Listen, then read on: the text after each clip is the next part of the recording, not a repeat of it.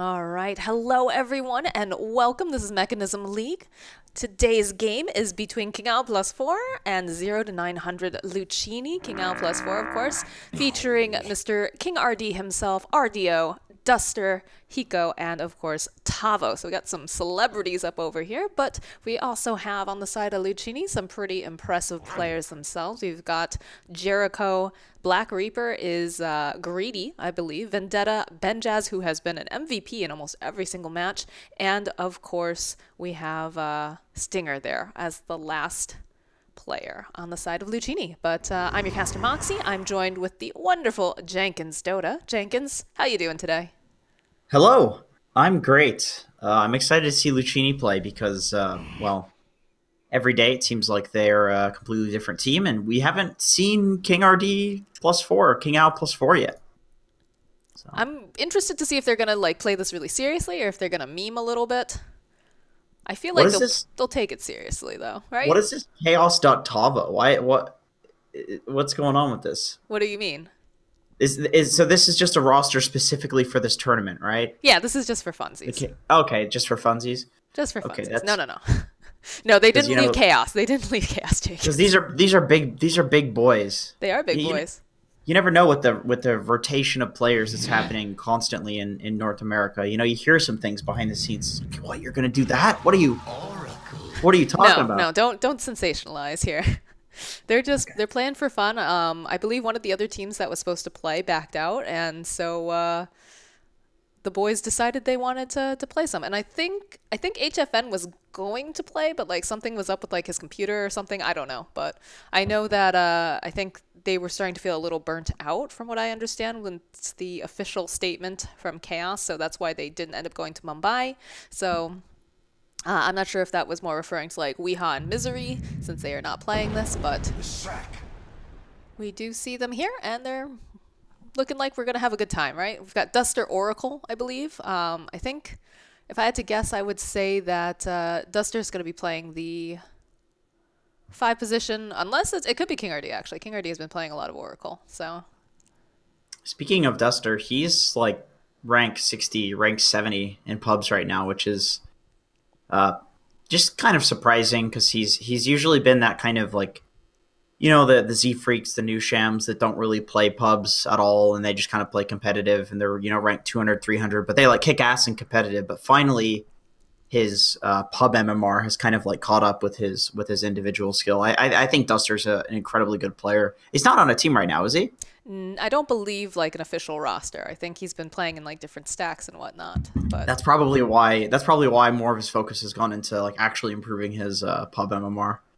That's possible. Do you know the ballad of Duster? Do you know how Duster came to be on the original Pain Gaming? I say original, but you know. I can tell you the story. Okay. I was just sure. Let's hear it. So apparently, back in the day, there used to be it was Midas Club, but it was like Midas League or whatnot, kind of like the in-house leagues that we have in North America. And Duster was just like a lowly admin. He was the one who was like banning people. Oh yeah. And then eventually he was like, "Hey, you want to play on a team?" And he was like, "Sure, why not?" And the rest is history. I thought that was pretty funny. The guy that was like banning you out from the league all of a sudden joins and catapults to stardom. So right, I remember that. I think you might have told me that like a year ago or something like that. So it was on the tip of my tongue. I was thinking like, oh, but I think I knew you a year ago. I think you've told me this about Duster before. I'm pretty sure.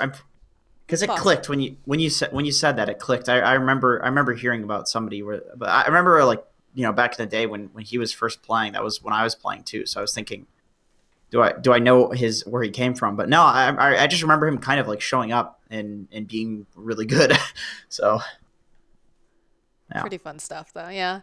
Anyways, though, we've got some pretty meta picks coming out from the side of both of these teams. The Leshrek, we've seen a ton of Leshrek coming out from Lucchini. That's going to be Benjaz playing the Disco Pony, and the Vengeful Spirit, of course, picked up. And we've got Oracle, which somehow made it through the bans. I think it's interesting that they banned out the Disruptor in favor of allowing the Oracle through, especially like knowing how these guys play, especially like King RD does play Oracle, and I believe Duster does too.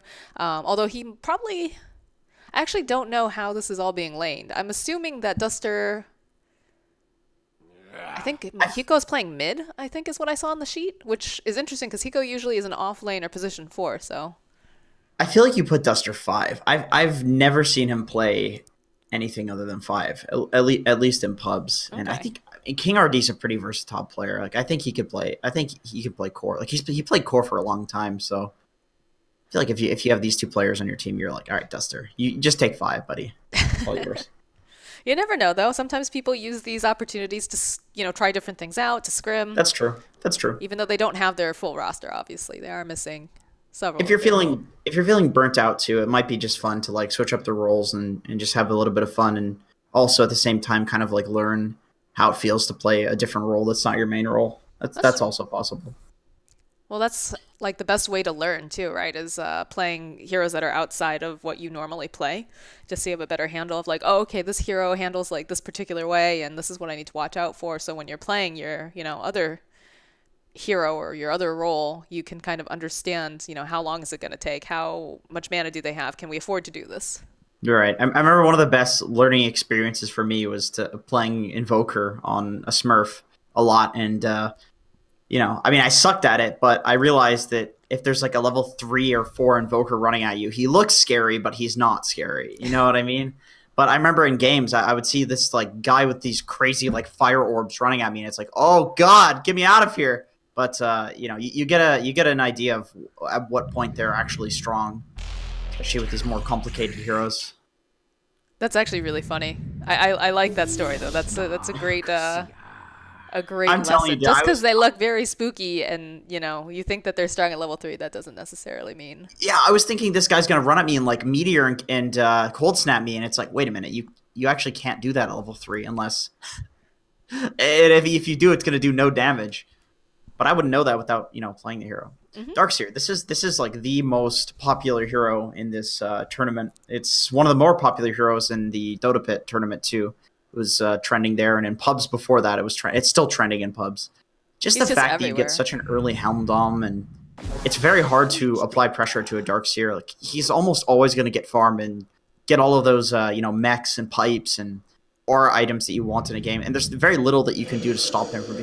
He's honestly just like the best support hero in Dota right now. Hit him, Abaddon, Oracle, like these heroes that just buff the hell out of your team. And if you can put a Surge and heal somebody like a Death Prophet, like she's going to do enough damage to carry you, as long as you keep her alive.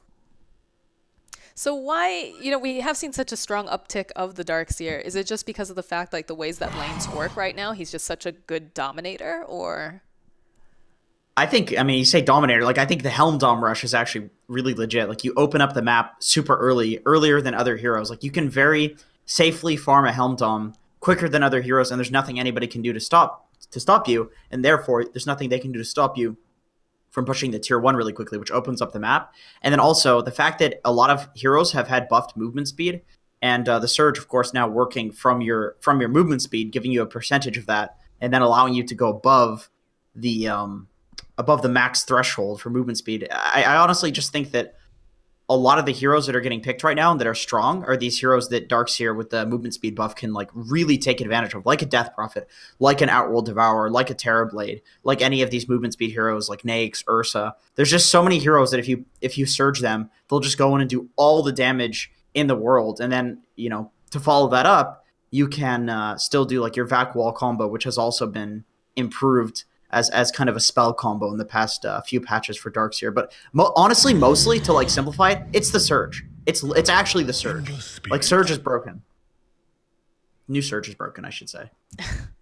All right, good to know. Good to know. I was wondering about that because, he seemed to like have disappeared for a while out of the meta, and then all of a sudden he was back again. So very, very good to know. Team is a team. God, let's say that 10 times fast. Team is a team. Team is a team. That's true. That they first started like picking this Darkseer before anybody else was, and they were always picking it with like 2 cores that you could buff in terms of their movement speed, and they'd be kind of broken. And you can see that for King Owl +4, they have Death Prophet with movement speed, busted. Ember Spirit with movement speed, busted, because it increases the Remnant speed. And then also, what people are doing now too, is they're picking heroes that combo with it as well in the lane, and heroes that combo with it as well in the game. And then you just have this hero that is this like movement speed buffing hero on these hyper carries, and then you also have the combo in the lane, and then you also it does so much all in with one pick. If as long as you're drafting around it, and I think people have just started drafting around it a lot better in terms of picking it on your team.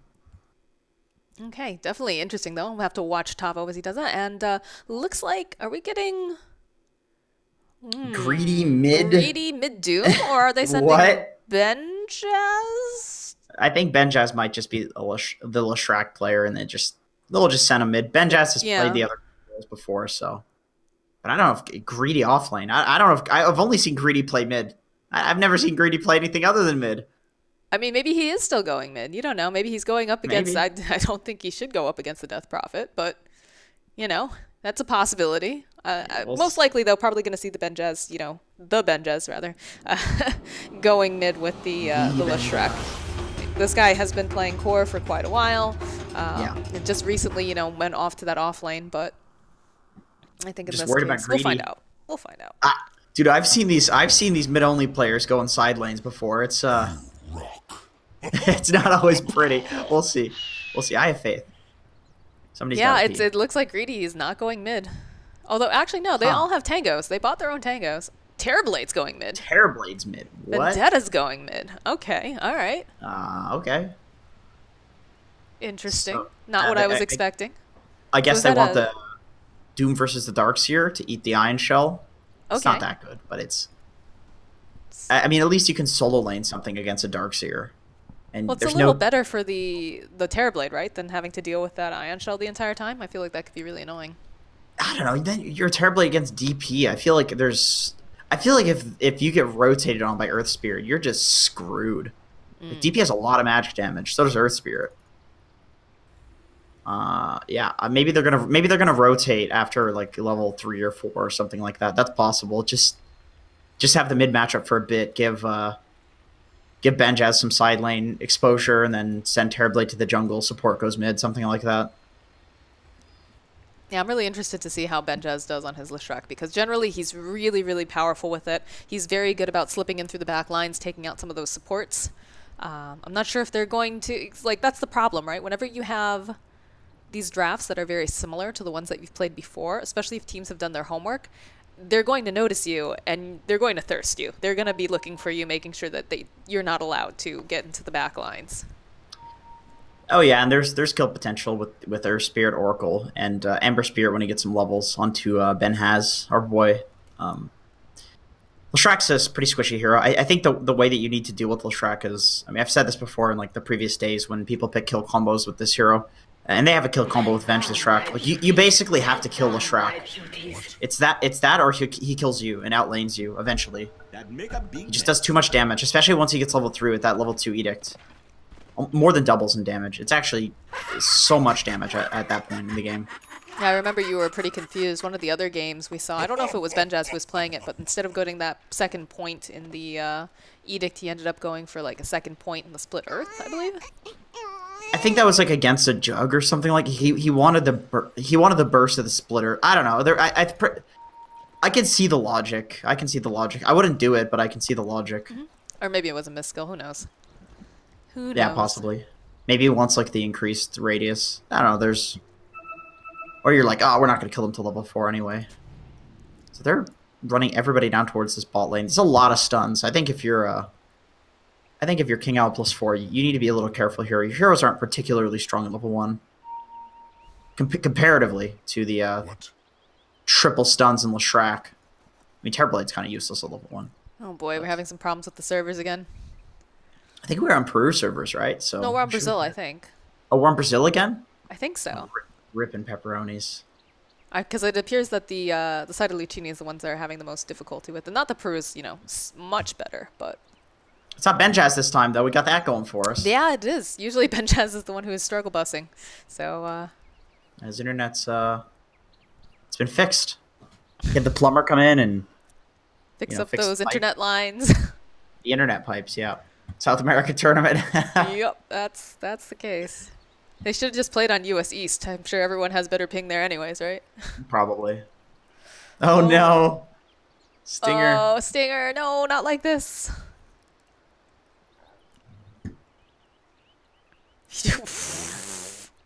Whoa. King Ardy. fighting words. South American Prepare Dota. for a lesson. I just did that. That's a great voice line to follow up with. Wouldn't be South America without some sass, right? Of course not.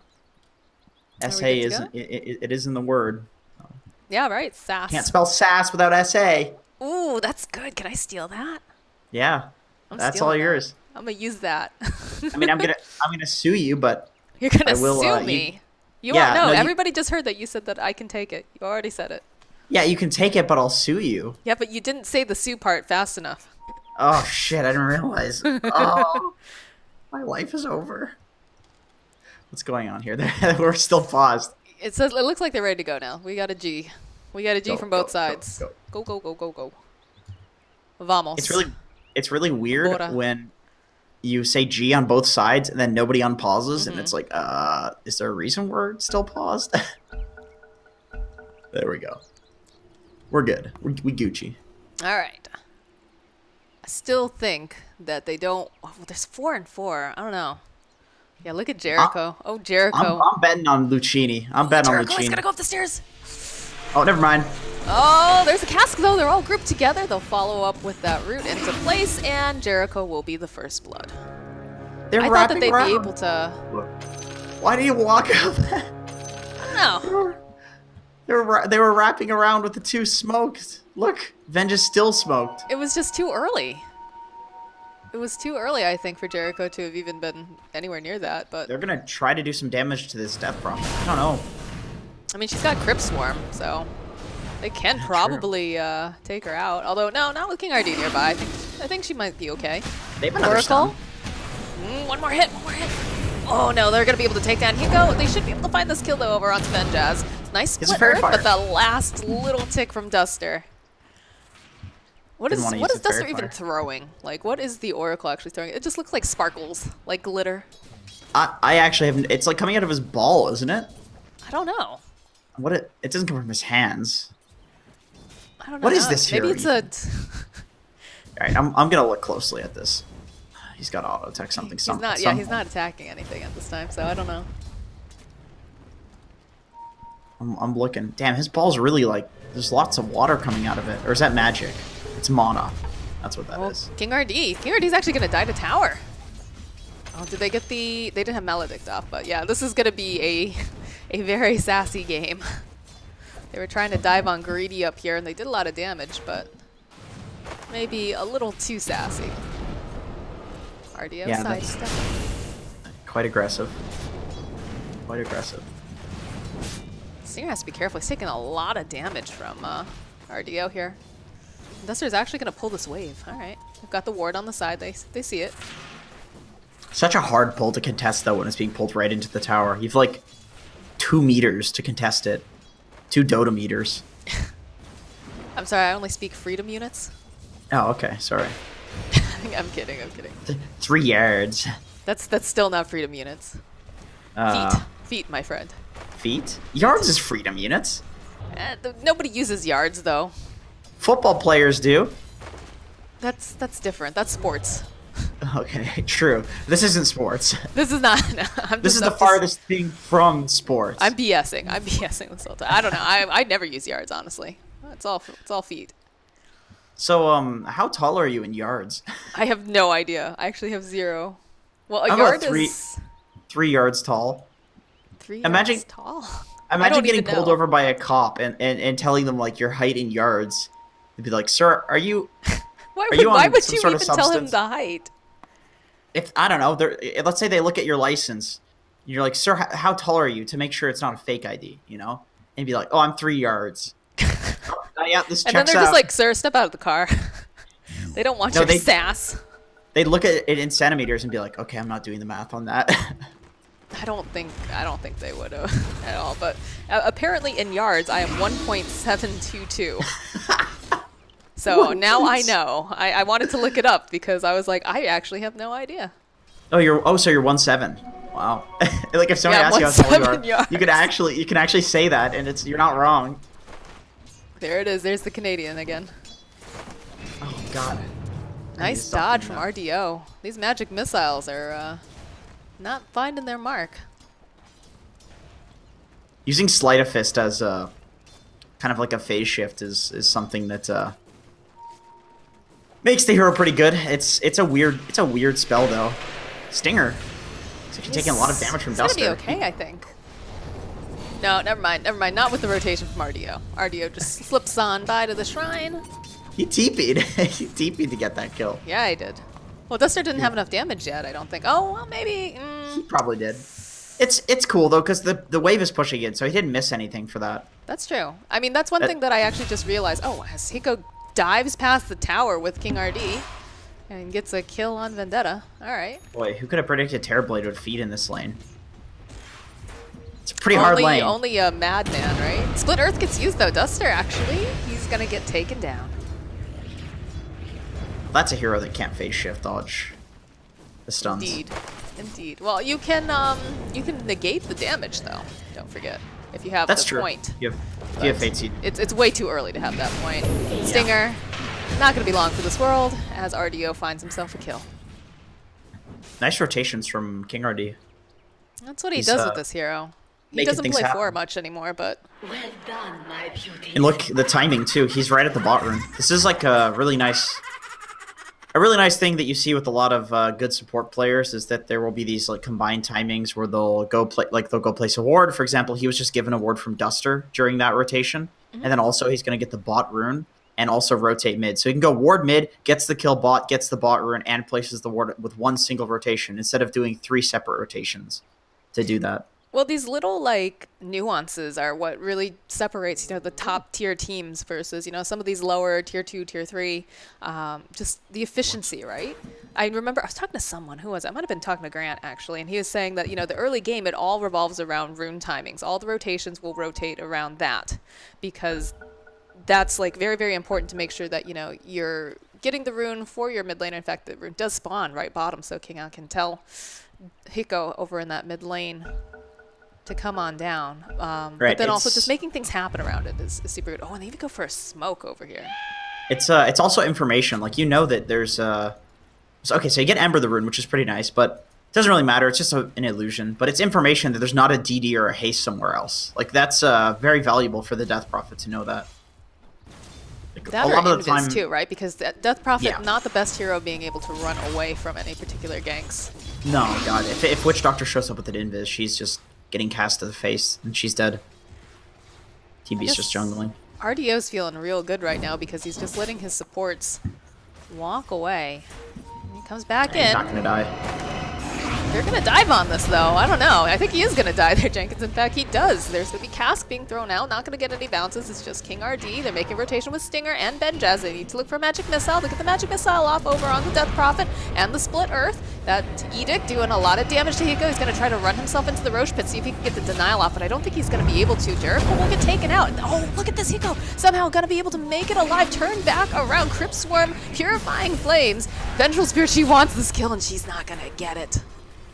I'm at the Ember's not gonna die, by the way. I'm convinced Terrorblade's gonna feed this lane, like probably multiple more times before, unless he just goes to the jungle. But this is kind of why like putting TB mid is such an awkward situation, and I hate when people do this in pubs because you just go lose the lane and then you jungle, and that's just something you could do from side lane anyway. So it seems like a waste of the mid lane. But when you pick the Doom, you don't really have any other choice because you don't really want to put a Doom mid either because it's the same thing. Like. It's a waste of the mid lane to have either of these heroes in there when they just do the same thing as a side laner.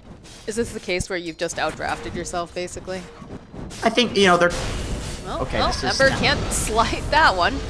He's going to get burnt down by the Edict. He's got one Remnant up, but they managed to get the Maledict on him, too. Probably go eat a tree. I think it's only level... What level Maledict is this here? It's level 2. But not gonna the second do. Cask bounce didn't hit him, so he got. I mean, I think he probably still survives that. Benjaz, they've got him held into place. They need maybe one more nuke, and they'll find it using that slight. Yeah, he's having a good time down here. It's so hard for any of these Lucchini heroes to deal with Ember until they get the Doom, and even Doom, like he has this huge wind up time to cast on Ember. A lot of the time he can slight and just remnant away while his Sleight of Fist is going off. That felt a little awkward. They use the exorcism, I believe, starting in the mid lane. Should be able to get that tower. Yeah. Oh, Hiko, Hiko. He didn't get the last hit on the tower, though. GG. Wasted gold. That's about 190 gold that you don't get. Just not. Okay. Duster gonna get stunned up. He held into place. Casket's thrown out. The roll in coming out from King RD, though. They want to turn this back around. Does have the Maledict. He's gonna try to just slide forward. Can he get this kill on Benjaz? It's looking pretty good, but that's a good magic missile still. Will fall. And now Hiko trying to run himself away. Throws out the Crypt Swarm. One more hit will take down the Witch Doctor. And all Terrorblade can do is watch as this happens.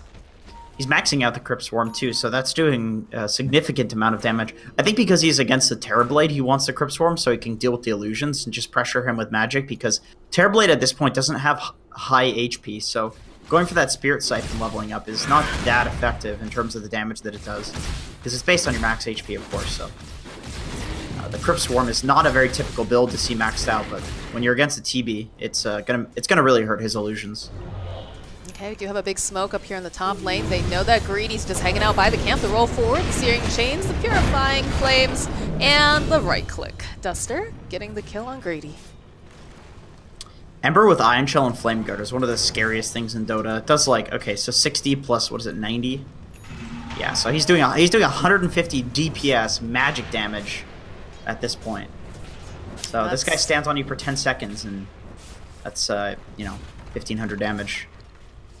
Well, like you said, Terrorblade does not want to have to deal with that, right? He's got a lot of armor, but magic doesn't really care too much. Yeah, Terrorblade melts in like literally 4 seconds to Ember Spirit plus Darkseer. It's nuts. Definitely a good pickup for the side of, gosh, what's it? King Owl plus 4. I'm like thinking, nope, it's not this one, it's not that one. King RD, Midas, Chaos. Midas, Chaos, yeah, Pain, no. Which team are we casting? The rotations are coming out, though. They want to get this kill on Benjaz. They'll actually go, they'll pop the Exorcism, and they'll just melt Benjaz. They find the kill on King RD, though, but immediately followed up is RDO. He has that Ion Shell on him. He's got the Flame Guard. He's just going to burst down the Witch Doctor.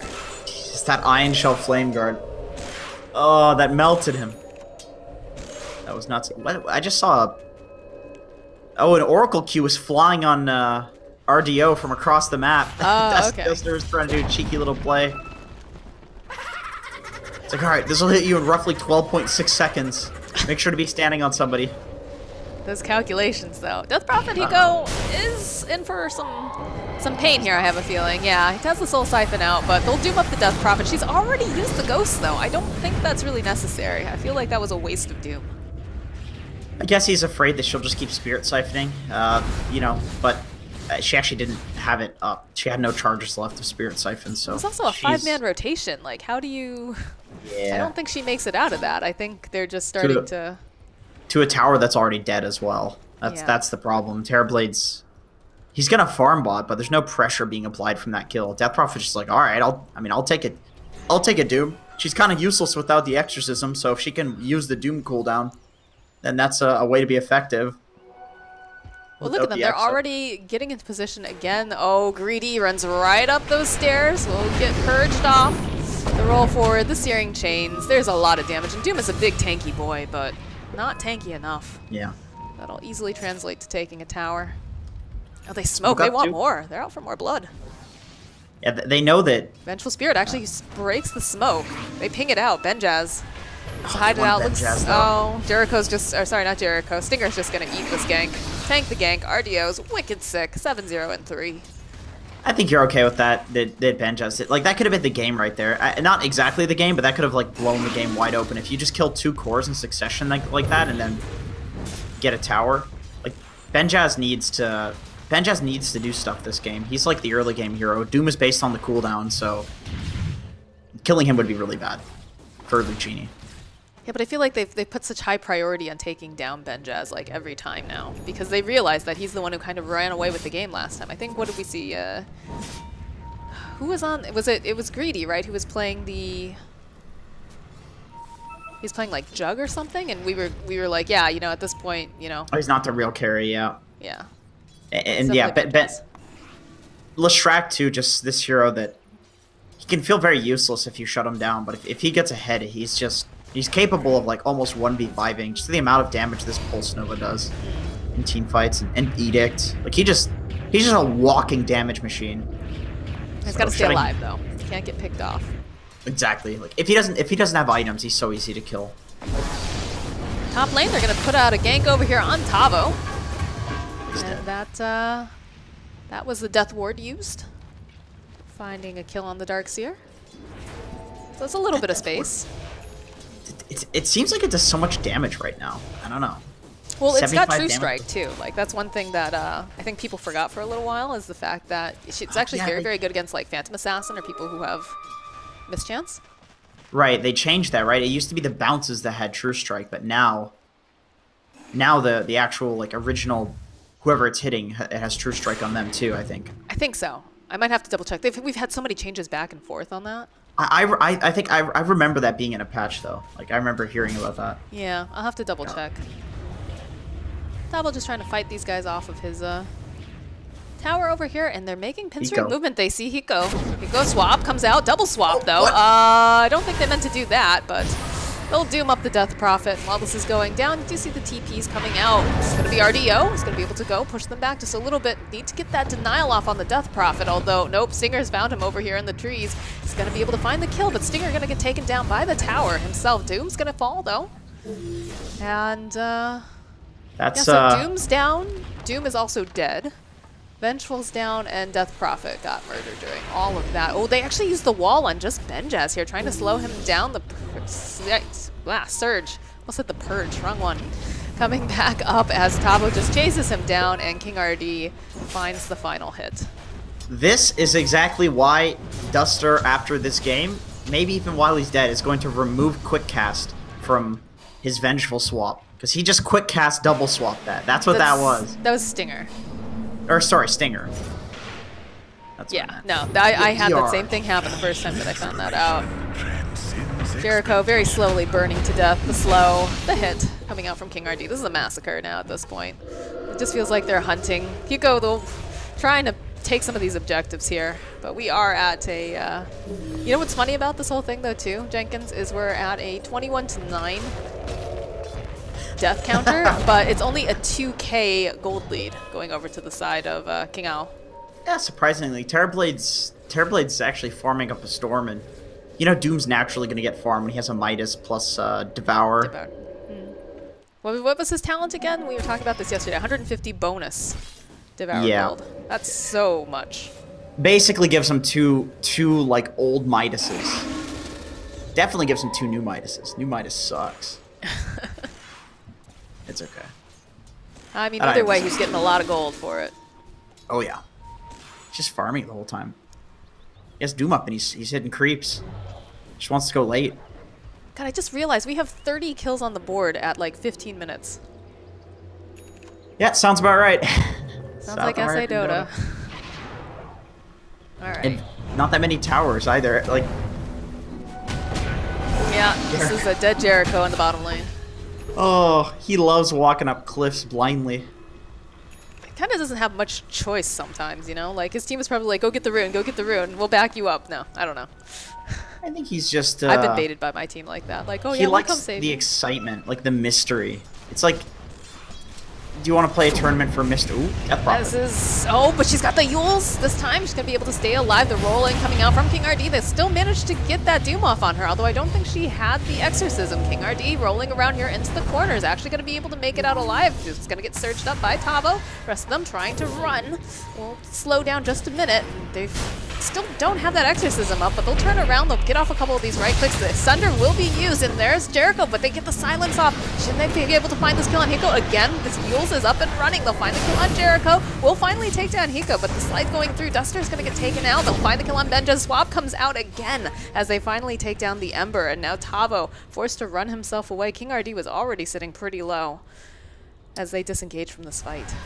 They don't really have damage without the Exorcism. It's just the Ember Spirit that's doing damage. They have the Earth Spirit ult, but that was gone by the start of that fight. And then when they kind of recommit there, like past the tower area, like right here, they wanted to fight that, despite I guess they just had faith that the Ember Spirit would do enough damage to win that fight, because they were doing that without the DP ulti. It was so spread out too, I think. But yeah, no, without the Death Prophet being able to cast really any spells during during that I fight.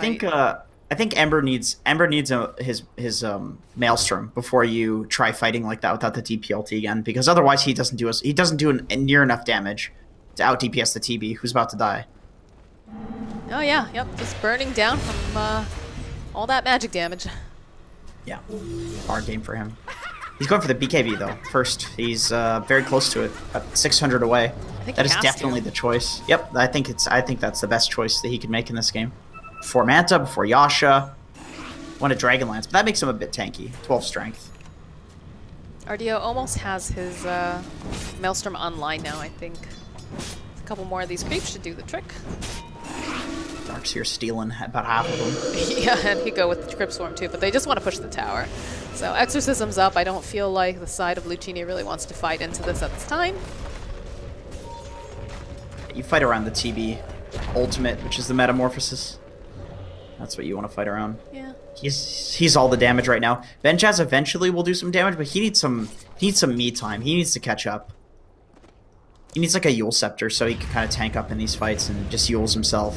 He even went for Tranquils. That's kind of how rough the game is for him. He's just looking to play the positioning game and stay alive by not getting himself into fights. And that's not where you want to be as a Leshrac. You want to get in there. Yeah, I mean, we talked about him being the primary damage dealer, aside from, obviously, when the Terrorblade has the Metamorphosis up, but this has definitely been a very different game for Benjaz. We saw him in previous games just running away, snowballing with just all this damage and having a great laning phase, but this time around, not the case. I gotta say, I like that he's playing this split push game instead of just running into fights. This is one of the big mistakes you can make as Leshrac, is not taking this me time and you run into fights and you just get more and more and more behind and you're useless. But Leshrac can always be useful pressuring side lanes with Pulse Nova to kill the wave and then Diabolic Edict to kill the towers. It's pretty annoying to deal with. You'd like to be running in and killing people in fights, but it's still a way that you can be useful when you can't do that. And then you come back and farm, and then you can fight once you have items. I like this high ground positioning coming out from the side of King Ao, but they need to be careful because they're going to be outnumbered if they're not. Okay, King RD finds himself Benjaz, silence, gets that purge off. They're going to try to burst down Benjaz, and they have it. The Spirit Siphon pulling Jericho right back in. There's going to be a leap forward, though, coming out from RDO. Finds himself this Vengeful Spirit, cleans up the kill. Oh, greedy, greedy, greedy. Trying to run himself. They've got that slow from King RD. The roll's done. Got the Spirit Siphon. They cancel out the TP. They know that they can't really fight this. Not with everyone else dead, and now only Terrorblade is up and running. Really good positioning from King Ao +4, just sitting on that high ground, ready to punish Lucini for trying to enter into their own jungle. And you know that since the Leshrac just pushed out bot, that it's very likely that they're going to try to make a map rotation and take the other side of the map when somebody deals with the bot lane. So they just kind of preempted that knowledge and alright, you want to make this rotation onto your own side? Well, we're going to get a kill before rotating to the other side. So they do end up rotating to the bot lane, which is what was going to happen, but they do it with a bunch of kills to boot. Alright, Exorcism's back up now on Hugo. They'll actually go and they'll pop it, take down the tower. Look how slow those ghosts are now. They really only are useful for tower damage or dealing with people that are locked down these days. With the nerfs to the Exorcism speed, the ghost speed. They used to be so much faster. Well, Death Prophet used to have a whole other kit too, you know, she had the Witchcraft passive where she was just a speed demon. Yeah, now that's built into her hero. And her talent. That's true, that's true. I like how RDO just zips himself right back over to the side again. They managed to get the Aegis, but they're looking to engage now. Exorcism is going to be off cooldown. They still have that haste rune on Hiko, though, for a little second longer. It's going to be the jump, though. TV, he's silenced up, though. He has the BKB. He's going to try to man fight over here. Hiko already trying to run away, uses that Sunder. He's absolutely fine, though. And King RD does get left behind, though, in the meanwhile. Here's the jump forward. They'll find the kill on Jericho. And it feels Stinger. like now with the BKB down, I don't think they want to really engage in this at this time. And the meta, but he did use both the meta and the BKB with an Arcane Rune, so they'll both be up pretty soon. 36 seconds on that meta. They can fight again. Yeah, I saw Roche pick up from them. That was a nice little sneak. I didn't even notice it happening. I was focused on the ball lane. Yeah, it definitely felt like they knew what was going on, but at the same time wanted to try to put some pressure on the bottom because they knew they were split up. But Could Like be they weren't wrong. really in position. They weren't really in position to go fight that. They'd be committing a lot to go fight that, and they'd probably still lose the Roche by the time they got there. Anyway, Right. awkward when that happens, but it's not the end of the world. One of the big mistakes you can make is getting anxious because the enemy team is taking Roshan and feeling like it's the end of the game. But really, when a team is sitting and taking Roshan, it takes them so long that usually you'll see like a 1 to 2k net worth lead start building for the team that's not taking Roche. So it's a committal to take that Roche. You're not farming during that time. All right. Well, they still have the Aegis online for Terrorblade. I'll be interested to see if they try to go for a smoke play or something, but I'm sure they want to play around the Metamorphosis, which is up. So if they want to, like, they're all grouping together. I keep feeling like they want to do something. Maybe they just figure that King RD is going to be rolling on and on Vendetta any second now. Swap comes out, though. Again, Hiko has that Yules. There's the rolling coming out from King RD as he lands through, gets a nice magnetism off, and they've got the False Promise over on the Death Prophet. There's a beautiful wall coming through, and there's just so much chaos. These ghosts are just ripping through everyone, but they do lose Duster. They're gonna lose King RD. Can they get enough damage out? They should be able to get the kill onto Greedy. Greedy's actually still alive. They need maybe 1 or 2 more ghosts, but they're not gonna be able to find it. Tavo running himself away. These ghosts are running amok, but they're just not finishing anyone off right now. And again, they have to be so careful. They've still got oh, they don't have the Sunder this time. There's going to be the jump forward. All right. Aegis gets popped. Can they kill him again, though? Do they have the silence to make it so that way he can't get that Sunder? They don't have a lot of mana. They will have the silence up, though, in 1 second, and they get the nuke off from Duster, and they'll take out Vendetta. Nice positioning from Duster, getting off the False Promise on the DP. That's honestly one of the better combos with Oracle. You think of like Oracle plus Huskar, but Oracle plus DP is a really good combo too, because you protect her during her entire ultimate. She uses the Spirit Siphons, gets a double regen from that. Like, she's not going to die. The only downside is, like we were seeing in that fight, the ghosts are very slow. So the enemy team has to commit into you, which fortunately Lucchini did eventually. They really wanted to kill the DP, and then they did damage, but you could see how slow they were in that fight. Well, it felt like they just took the bait, right? Silence comes out, not going to be able to get this stun off over onto Tavo. Couple of bounces. Purge immediately. Oh, that's a nice vacuum as they all jump through. BKB is going to get popped on Greedy. Not going to be able to take down the Vengeful Spirit just yet. The swap coming out. They'll just silence up, nuking. Oh, they go right back in again. They've got the magnetism. They've got the remnant there. Oh, did you just see Benjaz's body just slide across the floor? Oh, he went flying. Holy moly. I don't think I've ever seen that happen. All right, no Benjaz for 36, no Venge for 26. Witch Doctor is going to be up in about 6 seconds. He does have the Death Ward. Vendetta's just kind of hanging out over here on the side. I'm surprised we haven't seen anyone from Chaos dropping their items yet, honestly. Do they have any taunts? I don't think any of them have any I taunts don't think on these so, heroes. no. Otherwise, I think we'd be seeing that nonstop, or we'd be hearing a lot more chat lines. You need to honestly draft at least one hero with a taunt in this region. I don't know what they were thinking. I don't know. I mean, they can taunt perfectly well themselves as well. That's true. That's true. SA doesn't need any taunt animations. No, they really Nice don't. wall. BKB is going to get popped, though, by Vendetta. He's got that Metamorphosis. Tavo, he's so tanky. And these ghosts, they don't really care about that BKB. They find the kill on Jericho. Tavo is going to get stunned up, though, and there's going to be the Sunder. Hiko doesn't matter. He's going to still stay alive as they chase after Vendetta. He no longer has that BKB online. King RD going to try to run himself back. RDO is still in the middle of everyone here. Does manage to eventually run himself away. And the roll back in from King RD. He wants this kill, and he's not going to be the one to get it, but RDO will be able to seal the deal. This whole time the Death Prophet goes just chipping away at the tower. I mean, When you ghosts are down now at least, so that is a True. saving grace for them, but... you don't have Doom though, you don't have TB, and even if you add TB, you don't have meta. I mean, these are like the 3 worst tower taking heroes if you've no DP. So that is one saving grace. This is pathetic, the amount of damage they do. Oh, the dogs between the 2 of them. They'll follow it up with the Death Ward and the Diabolic Edict, the Pulse Nova on top of that. RDO is still here. He's still alive. Death Prophet almost managing to take down No. Look at that. Oh, RDO just slides on through and gets that kill on Benjaz. That was the TPs best are coming cast. out. They canceled. Yeah, that's perfect. When they're sitting together just right together, oh my gosh. God. Oof. And I think he got the double Maledict off, too. He did. It does so much damage with a max up Maledict as well. Like, it doesn't matter how tanky you are. In fact, if you're tankier, Maledict's going to do more damage to you because then Yeah, it's just more percentage HP. base. Exactly. Oof. Oh, man.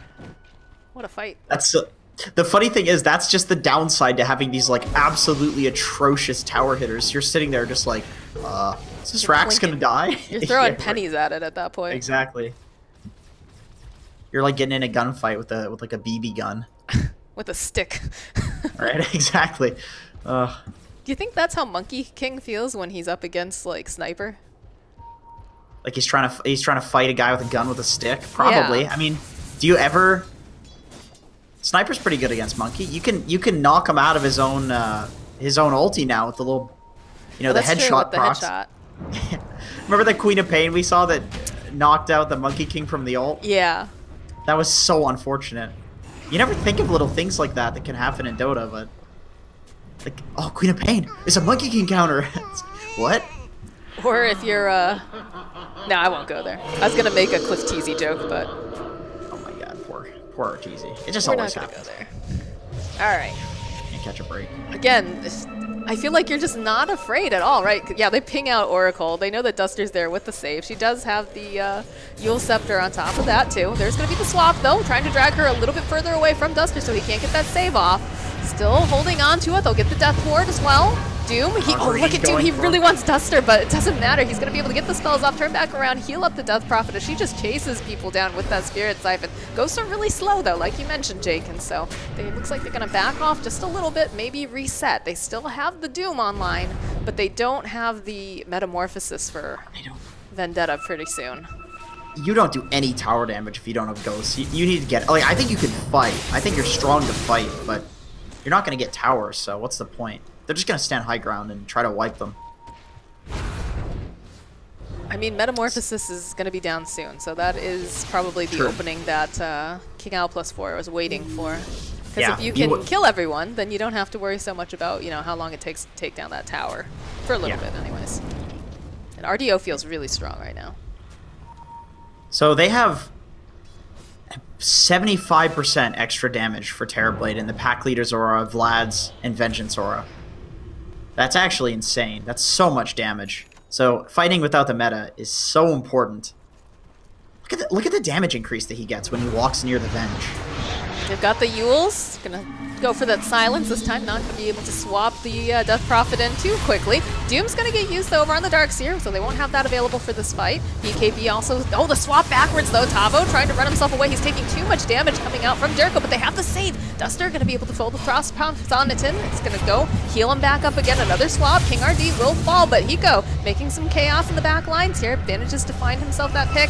Kinds himself this Vengeful Spirit. He's gonna, oh, look at the wall vacuum combo. It's beautiful. The buyback immediately coming out from Vengeance. He's looking for that Split Earth. He finds it, but they called GG. King Owl +4 winning the game. 29 minutes.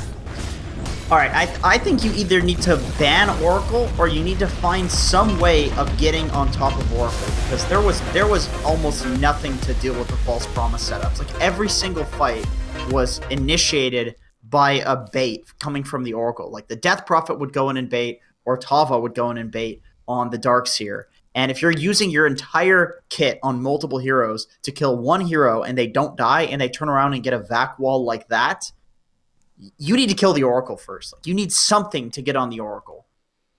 Well, you watched Greedy in that last fight. Like, he tried. walks right past that Death Prophet because he's like, that is not my target. I need to go and take out Duster. This Oracle is just getting the spells off and saving him. But he's so slow, right? He's trying to, like, cut his way through all of these heroes. They just didn't have a solution, like you were saying. And it felt like they were baiting the Death Prophet half the time, too. Because they're like, all right, yeah, go, swap. Stinger's been on point with all these swaps. But you know what? Doesn't matter because we're just going to make sure that, Duster is waiting nearby. We've got the Yules. We've got some sort of insurance policy for the Death Prophet. And you saw too in that fight, they tried to bring her lower, further away from Duster, but she is pretty fast with that Yule, so she just went right back up again. I don't know, man. Yeah, I don't think you allow the Oracle at all. I think you just ban it. It's a lot of teams are finding it harder and harder to deal with. Like, you let it through and you're like, all right, we'll kill the Oracle first. We'll silence the Oracle with some hero. And then you just can't because the hero he does too much. He gets too many items. His range is really long. Even if you go on him, then you're committing all of that for a 5-roll hero. it can be very problematic. Like a lot of the time, you just have these heroes. There are ways to deal with it, but it's just too much that you don't want it in a game anyway. Right, right. Especially because we talked about this era of position fives where they have basically nothing, but they're just super, super effective. And Exactly. that's definitely the case in Oracle. But this is a best of three, so we're going to take a short break, and when we come back, we'll have game number two.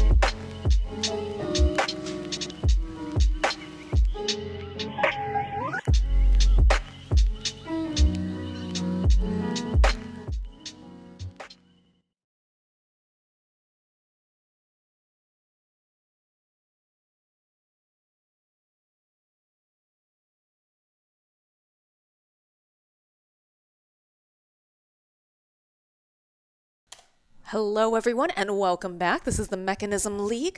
We have 0 to 900 Lucchini facing off with King Ao +4. First game of the series. Actually, not showing up on the banners here, but King Ao +4 took game number 1 in a 29-minute game. Saw some really nice combinations coming out from the side of that team. And, 0 to 900 Lucchini, they did their best. Unfortunately, did end up getting shut down. And I'm actually not sure if we'll see the Leshrac come out again, because it felt like they dealt with it very well, despite Benjez having a lot of success on that hero earlier on in this tournament. But I'm your caster Moxie. I'm here with the wonderful Jenkins Dota. Jenkins, do you think that we're going to see the Oracle ban? Yes. I hope so. Okay, well, we'll find out.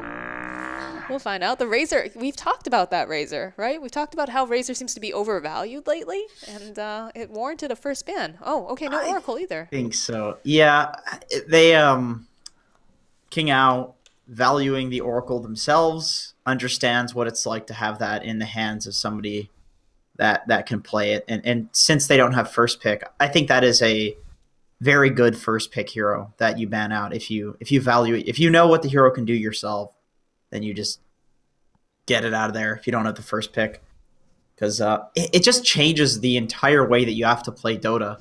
This guy purges his team, he purges himself, he has the ultimate to save people, he can prevent magic damage. Like, his kit just counters 90% of the heroes in Dota.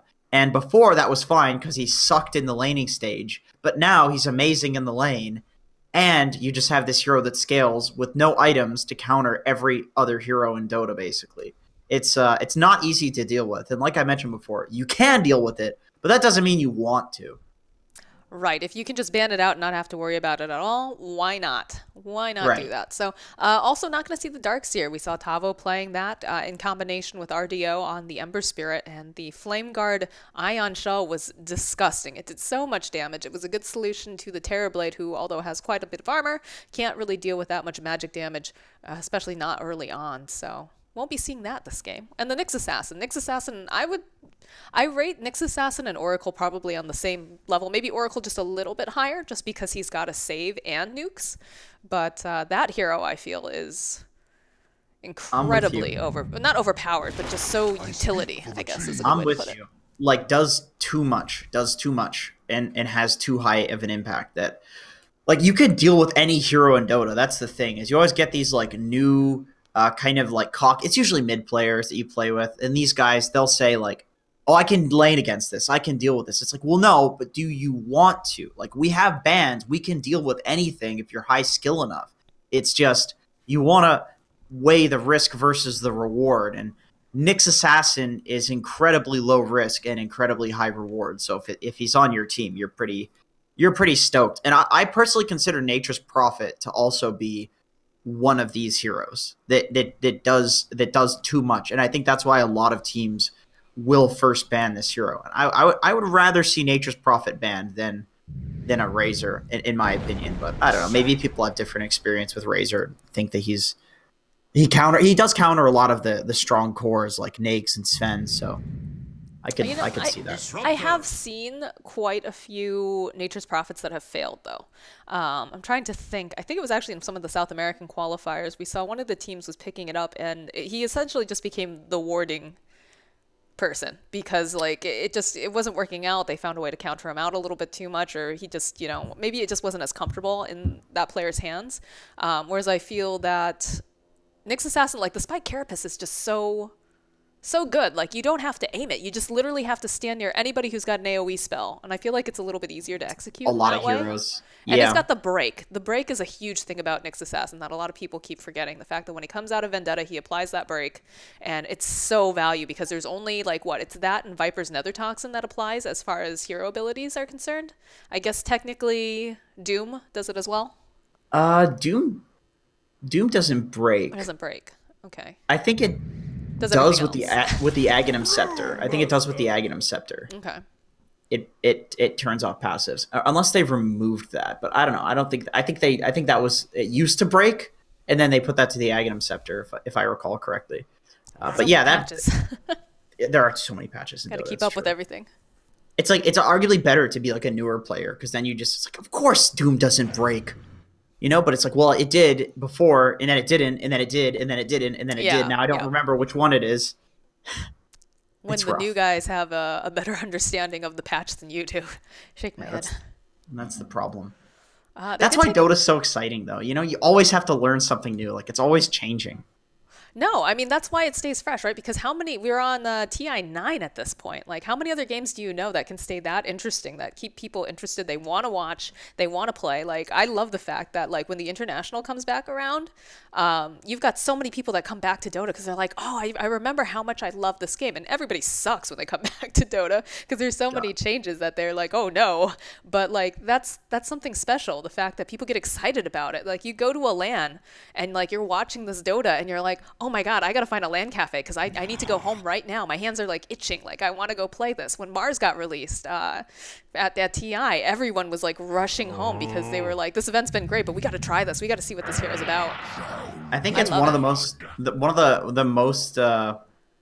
it's one of the games that has like the most ability to make you want to play it from watching it. Like you watch it, you see hype plays, you see people hype plays. Some like iconic thing happens in TI and it's like, oh my God, I have to get home. Like, I have to get home right now. That's how I got into the game. I watched the $1 Million Dream Coil and I had no idea what was happening. Everyone was screaming, like losing their minds. And I was like, I don't know what's happening, but I need to be a part of this game because this is so exciting. This is so cool. Yeah. It's pretty amazing. I'm not a Dota 1 baby, unfortunately. Neither am Dota I. 2 baby. Everybody's like, "Oh, Jenkins, I knew you on Han." It's like, dude, I didn't play Han. I didn't that play other Dota. Jenkins then? I don't know. Apparently, he was pretty good though. He's giving me alright. a good reputation, a good rap. Yeah, I'm sure you just ride that, right? You're just like, oh yeah, totally. I remember you Oh, too. I've done it. I've ridden it for sure. Oh my God, I'm- Jenkins. You know, tell me you wouldn't. Somebody's like, "Oh, dude, you were so good in Han." It's like, yeah, you're damn right I was, dude. You're damn right. Dude, I have to be careful because literally anything I say doesn't just get applied to like, oh, Moxie's a liar. It's like all females. Yeah, that's the Literally same thing for me. anything You I know, do. it's like I know, right? Jenkins did this. All females. All females. Yep. Right? Come on. We've I'm had at- this conversation. You're the pretty one. We have had this. I've had this conversation with my parents, With Ellie my too, dad, I'm sure, yeah. with my mom, with my birth givers. You know, everybody in my life. Everybody in your life. Mm-hmm. Well, we do get the Bat Rider picked up because the two heroes that typically do quite Love well this against hero. this hero were banned out. There's no Life Stealer and there's no Jug, but I'm almost wondering if this is a little bit of a bait. Because you've got a Disruptor, so a Bat Rider is going to jump in the middle of everyone and immediately get glimpsed away. It looks like it's probably a support bat though, so it doesn't really matter. It doesn't really matter if you counter it in any way. Like that's actually this is kind of going back to what you were saying about like you think Nyx is a little bit higher tier than Nature's Prophet because Nature's can fall off and be kind of useless. That's kind of why I really like Bat Riders and Nature's Prophets is that when you run them as a support, then it doesn't matter if they fall off as long as they have come 30 minutes into the game. You're expecting your 4 roll and your 5 roll to like do certain things in the game. You're expecting your cores not to die so much that late into the game, but your supports, they can kind of run around and die. So if you're bat and you're dying or you're baiting spells in a fight, that's not good if you're a core because you need to also do damage. You need to also carry. You need to also split push and deal with lanes. Like there are all of these requirements. But as a support bat, if you're baiting out all of Disruptor spells or the Troll ult, and it just costs you a lasso, well, then you still have the Panda split because you're not the core, So I really do feel like this is a great way to deal with Troll Warlords in general is to pick like a support bat. A lot of people will pick a core bat to deal with it, or PA, because bat just like dumps on these heroes in the lane because you just put the napalm and run them down. And sure, they're physical damage and they have armor and they're hard to kill, but not when it comes to magic damage. But that's only what you need for the laning. So why don't you just run it as a support? And then if bat gets countered, who cares? Because a lot of people are countering bat right now. You pick it in a pub on the enemy team. There's like a Shadow Demon, a Nakes, a Jug, and your game is over. But then just run it as a support and you have all these counters for a support. Yeah, I think that's one thing that I really loved about, Complexity was having some trouble with their, I believe it was their visa situation, and Monkeys Forever was standing in. And Monkeys, of course, having a very large offlane pool, was playing position 5, and he ended up running the Nature's Prophet a lot, first of all. But that was already being played as a 5. But the Bat Rider was something a little bit different that we started seeing coming out from the side of Complexity, and it was super effective early just because, the sticky napalm is disgusting. It's very hard to lane against, and then, it's not as much pressure. You've got this hero, we keep talking about these position 5s that don't have, a lot of items or don't need a lot of items to be super effective, and that kind of could be applied to Bat Rider depending on the correct draft. So I do like that. I think that's going to be a King RD Earthshaker, which has been a while. That's actually pretty exciting. You can tell they're just kind of playing what they want. They got Duster, his Disruptor. Yeah, that's why that's going to be Hiko that's why on that the was Leshrac. banned out. That's why the Disruptor was banned out last game, because that's the Duster. That's the Duster special right there. Getting He's been playing dusty that on him. forever. He really is. Let me tell you something about Monkeys Forever before we go on. All right. So I've been calling him Monkey Forever for like 2 years now, and he's never corrected me on it. But as time has progressed, he talks to me less and less and less, and it's gotten to the point where he calls me by my color in pubs. I played on a team with him, and I think it's like because it's subtly getting to him to be called Monkey and Monkey Forever. It's like I've been doing it to troll, It wasn't like I actually forgot his name. It's like if I called you like Mox or something. Well, A lot actually, of people call me Mox. that sounds like endearing. Oops. That sounds like endearing is the thing. Monkey Forever just sounds like I'm forgetting his name. I guess. Yeah, I guess I can see that. I annihilate. I call him Denny. I mean, his name's Danny, but I've called him Denny forever. Denny. You call everyone something ridiculous too, though. It's because it's just fun to see who's so nice that they won't correct. Most people in Dota are too nice to like correct you on it. Like, meanwhile, Slacks is calling me Moxar. Every time he spells my name, it's a different spelling, or he adds vowels or something. He's just still mad at you for not getting those range creeps. God, I still hear him screaming at me in my dreams. It's terrible. I wake up in a cold sweat and I'm like, gotta get the range creep. That's why he's just trying to troll. See, my trolling when I'm calling people by the wrong names, it's like it's subtle and it's endearing. With Slacks, it's vindictive. Like he's trying to. He has he actively. I don't think he's actually vindictive. I'm just kidding. I mean, no, honestly, no. It's all endearment. It's all endearment. It's like that time that Purge thought I was calling him evil. I wasn't really calling him evil, but he was like very taken aback, like, Moxie, I can't believe you'd say that about me. I think I was actually referring to Slacks actually as being evil, but I guess Purge, yeah, he's got a darker side to him. Slacks is like a chaotic. That's what I said. Guy. He was chaotic evil. Chaotic evil, yeah. Chaotic evil. Purge would be like lawful evil if he was evil. I think Purge is like lawful neutral. He's the most neutral guy. I don't know. I feel like there's a darker side to that dude. But going back to the draft anyway. How dark are we talking here? I don't know. I feel like he's got a sex dungeon or something. Whoa, I didn't say that. I did not say that. Okay, well, I'm sorry. My imagination. I'm not throwing those accusations around. But taking a look, they do have an Alchemist and an Ember Spirit that got picked up, which feels a little greedy in my opinion because of the fact that Alc's going to be eating everything up out of that jungle. But then on the flip side, we get a Tavo Legion Commander, and I'm very excited about this because I haven't seen this in quite a while. He's one of the guys that's able to make this hero work when it's awful. And I think Legion's quite underrated right now. So she got a movement speed buff, 332 movement speed at level 1. They missed the memes. They did. They're really close. I'd rather they nerf Legion by 10 movement speed and have the memes. Right. Well, Dota's all about the memes. Dota is all about the memes. I mean, honestly, this hero's become a meme. Like Jungle Legion, this is like the toxic pub player hero. It's like Jungle Wraith King or Jungle Legion, Jungle Bloodseeker. That's another one. God, I miss the days of Jungle Drow. I was a Jungle Drow player. Oh my God, that's cancer Moxie. No, it wasn't. It was great. They loved it. Okay. This is also back when I was like way lower MMR too, though. You're just buffing people I'm just buffing everybody. Lanes. I come out of the jungle. You have to keep in mind too, at a certain MMR, like people aren't doing anything in the lanes anyway. Right. You come to the jungle hot, level 3, ready to go. At 10 minutes into the game, level 3 Drow coming. I was higher than that. No. You use those frost arrows appropriately. You did a lot of damage back then. So you stood on used all cliffs, the choke right? points. No, Right, not you cliffs. choked- I wasn't a cliff jungler. Oh, you're a choke point jungler. Choke That's what point you did. jungler. Okay, It's a little bit more refined, not by much, but you're right. It's an art. It's an art. it is. It is. Sometimes, you know, you get fed up with having to, you know, especially when you put yourself down like, okay, today I'm going to carry, and then everyone's like, no, you're not, lol, and you're like, well, guess I'm off to the still gonna jungle carry. then. I'm still gonna carry, and I did. To the jungle I go. You're describing the mentality of like all the jungle legions in the world. So I need to carry this game. I can't carry. My team's taking my roles. I'm gonna go jungle. Yeah. And then Yeah, you know what happens? There's a reason why this is a thing that happens. You're not even denying it. You're Not just- even denying it. No, because it's Dota. Like everybody knows.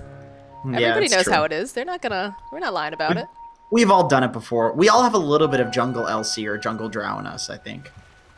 Jungle Wraith King. Jungle Wraith King makes me so angry. It does. So it's just the angry. most brainless babby hero in the game. Dude, I did jungle Naturus last night, but let me tell you, it was because I had a Razor that was solo laning, and he didn't need any help at all. Like, he was destroying the lane on his own. And if anytime I went there, I would just die. So it's like, why don't I just jungle and get some items? It didn't work out. Yeah. But I feel like the idea wasn't that bad. It wasn't like a malicious jungling. Not like you with Malicious your jungle- jungling. with I'll your- show with your- my team. with I'll your show jungle them drow. who the carry is. We see the Bat Rider, though. He's made a rotation up to the top lane because having Tavo up against him really negates the value of that Bat Rider, right? The fact that he's able to just purge off the... he actually didn't even Yeah. go for the purging. He just went straight up for the overwhelming odds right away, so... That's pretty good for pushing the wave. So they push the wave with this overwhelming odds level 1. It's probably going to get this range creep here, and then they do a side God, pull get the out range on creep. it. Yeah. Get the range creep top. Look at the support. King Ao, he used Look at that. used the fissure to get the range creep. That's what Slacks wasn't doing for you. That's what he wasn't doing. I'm That's so what you triggered. need for. I'm so triggered. And then he screamed at you. What I a mean, to be chaotic fair- evil man. To be fair, Slack screams at everyone in his pubs. Even if you're doing well, it's like a good job, like screaming, like, oh my god. Have you But, played with Mott before? I have not played with Mott. Oh, he's so much fun. Okay, I'll have to play with Mott at some point. I don't think I even have him added. He screams, dude. He's a screamer. Oh god. I don't know if He I want has to play fun that. though. It's so fun playing with him. He like casts the games. Really? Yes. It's like, dude, Jenkins, you're such a god. Oh my god. Dude, I'm having It's so much. adorable. Oh my god, I love it. It's so much fun playing with him. Alright, now I have to play with Mott at some point. He just loves Dota. He just loves games. This guy. Those are my favorite kind of people to play with, though. I Like, that's know, one of the I know. reasons... Oh, boy. All right, the fissure lands over on Jericho, but Tavo, not going to go for it just yet, is still holding on to his level 2. Jericho just goes sits in the naughty corner. This feels bad if you're greedy right now, trying to deal with Hiko in the mid lane. Where's That's the taunt, true. Hiko? I want to He's, see the taunts. At least he can go jungle. It's like a Leshrax's not going to be able to chase him around and gank in the jungle. I think you'll be fine here if you're Alk. If you can get a rotation for Leshrac, you're probably going to kill the Alk. But Earthshaker needs to rotate before Alk is 6, otherwise he doesn't die. It doesn't feel like he's doing too effective down here. I guess that's the problem with the... who was I talking to about this at one point? It's the problem with the Earthshaker is the fact that, like, he's a good hero, but, like, as a support, he doesn't lend much to the lane unless you get really No, he lucky or doesn't. you have the right heroes to kind of pair up with him. I have seen, this is more of like a China Earthshaker thing, but I have seen people go for Enchant Totem at level 1 and then Aftershock at level 2, skipping the Fissure and sitting in the lane and bullying and denying ranged creeps with the Enchant Totem. And they'll go like a Stout Shield and just regen and essentially just be like a bodyguard for their core. And that's pretty good if you want to lane, but that just means that you can't rotate mid because without the boots, this hero is slow. Yeah, that's kind of interesting that you pointed It that works. out. It's pretty cool. It works sometimes. Makes him way better of a laner. Duster's got 6 stacks of sticky on him. That's pretty scary. He's getting dove. Is he really gonna? Yeah, he's got a salve on him. He wants this. He's gonna get held in the kinetic field. I don't think this is the play here because Duster had a lot of stick charges. Yeah, just like Got a that. salve Affirmative. too. He's got 8. Yeah, 8 stacks on him, but it doesn't matter. If you have those stick charges, if your troll's paying attention, which RDO clearly was, Yeah. no big deal. Yeah, he needed the sticky napalm right clicks there to to kill him. So the troll coming in and using the whirling axes was quite effective. Even though it's level 1, it's still a 60% miss chance, which is basically 100% in Dota math.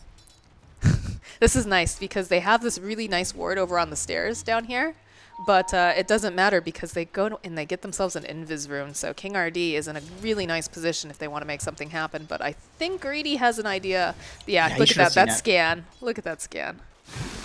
So there's someone here. I am not going anywhere forward. But that ward gives rune vision too, so he saw the invis for a little bit. Yeah, they're just gonna try to dive anyways. Go for this blocking. RD still waiting patiently. Gets the fissure off. Wants to hold him just into the corner. Nature's Prophet gonna TP in, trying to break those trees around. He goes. Gonna get stunned up with that unstable concoction. Should be able to run himself away. That acid doing a little bit of a damage, but not quite enough to take down this Disco Pony. Although Jericho was hoping to maybe get a couple more right clicks off. 5-minute runes are up though. And it looks like Stinger should be able to get a couple of those. And Tavo went and grabbed the... Oh, he actually lets Vendetta get the other one too. Yeah, they both went for the opposite runes. It's a little calm farming time for Tavo. Yeah. So he's so happy in this lane against an Ember. Like Ember actually went 2 in the Searing Chains. You can just purge it with Tavo. That's interesting that he went for that. Yeah, I'm surprised. Maybe he was thinking that King RD was going to stick around and they had the potential to get kills. But usually you see the Slight, right? Slight build. Yeah. I get not maxing out the Flame Guard because Tavo just trades with the physical damage a Moment of Courage, so that makes sense, but I'd imagine the Slight would be what you max out first in this lane. And RDO gets dove underneath the tower here in the top lane. As the bottom tower, or sorry, the mid tower gets taken down by Hiko. About what you'd expect for a Leshrek. I just keep watching this bottom lane. It's it's this weird... I miss the action in all the other lanes because of this. Although we do see the rotation coming out from Duster and King RD now, so maybe hoping to put some pressure down onto Vendetta. He's only sitting at level 5. King RD reveals himself. I want to see what Hiko does after taking the mid tower, because I was in this situation last night on Leshrek, and I had no idea. It's like, okay, do I keep laning here? Do I go to another lane and give the person that I'm laning against free farm? Like, what's the play? Okay, so he is rotating. He's going for kills. I guess they're going to try to take down all the outer towers, if I had to guess, like be super effective. Yeah. Duster coming forward. Doesn't have Glimpse. Will just throw out that Thunder Strike. Throws out the Kinetic Field, but follows up with the Fissure, and there's just so much damage coming out from Hiko. They'll take out Vendetta. So he sends out a Clarity, so he doesn't have to go back to base. Sends out a Mango. He's going to drop all of his null tallies, use the Mango. Now he has full mana, buys a Crown, and he's going to push the bot tower. Okay, that makes sense. That's an effective rotation. And then give a support mid. Or Troll. Troll can just take mid, because he needs the help. So you give away the mid lane. Alright, cool. Vendetta, yeah, he TP'd in. I'm not sure why he did that. He's only sitting at level 5, too. This tower's going to go down, and no one's going to be able to help him. Should be able to run himself away. Tavo has level 6, though. Looks like he's not going to go for that duel just yet. Scouting the Alk. It's good to invade the Alk's jungle. Make sure he can't farm. His rotations have just been really on point. Yeah, Vendetta's still down here. He's almost got a 6, though. He's been hanging out close enough in XP range. Maybe he's hoping for that, but get the kinetic field dropped over on the Bat Rider. Won't be able to get too in their faces just yet as the Firefly kind of getting wasted on the side. Benja's jumping forward though, does have his eyes over here onto Troll, and there's going to be that Remnant we talked about. He got his level 6, they use the split, and we'll be able to hold him in place using those Searing Chains, and tries to slide himself away, not going to be able to. We're going to lose Jericho though on the back lines, and it looks like the Bat Rider also could be in for some trouble. King RD will fall. Tavo now still trying to move himself around, hoping maybe for a duel or something to that effect, but needs them to be just a little bit lower so he can maximize that. In fact, finds the duel eventually here. Nice split coming through, still going to be able to get that win as Tavo runs himself away. That's going to be the unstable concoction being thrown on him, but immediately, you know, getting healed back up. RDO, he's already respawned again, and he's going to just run right back into that fight. Unstable concoction is just such a pathetic spell at level 1. 150 damage only at max, 1.75 seconds. So if you hold it for 5 seconds, you get a 1.75 second stun. It is so ineffective at level 1. This is why you see Alex, like, if they do go for this fighting build, they'll max out the unstable concoction, and even then, it's something that you go like 1% of the time. He just used it for the mid fight, so unfortunate that it's just so bad at level 1. Otherwise, that fight would have looked a lot better. Yeah, I think maybe he was just panicking, like thinking, okay, we got to stop them, slow them down. But like you said, That's doesn't usually do how it goes. Yeah. much of anything. It's more of like a value point to cancel out TPs or whatnot. Yeah, true. It does that at least. That is definitely always a value point. That's all I can really think of, but things still pretty even. In fact, it looks like Lucchini actually up 1k, not by much, but you know, they do have the Alchemist on their side. Yeah, I was gonna say, I think that's the Alch factor. Nice Out of the stun, split Ember. earth, followed up with the fissure, holding him into place. Cavo's gonna get himself another duel, and that's another 10 victory damage here. That was good stuff because I mean he has remnants, so he didn't have any down, and they know that that's the case because you can obviously see it on the HUD. But still, it's difficult to like lock down an Ember like that. You have to stun him out of fog, and the Shaker fissure at this point doesn't do a lot of. It's only 1 second stun duration, so you have to hit the Latrak stun out of fog. This Batrider's playing with fire right now. No pun intended. He really is. Yeah, Look at he finds the troll, but Duster's nearby my too. He's God. just gonna throw him right into that kinetic field. You're not going anywhere, Stinger. You can glimpse him right back in if he wants to. Duster very patiently brings him right back over. Troll not quite at the right position though. It's like they're just gonna mess with him and he's gonna TP himself away. Space created. I always see bats doing that there. I don't know why. Like they contest the triangle because I guess you can just fly over the trees. This Ember's so afraid of Tavo on the bot lane. It's not Tavo, I think. It's the follow-up, or rather the initiation sometimes, right? Because you saw Tavo and him were trading hits, but then he was like, oh my gosh, I don't know where the Earthshaker is. If there's somebody else there, you're gonna die. Dead. Yeah, and you're just gonna be feeding more dual damage to Legion, so. He's actually going for a Blade Mail first on Legion Commander, surprisingly. I was coaching somebody the other day, they went for Blade Mail first, and I flamed them for it, and now we have Tavo. He doesn't need it, though. He's got all the setup he could possibly need, right? Yeah, I guess so. I also think, like, against Bat, Ember, Alchemist, like, they all have damage over time that's just on the ground, so it's pretty good. Oh, Batrider. Fissure is just going to fly over. The rest of the team is making a rotation, though. Yeah, there it is. Duster glimpses right back into the loving arms of Tavo, who has just finished up that Blade Mail and gets another duel. I guess also the fact that Legion has such a high movement speed now, like 384 without using the phase, no Windlace. You have a lot of mobility. Maybe you don't need the Blink Dagger first exactly anymore.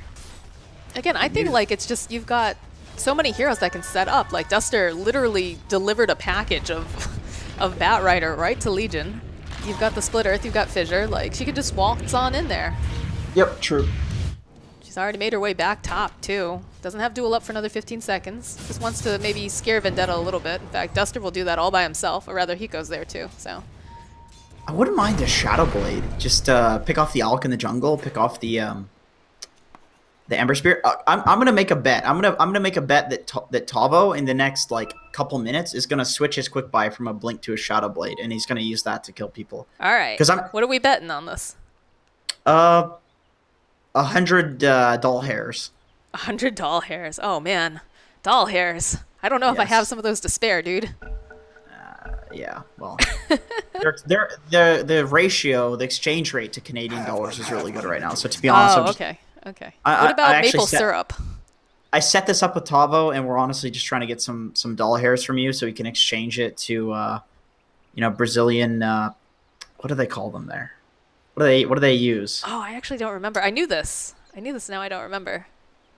I'm thinking crowns because Ellie always talks about Sweden and they have crowns, but that's not Krona. it. That's Krona. I was just in Sweden. My brain is getting like the wires mixed, but my mother-in-law always she always does the conversion. Reyes? Let me look it up. I think that's what it's called.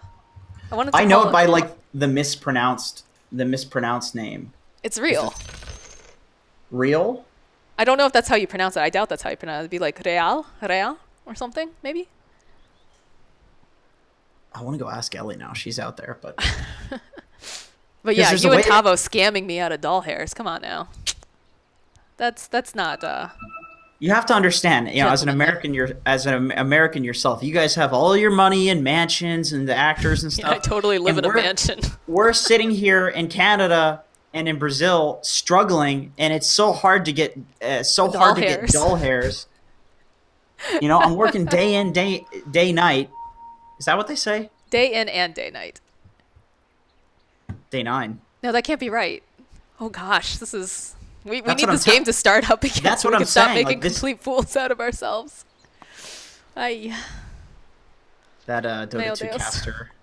Oh, meu Deus. Dios mío. Cacete. There's Brazilians watching this. They know what I said.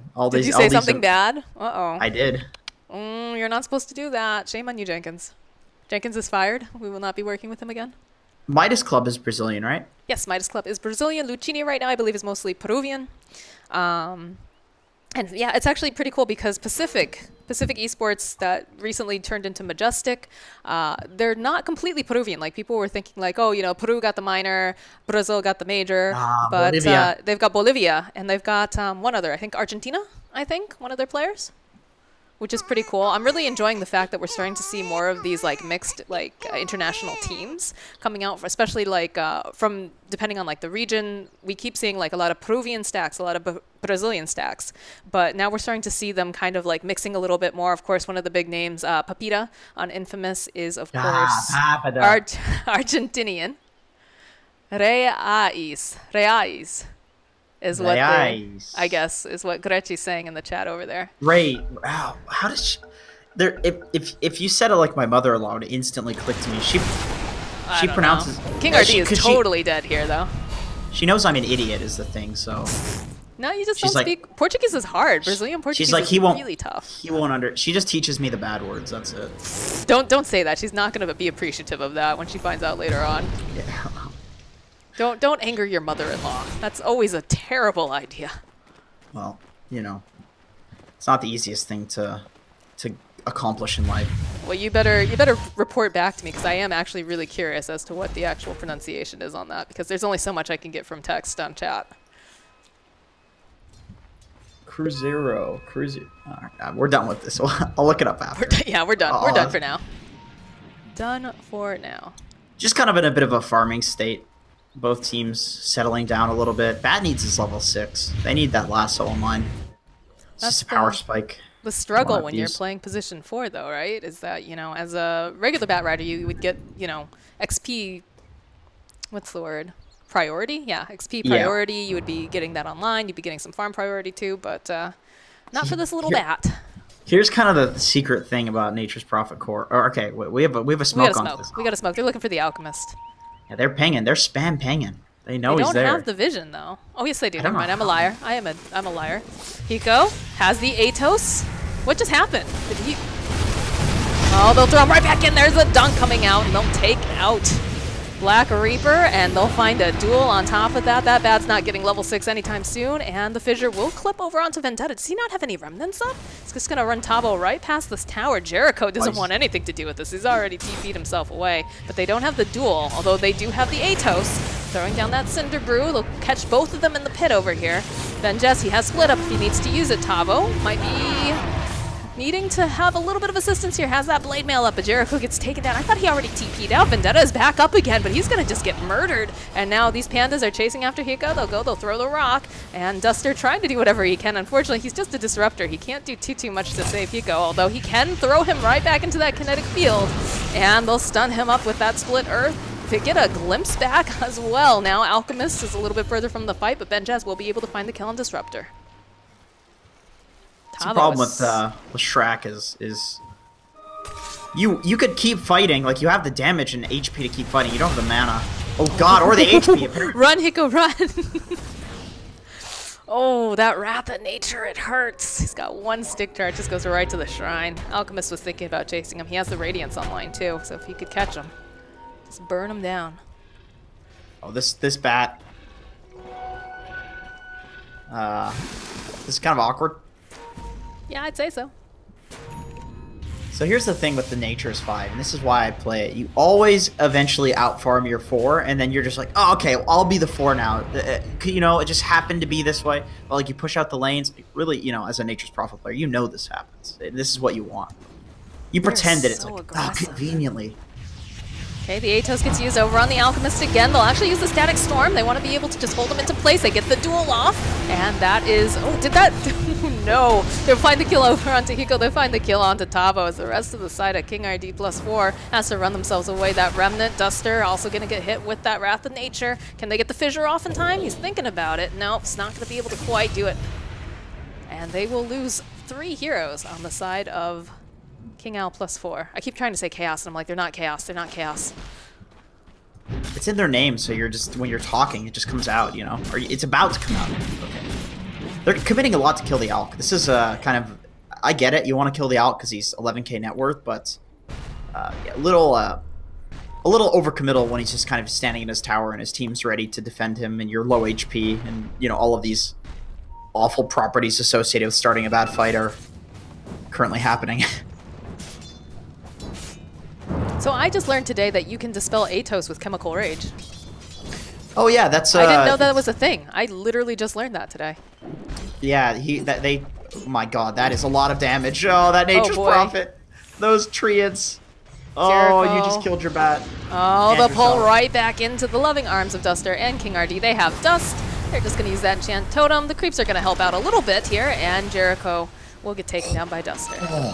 King Ao, if that creep wave has 2 less creeps, that Nature's Prophet ultimate hits him last, and it does over 700 damage at this point, so Wow. he actually dies to that. Oh, Tavo, he tried to go for a duel and he doesn't find it. He gets murdered in the bottom lane by Greedy. Living up to his name here. So he didn't even get the duel damage, right? Or Right. no, sorry, he didn't get the duel off. No, he got the duel off. Oh, it just ended and Yeah, it he had didn't kill just anybody? ended. Okay. But So he, at least nobody got the duel damage. True. There, that is the silver lining. Atos getting used already. The TP comes out from Jericho. And they should be able to burn down this Batrider. He's only sitting at level 7, although with the backup coming from Benjaz, they have to be really careful to find a kill onto Jericho. Duster, though, is very, very slow. He has the glimpse up, but he's not going to be able to use it at this time. And oh, at the last second, Hiko gets thrown into the Cyclone. He's going to get split earthed up as he tries to run himself away, but not going to be able to. Where did the vision come from? I'm kidding. There's sometimes in Dodo I'm confused about like where people. How do you see the Leshrac? He was hiding behind a tree there. I guess it's just really awkward when the trees, like, you see them from above, but it doesn't mean that because like the bushes are huge, but the trees actually block, like, based on, like, it looks like it's blocking, but you're still not out of vision, even though the tree is like covering you, you know? Yeah, I don't know. Vision can be kind of tricky in this game. Sometimes pathing, too, depending if you just see, like, out of the corner of your eye. Yeah. Nature's Prophet is thinking about jumping in. King RD is looking for that stun. Greedy will just throw out the chemical.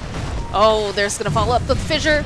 Nice Static Storm getting dropped down, but it doesn't matter because King RD just gets hit with a mighty thwack, and they still have that Sentry Ward. They'll be able to turn their attention now. Troll going to go for the ultimate. He's still alive and kicking, but is sitting very, very low. Isn't really able to hit much of anything, although he does find the kill over onto Jericho. Duster is going to get taken down. I think it was the burn of the Radiance that eventually did him in, and just like that, taking some bad fights on the side of King Ao +4. Yeah, they're getting slammed by this Alk now. This is a good timing, too. He's got the bots, got the Manta style coming in. He's a problem, and I'm not sure how they deal with it right now. They need to get, like, BKB on Troll, which he's not even close to. They need Blink Dagger or Shadow Blade on Tavo. He's got the Blink Dagger now. Looks like he's going for the Blink. I just had an inkling feeling, but, you know, with how things are going now, the fights are... That's right, you owe me a lot of doll hairs now. Well, you know, I only bet that you would owe me doll hairs, and I didn't. Canadian shake my fist. We didn't physically handshake. This is So, true. yeah, It is the there's internet. all of these, right? There's all these different things going on. That's just in Canada. All right, Tavo just really wanted this. Has the blade mail. This is the blink reveal right now. Can he do enough damage before this duel is over? He's not going to be able to get the kill. He's sitting very, very low here. Tavo just going to TP himself out. Not going to be able to, though. They have that Yules. is just going to try to chase after Vendetta, but while this is going down, Black Reaper finds the kill over onto Hiko, and there's the Boots of Travel. We talked about that. Remden chasing after Tavo. Tavo, you're fast, but I'm not sure you're going to be able to outrun this, although with that blink, that'll definitely help. He's going to try to hide himself here into the corner. Oh, the Searing Chains, they connect, but the Alchemist doesn't able to find that stun. Blade Mail's still up and running here, and that's just a lot of people that would love to see Tavo dead. Is caught in the trees, and just like that, Benjaz swoops in, gets a kill on Tavo. I'm a little surprised that he wasn't able to kill the Ember with Blade Mail. He had, you know, he's got plus 50 damage. He's doing 200 damage a swing. I think he needs just a little bit more damage. He's really close to winning it. I'm sure he was surprised too that he wasn't able to finish him off. Yeah, I mean he you know, he made the window. Yeah, he made the calculation and it was a little bit off. I guess it's just because the Ember has phase boots. His agi gain is not bad, so he's sitting on, you know, 8+10 armor right now, which is not something that you would actually expect for an Ember Spirit. Although 4 of that is the tower armor. But the phase boots definitely really help out. The phase boots armor. Mm-hmm. They gotta be able to find something on this Bat Rider up here. He's revealing himself. Firefly is getting used. Duster and King RD standing in position. They have to watch out though. Nature's Prophet can show up at any second. They can really turn this fight. In fact, yeah, they spot out the Nature's Prophet. He just happens to walk right by that Sentry Ward. Wrath of Nature gets used. They want to back off now because the Ember Spirit's going to zip on in. Turns his attention now over into Duster. He gets that glimpse off, but it doesn't matter. Duster will still fall, and I think he dodged it too, didn't he? Was that used on Vendetta? Yeah, I didn't even know that you could do that. I mean, I guess today. I guess what happens is after Sleight of Fist, it repositions you to like wherever your remnant is. So it probably did move him back to the glimpse location, but it's like the same thing with Pudge Hook. At the end of it, it repositions you. Like it literally teleports your hero to be in front of where Pudge hooked you. So I'm assuming it's just the same thing. Because I don't think that you can phase shift dodge glimpse, or you can't Yule's dodge it either. No, but there's very like certain interactions. Glimpse is one of those really hard ones to be able to. It is, yeah. You need some like actual repositioning element to an ability in order to disjoint it. Yeah. It can't just be like a dodge, because you don't really dodge it. It's just that it does reposition you. It's just you reposition yourself afterwards. All right, Roche is down. Greedy gonna pick up that Aegis. And they're going to just reset after that. What would we like to see coming out from King Owl +4? Because I feel like they've just taken so many of these like silly, I want to call them like vanity fights, where they're like, oh, we're really strong right now. But in reality, they should just be backing off and farming. Should they just continue doing that at this point? I think BKBs, that's your next big power spike. BKB on Hiko, BKB on Troll, which he's relatively close to because he's just been kind of farming. Mm-hmm. And then if you don't hit that power spike, you basically have to defend high ground with an Echo Slam. And then after that, you're just done. That's it. They've like 2 more opportunities, and I say that not from like a negative point of view, just from a I'm literally asking. You know, what do you think is the best bet here? Yeah, it's the BKB power spikes and then high ground, or both at the same time. But then if you mess that up, like if you mess up a high ground defense, then it's just over at that point. So you probably want to fight like once before that. Right.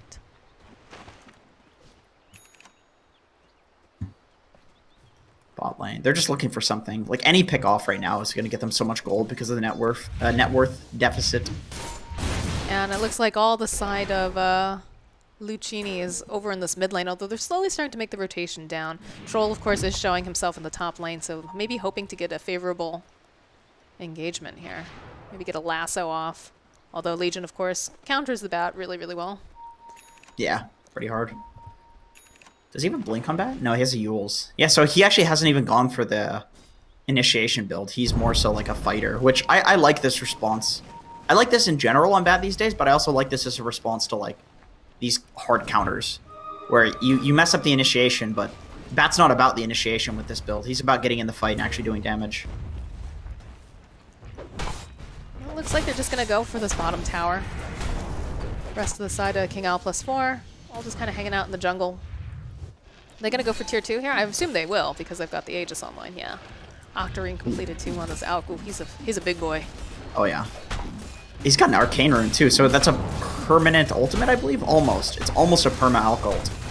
Feels good if you're Alchemist right now. Feels not so great if you're King Owl +4 because they're Taking this tower pretty fast, but someone's got to go home. Already Tavo's going to TP, as is the rest of the team. Disruptor making his way.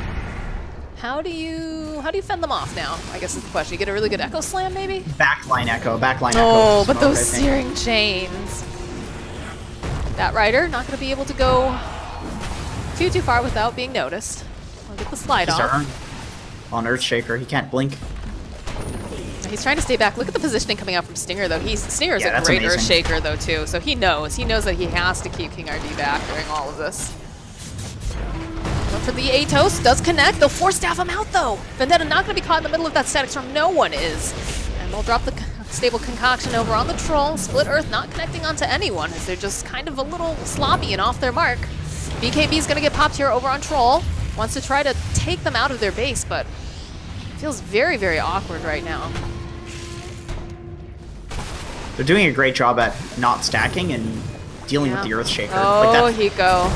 Hiko, nice fissure. Buys him a little bit more time. They need like a Force Staff or something. The split's gonna come out though, and they're gonna lose Hiko. They're looking like they're gonna lose Disruptor here too. Disruptor being held into place with those searing chains, followed up with the unstable concoction. He's gonna take him down. They still have that split up and running. Hiko will buy back though. King RD trying to run himself away. Tavo's just waiting so patiently here. He wants a duel. He wants to grab Ember possibly, or anyone. Does manage to go and find himself the Brewmaster. He's very, very tanky though. He'll follow up with the fissure. There's the Echo Slam that comes out. He's not gonna be able to get enough damage, I don't think, for this duel. They're gonna lose King RD. Then Jazz, he's sitting so low, but he's not gonna get taken down. Tavo, he's got the blade mail, but he's still gonna fall here. Buyback coming out from Tavo. Hiko trying to run himself away as they just walk away from the tower now. They seem satisfied with that, although rather they can't take that tower because there is already a tier 2 still standing. I'm loving this Glimmer on Nature's Prophet. Just going for Glimmer Force Staff. He can just TP in, position anywhere. You can use it to Shadow Blade in. Well, effectively Shadow Blade in and get a Sprout on somebody. Scout ahead, put wards down with it. Force Staff, obviously, that helps you. Like this actually seems like a really nice build on Nature's. I'd like to see him get... So let's see, what does the bat have? I'd love to see him get like a Meteor Hammer or something like that. I don't think he will. I don't see any Nature's Prophets go Meteor Hammer these days, but this would be sick for split pushing, actually, like going for these two items. I'm just like nerding out here thinking I'm going to do this later in my games. Well, that's kind of, we talked about this. That's like one of the really cool things about Dota 2 is that there's so many different ways that you can play it. There's so many different patches that we always get really excited when we watch it, and then we're like, oh, I can't wait to go home and I'm going to try this. Glimmer I'm just still too seems so chicken to fun. play Nyx Assassin in my pubs. Oh, the Aegis just runs out. They get the duel off, and that's a dead Alchemist. And some more That duel damage for timing. Tavo. Textbook timing. That was beautiful. She's a beaut. That's what they say What in accent Canada. was that? That's a Canadian hillbilly accent. That's a Southern Canadian accent? Yeah, I'm trying not to swear today when I do it, but they Yeah. they swear a lot. They do. The hillbillies. Nothing against them, man. I went to a hillbilly school. It's good fun. I like how you're just casually flaming people in this cast. Mudding and hunting. It's not flaming. It's endearing. You know, we all This have back our door negatives like and doesn't. positives. It almost didn't exist, although the creeps do eventually show up, and it looks like they're gonna just make a rotation and go towards that top lane now. Farming Roche. everything, Roche may respawn in 2 minutes, so unfortunately you can't really get much else off of this. though. Well, they were able to take an objective. I'm sure they're happier about that. Oh, they're looking to go Yeah, back it's in something. though. The positioning over here. Tavo, They he's need a hungry. He ward. wants another duel. They really need a ward. There's a ward coming on the courier that they can defend, and a BKB actually for Leshrac. Yeah, they're doing the EG strat, standing on a high ground. Did he? No, I hear, yep, there's a duel over on the back line, so find the kill over onto Jericho, and that's a big Echo Slam followed up with that Static Storm, so it's going to be able to buy a little bit more time for the bat, as he does have that Yules, and they'll find the kill on Duster. Hiko, he's got his BKB up and running, but they get the drag off over onto King RD. Hiko, he's just got to TP himself out, and already Tavo and RDO have left the fight. And that's pretty good if you're the side of King Al +4. You force the rotation of all the enemy heroes up to the high ground, you get the Nature's Prophet, you force the Brew ult out. I mean, you lose 2, but it's your support. Was there a buyback? No, there wasn't. No, I don't think so. Surprised check. only one. I'm No, there was surprised the only one Leshrac. person. Leshrac had bought back. And so did Legion, but that was a while ago. That was a while ago. Yeah. Oh no, Hiko needs to be careful. Gets the splitter off on 2 different heroes though. Buyback coming out from King RD. Hiko gonna try to run himself back. Vendetta, he's taking a lot of damage here from that Disco Pony. They managed to get the duel off. They've got the bat in their clutches. They need to get more damage though if they want to actually have this. And the Yules will buy a little bit more time. Splitter, it's gonna get landed now. King RD trying to run himself away. Hiko also getting chased down by Venjaz. Venjaz is just running at them right now. They get the kill. They get the GG. Lucchini gonna take game number 2 away from King Al +4. We're going to a game number 3. That double stun, I believe it was on the troll +1. I'm not sure who the other person was, but he didn't get his ult off, he didn't get the BKB off, and it's unfortunate because we talked about like how do they come back into this game, and it's honestly through the troll getting a BKB, getting a really nice ult, and we've all seen trolls just 1v5 with the BKB and the ult with the kind of BS bashes, or I guess nets, as you would call them now. But you can just, he can like full to 0, like even an alchemist. That's just what troll is right now. So taking that last fight away from them with just a really nice stun setup is a good way to close out the game. Although that was an out game, like he was just running away with the game. It's very difficult to win when you have a 21k net worth deficit. Well, I think on top of it, it's a little bit difficult too when you have people just kind of stationary in lanes and they're not trying to gank that Alchemist, trying to slow him down, because Alchemist, when he's on par with your cores, he's still ahead of the game generally. So you really need to focus very hard to slow him down and then take those objectives. And in this case, they weren't really able to do that. We did get some really nice duels early on Tavo, but at the end of the day, it just felt like Lucchini, they understood their draft just a little bit better and were able to make more out of it. He accelerates in farm too. So if he's on par with your team, then like eventually he's gonna just be huge because of how fast he accelerates. All right, guys. Well, like I said, this is a best of 3, so we get one more game of 0 to 900 Lucchini versus King Al +4. So we're gonna take a quick break, and we'll be back with game number 3.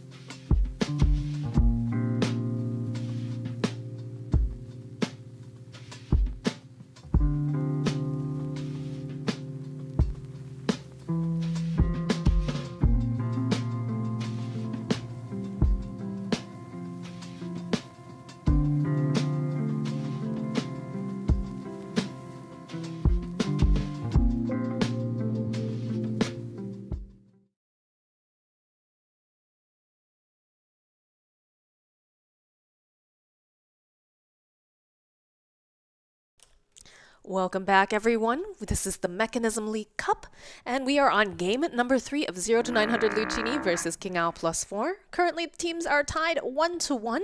We saw 0 to 900 Lucchini have a very impressive Alchemist game coming out from Greedy, and now is the time. Now is the moment for one of these teams to show who is truly better. The King RD stack over here, or is Lucchini? Maybe this is their patch. Maybe they're just feeling real good with these heroes. We saw what a beast Benjaz can be. Saw some really nice plays out of Stinger yesterday. And of course, we just saw Greedy do a lot of work with his Alchemist, but only time will tell. I'm Moxie Cass. I'm here with Jenkins Dota. Jenkins, who do you think's going to win this last game? Hello. It's hard to say. Lucchini, ever since they picked up Stinger and I believe Greedy, they've been looking really good, even in the games that they lose.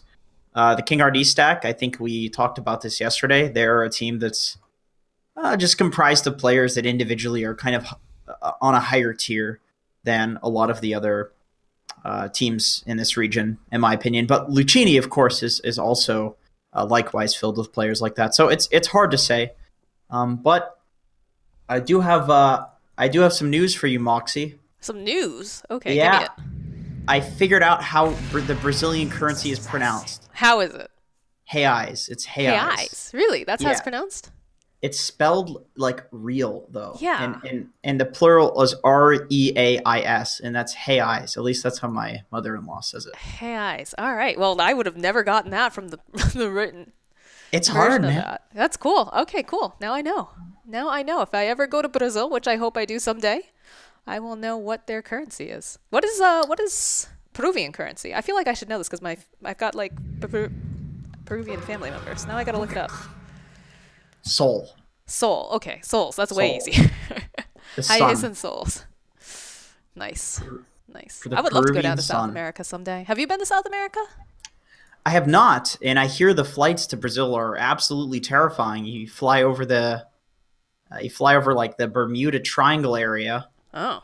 And it's like all this wind, and it's just an awkward place to fly. Ellie was telling me that she had like the most terrifying turbulence landing in Brazil there. Wow, that sounds awful. You fly like along the coast, at least from Arizona where they live. Okay. Or where they lived. You fly along the coast, and that's just spooky stuff. Wow. All right. Well, now I'm a little nervous to ever fly to Brazil. I'm sure someday I still will go, but hopefully I won't. I'll bust there. I'll bust there. You'll bust there. That'll take a not long flying. time, Jenkins. I'm not flying. We do get the picks up, though. We've got Stinger's Rubik, which is very, very impressive last time that we saw it. And, of course, we get the Nyx Assassin that has slipped through the draft this time. And, again, I feel like it's interesting, right? Because I always feel like Nyx Assassin is just so good, but if you can't get your own Nyx Assassin, then you get a Rubik who can try to steal his spells and do basically the same thing whenever possible. That seems to be like a lot of the Rubik picks right now. It's just, oh, they have a Bane, I'm going to be a better Bane. They have a Nyx, I'm going to be a better Nyx. I like seeing Rubik picked for Lucchini just because I think it's a waste of Stinger to put waste of Stinger's talent, I should say, to put him on something like a Venge. Like, really, is Venge that high skill of a hero in terms of like skill cap? I mean, the swaps can be impressive, but it's nothing compared to Rubik. He can basically like function as a core on Rubik. Like this guy, we saw him play it just absolutely beautifully the other day. And Ursa as a pickup. It's a lifestealer counter. All you have to do is you just follow the lifestealer around lane to lane. You can even run it as a support if you want to, but there's a Nyx, so you probably won't. But even still, you can run it as a core and just chase the lifestealer around. It's such a hard game for lifestealer if you do that. All the physical damage Ursa does. Yeah, this is one of those moments where I actually miss, like, Hiko actually used to play position 4. And I remember him playing position 4 Ursa and just dumpstering the enemy team with it. He used to play a lot of bears. Well, I guess technically Tusk is a walrus? It's always seemed like a walrus bear to me.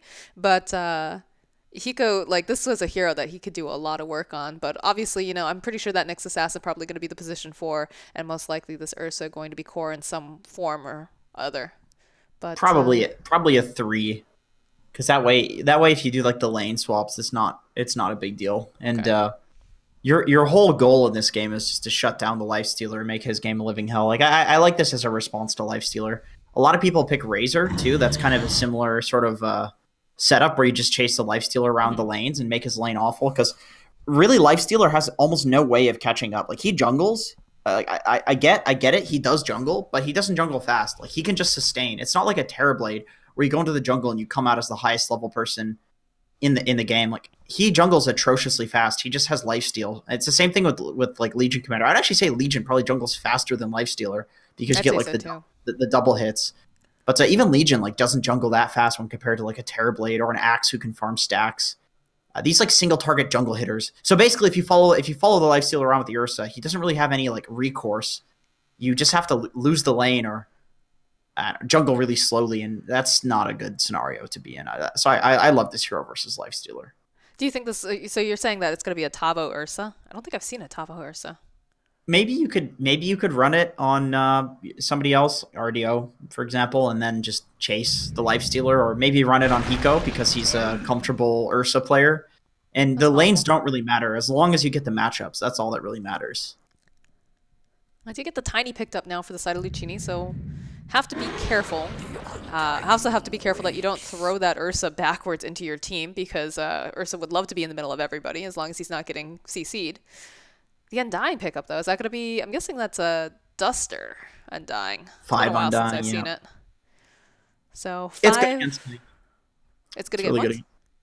It's good against Tiny. Like, it's a hero that wants to be aggressive in lanes. He's a strength hero. He has very low armor, so you can trade as Undying. Like, a lot of the time you pick a Tiny, and it just completely destroys with another, like, high-pressure / kill hero. It destroys a safe lane, but Undying is one of the most... how do I say this without being vulgar? He's one of the most frustrating. He denies. He's like a combo breaker hero where it's like, oh, we're gonna pressure the hell out of you, and then you just pick an Undying, and then all of a sudden you have this guy that it's a safe lane support, but he can win a lane with any other hero. He doesn't even need a good hero to be paired with them. It's just so hard to lane into Undying, so you have to commit so much if you want to kill him. And if you don't kill him, he just keeps getting those decay stacks on you, and he'll kill you. So it's a huge kind of combo breaker for like a Tiny +1 lane. It means that you can't really apply pressure. And it was a common thing when Tiny was more of like a core and a good hero. That's a good response to it, though. Fight cancer with more cancer, you know? Yeah, I mean, Undying's like one of those heroes that's a very big bully, right? Because we talk about these position 5s that don't need a lot in order to be very effective. But I think the scary thing about the Undying is the fact that over time, he becomes less and less effective, right? The Venomancer, Oh on yeah. the other hand, is going to stay relevant for most of the game. Eventually, they will pick up BKB, so it's going to be a little bit more difficult, but he still has that kit to be able to, defend his high ground. He's able to go and, to pressure towers. So I feel like the Venomancer is a little bit of a more elegant solution, I guess, but with the Morphling pickup now, for the side of King Al +4, I feel like this is going to be very scary because of the fact that a good Morphling player, much like a Rubik player, can shift around, pick out traits that he likes out of certain heroes, and make a lot of chaos. I think Veno's an underrated hero. I think he's rated pretty highly, but I still think he's like kind of underrated. He has been buffed so many times. Agi gain, strength gain, his spells do more damage, his ulti with the Agnum Scepter is better, lasts longer. They're trying to lane the Veno versus the Ursa. That's what they're trying to do, and then get like the lifesteal there versus the Morphling, because like Veno is one of the hardest counters to Ursa in the game in terms of laning. You just kite him, and there's no way Ursa can get on top of a Veno to run him down with the Fury swipes. No, he just needs a BKB. He does. Also, when you're level 6, you can purge off the Gale and kill the Veno possibly, but you have to run through all the Plague Wards, and then you're ulting to just get a Gale off, and it's not a good situation to be in. And a lot of the time, Venos will start with like Windlace or maybe even Boots and just bully the Ursa in lane. Ursa will never catch up to him, but that's why the lanes are going to be really important to get correct for King Al +4. Okay. They're going to need to smoke up and try to scout. Like anytime you see a smoke at level 1, it's never to get a kill now. It's just to see who's going where. And if you get a kill, that's just a bonus on top of it, but it doesn't really matter. Kills are kind of worthless. Like you don't get that much gold for First Blood, and especially experience. You get like you get to 20 experience or something. It's pathetic for First Blood, especially with 5 heroes. It's like nothing. Yeah. So it's just about getting those lanes right. And they're probably going to smoke. Yeah, they're going to try to get any information that they can about these lanes, like you said, because it's very important that they get the right matchups. But with the Kunkka pickup, I'm still trying to figure out King Al's draft, because RDO is clearly going to be playing Morphling. He's done it before. Duster is going to be playing Undying. King RD is going to be playing Nyx Assassin. I don't know if, like, I feel like Hiko is going to be playing the Ursa. I don't know, I feel like Tavo's not going to... Ursa's not a particularly, like, specialty hero. He's kind of easy as an offlaner. He's not like an Enigma or something where you'd actually prefer somebody to know how to play it. Ursa's kind of vanilla, I guess. It's definitely one of the heroes that you'd recommend one of your friends if they just started playing Dota that they play. It's like Ursa, Sniper, Skeleton King. Skeleton King. Oh, whoops. Wraith, We're going backwards in time. Wraith Knight or whatever the hell his name. I missed the One True King. He was I a baller. He was. But you can't just steal intellectual property from Blizzard. No, that is like a main Diablo character. Benjaz's Venomancer is disgusting looking. Oh my god, that is. Oh, it's the so Hydra. gross. Thessal Hydra, is that what they call it? Hydralisk from Hydralisk. Okay. StarCraft there, yeah. Yeah, it is Hiko playing the Ursa Bear. All right, I was right. I've seen Tavo play the Kunkka though, and like be insane with this guy. It's still most I didn't likely. know he was a Kunkka player. Oh yeah, I've seen him. This is like way back in the day though, like during qualifier times when they were first getting started as Pain Gaming, and he would just like constantly taunt the entire game too. I mean, he's always doing that though, right? Well, they have 2 really good taunts actually on the side of King Al +4. They have the Undying taunt, which is the Moonwalk. They have the Kunkka taunt, which is also a dance. Let's see, what taunts do we have on the side of Lucchini? You've got the Banana Mancer dance. We have the Banana Mancer. That's like a short one. You have the Monkey King boinging on his little pogo stick. Yeah. Lifestealer has a dance. Rubik has the little broomstick thing that he does. Oh, he does. The I forgot about that. Spins around on the broom. So yeah, I mean, I would definitely favor in terms of the taunt meta Lucchini in this draft. But what about in the actual meta? Well, that is the actual meta, Moxie. Come on, this is That's SA. true. This is true. But I do feel like the Morphling and the Nyx give them a definite edge. You know what I always say? You can't spell sass without SA. That's what I always say. You're trying to reclaim it now. No. Patented Jenkins Dota. Damn it. Now I have to credit you every time I say it. Promo code Banana Slam Jenkins. But I'm pretty sure that you will get in trouble for that too. Perjury? That's what the J stands for in BSJ. It's Jenkins. It's Jenkins. I'll be sure to ask Brian about that next time I see him. Just be like, did you know that Jenkins says... Chimney. What does that mean? What does chimney mean? I don't know. Pee in the chimney? Ew, that's disgusting. Don't ever do that. Don't ever What do is- that. Do you want your what entire is- house to smell like urine? That is how What you does make your burning entire house urine do that. smell like? I don't want to know. Nice. I do Bur- not want to know. Burning hair smells awful. I couldn't imagine like excrement of any Yeah, sort. I'm sure it's absolutely disgusting. Yeah. Especially like people used to do that too. Like I guess it must be a little bit different though. Like because like in third world countries, like you would just save up like cow dung, right, and like dry it out and then use that throughout the winter as a fuel source. That's gross, but that's a very good use of resources. Like and if you don't have like recycling. trees and stuff like that or whatnot. You know what's crazy to think about is that if we were living like 200 years ago, you'd actually have to worry about survival. You maybe be working on a farm and bartering for corn and peas or something.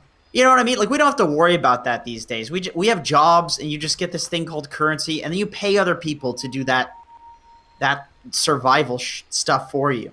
Grocery store brings you everything right to your door. I'm sorry, this is completely off topic. This is very off topic. That's interesting though, Jake. It's very nice. Our job is our fight for survival. You ever think what It is. survival instincts you have in your head that are just there from like thousands of years of evolution, but are completely useless when you're just staring at a screen all day?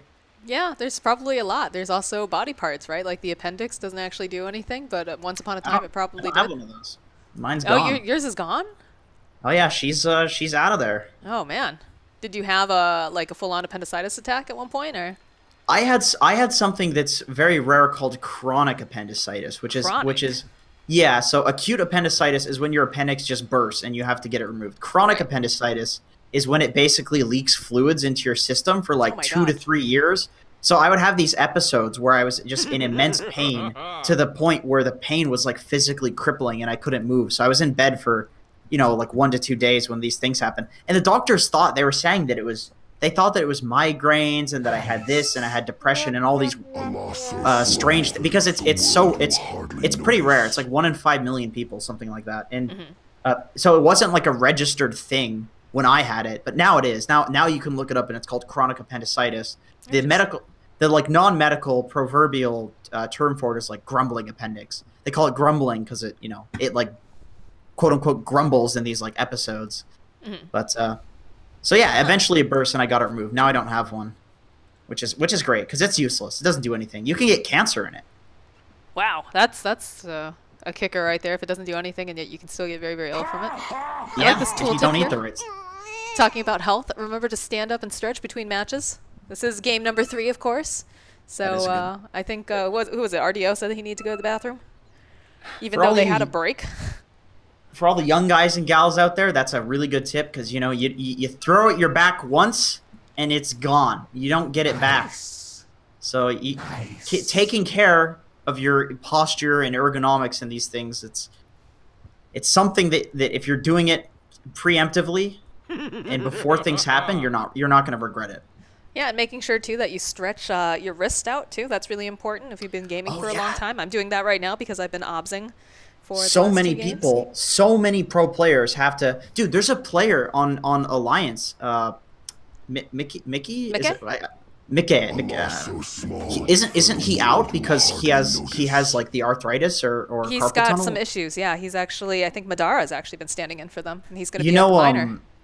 like the Hawaiian guy Jaw, he played in North America for maybe it's a little before your time. Do you remember Jaw? No, I don't think I remember him. He was a Hawaiian, obviously American kind of. He played Han in like Dota 1. So with you, so he like you played Han. Yeah, exactly. Yeah, of course with the Jenkins Han, back in the days. Yeah. But he actually quit. He quit the game, and this was right after we went to WCA. So we were like confident that we were a team that's like, oh my God, we went to our first LAN, like we can actually be pro players. And he quit. He quit the game because, well, number one, he had been a pro for so many years, like he played Han professionally.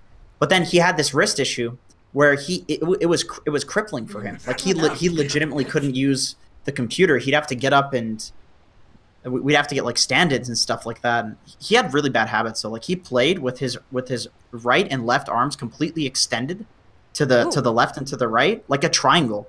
So he had this space where you could fit an entire keyboard between his mouse and his keyboard, and I think that's probably what caused it.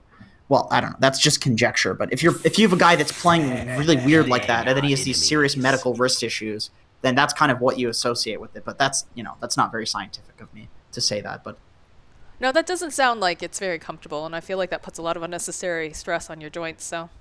Yep, your back too. Like if you're not sitting in the right way for years, it can really hurt to sit down at a certain point, and it's just because you messed up your posture. Slipped a disc out on your back, and then all of a sudden you have a pinched nerve. Yeah, I know someone who actually was sitting at the computer, like doing a lot of like journalism and things like that, and was hunched over all the time. And because of the posture, actually, like their rib cage with it being collapsed, actually caused tension on the rest of their body and ended up messing up their back pretty badly too. Yeah, it can like warp. It can warp all sorts of. You know what my doctor said? So I went to my doctor about my back, and he basically said like the best thing you can do for anything like that when it comes to like bone issues and muscle issues too, is just exercise. Like literally just exercise, get up and walk and stretch. And I have a really bad back. Like a week or 2 weeks ago, it was just searing pain. And I've been getting up, like, every game after we cast, I'll get up, do a little bit of a stretch. It's not that hard. It's not like I'm doing yoga or something. But my back I don't feel anything, It feels great. And it's just because I started, like, getting up occasionally. It's funny how these little things that you can do can actually prevent you from feeling, like, a ton of pain. Yeah. No, I mean, it's a big problem when you've got people that, maybe like in my case, I'm a freelancer at this point now. I don't go into an office every day, so I spend a lot of time like on my computer and don't go out too much because I don't have the funds to afford going out too much.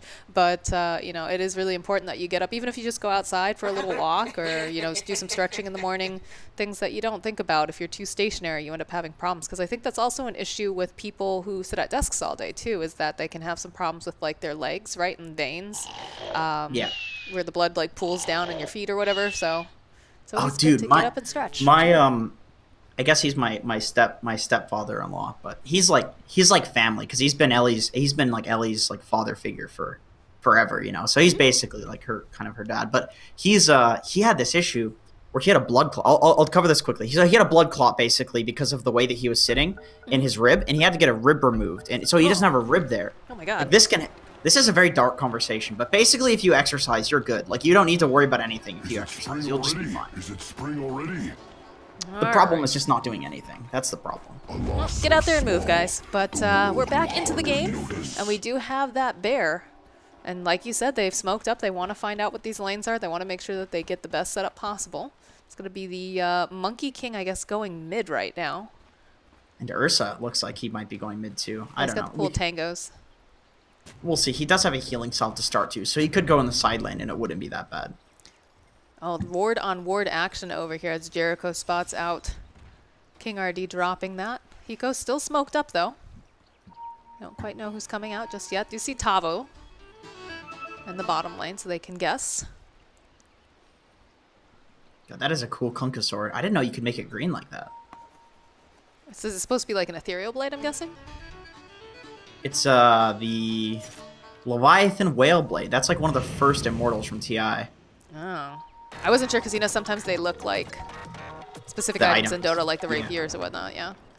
Kunkka needs a rapier item. That's what he needs. Or Shadow. He does have a Shadow Blade item. He does have a Shadow Blade, yeah.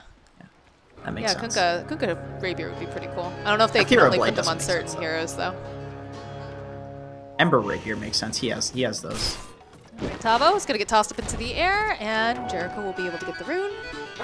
King already grabs the other, and it's just split up 2 and 2 at this time. So they're running Duster bot against the Tiny and Nake's lane, which makes sense. You can steal their HP, and then Kunkka has the cleave with Tidebringer, so you're getting a lot of effective harass there, all AoE, and also it's against 2 strength heroes, so they're losing that base damage as well when Duster is using the decay on them. But that leaves the Nyx and Morph top, which is a really weak lane, but I guess that's what they want, because Rubik Vena will basically destroy any lane that goes against them, so it may as well just be the 2 heroes that don't really care. Like, the 2 heroes are probably going to lose the lane anyway. May as well just throw them there. I've seen this occasionally in, like, VP games. They'll just put the 2 weakest laners top in the safe lane, because that way your other lanes are guaranteed strong. Yeah, exactly. Yeah. Like, what else? What else are you going to do? And Lifestealer's already struggling. He's only got 560 health. And the toss back, though, over onto Tavo. Everybody's sitting very, very low. Jericho has to be careful. He's sitting so low. They need one more hit. Do they have the Decay? Decay comes up from Duster, and yeah, they'll get the first blood. Very active lane down here. What a weird lane, yeah. The toss is back, the harass, Undying, Decays. Tidebringer plus Decays looking real strong right now, though. Yeah, it's doing a lot of work. That is for sure. It's pushing in the lane as well, so they can't just go and try to pull. Still gonna try to pull it under the tower, though. All right. Kunkka actually kind of makes sense as an offlaner because you can push the lane like this. Nick's assassin on the top lane. Is he gonna make it out alive? Yeah, it looks like Kingo. He'll be fine. He's gonna be okay. Mid lane is about what we expect over here. You know, the Monkey King, 8 and 4, is going to be able to harass Hiko pretty well on the bear. This is one of Hiko's better heroes. I would definitely say his Tusk is the best, but this is a tough lane still, though, having to deal with all of this. Tavo bottom lane, though. Oh, that's a really good torrent that came out. Buys him enough time where he can run himself back into these trees. Will be forced to use those tangos, though. Yeah, Ursa kind of sucks in the mid lane just because, like, the reason that he's a good side laner is because he's got such high movement speed. He can harass the opponents down and just run with the distance that you have between the towers and get a lot of harass. But his Fury Swipes is actually nerfed, so it does less damage now. So he's a weaker mid laner. He's just suiciding, I think. Okay, Tabo went for a suicide. Ursa's just a strictly like weaker mid laner than he was before because his Fury Swipes do less damage in the early levels. He used to be able to trade effectively with Monkey King, but he's I don't think so faster now, anymore. though, so you can get more stacks technically. You can, but there's so much less distance between the mid towers than there are the side lane towers. So it doesn't really matter that he's that fast because like you hit twice and Monkey's in his tower. Bottom lane, Duster actually getting thrown back into the tower with the rotation coming out from the Rubik. So I guess they're happy leaving the Venomancer up top. I think they've got to be pretty happy that it's only Benjaz. Impale connects. Actually going on now. Yeah, I mean, they know that it's safe to go on him. We'll get the Vigale off. It's only level 1. Does have quite a few points in that Poison Sting, though. Just a really annoying hero to deal with. He's just cool with being alone up here. He can deal with 2 heroes. That's the problem with putting your 2 weakest laners against the dual lane top is like you don't need a dual lane at that point. Good call from them swapping that up. Putting the Rubik bot. Now he's roaming mid. He's got the Jingo up. Oh, that's a lot of damage coming out from Hiko. Doesn't get baited in. Needs to be careful that that Fade Bolt doesn't have enough. That is unfortunate, getting that salve cancelled. Or fortunate because it did save his life at the same time, though, right? The salve? Yeah, on Hiko, right? Oh no! Oh, Hiko has a Fairy Fire. I don't think it's a level 1 Fade Bolt. I don't think it would have done enough damage. Okay. I think he just didn't realize that it was such a long range on the Fade Bolts. It's a little like when Rubik has boots too. It's easy for him to get. Now he has to run back to base on Ursa. Oh, he has to feels bad. Oh, he's not going to use it. He's actually going to run back to base. I mean, you're close enough. Might as well at that point, yeah. Ooh, as Jericho suicides. There's so many suicides in this game. That's like half the deaths. Well, it's just very, very aggressive. That's typical South American Dota, very similar to like CIS used to do this too, where they used to run at each other all the time. And this one does feel a little bit more like, I won't say a pub, but these are heroes that we don't normally see these guys playing all the time. I think we'll probably see more Veno. Maybe when the next tournament happens, like LAN tournament, I think we'll see a lot of Veno picks first phase. You think so? I think so. I think Veno's. Basically, he just does a lot of damage now. His stat gains are really good, so you can play him in a role where you go for like utility items, and you'll still be really effective in terms of like your tankiness and your damage. And he also has a gold talent, and there's like way less gold on the map. That's true. That is a big thing that I know that you've stressed a lot, is the fact there's just not enough gold on the map anymore. It's super important. Great travels buyer too. Like when you look at Sand King and Batrider, like these heroes that are purchasing travels these days, it's heroes that can pressure lanes and deal with lanes and then also show up to fights. And Veno is like the perfect hero for that. Oh, Tavo, the toss back onto right now. Can they keep him alive? Duster, he's trying to get Tavo out, but these open wounds are doing so much, and that last hit does finally come through as they get a kill on Tavo. This is the problem with having a Tiny on the enemy team, is anytime that you are just a little bit too close to that tower, they're going to toss you right back. And also being against a Lifestealer as 2 strength heroes, especially 1 strength hero that just keeps decaying and stealing tons of strength. Every time Lifestealer hits him, he's gaining, let's see, 3% of... He's gaining, like, 40 HP or something, which is kind of nuts. It's like half a tango for every hit that he hits on the Undying. That is one thing, though, I don't think they were thinking about so much. Duster. Just going to try to cut the wave a little bit.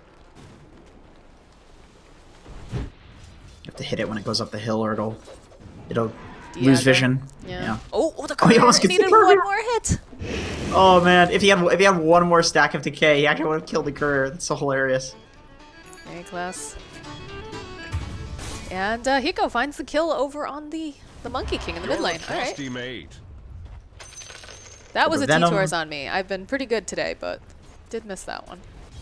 Once you have the Fury Swipes maxed out, it does the same damage that it used to, so it is quite good against the monkey. Like, eventually you can trade with the monkey.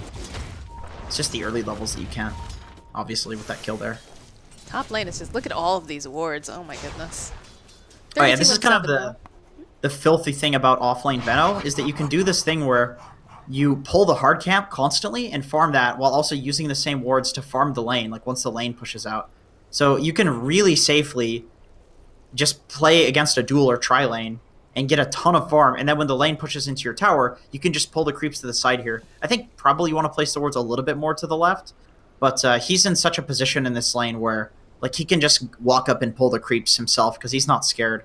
But you just get so much farm doing this, because worst case scenario, you're farming this hard cap and then pushing this out, and you're getting double the farm. And sure, your Morphling's free farming, but look at Veno.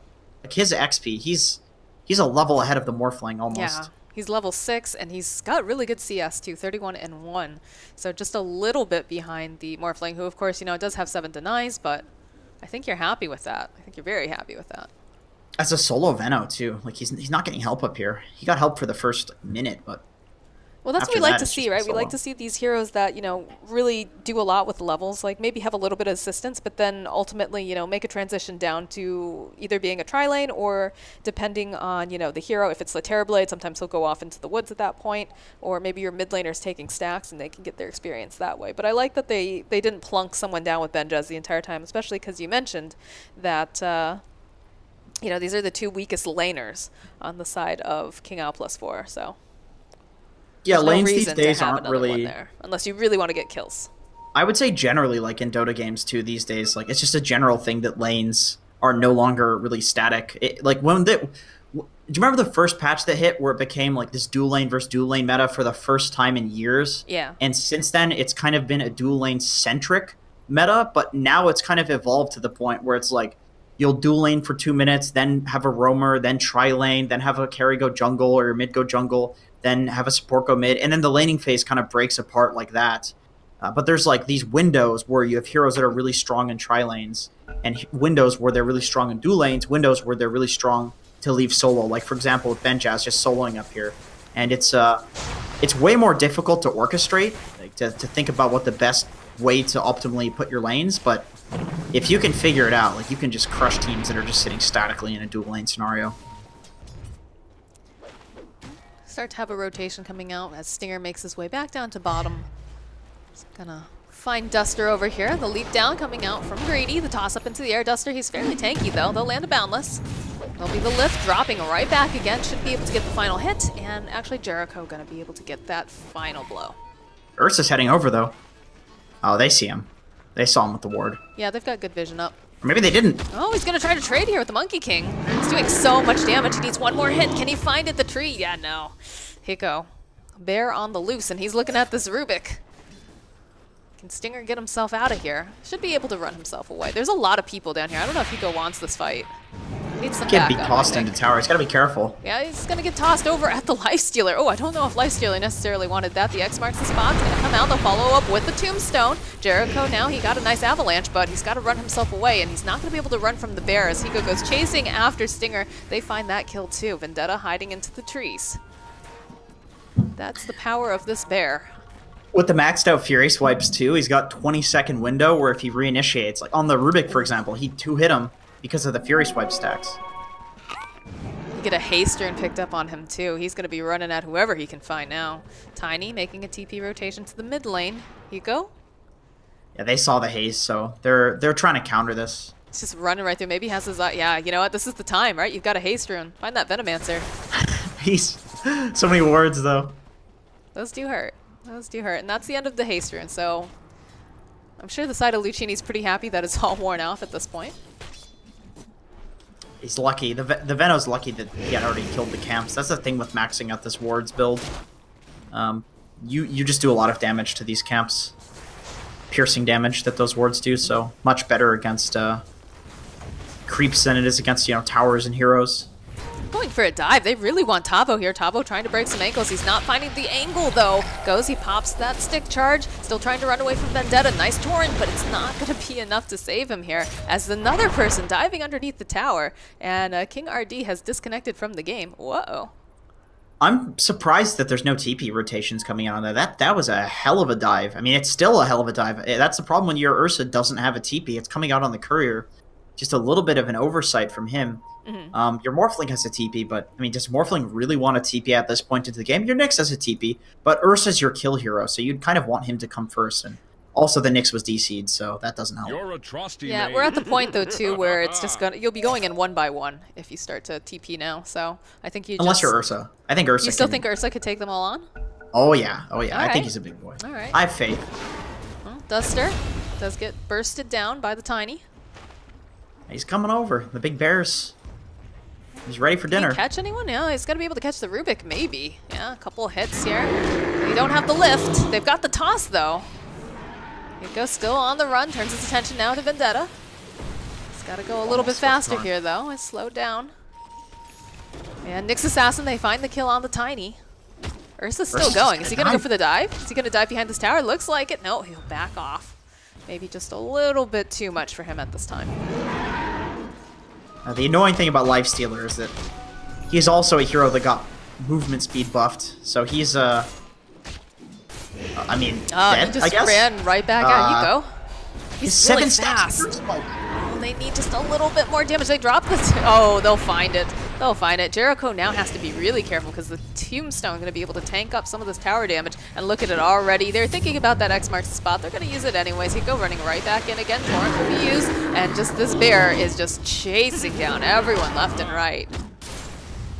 Wow, he ran into the Ursa to try to just eat one of the creeps with 7 stacks of Fury Swipe still on him. Yikes.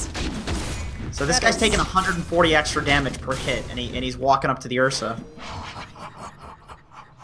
There's some serious internet issues going on. Yeah, it sounds like it. I know Hiko lives in an area that's not super good. Oh, it looks like there's Discord issues. I'm not sure where Chaos is playing from right now. If they're at home right now, or... I'm not sure what their setup actually is, because I know that Chaos is based out of Atlanta, but I doubt they're there right now. I have a feeling that if they're dipping out of Mumbai, it's probably because they have like Misery and we are gonna go home visit family, and right. The other guys, like, I don't know. That's just once again complete conjecture. But I feel like if they're taking a break, it's because they kind of want to just take 5 and go home and chill. So I imagine they're at home, because it is a little draining being at a team house and constantly practicing and playing. At a certain point, it's like, okay, I kind of want to see my family, Yeah, or see your friends or your girlfriends or whatever. Mm-hmm. Right, exactly, like multiple girlfriends, because Tavo is like, he's got.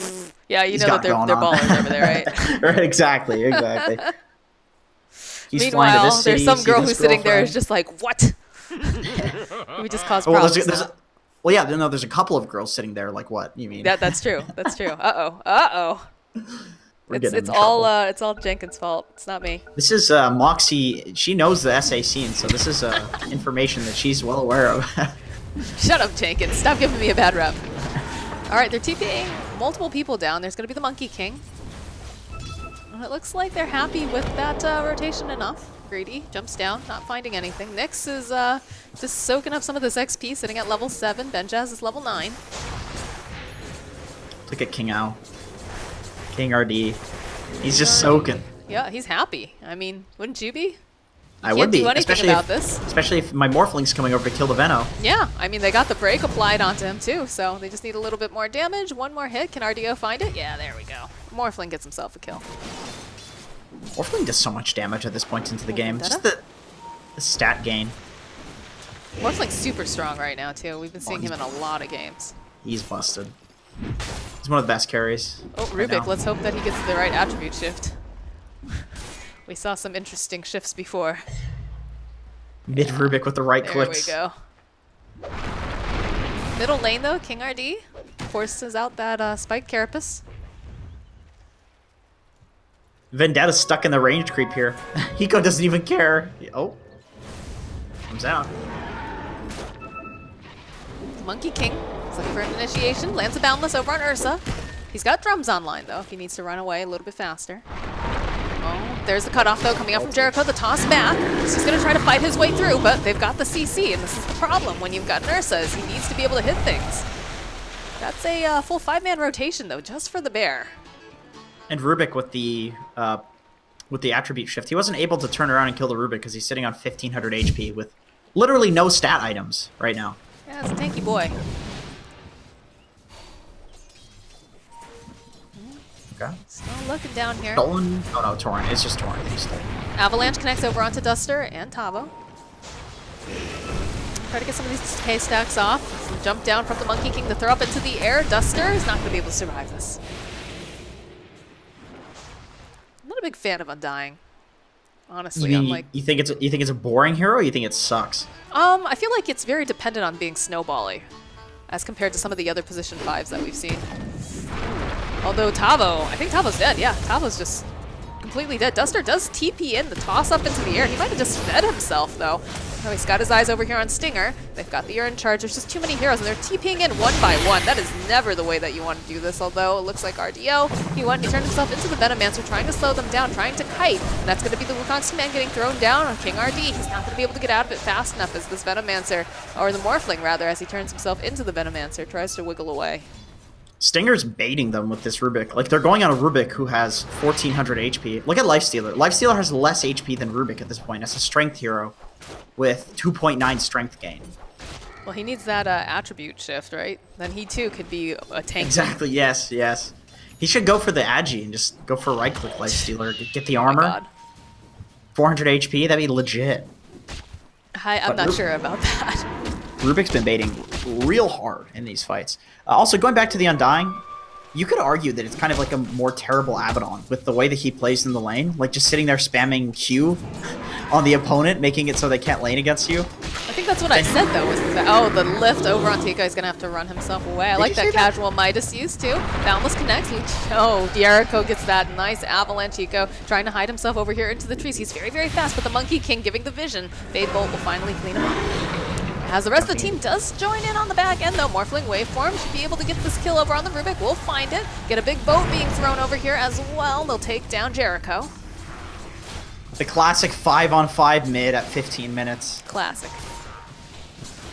Runes are up. This is kind of the important thing, but it looks like Lucchini's going to get three of them. Yeah, despite losing the fight. He's only going to be able to get one. Yeah. Well, that's kind of bad. They did get some pickoffs for that, though. No tower, unfortunately. Like, there's very little towers falling in this game on either side.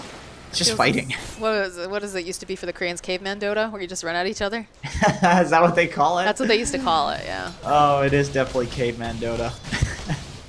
It's so fun, though. It's the best part about Dota is casting spells. That's what Neff said, I think, at one point. He said that one of the reasons why towers have armor now is because Caveman Dota was just becoming the norm, where people just running face first all the time. I can't complain. I'm a caveman, so. Yeah. I believe it. All right, middle tower gets taken down by Jericho. That's an important tower that they just lost on the side of King Al +4. Yeah, that's the Roche pit with an Ursa on one side and Veno on the other. Roche is a pretty easy grab. Nice fort, forting the boat. Yep. Oh, did he get the steal? No, he got Torrent. He got Torrent. Fort's gonna come out. They're trading towers, though. We've got the Morphling hitting the tier 2 over in the top lane. Next Assassin isn't even here. I guess it does take them a while to hit buildings. Although when you've got the wards, it does a little bit more. TPs are coming out, though. Duster. They want to try to... Toss. Nope. Gets thrown up into the air. Oh, that's a nice impale though, and now Hiko's gonna get kited, I think. He's gonna try to find anyone that he can hit. Does find the Monkey King and takes down the tree. He needs one more hit to do it. He'll be able to find it, but still gonna get taken down by Benjaz. Cuts him right off the tree. I think it's pretty obvious when he jumps like that. It's a little greedy, but still getting in position to get the right tree. Oh, that was so well played by Stinger. Stinger had stole the impale, and Morphling went to go TP out, and he couldn't because he got hit by the very tip of the impale. Yeah, the telekinesis and impale right now with the arcane supremacy stuns for so long. And look at Stinger's items too. He's got 2 casual ring of protections because he knows with the amount of HP he has, if he just picks up a little bit of armor, his effective HP is through the roof. So you can tell that he's trying to use his HP as a resource in these fights. Otherwise, he wouldn't be building into these items. That's really cool.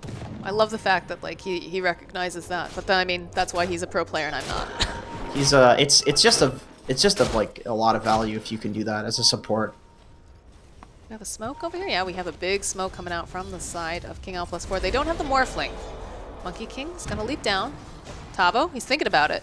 Kind of wants to go in. They dropped the sentry ward, so they know. Both of them, they all know that there's somebody there.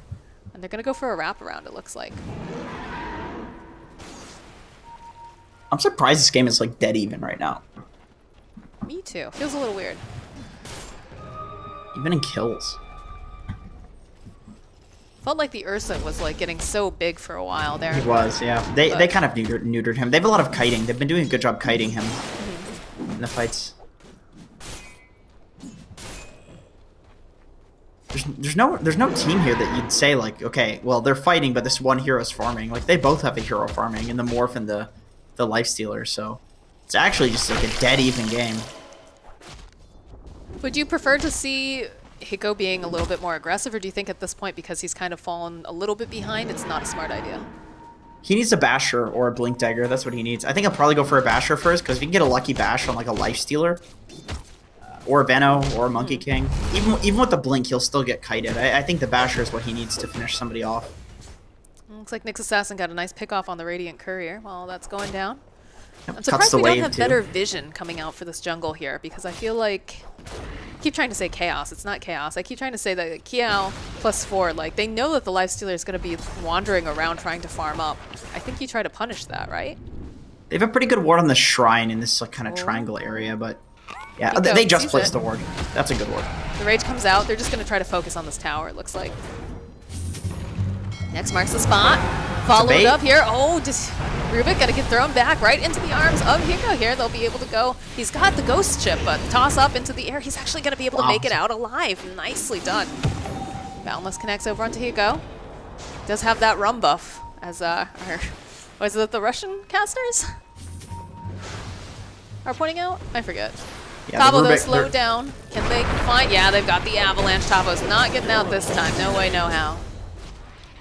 Once again, Stinger, he baits the spells with his HP. He steals the boat, which makes his HP even higher in terms of effective HP. What a player. And this guy's such a good Rubik. Then the Tiny saves him. They're just bros, like you keep saying. They're just bros on this team. And because of that bait, they get a free pickoff. And they got 2 towers as well for that, and lost nothing. Yeah, I'm dubbing this team Team Bro from now on. Because they always take care of each other. Like, it's actually really, really fun to watch. They do. With the amount of work that the supports are putting in, I could see why they value their lives very highly. I think if Rubik dies in these fights, you're missing one of your highest impact heroes with how he's playing it. That's kind of the cool thing about having a Rubik on your team, especially a good Rubik. It can be a big X factor.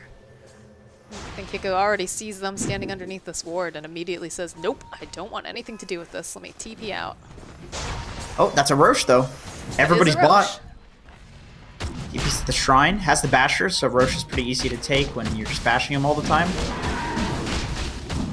Lifesteal, I do like the way that Vendetta's playing this, though, because he's got his team kind of sweeping out in the bottom. He's making his way over to the Roche pit, though. He's got to be a little bit careful. King RD already pinging out. They can see him. Duster. All right, they finish up the Roche. There's going to be the Rage coming out immediately from Vendetta. Gets a nice bash right away, and they'll find the kill on the Rubik. That's very important. We've talked about this before. He's kind of the X Factor. Nice Boundless. He'll be able to go land that Gale as the rest of the team very nicely done here, played by Greedy, who will force them back. They don't want to fight into the Wukongs if possible. He gets the rage, though, coming out from the Morphling. He's going to get the X marks off over onto Benjaz, and that's cute blade mail, but doesn't do quite enough as Jericho tosses back. They're going to be able to waveform forward, and RDO finds another kill. It's a big ult, though, from Benno. They all just have to TP out. King Ao is dead. Oh, boy. That poison sting. Yeah, but they can still push, though. They can definitely still push without King RD. It's not a problem, especially with the Tiny being down and the Venno being down. Venno doesn't have time to set up those wards. Radiance is getting closer and closer to the Lifestealer, though. How big of a difference is that going to make? It's huge. I mean, this hero's like completely useless up until that point, so it's absolutely huge. Like the fights have been going one way, but it's basically because the Morphling can contribute and the Lifestealer just can't. With the Radiance, he's actually a hero, and I think given the heroes that you have on the side of the Dire, the King Ao boys, the Radiance is going to be very effective. It's hard to deal with it for the Ursa, the Mischance. The Kunkka doesn't really, like with the Rum buff, if you're sitting on somebody and they're ticking down because the Rum is coming off and you have the Radiance, you're just going to kill them. And then Morphling, like it's difficult to toggle between strength and agi. Like Morphling wants to take these long drawn-out fights too, so any hero that wants to take a long drawn-out fight against a Radiance is not going to be too happy about that. This is a really nice pickup, too. If you look at Stinger, he actually managed to get himself the X marks the spot, and that's one of the best spells in Dota 2. I would say this and Disruptor Glimpse are some of the best because it changes positioning. And the nice thing about the X marks, obviously, is you can recall it whenever you want. So, and you have the Ether Lens, too, so it's got a huge range to it right now. Yeah, looking to see what kind of plays Stinger can make with this. I wonder if the Arcane Supremacy increases the delay on it. It's a weird spell. I imagine probably not. Yeah, I don't imagine it would. He's just Xing himself for fun here. All right. Oh, it does. It does. 5 seconds remaining. Oh wait, no, never mind. It's 8 seconds on allies, right? So that was. I don't think it does. I don't think it does. Yeah. It's hard to tell because the timers don't show the exact. It doesn't show the seconds that are left on it. All right, bottom but it tower. didn't look. Gonna get chunked down here. They're gonna go high. They can go high ground because they have the Aegis actually online for the Ursa. Yeah, they're just gonna go right onto the base. They're already walking back. Lifestealer is gonna try to put some pressure down, but they're gonna just chunk through their buildings too fast, especially with this Ursa and the Morphling. They'll land a nice avalanche. X comes out from Rubik, just pulling himself back, trying to get himself maybe a slightly nicer spell. But Vendetta, he's doing a lot of damage against RDO. The break comes out again, but the rest of the team, he's just so strong. He's going to be able... No, he doesn't quite get the kill onto Vendetta. There's going to be the avalanche toss coming right back out again. They'll lose the Rubik. And RDO just slowly getting himself out of the middle of this Wukong's command. The Rubik will buy back, and they've got that Spirit Urn rather charge on RDO. So they're going to back off just a little bit. Hiko also sitting a bit low. Does have the Aegis. Are they going to fake back? I don't know, they're thinking. Hiko, he does have the Blink Dagger if he wants to go right back in. Duster, he got tossed in, but he's going to be able to heal himself up. In comes Hiko, he's got his eyes over here onto Benjaz. He's going to be able to take him down. Benjaz does have the buyback. Hasn't been able to go and use that ultimate just yet as RDO chases after this Tiny. Tiny, ooh, he's got that blade mail, but they toss him up into the air. They'll find the kill over onto King RD, but Vendetta trying to run himself out. Can they find the final hit over here onto Vendetta? Vendetta, he's trying to juke around, is not going to be able to as Black Reaper finds the kill on Tavo. While all this is down and Hiko, he's still alive and kicking. He really would love to take down this Rubik. Their waveform comes out. RDO will be the one to do it as Black Reaper hides himself over into the trees. That was a weird fight. Yeah, that was a weird fight. The Morphling did a really good job playing around using the Stolen Rage a lot in that fight. Every time that he used it, he would just beat the living hell out of the Lifestealer, which prevented the Lifestealer from doing anything on the back lines because, of course, that Radiance Burn doesn't make it so that you have any mischance if there's magic immunity. Mm-hmm. So, and then, you know, Morphling, or this Lifestealer hero with the Rage, he's very good against the magical damage, but physical damage, he doesn't have anything. He has very little armor and very little way of dealing with a Morphling, like chunking him for 250 damage a hit with the Rage on him himself, too, so... I think with a BKB, Hiko starts to get very, very scary. Like, he's already kind of scary, but... In fact, he does have it queued up. They're going to try to go in there, though. They find themselves immediately a Greedy, who is, in fact, living up to his name as he's farming up. And King RD, he wants to find this jump over here onto Jericho. Not going to be able to quite find it, but he's going to make a detour. They do have a sentry ward. They should be able to see that the Nyx Assassin is finding his way over.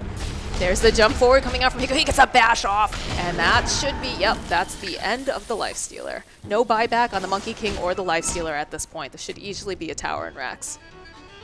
Those are two very important cores to pick off conveniently. In the With same one area. single rotation, right, yeah. I mean, Monkey King's going to be back up and running in just a second, too, but you don't want to allow this Venomancer to start setting up all the wards, right? Where's a Morphling at? Where's he chilling? He's in the back. He's just casually dewarding. Oh, they don't have vision. They need to torrent it. They just use the Torrent on the base. I'll use a Courier.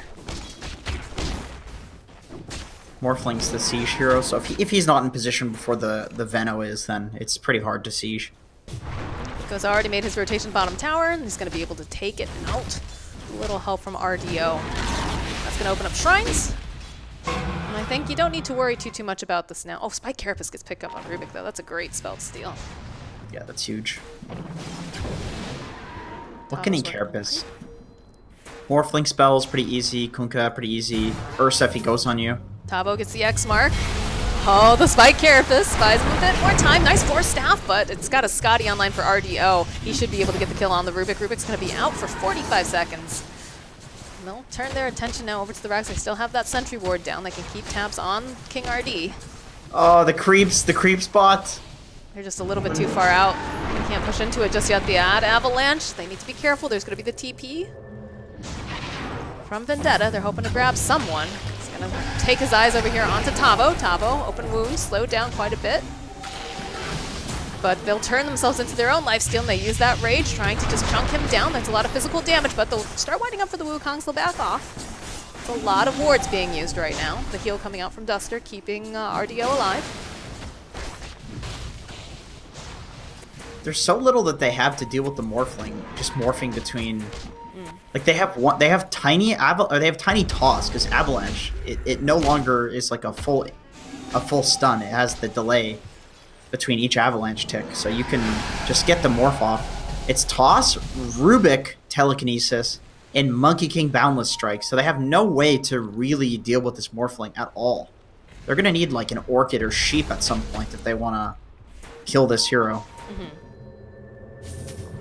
Spirit Vessel can just be Manta styled off too.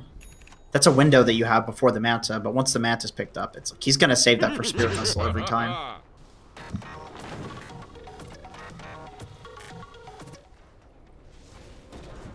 Look at Duster, he's got 4 healing salves. That is, True does he still support. have... Yeah, he does. We call Duster the, what do you call it? The hipster kid. Because he's too cool for any other boots other than brown boots. This is a little questionable right now. Maybe just getting a little bit too frisky, but they have the X combo. They've got the boat, the torrent. Force staff at the last second, though. Very nicely played, but Vendetta's just shredded by the Morphling. He's down for 64 seconds. That is just super dead. They get the Wukong's command off here as they keep chasing after RDO, who is set up as a lifestealer. Venjaz will get taken down by Hiko. So Stinger, he buys himself just a little bit more time, but I have a feeling the waveform's coming right for that face as they, again, use that rage as well as they can. They've got the Spike Carapace, the GG. Well played comes out, and King Owl +4 will take the series 2-1. Really nice Ursa from Hiko, setting up that early game to be a lot easier for his team, and then in the late game, that was honestly the Morphling show. Like, he was just uncountered. He was going in really low HP but high damage, and utilizing that health swap to bait stuff, stay alive, and also do a lot of damage. Like, he was that was a pretty nice balance of doing a lot of damage in the fights and also being the tank and frontliner on Morphling. He was playing that very well. Yeah, RDO is a really good player. Definitely one of those players to keep your eyes on in the scene. Especially it helps too when you've got a team that's able to make a lot of space and also just perform their tasks, right? It makes everything so much easier when your team isn't feeding and griefing or whatnot. But, hats True. off too going to the side of Stinger. Stinger looked really good on that Rubik. He had some really fantastic plays throughout that game. He had some nice steals. I think that for me, it's probably Stinger who's shown the best for me. I don't know. What do you think? Yeah, I think so. I think Monkey King was relatively useless. Benjaz did what he could on Veno. He was hitting really good ultimates, but Veno's not a really high skill cap hero, just to be totally frank. Like, you walk in, you ult, you put wards down. It's more about like where you position on the map. You're gonna get stuff off in fights. That's a given. Monkey King was having a really rough time, and so was Lifestealer, just getting totally outplayed and countered by the ganks and by Morphling. So really, the two heroes that could have shown some high skill cap stuff in this game is the Monkey King and the Lifestealer, and they had rough games, and it's just because King outplayed really well around them. All right, guys. Well, that is it for this particular series as King Out plus 4 take the series 2-1. GG, well play goes out to the side of Lucchini. I believe they're knocked down to lower bracket. I don't think they're eliminated. But we do have one other series today coming up for you. I think it's supposed to start in like 2 minutes. I'm not sure if we're going to start exactly at 2 minutes or if we get a little bit of a break. But you definitely want to stick around because the next game coming up is GA versus SG Esports. Team GA is, of course, Costabile, trying to remember all of the players here. Costabile, I Annihilate, Sword, Rico, and Bardo. So those are a lot of players that have made quite a name for themselves in the NA and the SA scene. So we will be back with that game.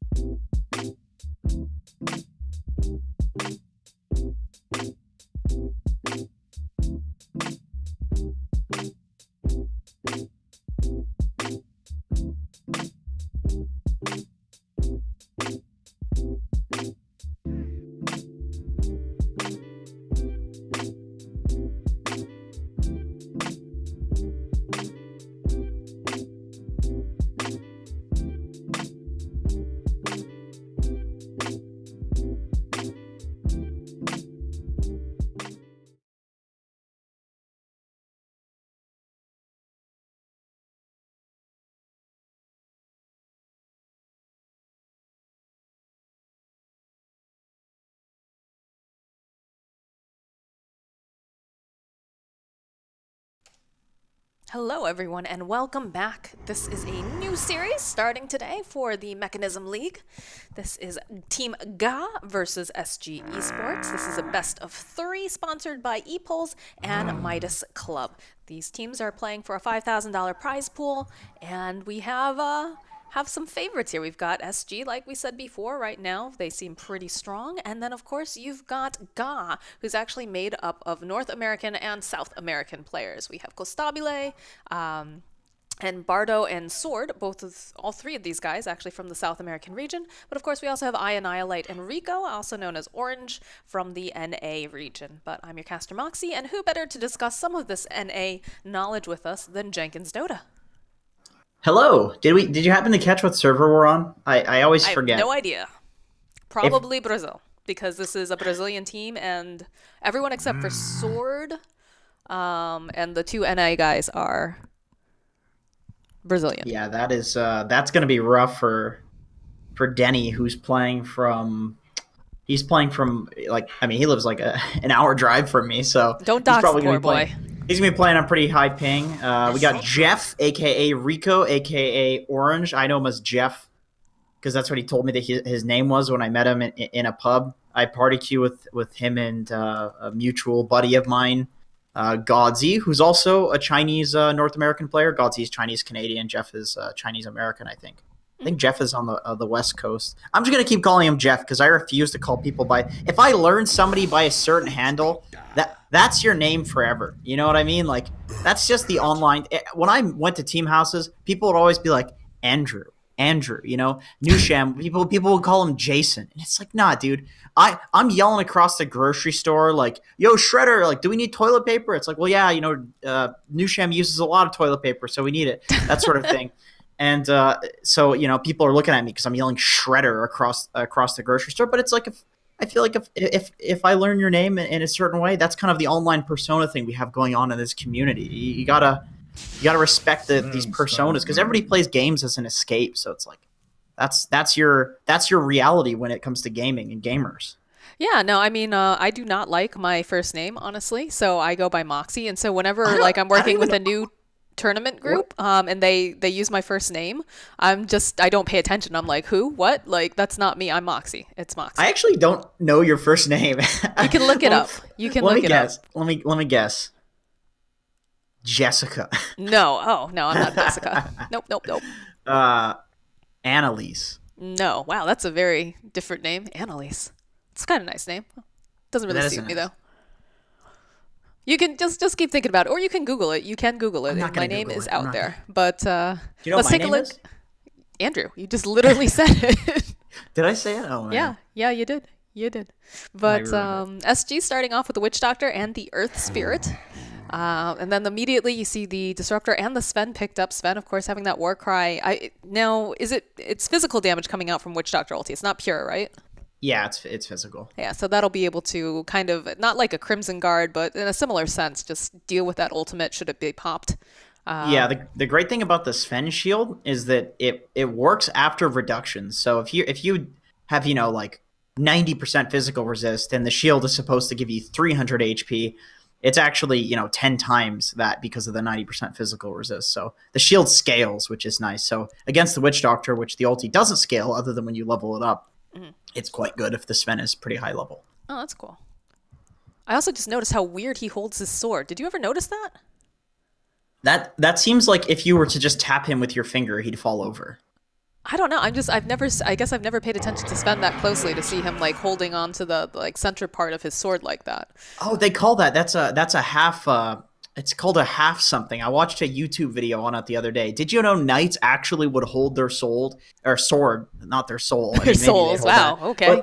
They would. Dark Souls. Yeah, it's getting really deep. They would hold their sword at the half area and then use it to pierce in the areas because you know when somebody's wearing like armor, there's these areas that are exposed, like the shoulder, any joints. So they'd use that stance to pierce inside of those areas. So like you would actually hold a sharp blade at the half area on the blade, and you wouldn't do it with like a katana or something like that because it's too sharp and it's bent, and you wouldn't pierce with that. That's like more of a slash, but it's actually like a legit thing what Sven is doing right now. That's actually really cool. He's got the little handle for it too. Yeah, yeah. No, that's how I noticed it. I was like, oh, he kind of holds that a little bit weird. So today Apparently, I learned. knights would also flip around their sword and use like the blunt, like the hilt, to like knock somebody's helmet to kind of give them a concussion, and then they jab it in the There we go. Sven sensitive parts. Arcana. Sven Arcana. He'll take his sword and bop him on the head. That would be really cool, actually. I would buy a Sven would sword buy if the he's Sven holding it upside down. That seems kind of cool. I mean, doesn't he have like kind of a lot of his weapons are pretty blunt looking. That's true. I mean, most knights' weapons were pretty blunt. Yeah. They weren't really like, they would only stay sharp for a certain amount of time. But you know who else has a sword? Juggernaut. Juggernaut has himself a katana. So we got the sword bros coming out here on the side of Ga. I wonder if they get along. I wonder if Juggernaut's code of Bushido goes along with Sven's code of chivalry.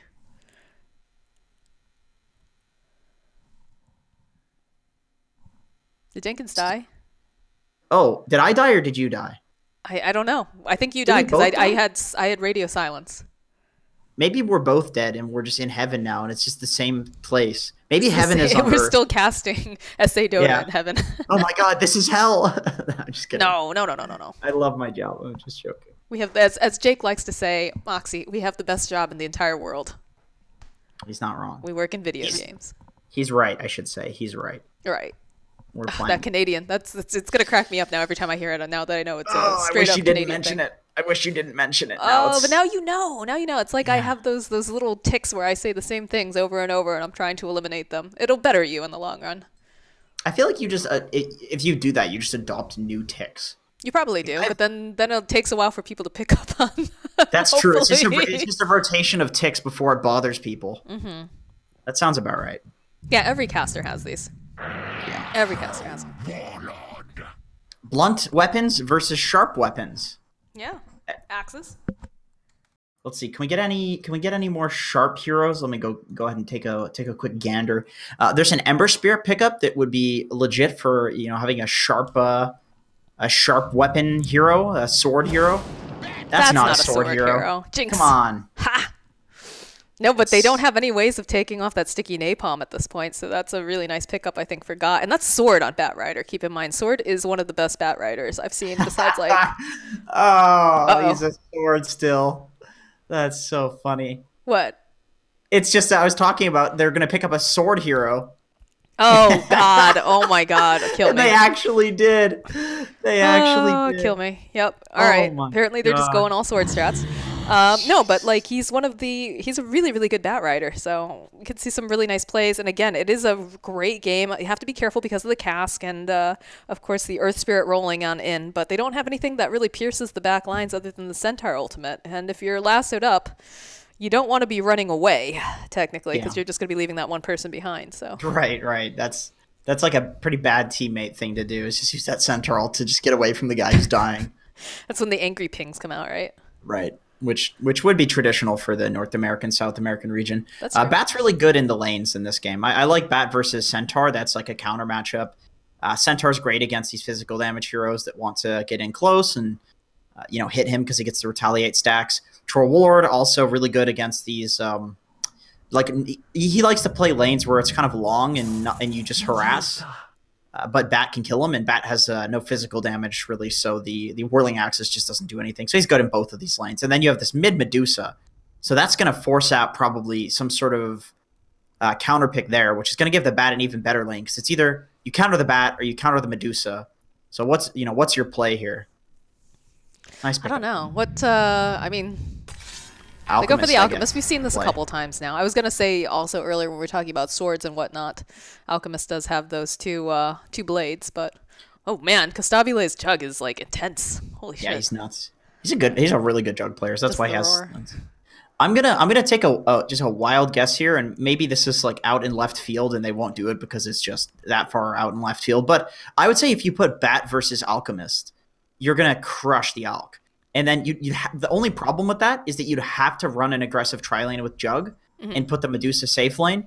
And I think the Medusa would do really well against a Centaur because you should burn his mana. That's true. But it does look like probably, I don't know, with Annihilate playing it. I know he's a mid player. I know Sword's an off lane player. Annihilate could probably play the safe lane, but I'm not sure how comfortable Sword is taking mid lane, and then Jug would have to go aggro. But I think that would be a really good way of dealing with the Alk, if that's your concern. And maybe that's why they took a little while to pick. So what's going on right now? Is it paused, or is it just taking a while to lock in here? Because everybody has selected their heroes. It's just taking a minute. I think they made this using the bot, so I don't know if they have like a specific amount of time set up or. Oh yeah, maybe. Or what? So.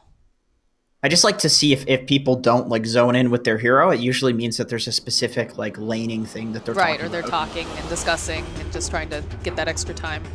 Right, like okay, here's how we win the game.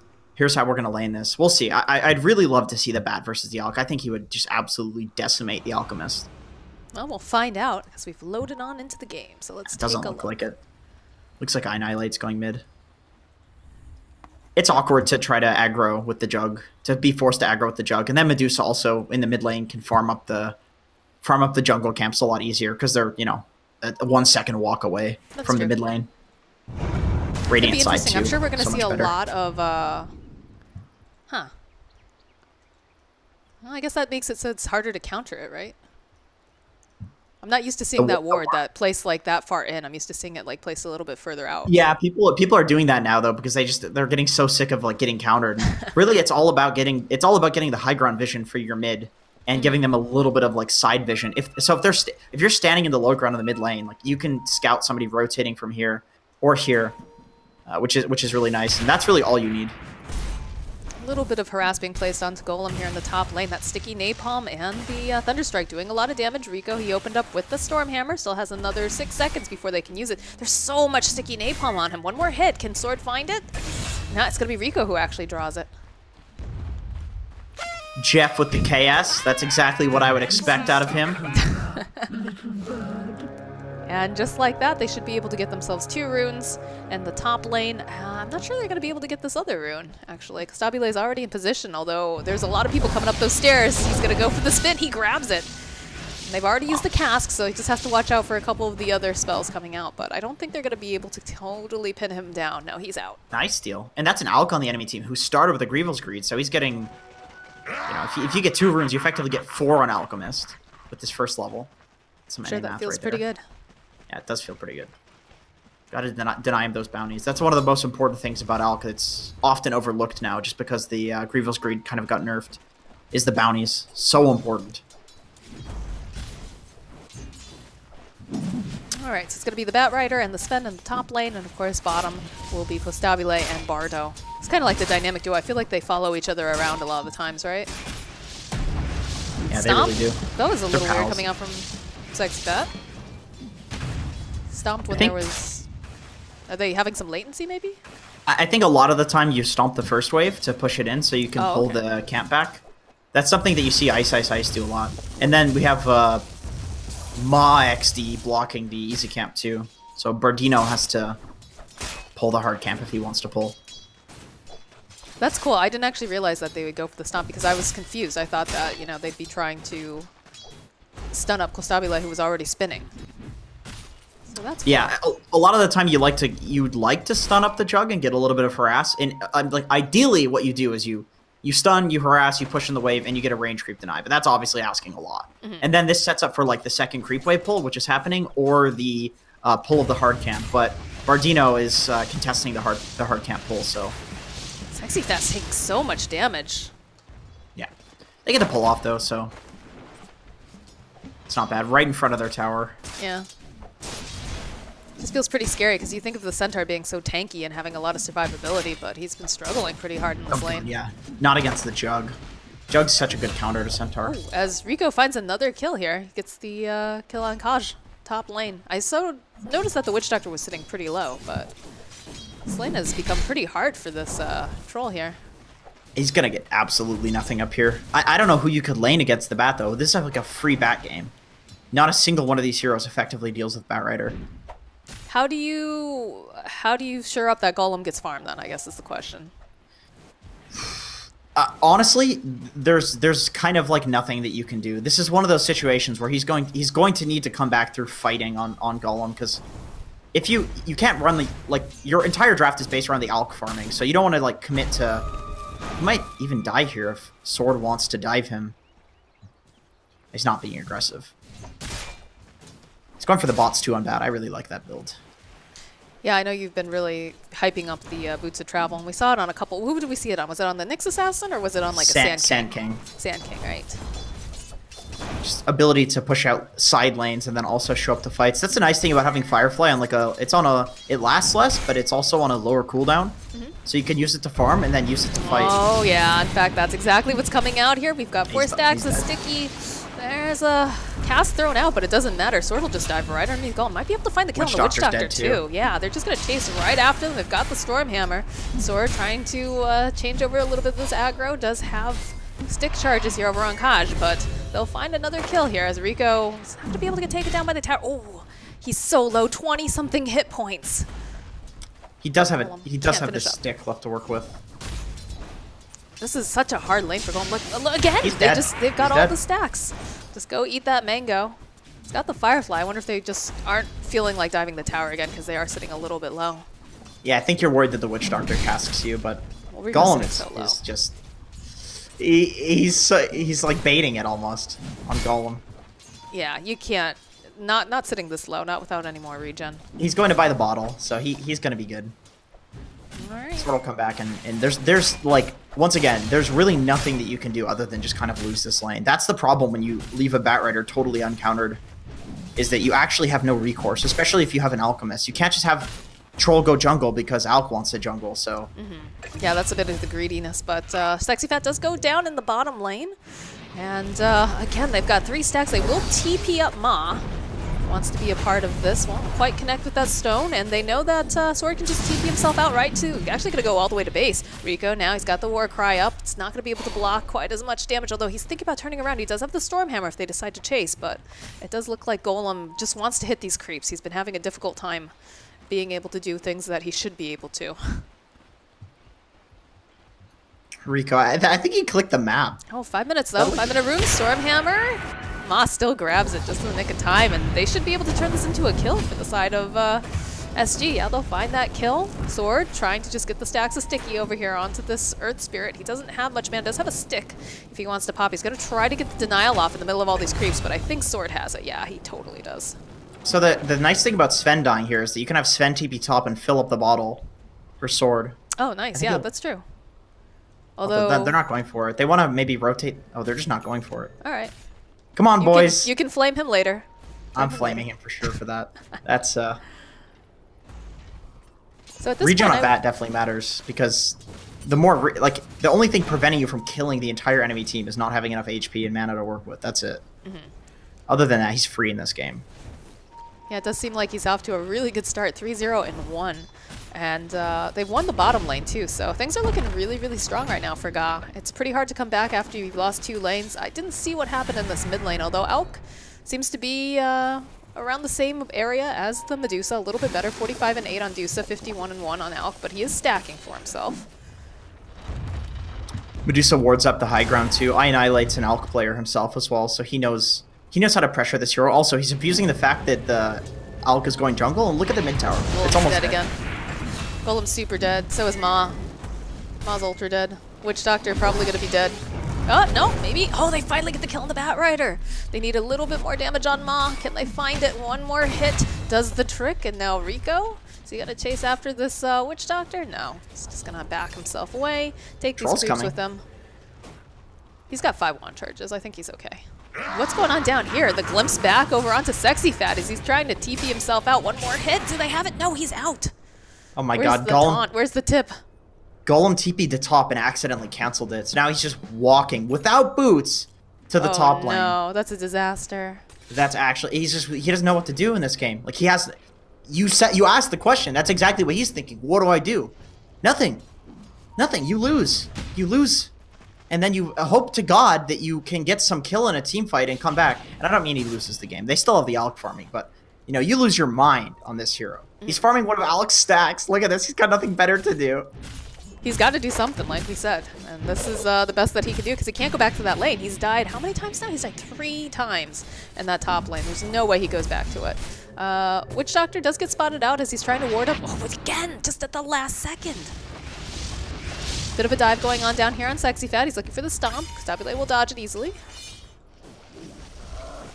They need to contest this Alk, because they didn't gank him at all. And yeah, they killed the troll quite a bit, but the Alk is now the next pressure. Yeah. They'll start getting those stacks up. He's got the shrine. He's probably hoping that somebody TPs towards him. There's going to be the rolling coming out from Bod. Doesn't quite connect. Sword still trying to get stuff on him, but he did manage to purge it off. Some of those stacks is sticky thanks to the Chemical Rage. Sword's dead here, but look at the rotation. Look at the space that Sword has made. He's still away here. He's still going to get stunned up. The rest of the team, oh boy, that's a lot of hate going out for that Earth Spirit. So they'll lose Sword, but they also end up losing their Earth Spirit. And Rico might actually be next. He's going to try to get to the high ground. He needs a missed chance. Isn't going to get it, but still alive. Should be able to get to the shrine. It's the unfortunate thing when you're rotating over on bat like that. Like, there's this point where you hit in the game where, especially when you're going to a hero that's been farming in another lane that isn't just, like, neutered by you, you need the power spike of the lasso, which now does damage. So, like, this DPS coming from lasso is very effective because it obviously is amplified by the sticky napalm.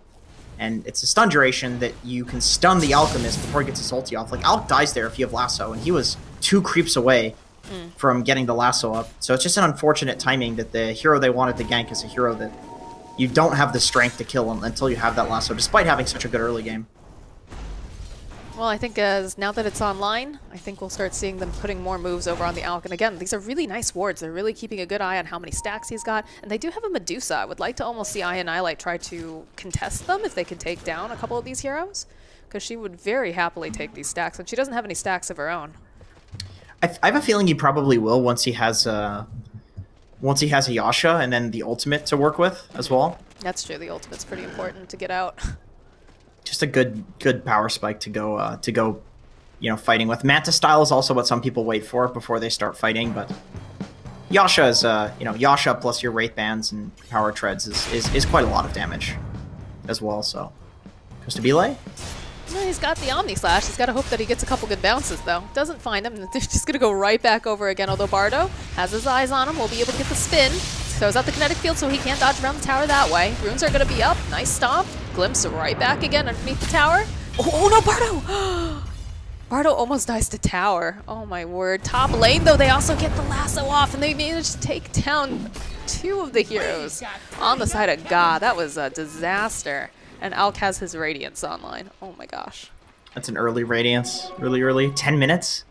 Very early. Well, they didn't contest him at all, and he's been stacking for himself. Yeah, this guy could legitimately run away with the game. We've seen this happen time and time again in this tournament. Just needs points in that unstable concoction, and then he's gonna look to fight. Like, he has the items to fight right now. As soon as you get Radiance, you're basically down to fight. It's just that the unstable concoction is awful at the first level. So you want to level that up before fighting.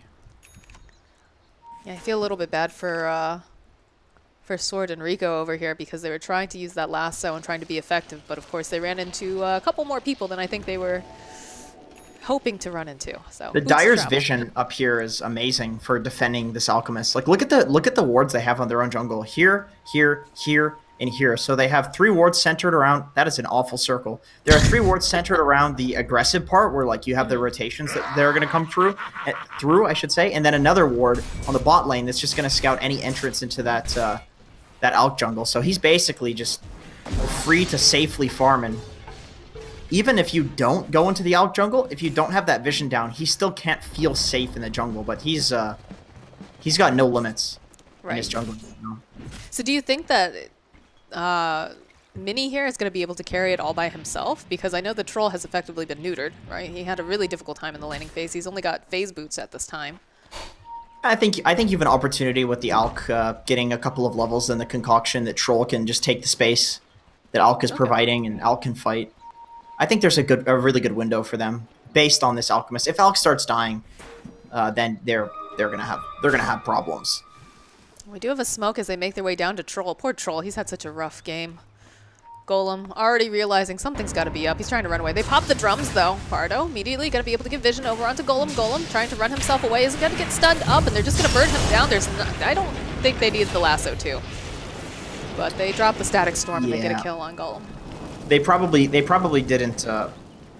both of the Disruptor and the Bat probably didn't realize the other one was going to use their spell. They weren't sure if they needed it, but to ensure the Troll doesn't get the ultimate off, you definitely want to use, like, one of them. I feel like Mini's got to be feeling pretty good right now because he knows that lasso is kind of like the big way that he can kind of get ganked here. Yeah, definitely. That or the Disruptor ulti, but both Both of them. were used. Doesn't have to worry about both of them for a little while. Life is good if you're Mini. Yep. He's almost got his Manta style. He'll have that in about a minute and a half at the rate he's farming. Life is not so good for Golem, unfortunately, though, as he has 4 deaths under his belt now. Just wants to farm. Stabile's got 2 kills down now, too. Was going to have that Yasha online fairly soon. This is like the tilt strat, where you just try to tilt Golem so much that even the alt can't carry him because he's just too mad and feeding all the time. This is a good strat in North America, South America. Do you play with Golem? I know that you've played with some of the other SA folk. Nope. I don't think I played with him. Maybe occasionally. I wasn't sure if he if it was a tilter or a rager. If he was like a prolific tilter, I'd probably you tend to remember people those, that are, yeah. Yeah, but he's honestly nobody in this game, which I'm glad. Like I'm glad these are like the 2 best teams. Well, maybe not. The 2 best, wow, you're gonna say that?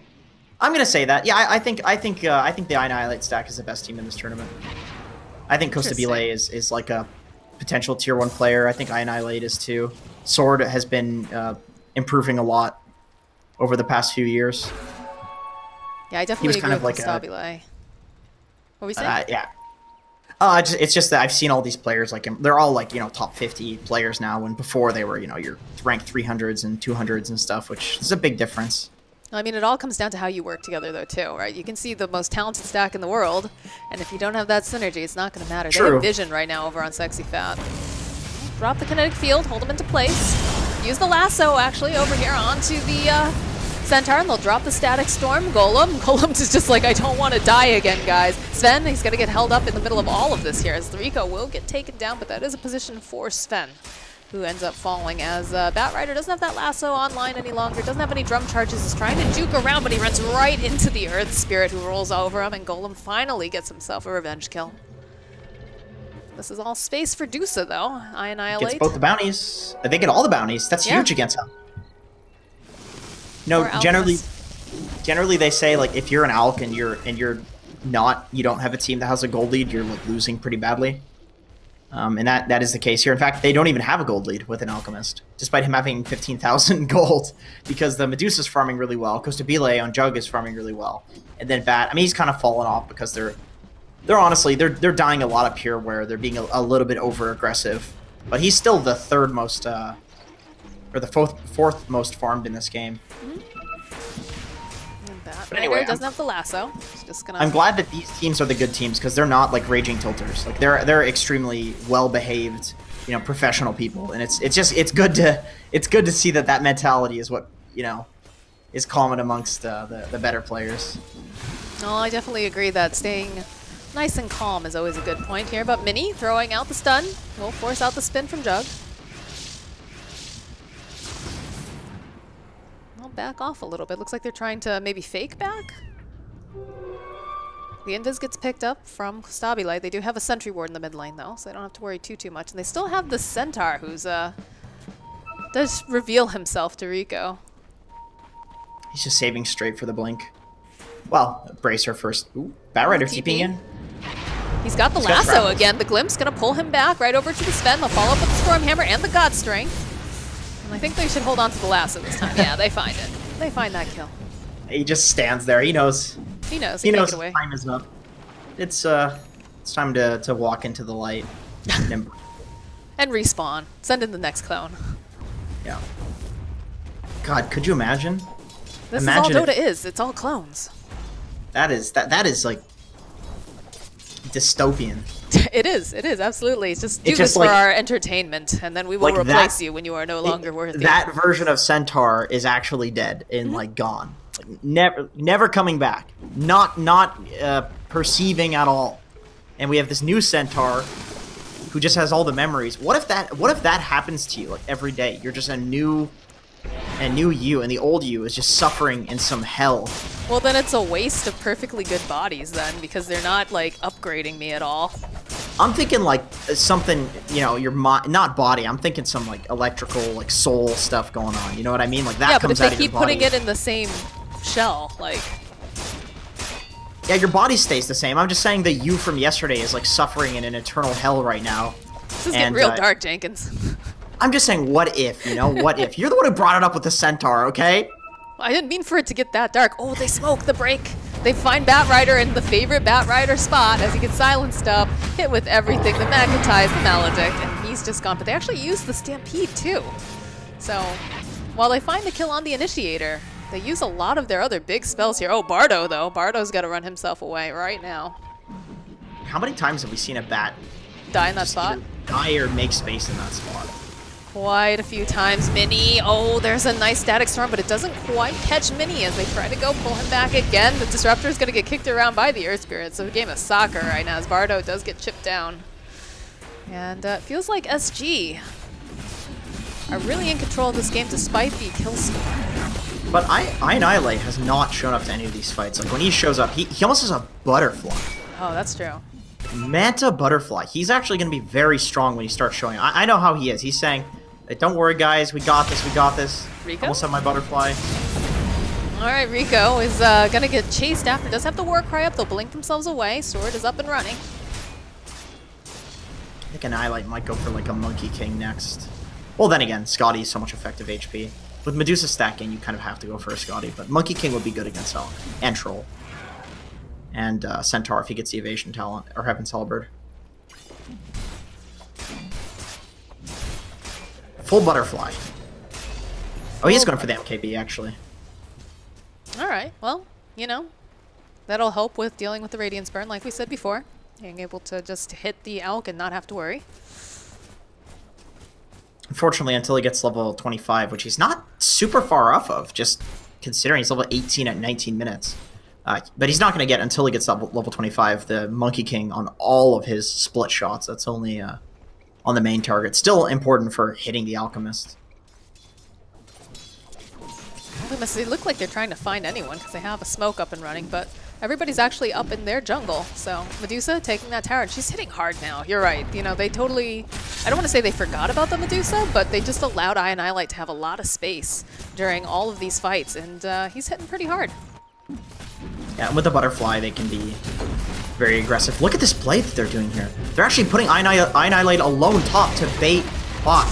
Yeah, they're jumping over here. Golem trying to run himself away here. Do manage to land a nice Iron Hammer, but there's going to be Magnetize coming through. Rico just pops as Sword tries to run himself away, and he is in that fighting position like we talked about, but that's a lot of damage. He's just going to get stunned up by the Alchemist. There's going to be the Death Ward coming out. Nice silence coming out from the Disruptor as well, but the Batrider will get taken down. Bardo trying to run himself out. They do spot him as he tries to wiggle, has that Urn Charge on him as he tries to duck underneath the tower. He's still going down here, but maybe he can put a little damage on Ma. Yeah, Ma can't run away quite as fast, but they have the Voodoo Restoration, so bit of a weird play. You know, they left Annihilate top. He took the tower, but they're about to lose their own tower if they're not careful. Yeah, they canceled Annihilate's TP, so he can't get back. He just has to farm. He's walking back. I mean, you're not going to get there in time. No, you're going to lose that tower. There's the buyback coming out from Disruptor, though, so they'll trade towers. But they traded a bunch of kills, too. I don't know. Yeah. Oh, Jug, he still wants this. He's going to chase after the Witch Doctor. Runs right by the Witch Doctor. Has no interest in him at all. So they really seem to want Ma. He's going to get lassoed up. Fabule just chipping away on him. Should be able to get this kill, no problem. He's going to fall. And Kaj gets glimpsed right back over to Rico. So they hold him into this cage. 1, 2, 3. Not even. They'll take down the Witch Doctor. So I'm a huge fan. Return kills. I'm a huge fan of the start of that fight, like keeping Annihilate top, which makes you think his entire team is standing behind him to bait a fight, and then also staying there to get the tower is really good because it forces somebody to go back. But unfortunately, the Centaur TP'd, and then he TP'd, and if Centaur TP'd first, and you don't TP within like 0.1 seconds, he's going to get the stun off on you. And you have no way of like force-staffing yourself out or anything like that, so basically Annihilate needed to TP a little bit earlier, but it's a hard call to make when your team goes in and fights and then they start dying. It's like, okay, maybe I should just get this tower. But yeah, good job for SG on committing and getting the tower as well when they realized Annihilate TP was canceled. They're gonna try to get in that pit.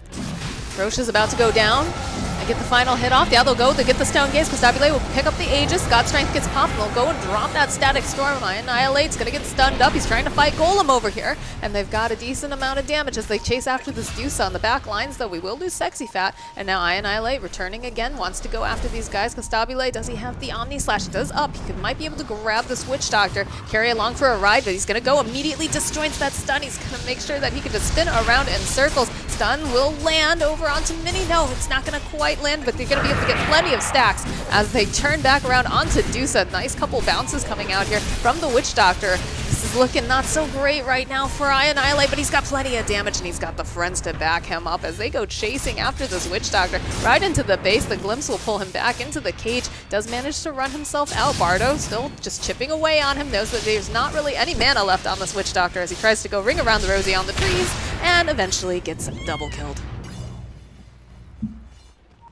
Nice Roche attempt there. That was just baits a fight out of SG, and I think in that fight, a big thing to point out is that what are they called? What is the Annihilate squad called? They're a squad, right? Ga. Ga. They're Okay. literally just called Ga. Well, the Ga squad, they did a really good job staying together. They didn't split up in the fight, which is what could cause like Annihilate to get picked off or Disruptor to die. Like they were doing a really great job at just, you know, acting as a medic for each other, peeling for each other. So that way, when they continue chasing, they have everybody. They have the Glimpse. They have the stun on Batrider, on Sven. They have the Jug to chase. And if they split up in that fight, you just have the pickoffs happening left and right. Like the Troll ulti almost killed Medusa there twice. Or once the Troll almost killed the Medusa with the hits, with the right clicks, and then once almost with the Battle Trance. So they're just sticking together. And with Medusa, you have to do that because she's a slow hero. Like you leave her on her own and you're just done. Like you have to group up around her like she's a tower. That's a... No lady wants to be referred to as a tower.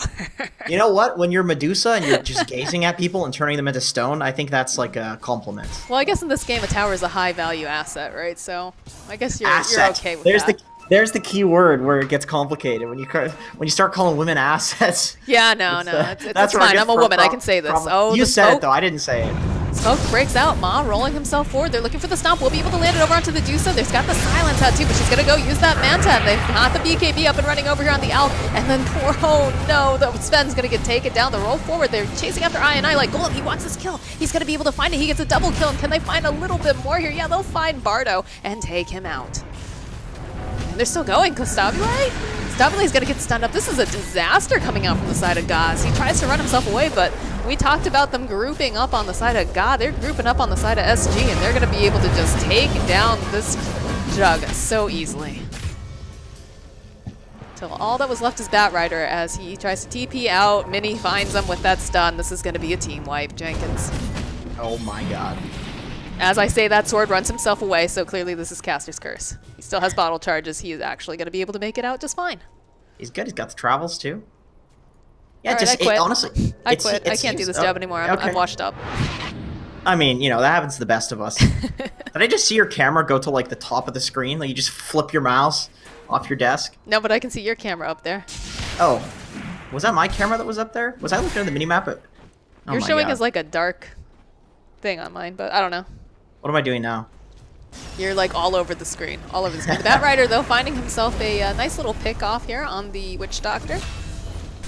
That is lasso down for 70 seconds. Oh, but Troll finds a double damage rune. Golem is a happy boy right now, and he's getting close to finishing up that BKB. Yeah, that's important. He needs that. This game is so, like, back and forth.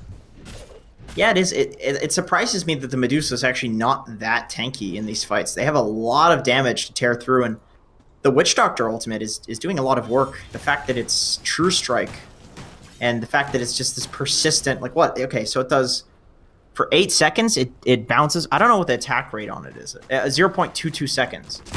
So it's doing like 500 damage a second almost to Annihilate. That's actually a lot of damage. That's a lot of damage. An awful lot of damage. The BKB is completed now for Golem, though. That should be headed out to him right now.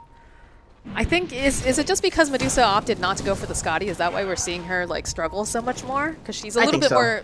Not that a Medusa is ever a glass cannon, but not as tanky as she could be, I guess, is a good way to put it. No, she doesn't have that much effective HP. A Scotty, like, God, it almost doubles it. It's pretty crazy. Yeah, it's kind of a core item on her, I feel, most of the time. Yeah. If he gets the BKB, at least he's not going to get stunned up by any of the SG stuns. So it's just the physical that's gonna DPS him, which it's still a lot, but then there's no lockdown. True. You just want to stand there and fight as a Dusa. Yeah. If you can't hit anything, you're not going to be fighting much of anything. Alright. Looks like they're just going to allow Golem and Mini to take their T2. They see the Witch Doctor. Sword. Got the Glimmer Cape. They know he's going to be probably trying to rejoin the rest of the team, and they're going to roll forward. They have their eyes on Sword. A couple seconds left. Oh, doesn't manage to Manta dodge this. Glimpsing right back again, but the BKB comes out from Troll. He really wants to get this kill over onto Disruptor. And while this is going on, we have a whole other fight as the Omni Slash comes through. Sword trying to run himself out. Does have that Spirit Vessel charge on him, though. Should be able to get burnt down. And they get the Witch Doctor ultimate off as well. They should be able to find a kill on Rico as Bardo gets taken out. And Dusa just kind of backs off here from this tower. That's the gem. That makes the game significantly harder, to just buy a gem and then give it away to the team that has a lead in an Alchemist. Every single ward is going to get dewarded now. You're going to lose map control. You're going to get out-farmed even more by an Alchemist. It feels very disappointing because it felt like they were really strong earlier on the side of Goth, but this lead is slowly starting to get smaller and smaller for them, especially when you consider, like you said, they're going to be taking down Vision. Medusa just wants to get out on that map and farm. Look how fast this tower just melts. Golem, standing and fighting. Just back off. No big deal. Shrines are easy to take right now. You may as well just get them. Get them out of there. They're already just taking down all this Vision. Who actually has the gem? I think Centaur does. Oh yeah. And he's about to not have it if he's not careful. Yeah, they need to maybe get out of there now. Well, that roll forward. They can punish this. Yeah, they're going to use the lasso. They'll drag him back, but it was a little bit of a bait because they have the BKB up and running over here onto Mini. As they drop the Static Storm, it doesn't matter. They've got BKBs on these cores. Stone Gaze comes out, but nobody's looking at this Dusa. They don't even care. They want to take down Rico. Rico going to get bashed up, held into place as everything just wails away at him. And now, Sexy Fat, he will fall down to Annihilate, but Annihilate, he's out of friends. He doesn't have the Stone Gaze anymore. Ma having to run himself back. They've got the stun for the Dusa. Ma still taking a lot of damage, but they'll be able to finally take her down. She does have buyback, the 84 seconds otherwise, and the stun comes out from Mini as he finds one final pickoff. It's just such a great place to fight there if you're the Dire. You have vision here, you have vision to scout the high ground if they run back to their shrine right there. Like, there's no way to take that fight where the Alk isn't going to be able to blink in and just chase somebody with stun. Like they knew. You can see Annihilate actually pings right here. He said he was kind of caught out of position, like he couldn't. Choke points. Yep, exactly. He's stuck in this choke point where he has to run this weird angle to get over to the shrine area. I mean, I would say that couldn't do anything. The Disruptor had a really good ult there, but the problem is they had BKBs. Yeah, it doesn't matter. Does not matter when they have those, especially on both of the cores. They just ran right out. They didn't even face the Medusa during her ultimate. I think the only one who was tanking that was the Centaur in the top lane. And he's fine with just... They kind of just ignore the Medusa until she's the last target, which is absolutely the play. That's honestly what you want to do with Alk too, but the problem with Alk is that in the early game, like this stun plus the Radiance, it's so much damage that you have to focus the Alk. With Medusa at this point, with all the defensive items that you have the Crimson Guard on Centaur, you have BKBs, you don't really have to go for her until she starts getting up like, the Scotty and Split Shot uses modifiers talent. Oh boy. The first Aghanims has been delivered. Who has it? Centaur? The Centaur, yeah, for that damage reduction. SG. This Alk is pretty wealthy at this point. What other eggs do they have? They have Witch Doctor. Witch Doctor Ags. Earth Spirit, I think, has an Ags, right? It turns somebody to stone. Yeah, Troll doesn't. I think Troll's the only one who doesn't have an Ags besides Alk. You could give him the stats, though. You could, but there's better things to put in his inventory. Yeah. Oh, that double damage rune looks so juicy. Mini grabs it. And he dances with his friends. He surprisingly does a lot of damage, actually. 125 plus... He didn't even go for the damage talent. He went for the health talent. Okay, so this is going to be big because they're going to be able to take this Roche. And again, they have the Centaur Ags now. So So they're going to Yeah, be they're able to not run even over any contesting. terrain. Yeah, they're not. They can't, I don't think. Because they know they've got BKBs. If the bat lasso, you could try to steal it though. You could go for the steal. It's pretty scary to get in that pit though, and then you're down. You lose your Bat Rider. He's got to make sure that he has buyback. Does he have buyback right now? I feel like if they lose Roche, they just lose anyway. They go for the lasso. There's going to be the roll forward. Sven still stunned up, taking a lot of damage here from the Bat Rider, but still going to try to go after this Medusa. They've got the BKBs. They actually managed to turn this. Oh, wow, look at the damage from the Golem at the last second. He goes, he pops his own ultimate. Is going to stay alive, but for how long? He's going to take it out. No, he's going to lifesteal back up again. And now Ma trying to run himself away. They get a nice Centaur stomp, followed up with that ultimate here coming out from the Disruptor, but they don't really seem to care too much, even though Golem taking a bath in the middle of it. He's going to be able to find the kill on the Medusa. Can they find the kill on Sword? They needed maybe 1 or 2 more hits as they run right back into the base. There is no buyback though now on Dusa. Look at they just push Golem back. They say, yeah, no thank you, sir. I don't want that. And Sexy Fat actually going to get burnt to death by Sword. Gem's on the ground. They ping it out. Sword wants his gem back so badly. They use the defusal on the Disruptor, but they changed their mind. Is Rico still nearby? Slow coming out again. Kinetic Field actually blocks off Rico from the rest of his team. Is that Stormhammer? It's going to be a glimpse coming right back over on Mini, but he still finds the kill on Bardo. And they'll get the kill on Sven. With the illusions. Oh my god. He was going for the bat and the illusions were just on the Disruptor. The Disruptor dies to the illusions. Do they God, get that is here? unfortunate. I think so. I think They don't have buyback on the Dusa for another 30-something seconds. You don't have your Jug up for a little bit. They do use the fort, so maybe they'll only take a tower and another Rax. They do so much damage. Look how fast these buildings go down, Jenkins. I think you would need a Rapier on Medusa to salvage this, which it's always a possibility, but I think one more bad fight and they win. Right, and it's not that hard for SG to take a good fight. They can literally just sit in the base and force it at this point.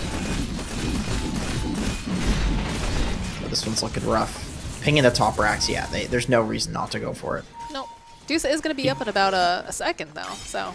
Stabile? Thinking about it. You could just BKB and go for it. They sent our ulti. Just are they getting in or out? I can't figure out what's happening here. Because Stabile has his eyes on Golem, has his own BKB. He's going to turn back around. They get the lasso off, though, on him. We'll drag him back, and they manage to go. He eats the cheese. It's going to be the Stone Gaze coming out from Annihilate. He has his own BKB popped here as the rest of the side of SG trying to run themselves away. Kaj hiding himself over in the corner. And now the Alchemist is going to get held into place. He's not going to be able to run himself out of the Static Storm. Is he going to be able to survive long enough? No, but the Glimpse bringing him right back down again. Can Dusa finish him off? Not going to be able to. He's still alive after all is said and done. They'll finally find the kill on Bardo. They'll find the kill on Golem. And surprised they aren't just taking the how did racks. Al get out of that? Oh, but they find the center up on the cliff. They'll be able to burn him to a crisp. It's a buyback on Sword and on Bardo for that.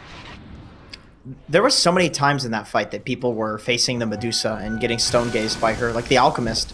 He got 388 gold for that bounty rune. Oh my god, what a hero. The chemical rage regeneration. I was looking at it and I was like, how is he regenning so fast? I forgot about the talent. I actually think that talent's awful. It used to be really good because the regen scaled with your strength, but now it doesn't. So it's literally just like exactly 30 regen. It kept him alive though during that fight, so I think in that case it was very valuable. But it's only 30% more compared to... I mean, BAT is not that useful in this sort of alch too, I guess, but... I'm going to try to even up with the shrines here, but there's a fairly decent wave coming in the bottom lane and 2 Cardis. Someone's got to go home. Oh, they don't actually have Megas yet either. They're really close to them.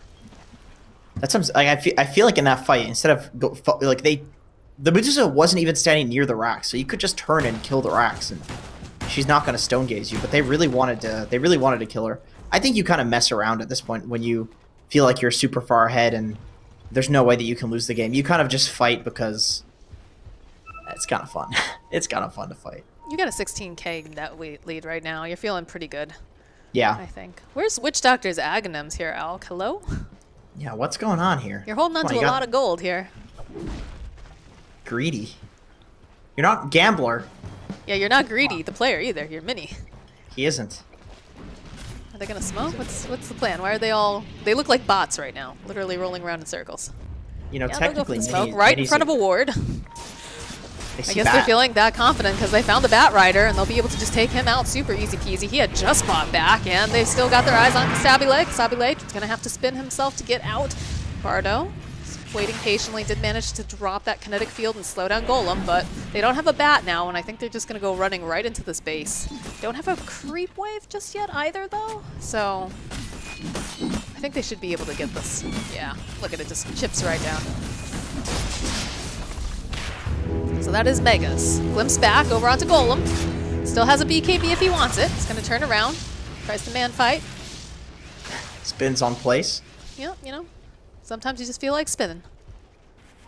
You know how you do that? You spin on place using the, you know the thing that you can set in your options where you move exactly the direction that your mouse is clicked? No.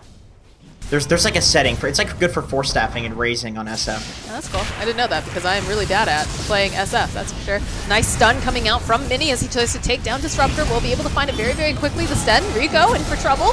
Gets a couple of these nice bounces off, but they have to turn away from the Medusa. She's got the BKB up and running. She's just trying to force them out of their base, and we get the buyback coming out from Sven too. Just wait for the Megas and go with them. Yeah, I mean, they don't have the Bat Rider, they don't have the Disruptor.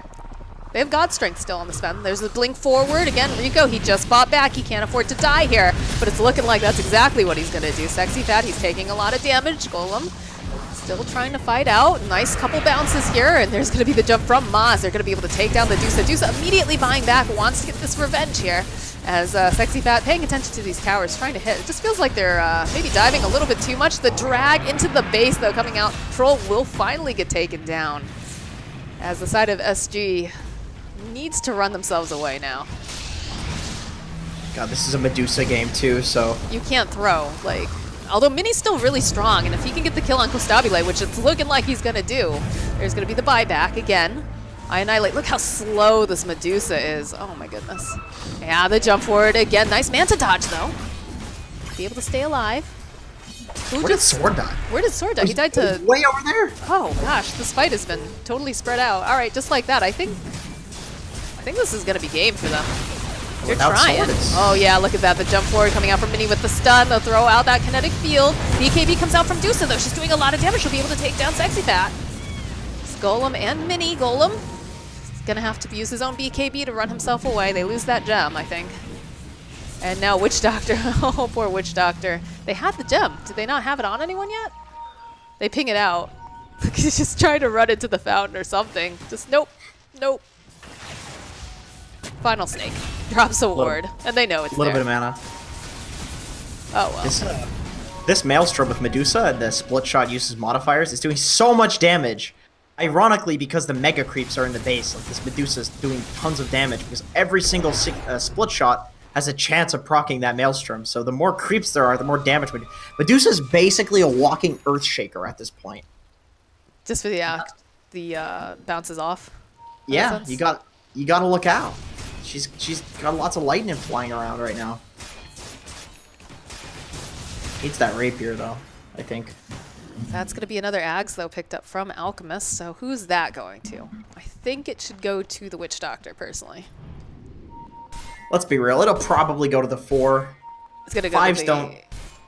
I don't know. I feel like that's so much damage though. We talked about it. Like if you can get good positioning on your Witch Doctor and he gets off a good ultimate. Yeah, but it's your 5, so you're just you don't want to give your 5 too much because then they'll develop an ego and they won't support Jenkins, you in please. Future games. Jenkins, please. Or you can win your 5's loving devotion and they'll willingly sacrifice themselves for you. Oh, no way. That doesn't. 5's loving devotion doesn't matter. They need to be like Jesus. You know, they're just sacrificing for you, and humanity just does nothing to save him. He just gets executed. You know. Not playing Dota with Jenkins. Jeez. Hey man, I play 5. I know how it is. Maybe I'm a glutton for punishment. I feel like a lot of 5s would probably... That's probably just our life. Yes. Yes, it is. I've been loving the Abaddon. Oh, look who has an Aghanim somewhere. Yeah, there you go. There you go. Well... I was right. No. You're not wrong. I am not wrong. There's a double damage rune down here. Yeah, they ping it out. Elk or Troll needs to make their way over there right now. I think it's going to be Troll. Yeah, Golem's already on the way. Hats off to Golem for like recovering so well because the laning phase was absolutely atrocious for him. hats off to Mini as well for making space for him to recover. That's true. He won his lane very, very hard, and he just farmed up nonstop. To be fair, though, the side of Ga really didn't put any pressure on him in that mid lane, so... Yep. It's like passing the proverbial baton of space creation. You know, Troll was creating space in the early game. Mini says, all right, thank you for the space. Now I can make some for you. They now they're smoke, both but huge. they can't afford to smoke, I don't think. These lanes constantly have to get pushed out. Yeah, you really can't with Megas. Your only choice is really to sit in base. If you push out in one lane, that's a pick-off waiting to happen, and then you lose the game if one of your teammates dies. Especially with this Troll with the double damage, although it did just wear off, so... They have really good heroes at defending Megas, though. Like, even Sven support, he's cleaving with the Vlads and the Crimson. Like, he's not taking damage from the Megas. I think the only one that really has a lot of difficulty with it is the Disruptor. Disruptor, yeah. Pretty normal, though, but that's a really nice lasso as they find themselves a pick-off here off the Earth Spirit, and they're going to take him down immediately. The game is maybe a little bit easier. That's a nice glimpse, though, for Mini. He's got to be pretty happy about that. They're getting so close to killing this Alch in every fight. It seems like the later and later this game goes, the less of a problem Alchemist is. He's like an accelerating carry. That's kind of how he wins games, but if you go late and you have a Jug just hitting an Alch with a Monkey King bar and a Medusa with a Monkey King bar hitting the Alch, he will die in these fights. Yeah, and he's got that Scotty queued up because he's getting the time to get the farm that he wants. Roche is back up, though, so Golem's going to try taking them. This is going to be a refresher shard. Look at Sword. Sword is playing, like, literally playing with fire over here. He wants this. Oh, he's going to go grab himself that Arcane Rune. Wow, they know that they're all nearby. He bottled it, too.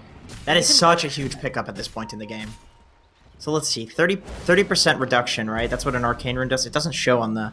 Anyway, okay, 34 seconds on the Firefly. So he can reduce that to basically have, 70% uptime on Firefly, which is really important for stealing this Roche. Yeah, there it is. Yeah, he's going right back in again. He's going to get the lasso off, drag back this, and they'll follow up with a nice Medusa ulti as well, but no one's looking at her. This is going to be maybe a little bit of a waste as they manage to go drop that Static Storm, and in the middle of all of it is Sexy Fat again. Witch Doctor, though, he's got that ultimate up and running. Look at all the damage that's coming out. He's just going to be able to burn down through the Medusa. They get a couple of Beyond Splashes. Deuce is down for 124 seconds. Alchemist, oh, but that's some really nice bounces coming out from Kaj, but it's not enough to save the Alchemist, who is now taken down. The roll coming out from Ma's Sword. He still really, really wants this. Not going to be able to quite land that stone. This is going to be the Yules being used by Sword as he's going to lay down as much of the sticky and all of this wonderful Firefly as Kostabile gets the Aegis of the Immortal. And there's a refresher on the ground, too. There's a refresher. Sven is honestly scaling to be a... There's another lasso up already because it's a real... Oh my gosh. Because it was an Arcane Rune. Yeah, he's Look dead. at Sword. He's not done yet. He's like, alright, that's cute. I think I can make it. So, the one thing that you have going for you, if you're SG in that fight, is that during that, the Megas were pushing into the base, because there was nobody on God that could defend the Megas at that point. And they had to use Fort. So with Fort being down, it gives you this opportunity to run in and just throne, despite, honestly, God being stronger at this point in the game. All right, Bardino needs help. Bardo's gonna die. Bardo's gonna die. Somebody help Bardo.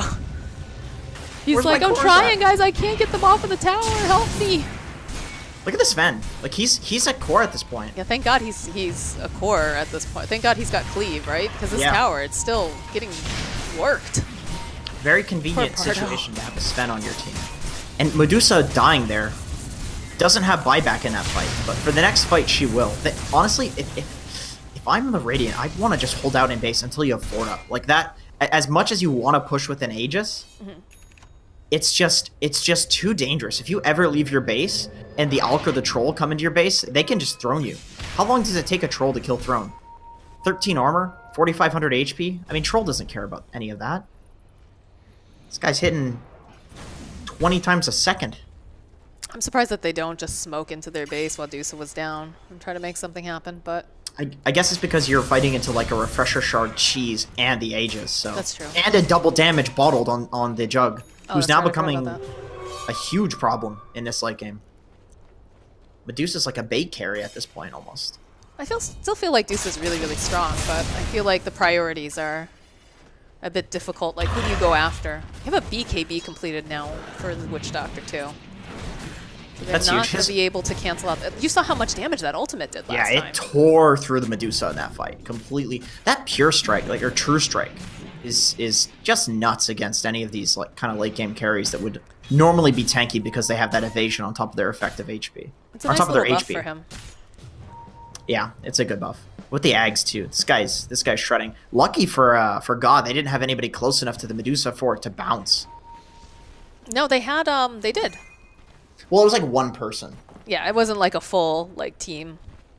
Like, if they can get like a 4-man stun in Witch Doctor ulti coming out, it's gonna be like Nasty. a blender. Yeah. As Alright. Killer Pigeon would say, like a baby in a blender. That's disgusting. Yeah, well, I didn't say it. Killer Pigeon did, so. Nice way of just transferring this away. Yeah, I'm just gonna throw people under the bus so they never Good job, want to work with me Jenkins. again. You're Canadian. You're supposed to be so polite. What the hell? Yeah, but I'm North American. Have you played NA Dota? It's all about putting blame somewhere else. Nice.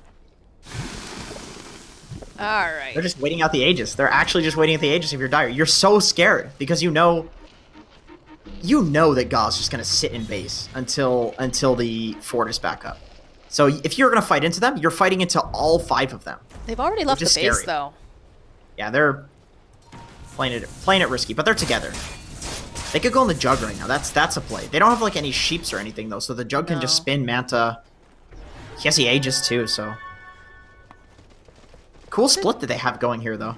Yeah, what are they hoping to do here? Troll. Golem has to be really, really careful. There's a lot of people up in this part of the jungle. This is just a good way of getting a lane out, so if they do want to fight, they can push down and maybe take Throne, because the Throne is exposed, or I should say the tier 4s are exposed on the Dire side, because they did end up getting that top tower. Like, Annihilate's early game pushing on this tower might legitimately seal the deal in this game 30 minutes later, if they can win a couple of fights and have a lane pushed in. So, Annihilate, he does have the cheese. He's backpacked his Boots of Travel. I'm interested to see if maybe he'll build into a Rapier at some point. I guess he feels like he doesn't need it. He doesn't want to, like, risk... Because once a Rapier is on the deck, the game is... It's a different game. It's like, okay, you give the Rapier to Troll, now you have to worry about Troll, and maybe it's just a hassle you don't want to worry about.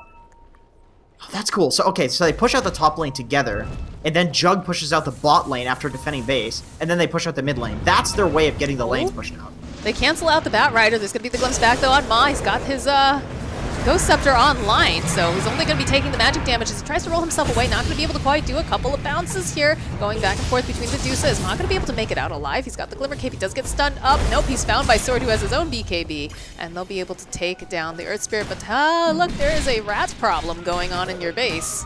Yeah, you gotta go back. Someone's got to go home and deal with that, but they're pinging out the tower. Troll, there's the buyback. Now from Earth Spirit.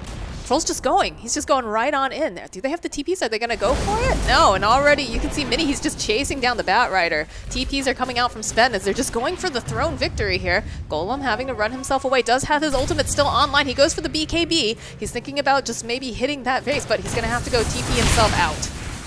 That's an open Throne, and they will lose Costabile. That is, ooh. Yeah, okay, Costabile, he used spin TP, and I'm sitting there thinking, okay, he's out, he's fine.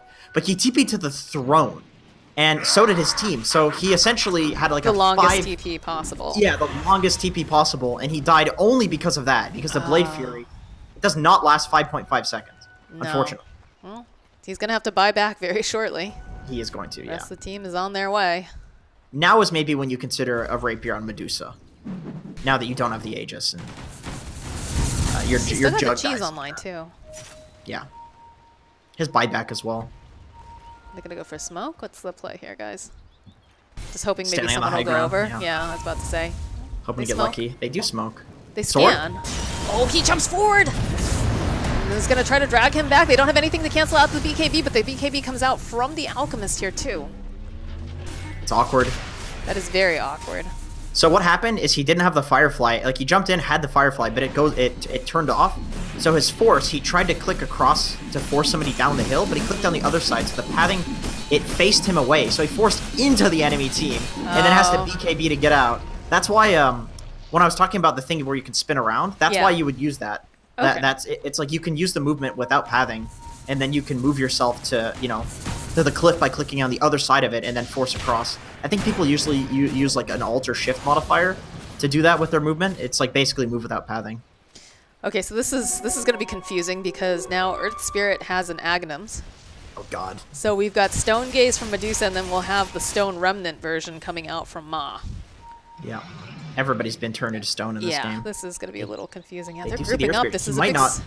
This is a smoke. Big smoke. If they find it, yeah, they're going to be able to go grab the Alk, drag him back, but immediately canceled out from Ma. And again, he does have that Stone Remnant. He's going to be able to go throw the Alk, try to save him. The jump in coming out again as they throw down the second Static Storm, but the BKBs are out and running. It doesn't matter. Sexy Thad, he seems to be the one who gets all the punishment, but in comes Alk on the back lines. He's looking. They've got that BKB on the Witch Doctor. He's doing so much damage, but he will eventually get taken down by the Omni Slash. Golem, he pops the ultimate. He's just shredding this Medusa. She's going to go eat the cheese. He's doing so much. Is he going to be able to finish? He finishes off the Medusa. It's a triple kill for Costabile, though, as he TPs himself right back home. They have to go home. Their shrine base is under attack.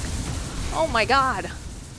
Okay, they have opportunities here with the buybacks all being spent on the Dire side, but the problem is your throne. Every single time you take a fight, your throne is exposed. What happens if Troll just TPs to your base and presses BKB and hits the throne? I think you lose. Like, you actually have to keep the waves pushed out at all costs right now, even though you have these buybacks. Like, I think if you're the Dire, you can just wait for your buybacks to be back up, because you know that the Radiant is going to be waiting for the, what's it called?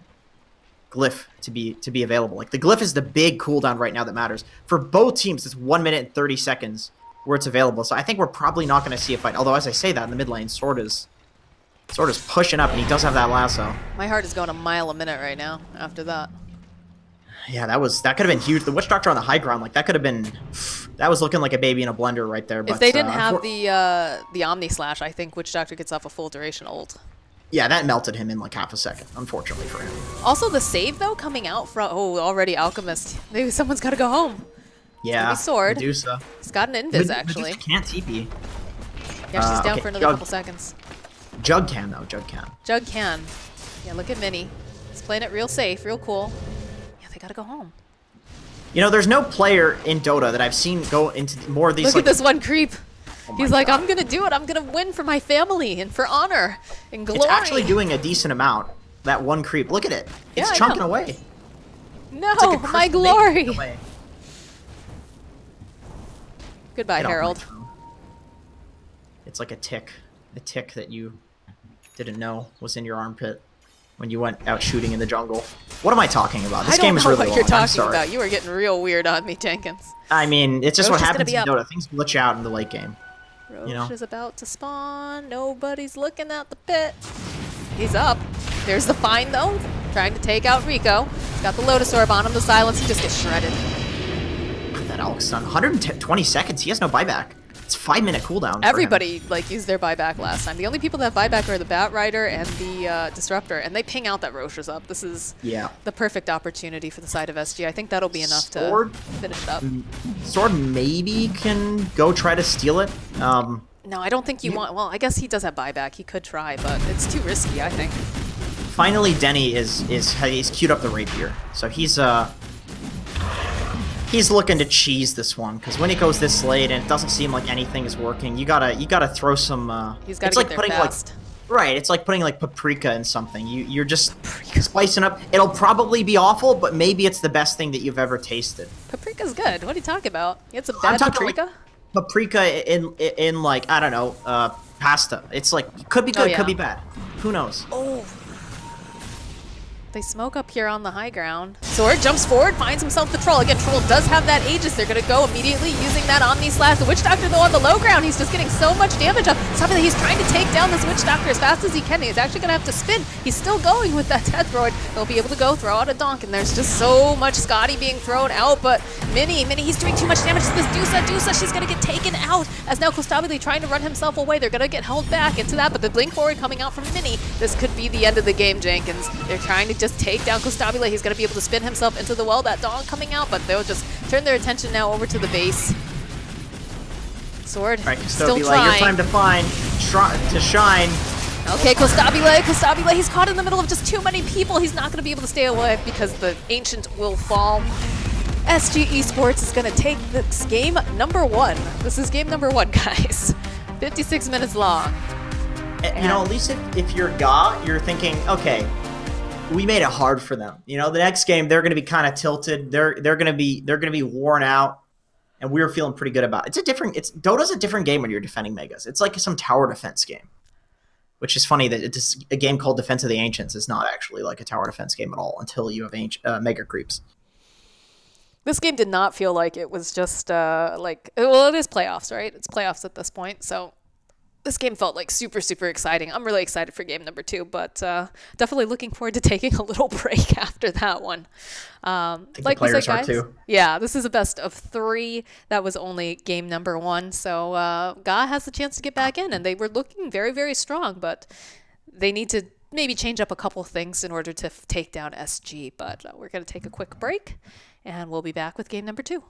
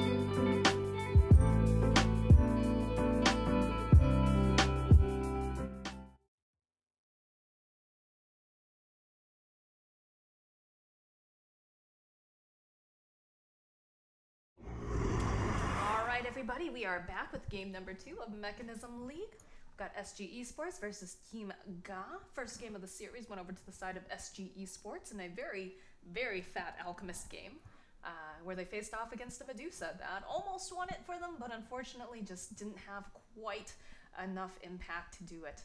But I'm your caster Moxie, and I'm here with Jenkins. Jenkins, that last game was insane. It was like, what did we say, a 56-minute long game? Yeah, something like that. That's pretty nuts. About 20 minutes of mega creeps defense. Not your usual Dota game. It sounds a little bit like your voice might be coming through your webcam or something, by the way. You know what it was, is that I was drinking tea, and I put my microphone up on my headset. That would be the case. Hello, that happens I'm back. to me. Yeah. Hello. That was. How was the tea? How was it? What tea are you drinking? You're this still one, I'm doing the cinnamon rooibos tea. You love the really extravagant. I'm just like an Earl Grey drinker. I like that stuff. Don't get me wrong. It's just I really like the Earl Grey. Just it calms me down. You know, it's got the. You can't have too much black tea because it's got a lot of caffeine in it. You have to be careful about that. At least I do. I have to be careful about too much caffeine. Yeah, there's you. Meanwhile, you're drinking your like 5th Red Bull sugar-free over there. You actually totally caught me. I know. You're making me feel guilty. That's what I'm feeling guilty here for drinking my Red Bulls. You don't have to feel guilty. You don't have to feel guilty. That's fine. Although, I'm personally I like Monster a little bit better, but they're both good. They're both good. It's I'm not sponsored by anyone. It's definitely upset my stomach a little bit. If Red Bull's out there, if you're checking this out, Red Bull, I'll take payment. Stop in hawking Red yourself. Stop hawking yourself on the e-polls and Midas Club or ticket doll here. hairs. All right. If Midas Club wants to pay me in doll hairs too, I'll take a Midas Club sponsorship. You have to talk to Estini about that. We know what the I forget what they're called now. The Brazilian currency. Hey eyes. The hey eyes to doll hairs ratio is pretty good. So you can. It'll be good for you to pay me in that. Why doll hairs? I guess is the real question. Why does it keep coming back to doll hairs? Because there's a scarcity. Ask it Nahaz, Mr. Bester, Professor Bester. I don't think I'm going to do that, but okay. Liking the draft coming out from SG right now, this is actually a very similar draft to what we saw coming from King Out +4, right? We had the Oracle and the Darkseer open, and I think they had like a Death Prophet too. They put Hiko on in the mid, and that ended up working really, really great for them because every time that they would initiate on the Death Prophet, they would just immediately throw out the False Promise, keep her alive for the duration of her ult, and then she'd heal right back up again. So, when you think about it, really Darkseer and Oracle are like the perfect 2 heroes to have on a team together for what they want to do in the mid game. Like they're both about buffing up that one kind of glass cannon hero to be immortal and really fast. Like if you pick an OD or an Ursa with these 2 heroes, or a Death Prophet, like you mentioned, they are going to feel like immortal and just constantly in your face. Like it's going to be very hard to deal with them. that's true. They banned out the Lifestealer and the Ursa, so I think they're thinking along the same lines. They don't want to see that hero. What else can we see that would... Maybe OD ban. Well, then again, you have a Nyx Assassin, so I don't think you really care if there's an OD on the enemy team. Ember seems pretty good. Both of these heroes buffing up an Ember seems kind of difficult. Oh, they'd ban out the Earth Spirit just for the Darkseer combo. They do need a laning combo with the Darkseer, but there's a lot available. Like there's Sven, there's Earth Spirit, there's Bounty, there's Pango. Even Shadow Shaman is decent. Clockwork. That's more of like a Europe CIS thing, though. I do like Clockwork quite a bit. I'm not sure if that's going to be the pick, though, here for the side of SG. Because they did... I think, who did they have? They had a stand-in before, and now they've got Nuages, rather, back in. So I don't know if that's going to affect their hero pool at all. For some reason, I recall him playing like Clockwork or something like that. Maybe I'm just... Well, I mean, you are the analyst. You have full access to your computer. I'm the one who's running production, so you can always check. All right, let me go. Calling check you out on that. SG Nuages. Let me just Google everything. I'll just Google everything because I'm just a Google bot. That's all I am to you. Just a Google bot. You're paying in doll hairs. If only I were paying you in doll hairs. Yeah. You'd have a decent amount of doll hairs, though, right? I'd be loaded. I'd be rich. You'd be loaded. Good old doll hairs. But, yeah, it looks like they're taking their time on the side of God. They're not quite sure what they want to pick up. The Vengeful Spirit and the Nyx Assassin, both very meta currently, and that is their 1 and 2 most likely. So I'm guessing they want an off laner if I were them.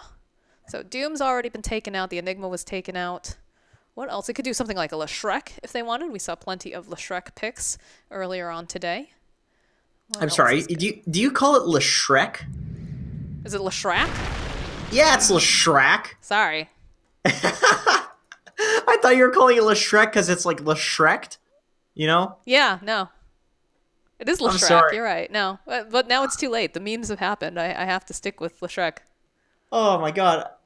I didn't call you out on it until now. I'm sorry. It's fine. It's fine. We're gonna pretend that this didn't happen. Okay. Yeah, they You can picked go up for the the time. tinny. God, Oh, see, sorry. that's the problem is What? that you mispronounce. You purposely pronounce, not mispronounce, but you purposely pronounce things differently, and I always get thrown off with it. Yeah, I think Denny's probably gonna be playing the little Shrek this game if they do pick it up. Okay. Oh, they go for the Earthshake. This is looking just like the draft that we saw coming out from King Owen 4.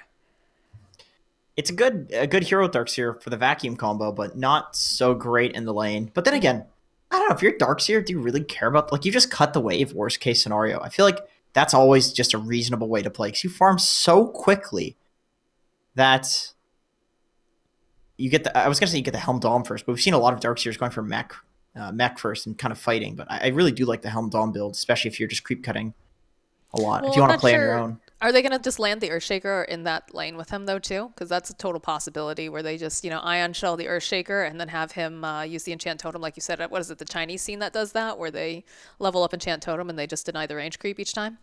Yeah, you could also just send the Earthshaker like bot with Fissure, and he could rotate mid and do stuff like that because the Darkseer is fine on his own.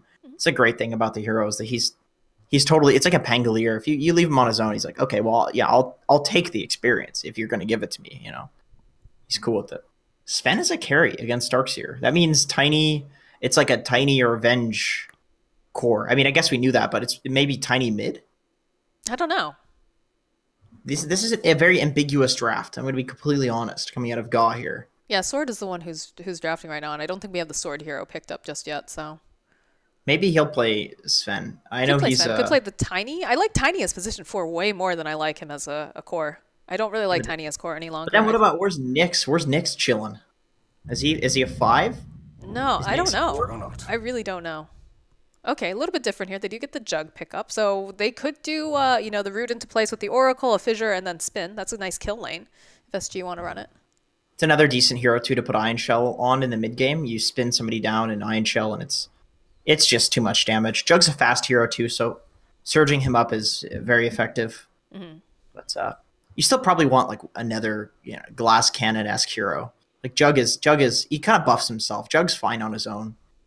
He's fine to buff up, but he's also just decent on his own. A lot of these other heroes. What's the mini hero? I guess is the question. What's the mid hero that SG is going to pick up? Ember doesn't seem bad, but then again, you'd be laning against a Tiny, which is like an awful matchup. Tiny Again, we just don't know if the Tiny's going mid or outdenies you. not, but they do have flexibility in their draft, so they could send him that way. You could, if you're SG Esports, you could pick like a mid DK. You have second to last pick, so you want to pick something that'll just do fine regardless of what's picked. So like SF or DK, and just push, or they're gonna go with the Medusa because they banned the Alk. Is that what's happening here? I don't know. Oh no, Medusa's banned. Okay, so they can't go for that. So yeah, I think like SF or DK. DK for more early game pushing. It's a little less common these days. They could use the frontliner, but SF is also equivalent and kind of does what DK does, except a little bit better. Like less so early, but when he spikes with that neck, it's pretty huge. All right, well, moment of truth coming down here for the side of SG and Gaz. We have to figure out what exactly is the last choice. I'm going to go into the reserve time. I'm trying to think, like, what would be... Because you don't want the OD because they have that Nyx Assassin. Could do... What about a Monkey King? I'd be worried about Monkey King if you like they'd be able to counterpick it. They could pick like a bat and just That's destroy true. it. Yeah, yeah. So it's SF, DK could get countered. What You about the could Death pick- Prophet still? Yeah, DP's still good. DP's definitely still good. It's like a pretty general hero. It's not really gonna necessarily lose any lane. I'm looking at I feel like SF is good just because it's not an int hero versus the Nyx. Like SF doesn't really care that much about Nyx. But then again, you can't just not pick every int hero because there's a Nyx. But TA, you know, you're if you pick TA, then there's a counter pick opportunity. Like they could pick a bat once again. But then again, you're picking bat versus Oracle. I like the Death Prophet personally. I think that's like a really good pick right now because Death Prophet's gonna not usually be on her own. Once she gets that ultimate, they're gonna be grouping up around her. And so even though Nyx Assassin, you know, can carapace and like cause some problems, she's still gonna have a lot of support. Plus she's got an Oracle who's gonna be able to save her too. Usually, you know, the Tiny's pretty scary because he can burst combo, but he's got to get to her first. I feel like they're gonna pick something weird just because it's they're taking a long time to think about it, but I would guess that they're thinking about picking something else, and they probably have their finger over something stable like an SF. And if it goes to 0 seconds and they don't think of something else, then it's just going to be the SF. What about a Shrek? No, they do go for the Monkey King. All right. Huh. Don't you just instant Bat Rider this? I don't know. Then you're really reliant basically on Sven for most of your physical damage. There's Tiny too still. Eventually. But yeah, it's true. But he's mostly magic damage for that burst combo. You would then be picking Bat into Jug Oracle. Like, you could just Jug mid against the Bat and do really well. That's true. But I don't know. There's, let's see, what's like really good against Monkey King? Obviously, Bat Rider. Queen of Pain would do exceptionally well against Monkey. But then again, dodge it anymore, like you said earlier. You could still Jug mid against Quap too, though. And you'd get screwed as Jug because the Dagger cooldown's way lower than the Blade Fury cooldown. Eventually. You don't want to just let them have a Monkey King for no reason and not counter it. They do Quap. All right. Okay. Yeah, that's a good counter. How was I Annihilate Quap? I don't remember. I've seen I Annihilate play quite a few different games, but I don't remember his Quap being... He's a good Quap. He's a beastly Quap. Okay. It's more of a recent thing that he's been playing, I think. That might be why, because I think last time I was spectating him was quite a while ago. Yeah, he's a really good Queen of Pain. All right. The hero's been kind of trending in NA a little bit. As like a mid and an off laner. Is it because of the fact that we've been seeing such an uptick on the Monkey King? And also, you mentioned like the Dagger is on a pretty low cooldown now too, right? The Dagger is basically just insane. Like the damage it does. The damage has been buffed, I believe, twice. And already maxing the Dagger before was a pretty good build. It's not possible to lane against a Queen of Pain when she has maxed out Dagger. It doesn't matter who you are. Like she's gonna have less of a cooldown on it than you have on the ability that you use to dodge it. Like she even beats a Nyx in lane. Even though he can literally purge it because his cooldown is so long, she just daggers again. 4-second cooldown. And it does like 450 damage over time for a 4-second cooldown ability when it's maxed out. That's pretty wild. And that's so much. How do you lane against that? It prevents bottle, prevents salves. She can right click you too and kite you with it. It's nuts. So do you think a lot of this is going to be dependent on how I Annihilate snowballs with this hero, do you think? Oh, it always is. It always is with like your Pucks and Queen of Pains. The way that they function in a game is by ganking the side lanes and getting runes and like, you know, quote unquote tempo controlling as opposed to just being an SF and sitting and farming jungle. If you're trying to farm jungle on a Quap or a Puck, you're gonna like use all your mana for a single camp. It's pretty awful, but SF doesn't have the capabilities of getting around as quickly as you do, so you can tempo control really well. Okay. We do get a little bit of a longer pick time here. I wonder if that's something that's built into the... Yeah, they've all picked. It's got to be. There it is. It's got.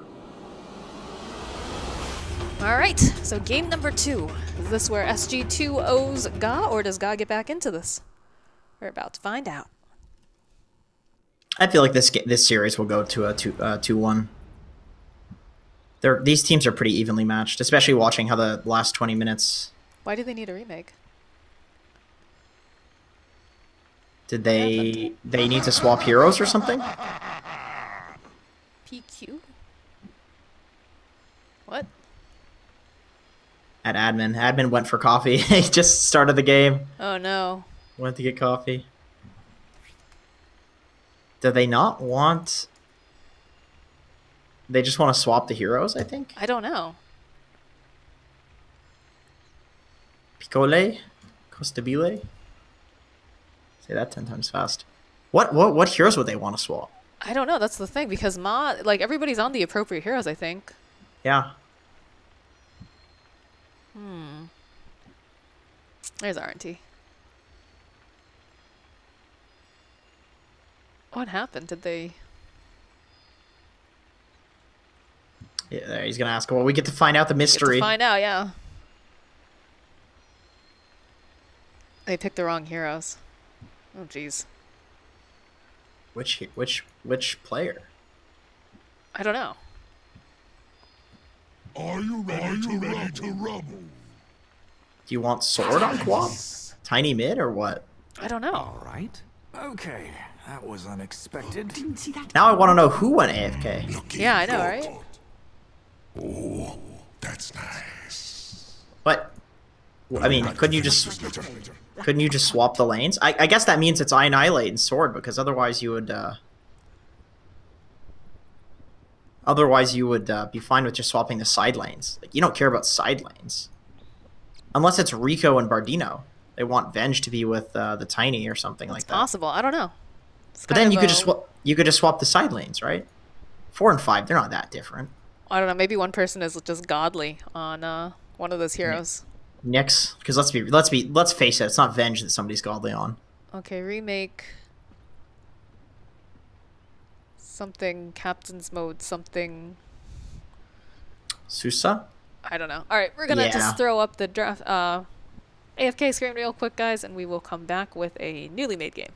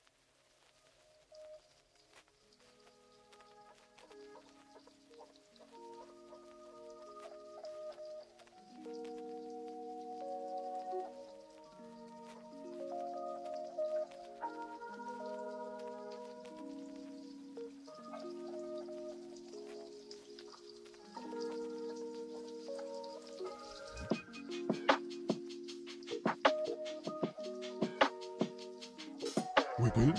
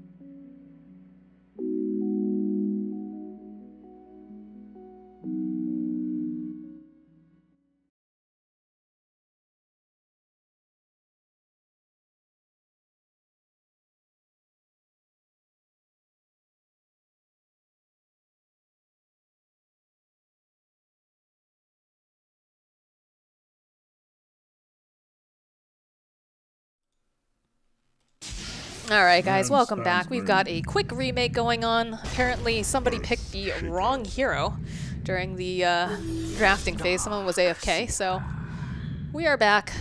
It's going to be very fast, hopefully.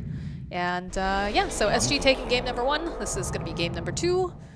Jenkins says that he thinks it's going to be a 2-1 series. I don't know. Yeah, I don't know. I feel like these teams are close. I think that the God looked better near the end of that first game, and if they play like that in this game, they'll probably take it with their draft, and then we have a game 3. But once again, it's really hard. I mean, with Dota, obviously, it's really hard to say. One single thing could snowball out of control. I just think the God looked a lot better near the end of the game there. They all tipped the Vengeful Spirit. Yeah, of course it was Sword. It was oh my Sword. God. Sword was the one who drafted. How is that possible? You probably had to take a leak. Oh my For God. points. All right. He has no items on Sword. He has no items. What are you doing? Sword. Look at this. When is he gonna notice? When is he gonna notice? It's because there wasn't. There wasn't the picking phase where you can pick Yes. items up. Oh my God, Sword. GG. Look at he just noticed. GG. Yeah, look at the. Oh my God. Oh no. Well, we're off to a good start. All right, SG's totally. They've got their heads in the game. Everybody's Yeah, got I think their SG's items. got this. Yikes. Oh boy, Sword. I was vouching for you guys, man. Come on. His head's out of the game. Yeah, it is. Apparently, it's in his toilet. He was like puking or something. God, I hope not. That'd be awful. That would There was be one awful. team, what was it? I think it might have been Forward Gaming, where like a couple of the guys had gotten like food poisoning or something, and they were still trying my to play the God. game. Ugh, sounds awful. That does sound awful. At that point, you just reschedule or forfeit. I don't think they could. I think I don't think you want to forfeit if you're Forward Gaming though. Like Food poisoning's awful though. That's not. J-Storm. I don't remember. It was one of the North American teams though. I definitely remember that. They were like very, very ill. Brutal. The life of a Dota player. Indeed. That's got to be the worst feeling too, like when people travel and they get sick, like on LAN. Ugh, I'm really like, knock on wood, I hope that never happens to me. I haven't had that issue yet. Every time I've traveled, I've I been get healthy. colds. That's what I get. Both times I went to China, I got like a nasty cold. I think that's pretty normal though. Like China is one of those places where a lot of people end up getting a little sick, and India, of course, because the microbes are so different. Different little guys, bacteria's getting into your system. Mm-hmm. You don't have the antioxidants for. The antibodies. The Yeah, antioxidants. What is this? yeah. An acai berry commercial? Come on now. Alright, so it begins. I Annihilate. Just going to keep spamming out over on Mini on this Monkey King. And he did pick this into, or rather, he picked this knowing that they could pick up a Quap, which is kind of interesting, so. Mm-hmm. Yeah, just be confident on the hero, I guess. But yeah, like you said, there was a lot of counters in the pool to Monkey King left, which probably is why they took so long to pick. They were really considering, do we want to pick this? And then he says, yeah, just go for it. I'll do fine no matter what. This lane feels... Oh, yeah, look at this. They're going to try to dodge it, sending Kostabile down to the bottom lane. And Bardo, they'll land the fissure. There's the spin, and we talked about this, that this was going to happen. Golem going to get the first blood here in this top lane. It's too weak of a lane to just have Nyx and Sven, especially like when you consider, you know, you've got an Oracle, you've got the Earthshaker. Normally the Earthshaker doesn't do too much early on, but... Pretty strong lane with lane, the tri-lane. Sword's just going to die here multiple times if he's not careful. Like, he has no escape. He does. The jug has gone bot though, so they're rotating. They don't want to pressure Sword. They don't care about Avenge. She doesn't care about getting pressured, so. Okay. Yeah, you see the rotations already coming out, so gonna be seeing some musical chairs, I think. Just bullying this Sven pretty hard. Oracle's down bot now. Bardo. It's off to the side here. So are they just gonna keep the Earthshaker up top? And yeah, it looks like that's gonna be the way they split things up. I don't think you need to keep him top. No, I think you have a Darkseer. Like he can just solo. Feels like this May as Tiny well. isn't doing much right now. Rico is still sitting Doesn't at have level haste. 1. The haste will help. Who can he toss into towers? The awkward thing, like No one right now. not really anybody right now. The creep waves are too far out. That's the problem with like roamers, right? Is that they need to find something in order to get these levels and the experience. Right. It's like This the doesn't have opportunities anything. need to be there, but if they aren't, you're just level 1. Yeah. Just rolling on through here. Does find the Earthshaker though. I don't think they can kill him though. I don't think so either. Yeah, and the haste is already just run out at this point. So, although he's getting a little close to that tower. He is, but there's no creep wave there. That's true.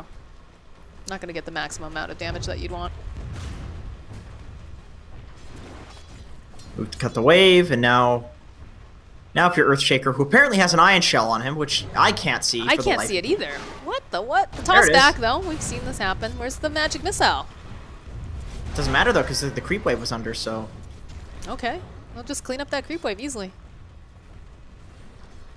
Yeah, now you just cut the wave. I don't think you even need the Earthshaker here. No. Maybe if the tiny leaves, you can leave on the Earthshaker. It looks like Ma's already making rotation. We do see the Darkseer going for the Soul Ring, though. We've talked about this before. Toss back, though, to the Vengeful Spirit. She does have the Magic Missile this time. Not going to be able to surge himself away. Nice fissure coming out from the side of Ma. They have the Avalanche. He's already salved up. They need to get one more, and that, yeah, there it is. Ma's going to try to run himself away now. Have the Magic Missile. What do they have left on Tiny? They do have Toss back. Tiny's sitting very, very low himself, though. We'll toss up the Vengeful Spirit. Ma trying to go back in, turns around. They don't have any mana left. He's trying to get the denial off, but oh, there's the last little bit of mana that they need, and Sword outplays Ma. I like that he used the Wave of Terror instead of Magic Missile. Now if anybody comes back into this lane, he has a Magic Missile to stun up, and the Wave of Terror is all that was necessary to get that kill. I thought for KF. sure that they would be able to just run over Sword on just the Vengeful, but I guess with the rotation from Tiny, it made everything work out a little bit better. At Tiny level 1 actually does quite a bit of damage. Or sorry, level 2. Now he's a regen rune. What a lucky little rock, man. Monkey King needs to be careful. And Minnie's having too much fun taunting over here. He's playing far to the left of the lane. Oh, he sees him. He sees him. There's the tip. To the right. It's like, nice try. I see you. Gonna try to Rico make the does. jump over onto Kasabile, and they should be able to find, although the fissure doesn't connect completely, and they're gonna try to go for the dive under the tower. They'll find it. Golem's gonna be fine. Doesn't have any points in that healing ward just yet, but I'm sure his Oracle can give him a salve. Yeah, that's exactly what's gonna happen. What a deadly tri-lane that is. Ooh, cancels the self. Nice job, Rico. You're contributing. Getting the runes. That's a way to contribute, is secure those runes. Oh, for sure. But there's a lot of people running themselves over here. They're looking. Nice bite, Carapace. Bardino actually going to be able to grab that rune.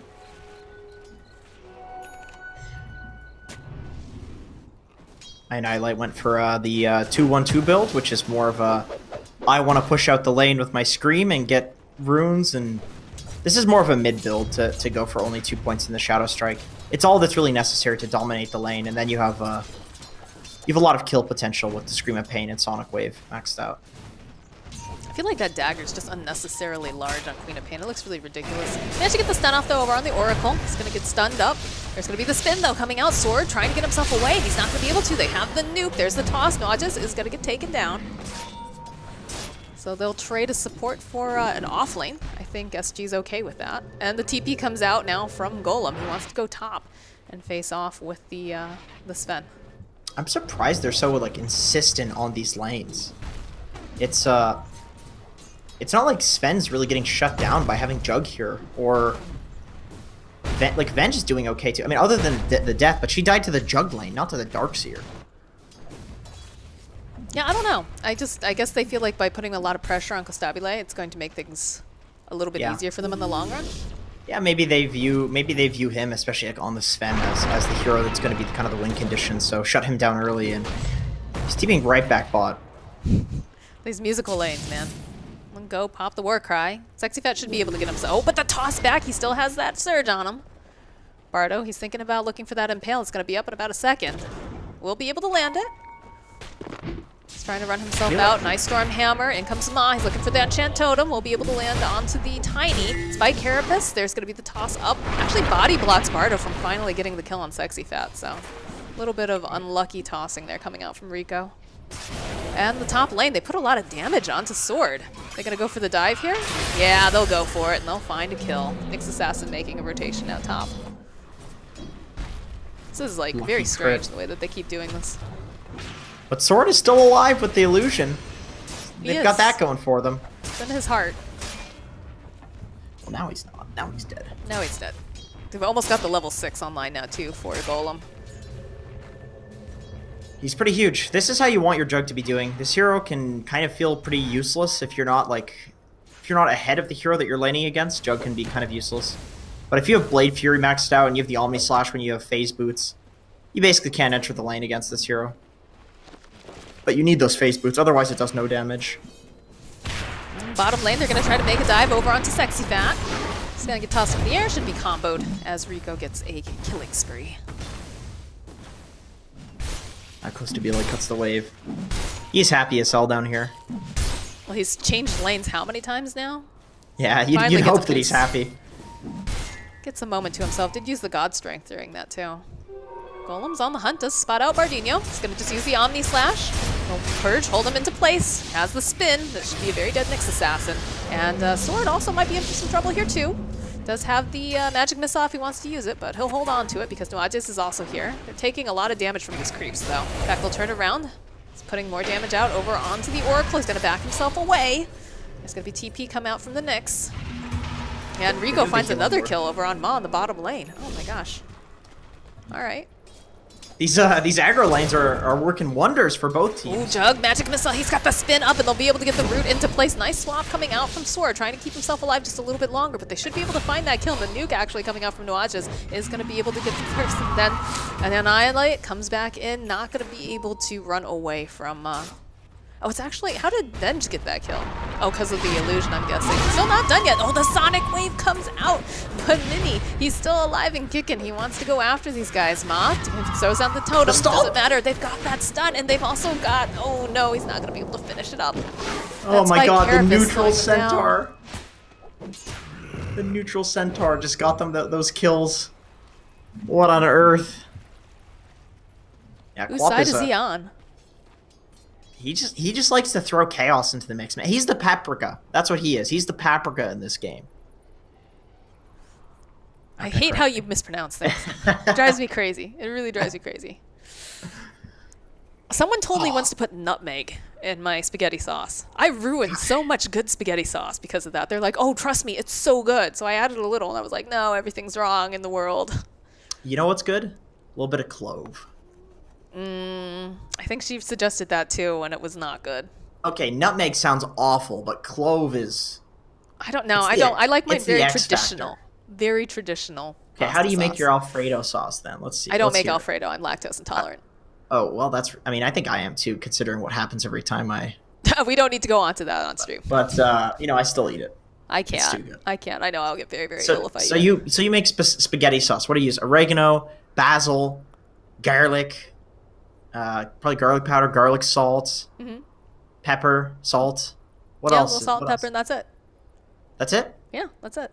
No rosemary. No, I don't put any of that stuff in. My grandmother's Sicilian, so like she had a very specific way of making pasta sauce, and that was her recipe. She made a lot of like eggplant parmesan, things like that too. Like the biggest compliment I ever got was when my grandmother ate my food and said it tastes like how I make it, and I was like, yes. So now that she's passed on, I actually I'll cook for my grandfather occasionally because That's, I'm sure he misses her flavoring. You're keeping her alive by keeping her cooking alive. That's Oh, the yeah. great thing about cooking. The problem is I'm greedy though, because like I'm sure at some point family members are going to be like, hey, can you show me how to teach? And I'll be like, oh, I know I should, but You know, keeping people alive, whatever. As long as people like my cooking, that's all that matters. Golem chasing down has that ion shell. Will get stunned up by the Stormhammer. Just heal him up, back him away as the rest of the side of Gaz making rotations. It's a 4-man rotation. Rico, he's looking for Nuages here, I think. Hoping maybe he can get a toss-up. Bardo, he's invisible, has that. Vendetta, yeah, he's just wrong place, wrong time. They knew he wanted that rune. And they'll still be able to go and grab it. Quap finding it, happily bottling it. And Tiny going to be able to grab the illusion on top of everything else. 2k gold because of those bounty runes and that kill. That's all it takes. That's all it And you takes. see a 1k gold swing. Let's see. Yeah, the fight recap doesn't show it. I don't think it shows the bounty change, the bounty gold in the fight recap. But still, we saw the gold swing in the little HUD there.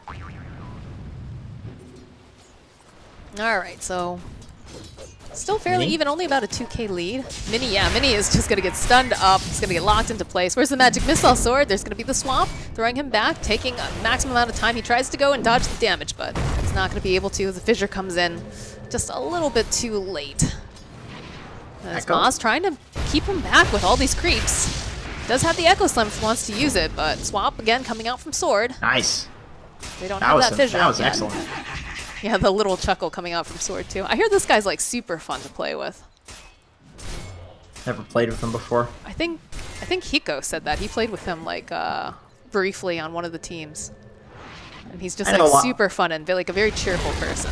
A lot of people are very friendly with him. I know he's like he's well liked. He's very well liked. I just haven't had the pleasure of playing with him. It's very nice. Well, we've got the Hell Bear Smasher over here. Just gives the Queen of Pain a little clap.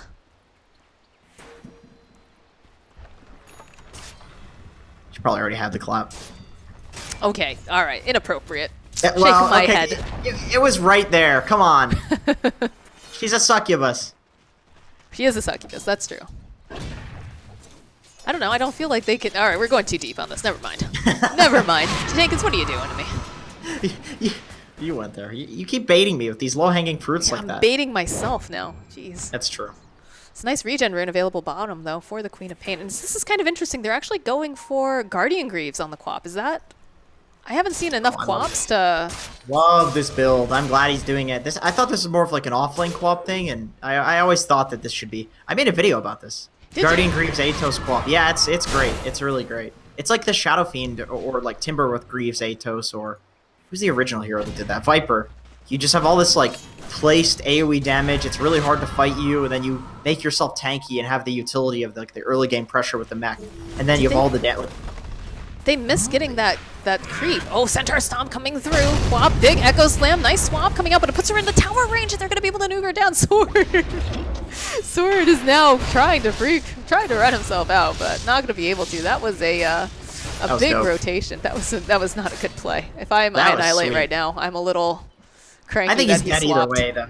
I think he's dead either way. Like, you had all of the follow-up from Earthshaker is he has level 4 in the Aftershock, so I don't think you're escaping that. That Centaur, though, getting the stomp on 2? Oh my god, that was beautiful. Yeah, I don't think they were expecting that. They missed the, they were trying to get the kill on the Hellbear Smasher, actually. And they, like, paused for a moment. I think they were trying to let Annihilate get the final hit on the creep, but then it, like, just expired. Like, right at that moment. They're gonna go right back in here. The spin over onto Sword. They get the magic missile. Looking a nice fissure. Gonna hold them into place. And there's the Omni Slash. They're gonna try to break it up. They get a lot of this damage over onto Annihilate. Nice stomp coming through. The Sonic Wave gets used, but now Jug, he needs to get himself out as fast as he can. He's not gonna be able to. That Spike Carapace, Sexy Fat, trying to run himself away. It's a nice swap coming out from Vengeful Spirit, followed up with the magic missile, and Kostabile gets a double kill. At the follow-up, they just have a gold lead. Like, if you don't make a... Oh, this search. Well, they're not done yet. Yeah, they want Ma. If you don't make like a dank play like with the Centaur and the enemy team has a gold lead like that and you're fighting into their tier 1 with no spells, it's not happening. That is just the nature of being items behind in Dota. You need to have a good setup like that. They kind of got a little bit carried away, I guess, just because they felt really good after that fight. I mean, I would too. Believe me, that was awesome. You're still at a disadvantage in the game. Almost has the Guardian Greaves on Annihilate too, so that's going to be a pretty big power spike. The mech was a huge save in that fight, actually. Now, I know you said that this is typically more of an off-lane build, although Monkey King, no, he's absolutely fine. Has the Earthshaker to back him up. But we've been seeing this build on a lot of just mid players in general. Anyone with like a Viper or a Razor. Why is it just because normally we see the Quap going for the damage? Yeah, usually Queen of Pains go like Orchid and things like that, but I think that's just an outdated build that people are kind of just going because they're comfortable with it. But okay. This build feels really good if you try it in pubs. It just feels like you're this really difficult to... You can blink in and mech people. Like, that is an underrated aspect of it. Natures has the same reasoning on why he's so good with these items, because you can just get anywhere and use mech, and Queen of Pain has the same mobility. Just being that medic, I guess, right? Yeah, you're like a mix of like a medic, kind of bait / tanky hero, and then also you have all of this damage. My reasoning behind this being so good, as a fight's about to start here, I'll talk about it after. Well, I don't think they're going to be able to grab Iron Highlight. He's figures something's up. yeah, but That makes the us reasoning opposite. why I think this is so good is essentially because like a lot of the time in Dota, you have a hero that's really, really good at doing certain things, and then they can't do like anything else because that would be too strong. Like these heroes are balanced around being really broken. If you look at League of Legends, like the heroes that kind of do everything a lot of the time. Dota, every hero does this one thing really, really well, and with a lot of these damage heroes, you throw like a utility / tankiness item on them like a mech, and it breaks the game because they do all of this damage. They have all of this ability to like win lanes, like Queen of Pain, but then also they're just immortal and they can get into fights and actually support their team and carry it with kind of the tanky utility build. It just breaks the game. Definitely a lot of Monkey's really gotta be good careful. points. Yeah, Monkeys doesn't have any mana either. That courier's been dead for... Did it die again? It died again. Oh my gosh. Oh, Bardo, God. he's never getting his Echo Saber. Have mercy. Jug's Nice. gonna get spotted out by Bardo. They'll start off with the Avalanche, the toss, and a burn, and they've got the heal though from the Oracle, so it's gonna be alright. Sword was getting into position too. I think they had landed the other stun. He was totally dead. Did they have vision of the Oracle, or were they just? I don't think they had vision on the Oracle. I think it just happened. They just happened assumed that that way. he's probably there. Yeah. Jug has spin. If you don't combo the spells on him, he'll just get away. Earthshaker, Blink Dagger. That's going to be the next big pickup for SG to potentially win this game, especially with the Sven BKB. Quap probably will go for. Oh, he's going for Yule's next, actually. They're gonna get a swamp. Sword, dive in the tower a little bit here. Doesn't have the rest of his team just yet, so I'm sure that Ma realizes something's wrong. Top lane, they're keeping tabs on the Monkey King. I'll go. Let's get the break off. Didn't quite land that impale. They're looking for it. There it is. They've got a dagger on him. And there's the Sonic Wave. They need just a little bit more damage to take down Mini, though. There's going to be Guardian Griefs getting popped. They'll find the kill on bottom lane. Still chasing after this Earthshaker. He's going to get taken down. As they get the spin off, Nuages is trying to run himself away. He's just not going to be fast enough. They drop the wall here, and they do reveal that Nuages is hidden over in the corner. So this is completely unrelated, but you know if you get Tree Dance in Ability Draft, you don't get the Primal Spring? Really? How does that work? I don't know. I got that, and I was so useless. Somebody took... they took Firefly, too, and they were cutting me off trees. It's like, dude... No. Darkseer, he wants to, rather not Darkseer, sorry, the Jug as he runs in. Nice swamp coming out from Sword. Sabulay's a little bit more tanky. Will land a couple of these stuns over on the side of SG. Mach still chasing off. They have the Omni Slash. Sabulay's actually taking most of it right now. Can they find this kill? They're gonna get slowed down by the Tiny. That's a nice avalanche with the toss right back again. Sword trying to run himself out. They use the Echo Slam. They want to get this kill over onto Rico. Rico will be finally taken down. Sword trying to run himself away. They don't have anything to cancel. Oh, they do. They have the Fissure. Long-range Fissure coming out from the Earthshaker to cancel the TP. Still saving the Sven there is pretty important. Sword is honestly making this hero look very good, this Sven hero. Oh, they have With vision these- on Bardo. What do they have to follow up, though? They Nothing. don't have anything else. Monkey King actually is kind of in a dangerous place. They jumped on him earlier and they got that kill. Yeah. That's the unfortunate thing about Monkey King versus Queen of Pain. You put the dagger on Monkey, and it ticks for 15 seconds, and you can't jump on trees anymore. Like, this hero, that's half of his strength is that he can just run into trees, juke, and then jump on the tree. Not against Quap. Nope, not against Quap. She isn't going to go for the Atos, though. She is going for a Yule Scepter, which I still like. It's going to be able to dodge a couple different projectiles and also provide a way to cancel out TPs, so I think that's pretty smart. The items have been kind of a little bit interchangeable, the Yules and the Atos. Some people even go like Atos Yules. Oh boy, Golem. He's going to pop the smoke on the low ground Mini. He's going to try to run himself out. They've got too much physical damage, though. They'll take him down. They'll find the kill on the Oracle, too. He's not going to be able to save anyone. Oh, and the chase after Golem now. They pop the God String. Quap's got a double damage. Is he going to be able to get himself away? No, they're going to be able to chase him down. That's a double kill. They see the Earthshaker, too. He has no blink. Yeah, This he's got, Tiny? Ma's got to Oh, get out of there. Denny's going for him. He smells blood in the water. I mean, he's got a double damage rune. I'm sure he's feeling real powerful right now. And the Greaves, too. It's almost impossible to kill this Queen of Pain. I think he went for the Strength talent? Yeah, he did. 12% cooldown reduction as well. more of a utility build. I really like this new like version of QoP better than the old Orchid build. It's nice to see like different builds coming out for heroes too, that you normally see the same thing. The Tiny?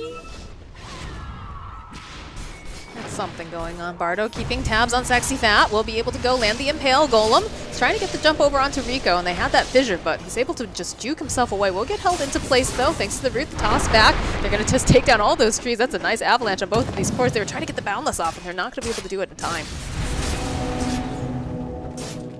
Just playing it really safe there from the Ga side of things. Ga Squad. I like Ga Squad. Makes more sense. Oh, than I saying annihilate. Blood in the water, indeed. It's a nice There's a save haste. coming out from the Oracle, though. They purged He it feels off. Oh, no, he can't- didn't pop it yet. All right. they could purge it. Like you always have to be concerned about that for sure. Yeah. But he feels so strong with the Yules and Agreed. He's got 2 ways of purging something off of himself and 2 saves, and he's quite tanky with the 10 strength talent. It's like 20 or 200 HP. That's kind of an interesting build because we usually think of QoP as being quite the glass cannon, but Right. this makes her way more survivable and still puts out a decent amount of damage. Yeah, that's the thing is like you don't need to build her as a right clicker. She honestly does enough damage with her spells. She build utility. I'm biased though because I'm an offline QoP player, so I've been doing this build forever. He's got an arcane rune. Ooh boy, arcane with Now's the cooldown time. reduction and guardian greaves to reduce. Good lord. Get a swap out, trying to take out Sexy Fat. There won't be any wall. Immediately gonna try to save him up though, but now Oracle, he's already out of the game. And just like that, I think they're gonna give up the mid tower because the Earthshaker and the Jug are not here to defend it. He still has the arcane rune on Queen of Pain too, so if they want to take this next fight, they're actually pretty strong. Yeah, they can BKB see on that they're Sven. not there. They see Golem and the Earthshaker. Earthshaker is TPing. True, good call. There's immediately the cancel out though, or not the cancel, but the toss back as they try to go after Sexy Fat. He gets a really nice wall back from combo, but there's no follow up. He's just gonna get taken Earthshaker down. does have blink. He can smoke up now and look to go for a fight. Oh, they double smoke. Dire That's how much Charger they want to win this gets fight. It's a toss back. Ma coming forward. He's looking for that big Echo Slam. Does manage to go and land it. Queen of Pain just going to use that Yules. Buy herself some more time. They've got the disarm over. They Sonic Wave, though. The pure damage is just too good. As they find themselves another kill. Nuages is going to get taken down. I Annihilate was thinking about going back in, but he's going to back off. And they call GG, actually, on the side of SG already. They're done with this game. I'm surprised. Are we? Is this US East or something like that? Like, I'm surprised. He blinked in with a beautiful 3-man echo, but then he enchant totemed first. I don't know. God, I need to look at the server next time, but he enchant totemed after blinking in. That was going to be a 3-man echo on 2 cores. God, Mini went 0-5-0. Youch. That hurts. Yeah. That was a last pick Monkey King too. Or sorry, second to last pick Monkey King. They knew that the counter pick was coming out. Yeah, that was a really interesting game. 2,700 hero damage on Monkey King. Oh my god. That is less damage than the Nyx Assassin. Who had Yeah, boots. I'm not sure what happened. I don't think we were playing on USCs though, but we did see some really weird kind of stuns coming out from Monkey, so maybe he's having some problems with his internet? I don't know. Maybe. All right, well, that's going to be a 1-1 split. You get your prediction correct there, Jenkins. We are going to a game number 3. So we will do take... I said let's do it. Let's Let's get it. do it. Yeah. We're going to take a really short break, and hopefully we'll be back soon with game number 3.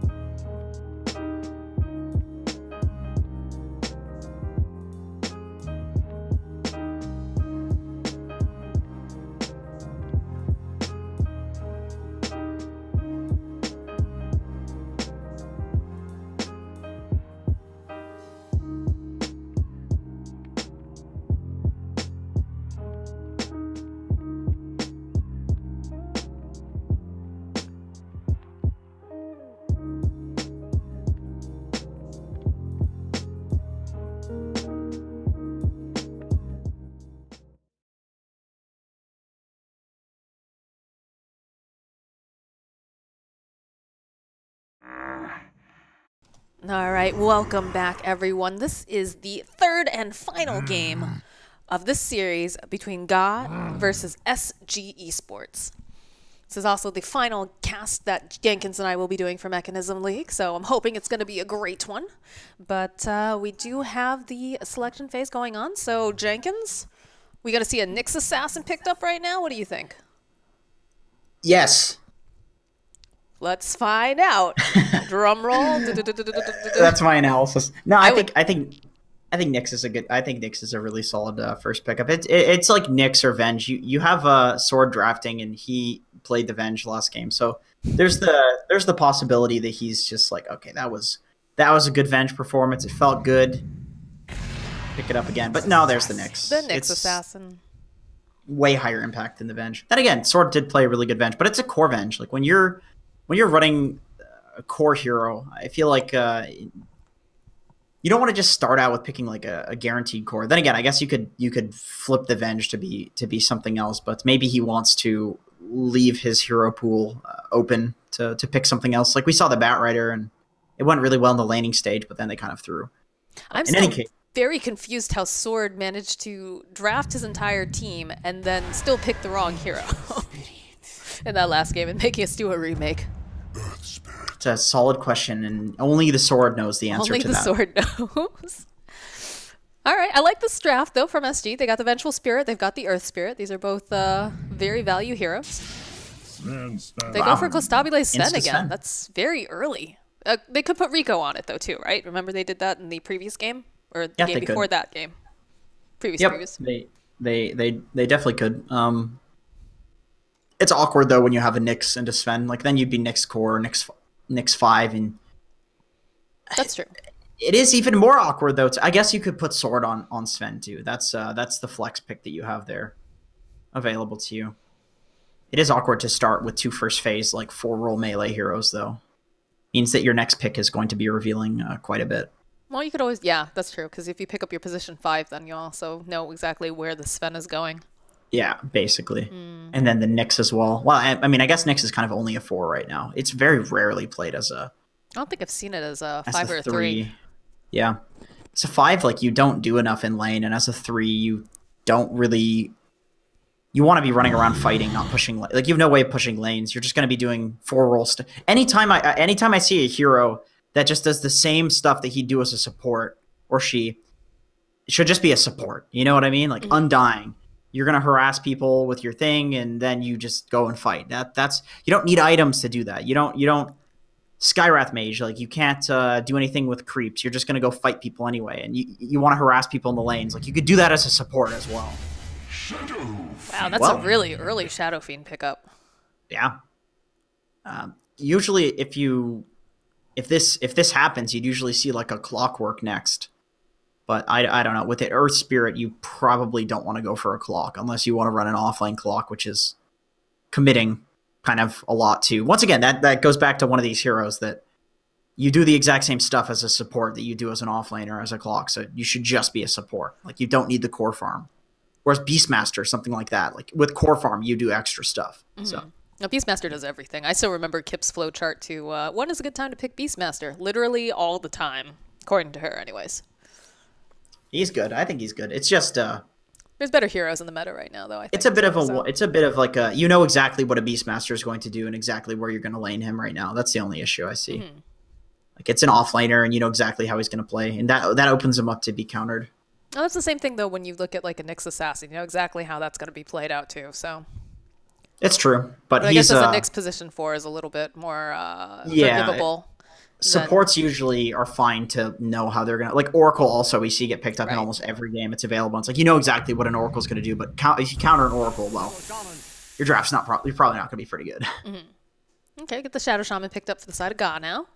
Nice tower push potential. Can kind of see him, you know, hang up in that top lane if he wants to do some split pushing.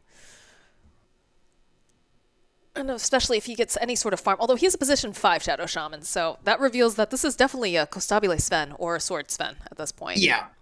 They have a lot of stuns. They have... Stuns win games. Yeah, it really does. They have a lot of opportunities to... But they also have a lot of magic stuff, so... lifesteal is pretty legit. Templar Okay. They're just like ready to go. Guys, like this They is what we really want. are. Let's go. Let's go. We got dinner plans tonight, boys. They're gonna use the moolah they win in this tournament to go buy dinner. That's what they're feeling like. Well, they got to win the tournament. That is true. That is true. There's still Maybe plenty. the- There's like 2 more days worth of games, I believe, for Mekansm. They're that confident in this particular draft that they think they're going to win the entire tournament off the momentum gain from winning this. If only that were true. If only you could do that. You could be that confident and like be like, yes, well, this game is going to propel us towards victory. Like, if only.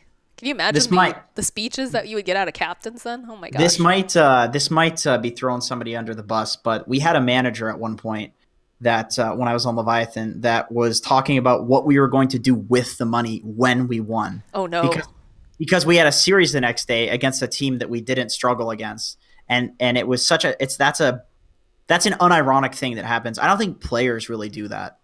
But sometimes you can have managers that are just so and that's just something that like we learned to basically like if your manager's confident in your team, you shouldn't voice it to your team like that because it just gives it's like it's just a bad attitude to have your players have. We ended up losing, and the game was it was for WCA, so it was for like $20,000. Oh no!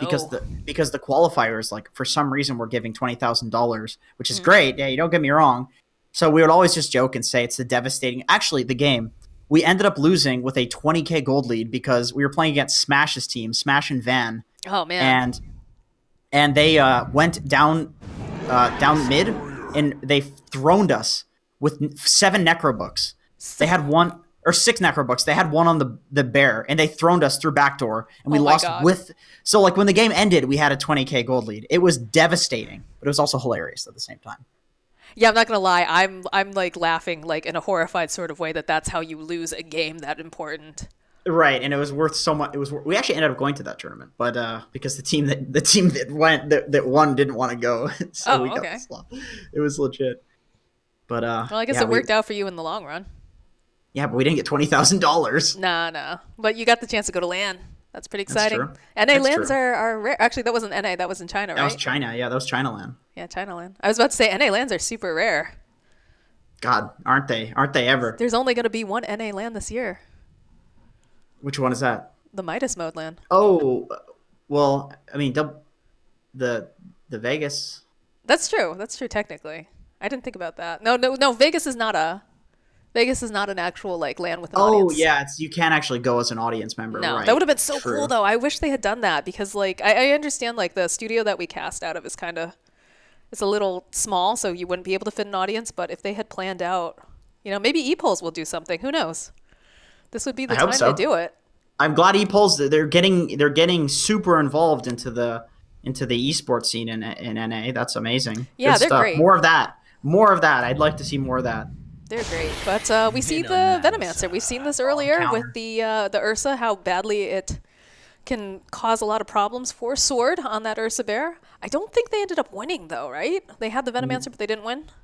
Yeah, that was Hiko. Hiko was playing the Ursa, I think, in that game. Yeah, that's right. This is literally the best Venomancer game I've ever seen. Sven, TA, and Ursa are all cores that are hard countered by Veno. Like, you burn through the refraction charges, you kite Sven, and you kite Ursa. Like, Veno loves playing against Ursa and Sven, and then is there a harder counter to TA in the mid lane? It's like Bat Rider. It used to be Viper. Old Viper, yeah. Old but Viper, now it's totally different. New Viper's weird. Like, you don't really lane.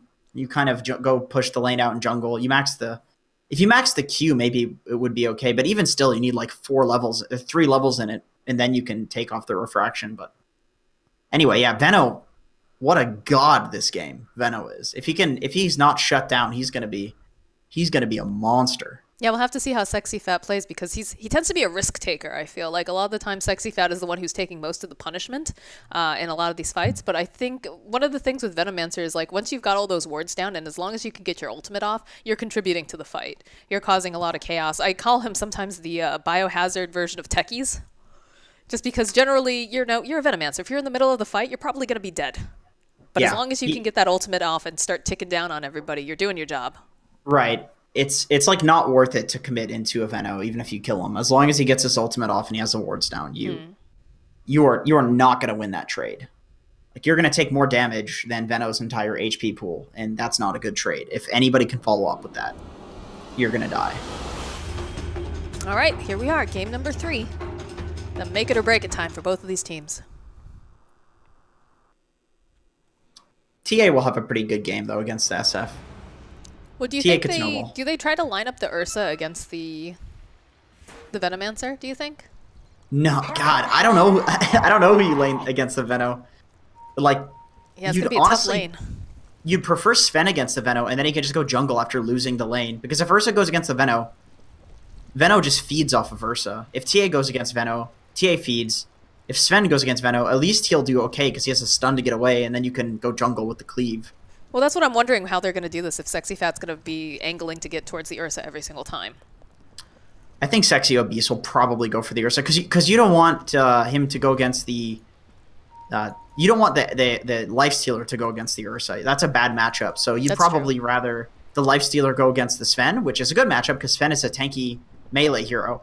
And then the Veno to counter the... But then, unfortunately, you have the SF, which is countered. But a lot of people say that the TA-SF matchup actually isn't that bad, and it's more like 60-40 for the TA. So, like, SF can do stuff. It's just that there are very particular things that you need to do. Push out this way, push out, get a deny here to, you know, to get the 40% chance. And then you go jungle. You can die to the TA at level 6, for sure. That's always a strict possibility. But at that time... You're level 6 SF. What are you going to do? You're just going to walk up to the wave, raise it out, and then go jungle. So, it could be fine. All right, well, looks like Minnie's reconnected now. Always have a couple of disconnects at the very beginning of these South American games. Or you get a pause because, what was it? Used to be Ritsu had to go to the bathroom every single game after the draft. Oh boy. Wow, Discord just died. We're going to reconnect to this call, maybe? Give me 1 second, guys. Okay, Hello? I think the voice is better now. Yeah, There it we looked like go. Discard died for like half a second, but we're back up again. Yeah. I just Did heard, you hear me? I heard you saying that. Yeah, that was nuts. I kind of heard you say restart Discord, so it's like, all right, I'm out of here. Yeah, that's what I was trying to say, is to restart it. So there we go. We're disbanding. Okay. Oh no. Right. Leave the cast. We're disbanding as casters. GG. No re. A casting team. Imagine if Moonduck disbanded. Would that be the worst day in the history of Dota? That'd be pretty sad. Like, they're professional memers on the side of Moonduck. What is Dota without the memes? I mean, BTS has the memes, but... They're a little bit more, like, reserved with them, though, now, because they're very polished, right? I feel like they're a little bit more serious. Maybe that's just me. BTS is, like, the surrealist memes, too. Have you seen Tim and Eric? A little bit. I'm not a big fan. Yeah, are you not a big fan of BTS? Wow.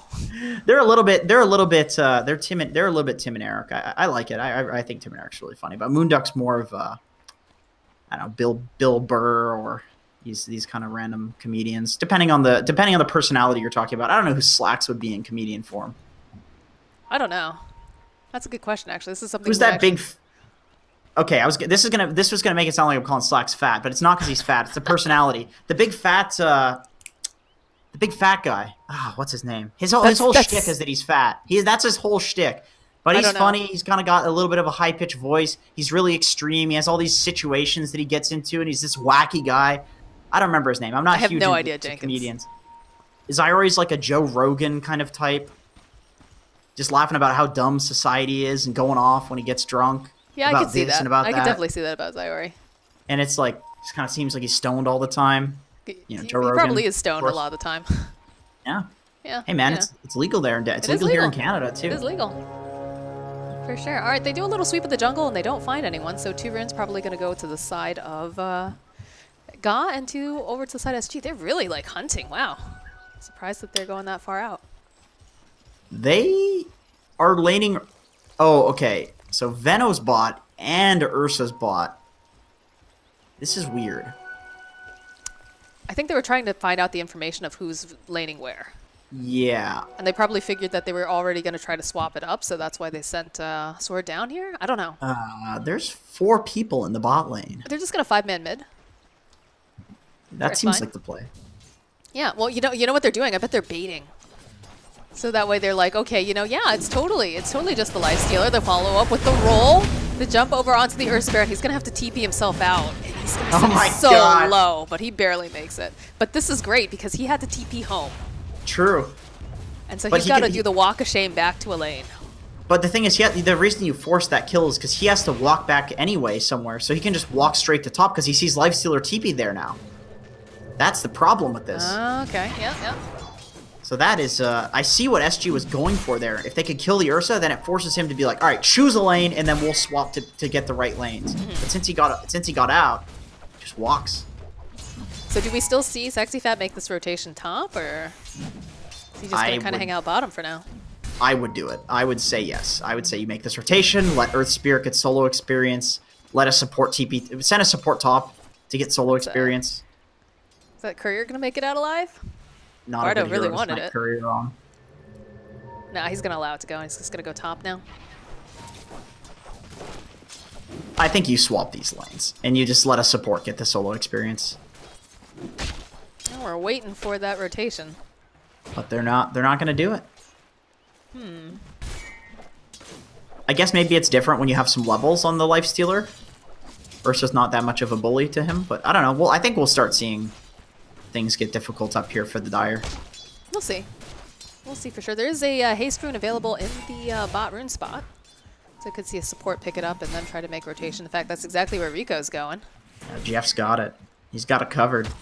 Bardo's sitting very, very low in this top lane. They don't have enough mana to get another magic missile off, though, so it's going to be all right. It's going to be the haste picked up by Rico as he makes his way right back over here to the bottom lane. He's got his eyes on Sexy Fat, gets the Ether Shock off. He's got the shackles, too. Yeah, he's just going to go hold on to it. I think they should be able to get this kill. One more hit, and it's going to go over to Rico. He's got the pace rune. He can get the body blocks if he wants. He's going to try to slow down Ma just a little bit. Up there's the body blocks. One more hit, and the Ether Shock gets a double kill for Rico. Oh, Nuages? Nuages just gets run down by Ursa. All right. They're really oh my god. They're really regretting not lane swapping this. Like this is not possible if you swap the lanes otherwise. Because the heroes just match up so nicely. They have free reign. Why are they so determined to keep it as it is? It's just awkward. It's just really awkward at 3 minutes to keep lane swapping. Like you don't want to have to do it, but sometimes you're forced to. It's just a really difficult choice to make. It's like, you know, when you have like a haste rune and a DD and there's somebody at 10% HP and you don't dive fountain with it. It's like you want to dive that fountain, but you don't because you know. They have to do something because Sexy Fat just got ganked hard. Yeah, this is... And then TA is going to destroy an SF mid, obviously. As he gets more and more refraction stacks. I don't know. Top lane, Ursa's going to have to TP himself to the tower. Feels like this Earth Spirit really wants to make a rotation somewhere, and he's looking at this TA, but they ping it out. They know he's there. Nice ward. Really nice ward, scouting out the Earth Spirit. I'm stealing that ward. That's a good one. It scouts this area just barely, but that's enough to catch people. Apparently it's not good enough, though. I Annihilate. Gonna get silenced up, trying to juke around. He's still alive. Oh no, at the last second the raise comes through. That Shackles holding Ma in place, but not gonna be able to do any more damage than that. Hey, he saw him. Yeah, Arcane Ring? Ma has the roll. He could have gone for that, but... Damn, Arcane Boots on Jeff, on the Shadow Shaman here. Big J, as I like to call him. Are you sure he's the 5? I don't know. It seems like he's the 4. Does seem like he's the 4. Sword? He's going to need a little bit of help probably pretty soon as he turns around. Magic Missile's going to get used. The roll coming out again from Ma. There's the Ether Shock being thrown out by Rico, but... Again, just a little bit too late for the Shadow Shaman to save anyone. It feels bad, man. 5-minute runes? Right on the rune spawn, too. Sabile should be able to grab at least one of these as the Nyx Assassin grabs the other one. So that is 3 runes going over to the side of Ga. Still feels very awkward just calling Ga. It does feel awkward. It does. Ga Squad. I hope they come up with a better name. What would you name them? It's got exclamation points, too. I don't know. They have 1 Canadian, 1 Chinese American. Sword is what? Peruvian? Yes. Costa Bile is... Rico? I don't think he was paying attention. I think he was looking at the Shadow Fiend in the mid lane. Gonna try to get this denial off from the Wolf, but nope, Mini just makes that rotation and says thanks for the kill. Oh, look, they like did try to do a swap. They're like a hamburger of A hamburger? of regions, yeah. Kona. I don't know. I'm not very creative. I know, you just called them a hamburger of regions. I don't know. What are you gonna call them then, Miss Judgy? What are you gonna call them? What's something that represents North America and South America? Oh, sword. He's very low. We'll roll forward, won't quite connect. Watch this, he's looking though. Nice impale coming out from Bardo. We'll actually save the Ursa, I'm pretty sure there. And Sexy Fat's just struggling really badly here. I understand what they're trying to do with this Venomancer, but slowing down Costabile a little bit with the kiting. Mini making rotation, has a couple raises. Nice Storm Hammer, buys him a bit more time. Nice shackles coming out from Rico as he's going to hold on to him and just make some space, but he is most likely dead here because the slow coming out from the Poison Sting and the Venomancer, yeah, 2 raises, and I am dead. Bottom lane, Bardo trying to run himself out too, but not going to be able to, I don't think. They need one more hit, they'll find it. Now Sword, he's got a lot of damage stacked up over here onto Ma, but they have their own lockdown as they try to body block. They need a little bit more damage to take down Sword too. They've got that Scream of Terror, and Golem finds that kill. The Lifestealer Ursa matchup always feels so awkward because you feel like you should be able to run away from anybody with how speedy Ursa is now, but Lifestealer, he's just also a race car, so if he presses his phase and you press the phase, like, he's gonna stay right on top of you. Sword is level 3. Oh my god. Rico's making rotation to the mid lane. It's only level 4. He's trying to bully. They've got the Vengeful Spirit. Doesn't have enough mana for that magic missile, but does have 5 stick charges. His TA traps are a problem. He's even got one behind the tower. That's super nice for diving. This is another hero Denny's very good at. That's like, honestly, his main hero. He had TA as his profile picture for like 2 years. Giving away all of his secrets here, Jenkins. Come on now. Yeah. They gotta work for that information. Hey, well, it's public.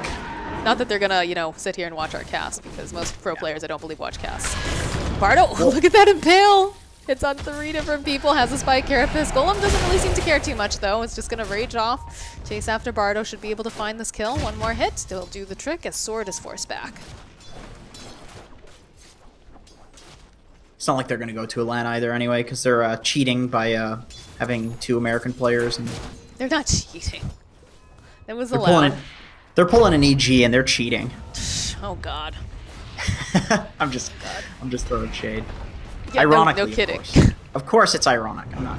Of course. They're all in though, coming out. They should be able to find a kill onto Shadow Shaman. Yep, it's gonna get raised off. Annihilate says that's fine though, as long as it's not me, it's just my support. Nice spike carapace coming through. They might be able to turn this around on Ma. They need just a little bit more damage. They need to line up these side blades. Not gonna be able to quite find it as they turn back around on Bardo. They've got a double damage now over on Mini, so nice impale, but not enough to save you this time.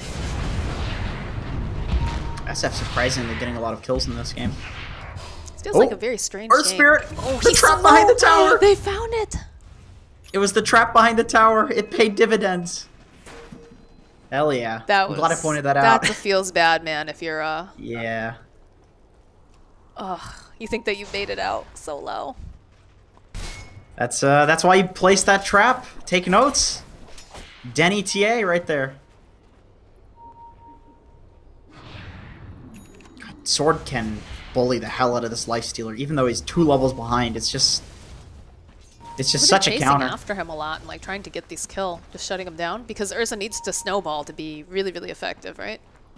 Yeah, and then also it's not as much as a counter if you know, he's getting stunned up. He can't get hits on Lifestealer. Sexy Fat gets down in the top lane. They're looking to gank.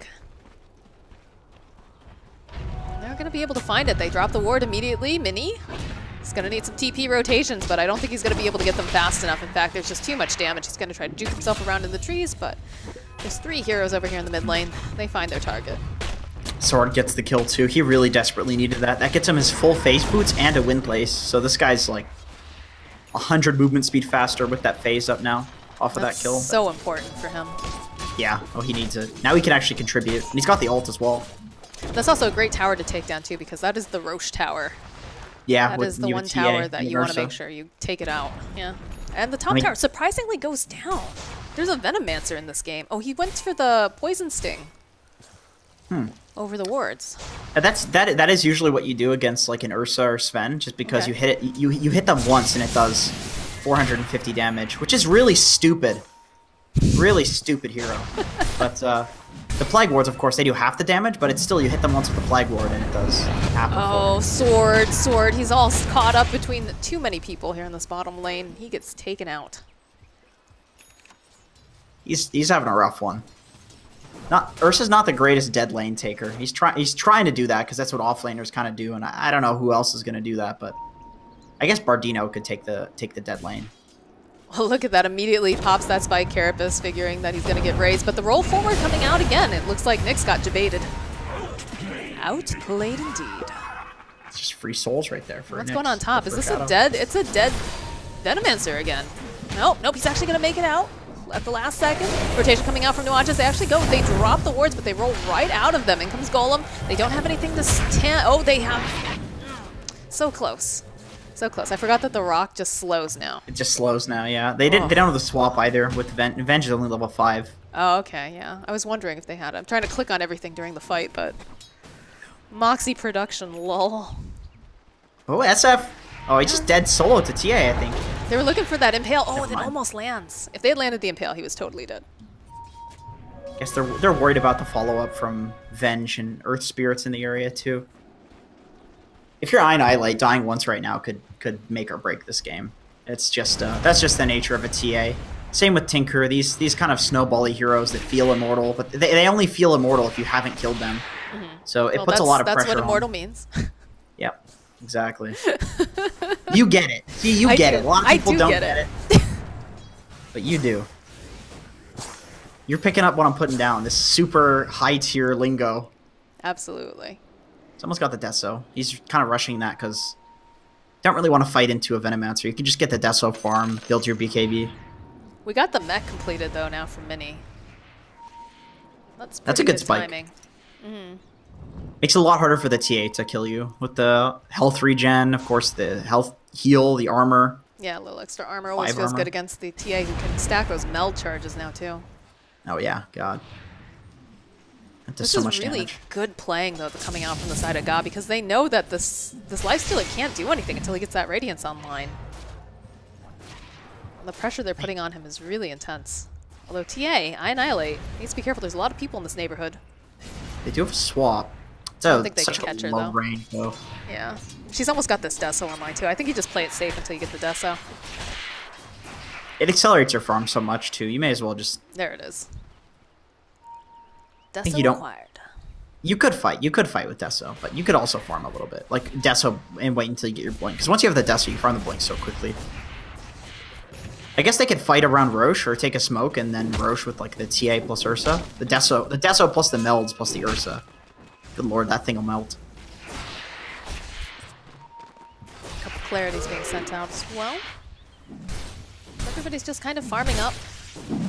BKB is going to be next out on Sven. I like that a lot, but there's a swap getting used immediately, and it's just the Shadow Shaman, luckily, for the side of God, but they do manage to find themselves the Sven. Sven, he's already popped the God Strength, though, and they'll follow up with a nice Impale. They'll be able to get themselves a support for their troubles. In comes Sword. Oh, he wants this. He's going to try to body block. Will manage to get it off as he keeps chasing after Ma.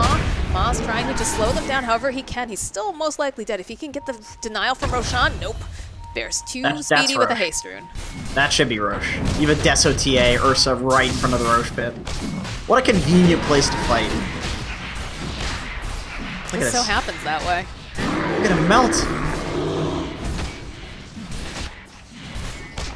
And this puts Guy, I think, back on track. Although they need to pick up the Aegis. Surprised they took it on Sword instead of Annihilate. He's Maybe 5 that's why levels they waited on it. Oh, they got the Impale off over on the Lifestealer. Still a ways off from that relic. Has fairly close though, right? Less than 1,000 gold away. Yeah, that'll be huge. This is always the thing with Lifestealers. They just do absolutely nothing until the point they get the Sacred Relic. And then they kind of fight a little bit.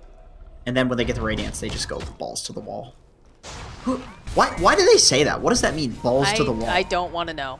Not That sounds right now. incredibly painful. It sounds very inappropriate to be discussing during a cast, most likely, because it is slang. So I don't know what it's slang for. Where do these things come from? my sweet summer child. Don't worry about it. I'm gonna Google it. Sword has his eyes on Mini. There's a lot of people here, though. He needs to be careful. They could swap him right back in and lock him down. While this is Nice going down, ward they take placement the from top Venom. tower. Yeah, they have the Serpent Wards. That's a siege creep too. You could keep pushing if you're Annihilate. We've seen him do this before. They'll pop the Aegis. 4 heroes down here in the bottom lane. They're going to pull up for the Requiem Souls. They actually cancel it out as Sword tries to run himself out. Has the open wounds. He's going to turn back around. He's doing a lot of damage to Golem. Still just running around in circles. But while this goes down, they take down the top tower. And Annihilate should be able to put a little bit of chip damage onto the high ground too. Looks like he's going to play it really safe. Although they're already making their way back. So I think they're wanting to force TPs. The Ursa's gonna respawn. I don't know if you could push this if you're SG. This is pretty dangerous. I think they want a See little the- bit of damage. I think when you see Ursa respawn, you just get out. You Yeah, just I roll the agree. nose. Oh, I do like this, though. I see the pincer ring action coming out from the Nyx Assassin, hoping to get a pick off on the way in. Yeah, this is good. This is really good if you're Gaw. And they're still sticking around. Okay. Oh, they Oh, have the they got dust, him. though!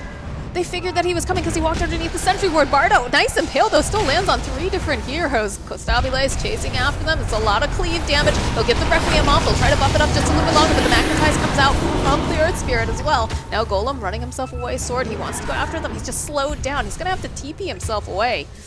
Golem going to go right back in here. I don't know who won that fight. I guess God did. Yeah, God did, because you lost your... You kill the SF. You defend the tower. You do take half the damage on the tower, but top tower went down a little bit. It could have gone... The top tower could have been taken a little bit more if I Annihilate. But he was scared. He didn't want to go up and hit it because the Veno could just gale you and then you die. This is starting to get ridiculous. I didn't see the Poison Nova. Like, because there's so many particle effects on Oh, yeah. heroes Yep. now, like, I actually can't see some of these ultimates. Like, yeah, on the actual hero, yeah, it's hard to tell. Yeah, you have to be paying attention to, like, all the stuff up here. Usually you're able to see it, though. Huh. We had that problem, though, with the Earthshaker. Remember, he had an ion shell on him and no one Yes, realized it? oh my god. Because it's a golden shell and he had like a golden, Yeah. a bunch of golden stuff glowing on him. Pay to win. Yeah, sometimes that's how she goes. Sometimes. Speaking of the Poison Nova, that was a great Poison Nova, though. In that fight. He hit like all 5. Sexy Fast got the Atos online. This is a big reveal. I Annihilate still has some fraction charges. They can see him, but they have no way to cancel out this TP now. That was a nice blink. You just don't peel Sword. through the refraction fast The enough. jump forward, the Hex immediately coming out. That's a beautiful reveal of that Blink Dagger. And they'll just take out that pesky Venomancer. Although the Radiance is Radiance up on online. Nags. Yeah, this is where things get scary if you're Gaw. This tears through the TA refraction. It's really good against the Ursa because he can't blink. The Sven can't blink. Both of these heroes don't like being kited, and this is like the anti-kite build on Nags. You kite them. You just kind of extend the fights as long as you can, and Ursa and Sven, they don't like that. They burst. That's what they want to do. Well, the TPs comes out. They swap back over here onto the Ursa. There's going to be the TP rotation coming out from Golem. And again, he's got that Radiance online. He's going to show it off now for everyone to see. This is your timing. Yeah, they're drawing. They're saying go mid, go bot. We'll meet up mid, take these 2 towers, probably go take Roche if it's up. 3 minutes. No, they won't do that. But they can choke them out. They can get some good wards down right now. Bounty runes are spawning soon. That's definitely the next play. You can see they're grouping up over on the side of Ga. They got the Atos again, though. Will be a little bit off the mark there with the roll. There's going to be the Impale. Yeah, they'll find it, and they'll actually go and use that Poison Nova, too. Here we go. Oh, they stun him up. They're going to be able to take him down. So with that, that's definitely going to translate into a push, if not 2 towers now. Bounty runes But they as do well. have some creeps hitting into their base, although they should sort themselves out. Ooh, they see a double damage bot. The SF is going to pick that up. Oh, that's going to be fight time then, for sure. He's got the Guardian Griefs completed, too. He's got the Bounty Runes. Go for a Heaven's Halberd next, too. Really going for this utility build. You can disassemble it and get Sanjin Yasha plus Butterfly. That's kind of the nice thing about it on Agi heroes. Okay. The Mini's not quite there yet. I'm not sure if they want to go in on this. And Enemy Sven has Black King Bar. Apparently. 10-second duration. Nice. He hasn't used it yet.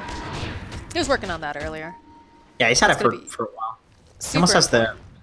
Oh, yeah. That's a Veno Nakes as well. Gets him out of just being kited in every single fight. It's still hard, though. They spun out the Vengeful Spirit here in this top lane. They've got the Ward Sword. Blinks forward immediately. They're trying to bait it, though. Won't be able to go pop the Shrine, but everybody's making TP rotations. They don't have anything to hold down Annihilate just yet. And they're looking for that Impale. Nice spec. Carapace buys a little bit more time. They'll drop the wards. They'll hold on to the Earth Spirit. Annihilate still trying to run himself back, but they've got too much damage with the Earth Spirit ulti. They'll be able to take down the Nyx Assassin, too. Nuage is buying back. Stabile has the BKB. They want to try to take down Stabile. Stabile trying to move himself out, but he's still not going to be able to make it. They'll turn their attention. This is looking really good right now. Here goes Stabile and Sword as he goes chasing after Nuages. Here, those Lords doing a lot of damage. The Stormhammer comes through. It's going to be the Shadow Shaman that gets it as Ma has to roll himself out. And Sexy Fat just walks away. How many buybacks was that? That was a lot, right? Nyx. There's 2. Okay. Felt like more than that. Maybe Earth Spirit and will rage buyback. Take down Earth Spirit. Okay. The wards did a really good job at splitting that fight. Half of SG went to the shrine to shrine up because the wards were chipping them down, and the Lifestealer had to run downward. So they were split up, and that allowed Costabile to just beat the living crap out of him for the duration of the BKB. That So was a great fight for Ga. Yeah, that was amazing. On the shrine too. That's not what you would expect, especially when the Lifestealer. That's his first Radiance fight. Yeah, that was huge for him. The fact that, well, no, he had a fight in the bottom lane when he went after the Ursa, but that was the first really big. Yeah, like a 5-on-5 engagement. Right, right. Also, the Lifestealer did not have his Sange in his backpack. He had a Quelling Blade. Or sorry, the Sange was in his backpack. Oh, the Quelling Blade was in his inventory. So he's missing 300 HP, more than that, 12% status resist, damage, a lot of damage. I really want a hotkey that can swap things out of backpacks, because sometimes I do that too. And I guess, you know, you just should get good noob, I guess, but I feel like it'd be such a nice, like, quality of life update. Like Alt plus whatever the Alt plus whatever your keybind is or something like that to switch it from your backpack. It doesn't even have to be like the full row. It could just be one row. Yeah, I think so. I'll get the new wards out. Because then you could just move stuff in your actual inventory to prepare for like the backpack swapping mechanism. Like you could preempt that. It's easy to like set stuff up. It's hard to do stuff in like the middle of fights. That's the problem. I doubt they do it though, because I think that would just make the game a little bit too more, like, I feel like Valve really wants the game to be a bit more player friendly, and that would just make it even more difficult, I guess. It is a little because of the combinations complicated, that you'd be able to do though, like in fights and stuff. You'd still have the cooldown, but I don't know. I feel like it opens the door. It adds a little bit of a layer of complication to like learning the interface as well. Just like, okay, you can press this button to swap back. Then you'd have to add like item swapping between the other slots too. Like, why can't you do that? Sort of. I don't know. Maybe they would add it. Scan was a really weird thing to me when they first added it, but now I think it's really cool. That's true. Okay, Heaven's Halberd's completed now for Golem. He's gonna be using that on the Ursa, no doubt. This is gonna start getting really hard for Sword here. Although he's got a BKB queued up, he's almost got it. Just needs to get that Ogre Club.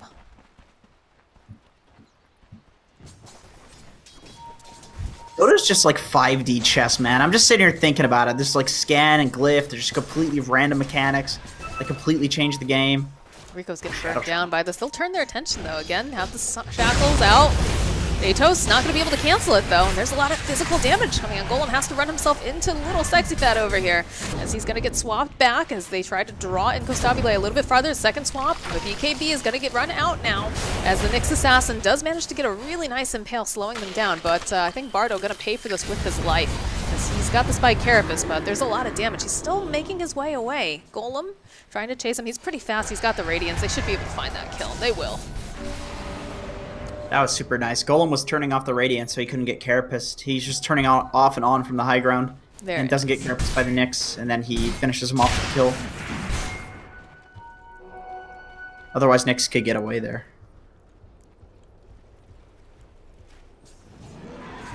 That was the full halberd. Sven not close to the Monkey King. Although it looks like he might swap up what he's going for next. He might go for the Monkey King instead of the Daedalus, despite having a Daedalus recipe, just because it's that important. They got to get into that pit. It's a pretty slow Roche right now, though. But oh, they hit Costabile right in the face. That Poison Nova. Sorry, not Poison Nova. The Gale. And he has the Gale talent too. Look at Rico too. Rico's in position. Back around, they've got the BKB. Should be able to get the kill over onto Nuages, but they're split up quite a bit now. It's going to be this ward's getting used over on the Shadow Fiend. They'll be able to take down Costabile. He's out of the fight, and this is not looking good now for the side of Team Gaz. They're just throwing down everything they can, but they aren't able to find the actual kills, and they'll actually cancel out the TP here for Sword. Sword's just going to get taken down. They'll go right into this pit. They'll take down these wards. Thank you for the extra gold. Venge is alive too with the illusion. He's not controlling it, but he's oh, there he goes. Yeah. So they have the aura. Is he? Are you going with it? Are you jungling? Are you jungling while your team's roshing? Oh my gosh, GG. What is this? What is this micro? Oh, I forgot it's new. I get it, you know. Been there. Slow Roche, man. Wow, this is the slowest Roche. Finally, yeah, I'm surprised that they lost that battle that hard.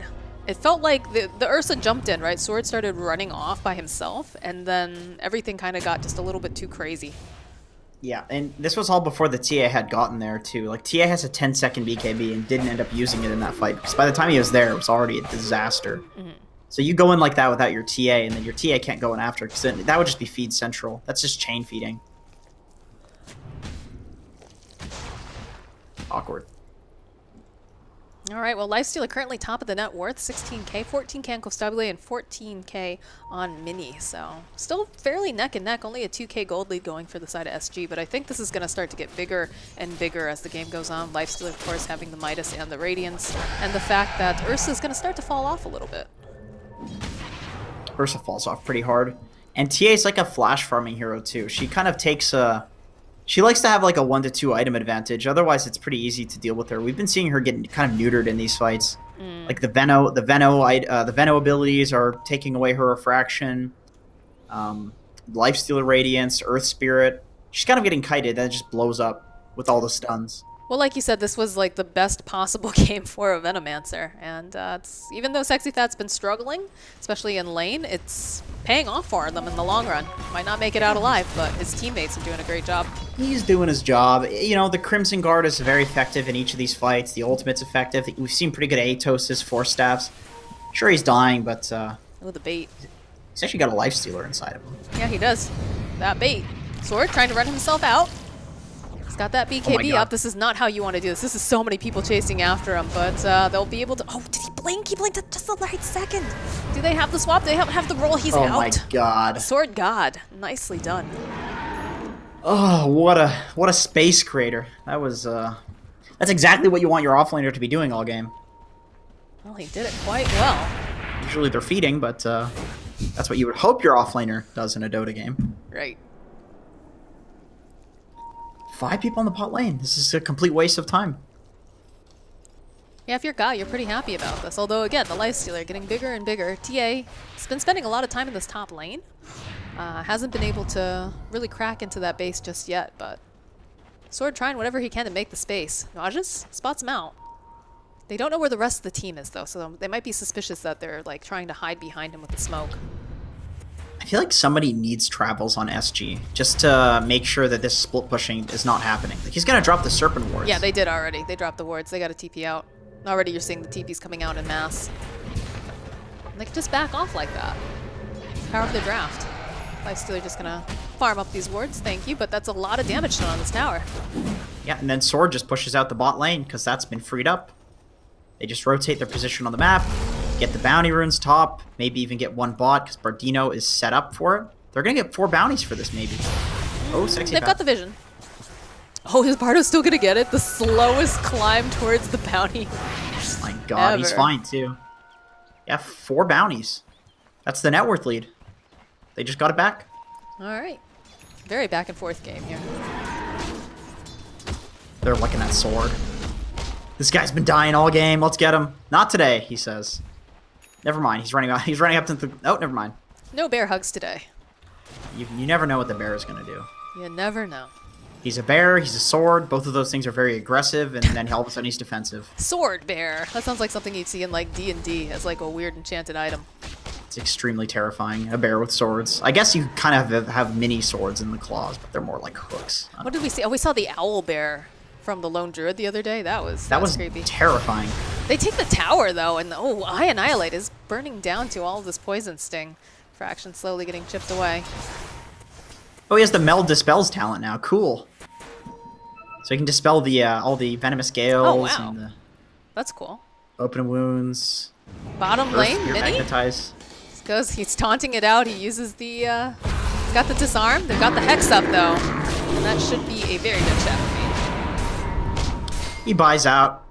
Yeah, No buyback for 72 seconds though. There's Eye Annihilate is going to be pushing into their base. Although there's a lot of wards actually. I don't know if he actually wants to go anywhere near that. Ward, yeah, about half of those Some of them wards are about to go down. That is an exposed Rax though. That means you can take these shrines. Annihilate can just always go back and pressure the shrine if he wants. They That's TP true. to defend it. It's such an opening on the map. Oh, like what a value ward. Which ward? The one over here, like the fact that they were able to just pull down both of the sentries and Oh, the the odds. sentry. Yeah, got you. It's cool to see where supports ward and D ward. It's always just based on trends. Almost always, I should say. There's some like go-to wards. Sometimes you see some really cool ones. I think what was it? VP was doing like a really interesting ward over by the dire high ground near Roche at one point. Like, and you've seen some People where you like also- cut down the trees and Yeah, like this one right here. That's a good ward. You need a quelling for that one though, Yeah. or some way to cut trees. I've seen that. That's been very popular. So Sword just takes a tower for free. They're losing a lot of their buildings over on the side of SG because they're just Ursa's- pushing them constantly. Ursa's not really a hero you'd expect to split push constantly though. They've got But, Serpent Wards on Rico right now too. If they want to try to just take this middle tower while everyone's split up. Low Stabile still in the area. So is Sword. They want to jump onto Nuages, I think. Let's show off the Ether Shock for some TPs. SG Split just pushing feels is so real. scared right now. Yeah, but they're also like not responding to any of these lanes. They finally respond to mid. My God, Sword. He's just flexing on them right now. Walks into them and then blinks out. Well, he's 10, 6, and 3, so I'm sure he's feeling very, very positive right now. Yeah.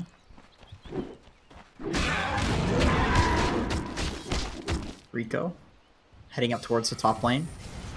That's where he wants to put some wards down. You know that's his dream. That's what he wants to do. He wants to kill Sexy Fat up here, drop some wards on the tower while his Ursa and Sven fight elsewhere.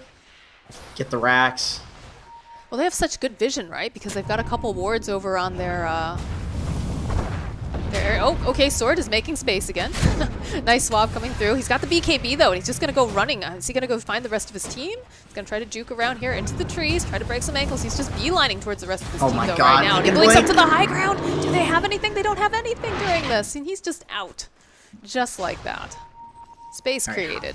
How many times are we going to see this happen? He just blinks out like that. I don't know. I don't get it. He's playing really nicely, though, today. He is doing good stuff. He is doing very good stuff. Berdino, he sees the SF, he sees the Venge, but his team is nowhere near. No, I don't think he'd go on that. That'd be a little too crazy, I think. Still scouting. He's going Meteor Hammer, yeah? It's pretty good for what they want to do. Split push. Also, they have decent disable. I mean, they have good disable. Let's be real. They have good disable, but there's never it never hurts to have more. You have the easy setup of the Impale. There's like a 0.2 second window, unfortunately, that you can BKB through the Nyx combo with the stun, but into Meteor Hammer. But it's still like almost guaranteed setup, especially with the AOE increase on the Meteor Hammer. Also, it's really nice now that you can use the Meteor Hammer from outside of tower attack range and from outside of invis detection range on the tower. So you can like split push the high ground really easily, and you won't take any tower shots anymore. Nice. It's super nice. I love that. That's like a huge buff to Nature's Prophet. That's why I think the Meteor Hammer is a great item on that hero. You can just sit in tree. Like, you could just sit right over here and Meteor Hammer this tower now.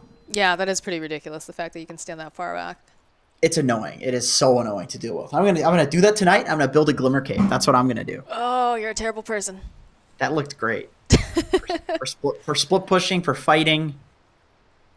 Nobody buys detection in pubs either. Like, even in immortal pubs, nobody's I buying buy detection. And then Well, they're you're- like, why do you have detection? Because I'm a good That support. doesn't do damage. That's wasted gold. You use it and it goes away and the gold is just gone. Why would you want that? What was I? Oh, I was watching. It was Dan Offen. He was doing. He did like a little stand-up comedy thing about Dota 2. Like he's British, so it was like kind of drier humor. But one thing that he was mentioning was the fact that he was watching Chaos Esports at Dream League, and he's like, "Chaos, man, these guys they play very, very aggressive. Like, they want those objectives. They're playing like, they had girlfriends waiting for them at home, and they started like running down mid. And like, these guys don't even have boots. But you know what? Boots, you don't need them. Towers don't move, guys. Just go after the towers." And I was like, that's clever. I like that. There needs to be more ironic, like shitting on bad habits comedy in Dota. Like that is good stuff because there are some things that a lot of people do in pubs that you see in every single game that's just awful. Like, hitting jungle creeps when you should be hitting lane creeps, TPing to lanes to just stealing farm from other cores. Like, this is prolific throughout even Immortal bracket. People keep doing this. The amount of times I'm in a lane and another core just shows up and starts hitting creeps there. It's like, dude, there's farm elsewhere. Why are you taking mine? Yeah, I've been a witness to that before. They're smoked up over here. At least they were. Found Bardo. He's gonna go make himself invis. They did have the sentry ward, but no dust. Oh, they did have dust. Why did they dust? Huh? Maybe just a little bit outside the range. I think with the tower up too, it's hard to commit into that. Okay. They could get a gem at this point. I mean, either team could get a gem at this point. It's that late into the game where I feel like one fight could make or break the game. And that's exactly what they're gonna do. They grab themselves a gem on the Venomancer. Oh, sweet! I'm glad. Hell yeah, dude. There you go. Sweet. I think both teams could get it. I just don't know who you would put it on for Ga. Maybe the Shaman, but he's split pushing. It's awkward. What about the Nyx Assassin? He's scouting. Like then that means he can't scout anymore. Like he's about to die. Is he? Yeah, now he is. No, Bardo. Yeah, there it is. Yep. Spike Carapace though. He's gonna use that Vendetta, use the break. He's got the rest of his team kind of behind Nice him. stun. The Ursus. Wow. No, Sword's is like, nah, there's too many people here. I don't want this. I'm out. Bye, guys. He was thinking about it. He was definitely thinking about it. And this entire time, the TA's just been living in the top lane, dropping traps. Oh yeah, that's another reason you need the gem. She can just split push the lane with just traps. There we go. He gets caught there by that stone, and look at Sword. He's just like, yep, no save a buddy syndrome for me. I'm just gonna hit these creeps, and I'm gonna blink out, and see you later, nerds. That is precisely why neither of those heroes can have a gem. Right. Sword also, where he is right now is why he can't have a gem. Is literally right here. Yep. Oh, Dire's top barracks. That's unhealable damage. Look at that Cardi go. Roche is up and running, though. They spotted out. And, Vengeful Spirit, she wants to go in the pit. The rest of the team is actually making their ways over. I don't know. They do have Stormhammer if they want to use it. Golem has Rage up, but they'll finish it off. They'll get the Aegis, and they get a couple nice dashes, though, right away. Oh, they'll be able to go and just take down Sword. And now Golem trying to run himself out. He's going to get swamped out by the Vengeful Spirit. The buybacks come out from the Shadow Shaman and the Ursa as they turn their attention now over. Oh, they disarm him, too. They'll be able to go pop that Aegis. And we're going to have the Sven coming back mighty soon. There he is, and he's just going to get chipped away by SG. Dude, nobody picked up the refresher shard. Ma eventually got it, but there was 3 people in the pit, unstunned. Golem was trying to pick it up, but he has a stout shield in his backpack. Like he's literally 9 items right now. So he got the cheese, but he couldn't get the refresher. So Ma just slips in there like, okay, I'll take this, I guess. Who'd they give it to? They give it to Shadow Fiend. Shadow Fiend, okay. Double BKB, double Greaves. Although unfortunately, you can't heal with the Greaves twice. I think Sexy Fat's gonna be dead here. Yeah, there's a lot of damage coming out from this TA with the traps. One final hit. Yeah, not gonna be able to save him, so... But that's a gem. I think they have to go home, too, right? Because TA is just gonna put a lot of damage on their tower. She's got the Deso. They have Serpent Wards. They have Serpent They do have Wards. TP. Alright, yeah, there's the TPs coming out, so they're not gonna be able to go high ground here. Wow, they didn't get the gem. I'm surprised. Yeah, I'm actually really surprised about that, too. They had a slot on Shaman. He's got a clarity. Like, you can just backpack that, pick up the gem, blink away. Yeah, I don't know. Maybe Rico Thinking wasn't more paying so about attention. the racks. Maybe. Puts Jeff more likes damage on to. the tower too. Jeff alt tabs and plays Artifact. That's what he does in competitive Oh. games. We don't say the A word. No. Somewhere slacks is very sad. Artifact was supposed to make him happy. We don't say the A word. I'm sorry. I'm sorry. I shouldn't bring that into this. Meteor Hammer is completed though now on Bardo, so they can do even more split pushing if they want. Yeah, look at the circle being thrown around. Oh, look at this. 30 hit points on that Rax. Oh yeah, On the that's range. juicy. They want it. If I'm Bardino, I'm up there. I'm Meteor Hammering that. That'll die to just the Meteor Hammer. Even with the reduction in the backdoor protection. They're making a lot of movement down here to Ursa, so we're just gotta be careful. He's been making space for days though. Thinking about manning up, does have the BKB, does have cheese on top of it. These stones finally do connect. They'll be able to go get the stun off, followed up with the magic missile. He has no buyback. He just bought out a Demon Edge. I think he's thinking it's fine, right? Because the TA is just gonna keep pushing this top lane. Oh, he's Like also all the on lanes are pushed cooldown. out. I guess that's true. Now you finally have the travels on Venno. I'm glad he got that because like somebody needs to be dealing with this lane. Yeah. It's him. It's absolutely him. He's the only one who can really kind of face off with the TA here. Yeah, Not even and then face also off with the like TA, just protect the racks in general. right. Yeah, with the Plague Wards, and also SF wants to be at the fight to start. So does Nakes. Yeah, they're really committing hard for this. They figured that they can take this faster.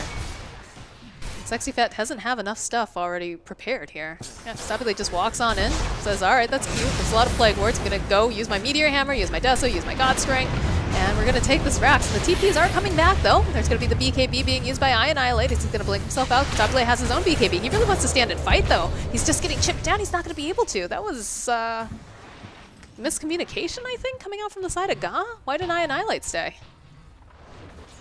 I don't think you. I think you're fine with getting racks and you just get out at that point because your Sven has buyback. So Oh, okay. He does have buyback. Alright. I think it's just safer to. You're glad that with your Ursa dead. Oh my god! I can't believe they didn't just get raxed. They raxed themselves. I mean, although with the Sven being dead, at least you can force his buyback, and then if you kill him without his buyback, you just go down mid and end. That's always a possibility. Bear's back up in 10 seconds though. This is spooky. Yeah. Alternatively, Ga could wipe SG with the buyback on Sven. That's always a risk. That's a possibility too. Well, I feel like Golem does so much damage though. He's got the Abyssal Blade online as well. Where's the wave at? Oh, there it is. MKB fixed on the... okay, they buy back on the Sven. Bardo, he's got this by Carapace, and they use the Abyssal, but oh, there's the jump forward coming out from the Ursa, and he pops his own BKB. He wants to man up, but he's just getting mashed to it. He's not going to be... Oh, he eats the cheese, though. Why are we paused? Oh, no. This is the worst time to be paused. It's also the worst time to DC, though, you know? Yeah. Where... Mini. Yeah, Shadow Fiend did actually disconnect. That is a rough hero to knows. DC. Yeah. He has the ult, reduces damage by 50%. He has Guardian Greaves. He has Refresher Shard. He has BKB. Oh, no. Wow. Well, let's do a little zoom in here on the Lifestealer. Yeah, he is getting slaughtered right now. There's just blood everywhere. Oh my god. He is looking... He's not looking too healthy. Jeez. Look at how he's standing, too. Is he even stunned? He's not, right? He just... I think he's bashed. Oh, yeah, he is stunned. He is He's stunned. got I can see I can see the little swirl. Yep. He got bashed by the Ursa's Oh, basher. yeah, I see or the- the I see MKB. the No, it's the basher. basher. It is the basher. My bad. Oh, boy. This is... You don't realize how many of the Dota 2 models, when you really look at them, they're just two-dimensional. Oh, yeah. You know, it probably saves a lot of memory on your computer to have all of these things be 2D. Maybe. It looks 3D from above, doesn't it? Like Yeah. when you're not zoomed in, all of this stuff looks like 3D. Yeah, it's just... I think it's just the way that the models are right now. Yeah, like if you go horizontal to the bash, you actually can't. You can barely see it. Yeah. Like if you're horizontal with the... or parallel, I should say, with like the lines of the little tornado horizontally. God, it's hard to describe looking at things in 3 dimensions with words. Well, it looks like Shadow Fiend's reconnected. So I don't have to do that anymore. Good stuff. Let's go. Thank God. All right. Is this gonna be a dead lifesteal? Lifesteal has his own cheese though. He can fight right back. All right, here we go. They'll never Two cheeses. find your grave. Jesus. I know, I'm an idiot. Nice swap. Oh, Nuaje is going to be able to buy some more time. There's going to be the roll forward. They get off the Requiem, but they're all pretty far back. The BKB is going to get used over on Annihilate. Constabulate pops his own BKB. There's a buyback coming out from the Nyx Assassin as they're just going to keep chasing down Nuages, but this BKB is about to run out, and they're going to be able to find this kill over onto the TA, immediately buying back. Sword trying to run himself away, too. They've got the Impale. They'll turn their attention now over to the Air Spirit. They've got the Meteor Hammer, and they're going to be able to connect over on 2 of these heroes, but now Constabulate, he just bought back. He's not going to be able to fight during this at all, and they're going to turn their attention right over to the towers. They're ready to just finish up this game. They know that there's no buyback on Constabulate. He doesn't have the God Strength. I think SG is going to have taken this series. I say that, and they get the, oh, if they kill the TA, if they killed, oh, they force her back. Yeah, that is got to be game. GG. It's SG. Taking down Team Ga. Moving forward. I know Ga's gonna be a little salty about that pause. There's nothing you can do about it, but I don't want to hide from the fact that they're probably gonna be salty just because that's the one fight before they lose the game. Yeah. Especially with the Rax advantage, you can't get over that. I mean, there's a lower bracket, so you do have that going for you, where you can kind of think, okay, that was a little bullshit the way we lost that game. We can win this. We can get into the, we can win in the finals through the lower bracket.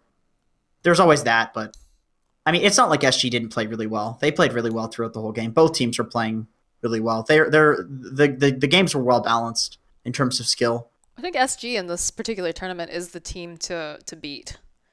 If I had to pick one right now, I think SG looks really, really good. King Al +4, obviously, just because they've got really high skill players, but they, they did drop a game earlier too. I don't know. Oh, I hit the wrong button. Shoot. I think, I think we so we have 4 teams, right? Or do we have? There's another game after. There's another game after. 2 more this, games right? after this. So two separate. There's 2 separate series after this, right? Yes, there's 2 separate series. I'm looking it up right now. So we have 8. So we have 8 teams. So the next game after this is, I believe, G-Pride versus Vicious. Vicious look good too. And then there's Lucchini versus the loser of G-Pride versus Vicious. Okay. So 6 teams are left. And there's Golden Mulas and Thunder Predator for another day too. Okay. All right. A lot of teams left. That's actually it from Jenkins and I. We're done. For the Mekansm Cup. Yeah, I've got to get on a flight early this morning to go out to Vegas for my next event. And Jenkins, I'm sure you've got stuff going on in your life that you have to attend to. Okay, nope. Never mind. Nothing. Never mind. But yeah, that's going to be it from us today. So thank you so much for watching us. We had a lot of fun casting some SA Dota. Thank you so much, Jenkins, for being my co-caster. It's always a pleasure. I learned so much from you. I'm going to bank everything that you said. And remember, you can't spell sass without SA. Copyright Moxie. That is your signature move. I've heard that one before.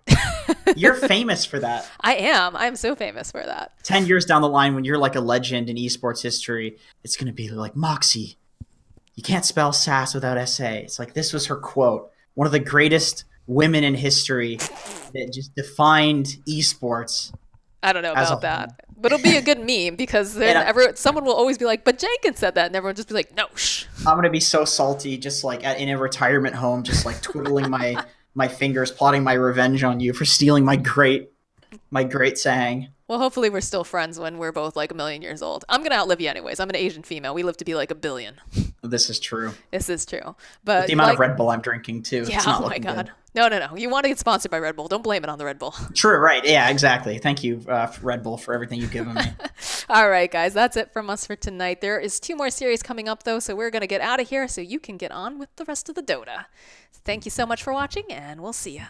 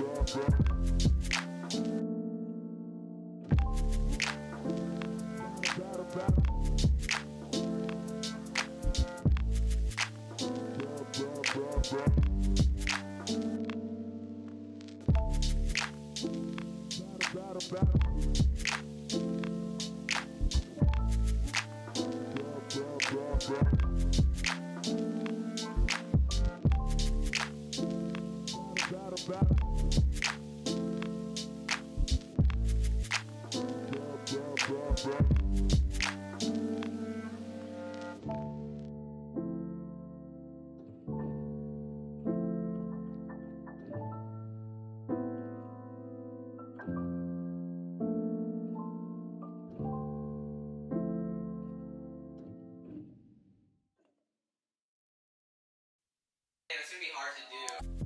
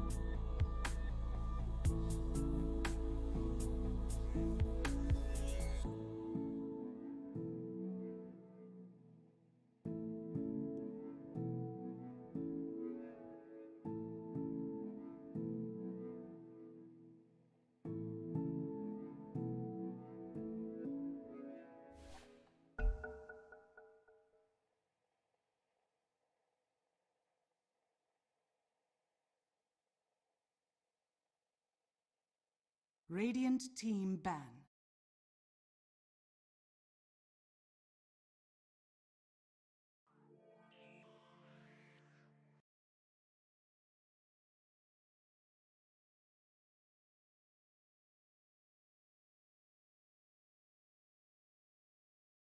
Dire team ban.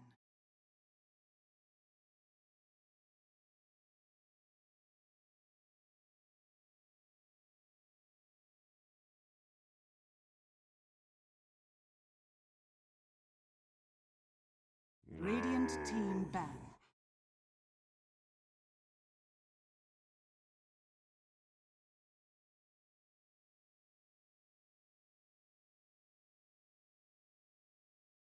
Whoops, I was fully muted. Dire team ban. Yeah, I'm glad to be here. I casted both of these teams before, and we should be in for a treat because I believe these teams are quite close in power level, so we should have an exciting match coming up.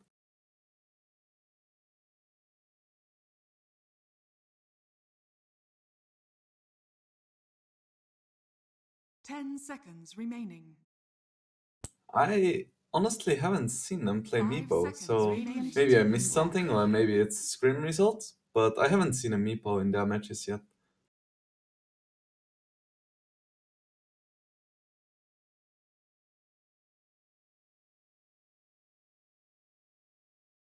Yeah, me too. Yeah, I do. It's one of my two favorite heroes, so I always look 10 forward to seconds seeing remaining. Meepo in these kind of matches. 5 seconds remaining. Dire team ban.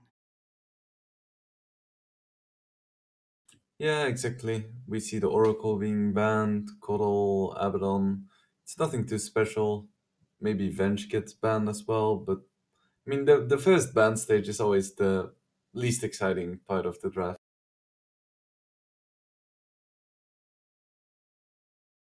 10 seconds remaining. 5 Well, seconds if you have the remaining. choice, I would say Oracle, because he's just good against everything and he can do everything. He has damage, Radiant healing, team defensive pick. utility, can cancel TPs. He's just extremely strong. So definitely Oracle. Dire team pick. Damn. We just started and you're already on fire.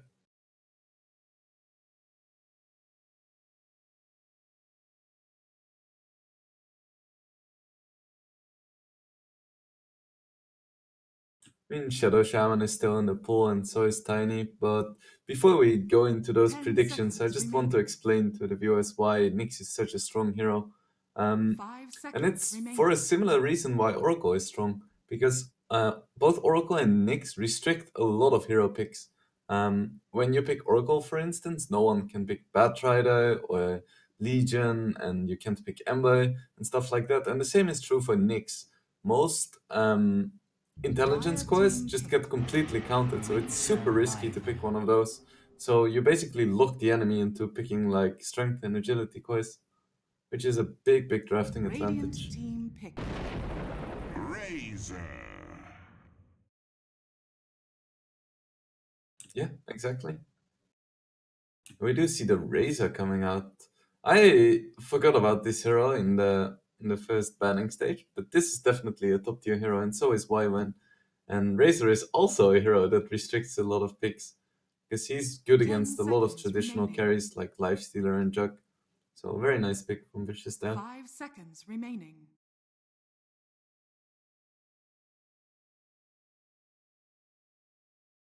Radiant team. Dire team ban. The sack.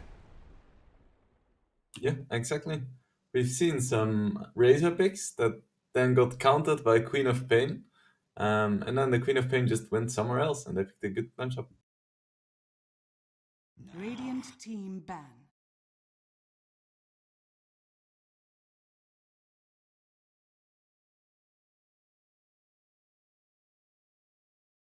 Yeah, I definitely think so. Dire I team favor ban. supports like Leshrac a lot, where they have some decent stunts, and then him and Shadow Shaman are two examples that can take objectives as well.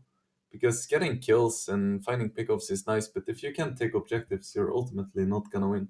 So I think Lesh Nyx is an extremely strong support duo.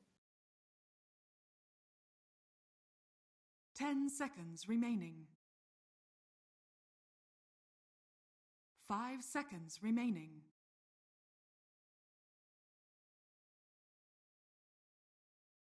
Well, I'm not so sure about that one, because generally in the laning stage, if you want to lane Nyx and Lesh together, people don't really have boots, so they're not that speedy, which makes Impale not as difficult to use. Dire team And pick. once he hits level 6, well, then Impale is also quite easy to hit. So, I don't know, I don't feel like it's that unreliable. It's not like Alina stun that desperately needs setup. That makes a lot of sense. Let's see what's been banned out. The Lifestealer, well, he's always been banned out. He's just that tier 1 carry. Remaining. And Gorillaz, they can't pick it themselves because, as you said, the Razor counters it. 5 So it's a seconds remaining. good deal that they banned out themselves. The Ember...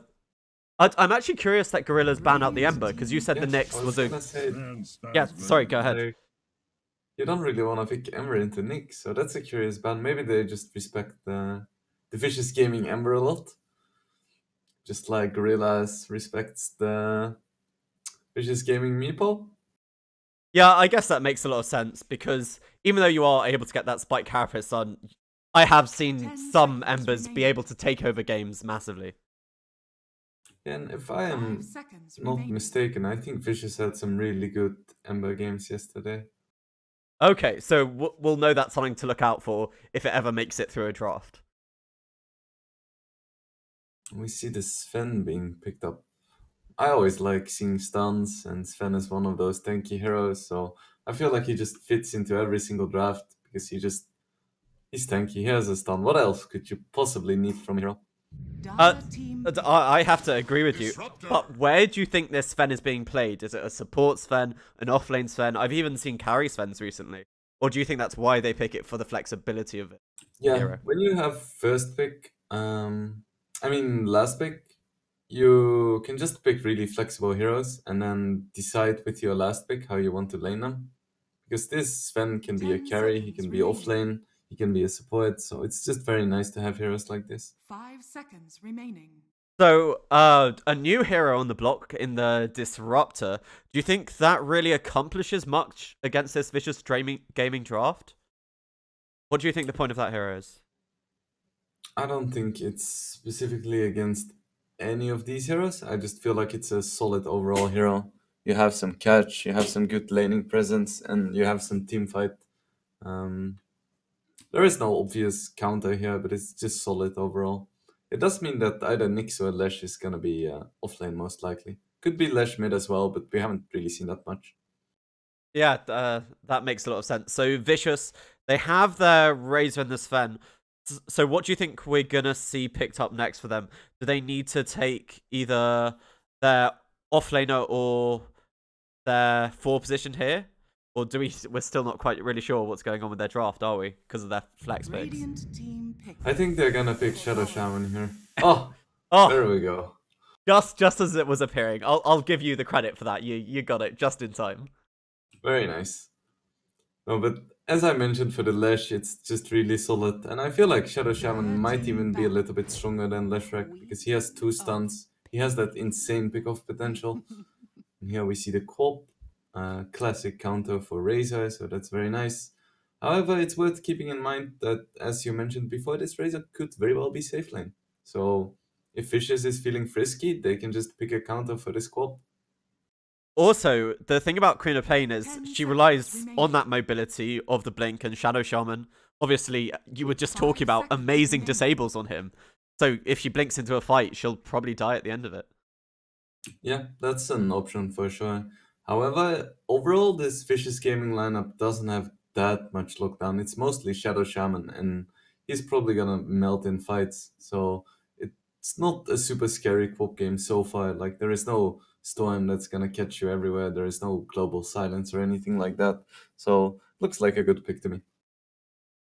Fair enough. So, Vicious, they need to ban out some sort of core because that's definitely what Gorillaz need. They need an agi carry, I would, you know, a hard carry. So what do you think's best for them so that Vicious should ban it out? That's a good question. I'm trying to think of one, but I feel like Vicious has their bases covered quite well here. They ban out the anti-mage, which I kind of get, because as I mentioned, their lockdown is not that great. And if an AM gets out of control, he could 1v5 that draft. Yeah, for sure. Yeah. They don't really have great answers for. Gorillaz here, they're gonna have a harder time because it's honestly not clear what's totally happening with the Vicious Gaming draft, because we still don't know how the Sven and Razor are going to be laned, and I'd have to bet that they no longer want that Razor versus Quap matchup, because you just talked about how deadly that is. So I guess Gorillaz could go ahead and try to pick a hero that can go either mid to a safe lane as well. Like, that's how you can counter last pick, by having multiple heroes that can go mid. This is a bit of a unique ban. In the Alchemist, did you see this played by Vicious yesterday? We did see an Alchemist yesterday, but I'm not sure if it was played by Vicious. But yeah, we've seen some games in this qualifier being taken over by an Alchemist, just having a free game, being last picked, and then no answers, so he just snowballs. We even had a game where there was an Alchemist team, and they took some really bad fights, but even though they gave away a lot more than they should, they still had this Alchemist without any counters, so they just took over the game. We see Spectre. Oh, okay, so going for one of the hardest of the hard carries there. How do you feel about Spectre in this patch? And also, do you think there's a set way to build him now? To answer the first question first, I feel like it's always a big risk to pick a Spectre. In this game it looks decent because the pushing on Vicious isn't that great, and their laning is probably not gonna punish a Spectre that hard. may now select your heroes. Ooh. Oh, Before I speak about Spectre items, this Drow pick, this is very all or nothing. Yeah, they have to push, don't they, on the side of Vicious, because... Yeah, because usually... Drow skills terribly against Spectre. Yeah, I was gonna say, I see Drow, I think Spectre, she hates people being on top of her, and what does the Haunt do? It gets you right on top of her. Wow, that's all in, yeah, most definitely That's there. a good pick for sure. But to answer your question, no, I don't think there is a set way. There is a lot of builds that work. There is Manta, there is Radiance, you can get a Blade Mill. So I feel like you just try to feel the game as a Spectre player and then build accordingly. Okay. Do I need to fight early? Do I need to skill really hard? Do I need to snowball? Do I have any other carries or scaling heroes in my team? And then you make the decision accordingly. That makes a lot of sense. So, now we've seen both full lineups. What one do you think is better? That's a good question. I feel like overall I kind of prefer the Gorillaz-Pride lineup. I feel like it's easier to execute. They just have some stuns on supports, they have some pushing, they have good lane matchups. And Vicious, it's really volatile. If they don't get the pushing, they don't get the pickoffs, they're just gonna get picked apart, I feel. So I don't think it's a major outdraft, but I would slightly favor Gorillaz here.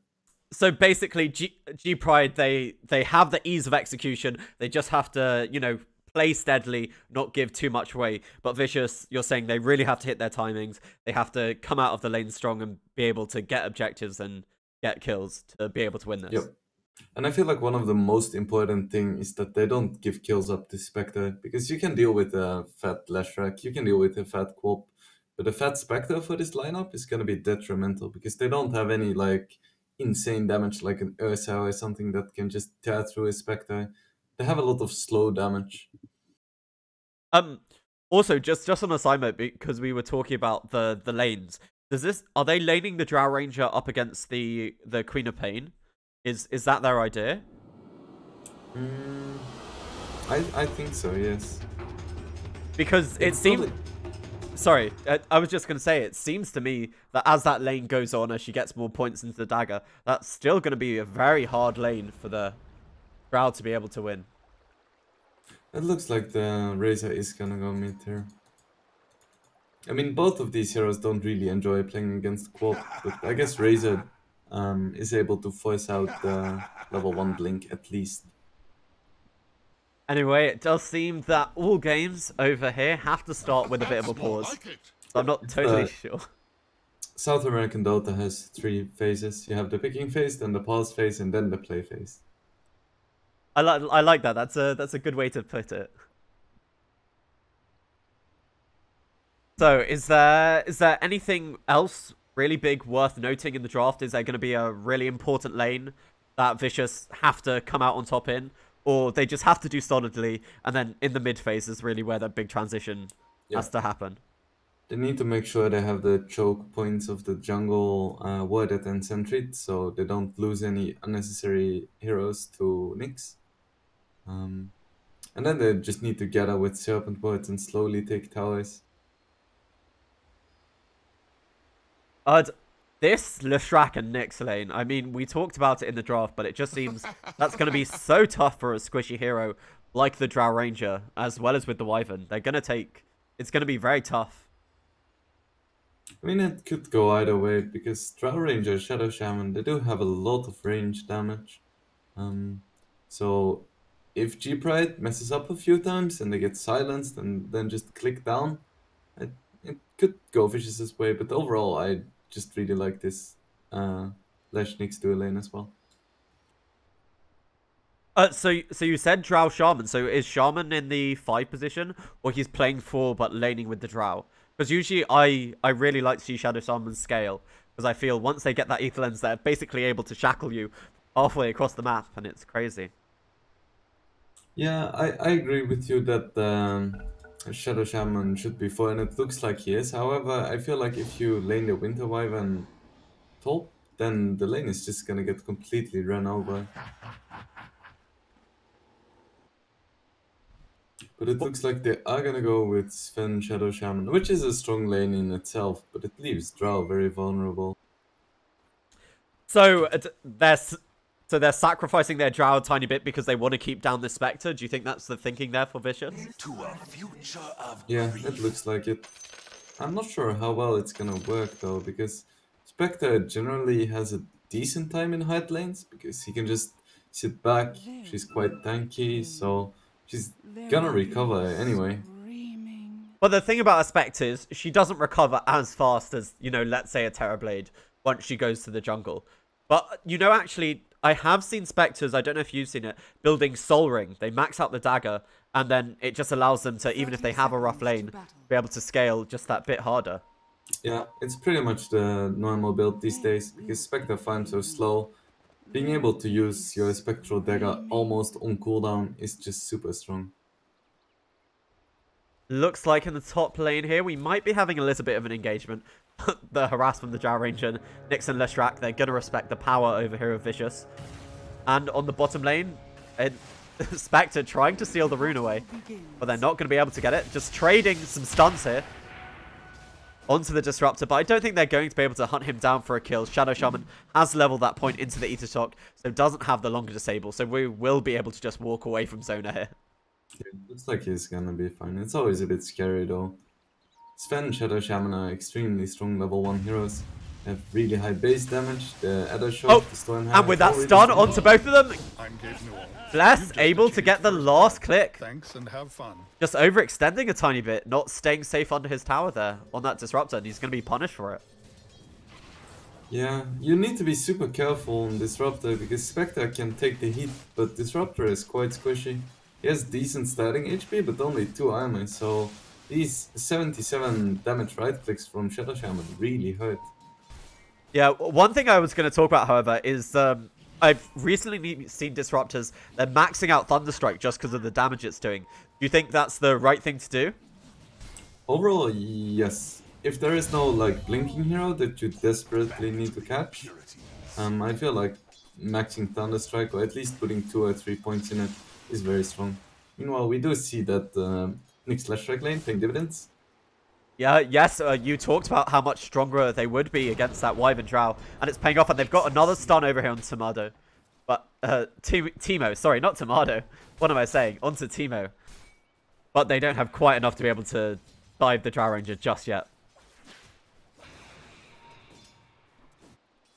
So over in mid, we see Razor having a good start right here, which is pretty normal because, well, Razor is just really strong in early levels, and level 1 Shadow Strike isn't that strong yet, so this is pretty much as expected. But as the lane goes on, it gets more and more Queen of Pain favored. Yeah, exactly. Razor has no natural way of sustain, so he's gonna have to keep buying consumables to stay in this lane. So even though his CS looks good, his net worth might be a bit deceiving once we switch over to it. Yep. Okay. Not yet, but soon. In the top lane, they have the Diabolic Edict as well as the Impale into the Split Earth, and that's going to be enough to take down a Kodiak. One more hit, and they are able to finish off the kill. That Winter Wyvern going down for a second time here in the top lane. Yeah, and this is not what you want to see. At this point, I feel like there is no recovering in this lane. The Drow is just gonna try to get a level 6 and then move to the jungle, but I expect a few more deaths in this top lane for Vicious. They do have the stun, pops a mango. The stun is the edge of the Split Earth, it does connect, but they don't actually have any mana for the Diabolic Edict. So I don't think they're going to have quite enough to run down Teemo, but he actually turns around, realizing he's already dead. So that Nyx assassin who already has boots, and they do get the kill. So yeah, this top lane is looking like just an absolute bloodbath for the side of Vicious. Tactical pause or lag? They're claiming it's lag.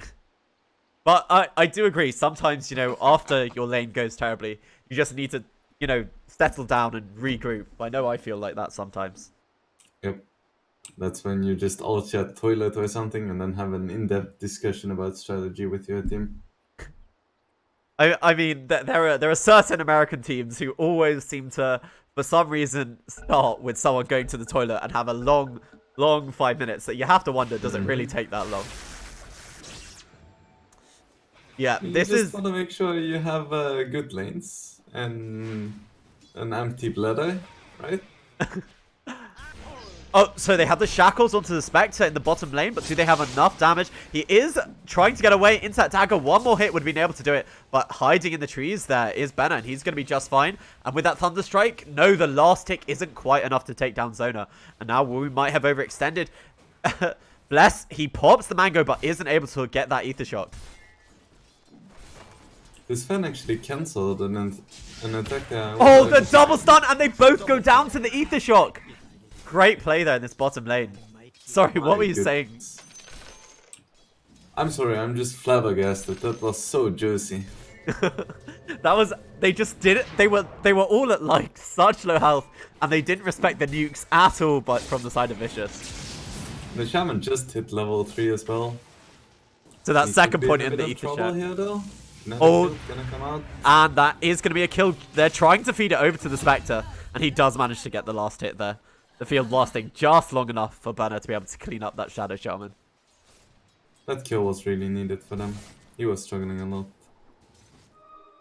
Now my enemies pay. Yeah, both safe laners having a bit of a rough time of it, really.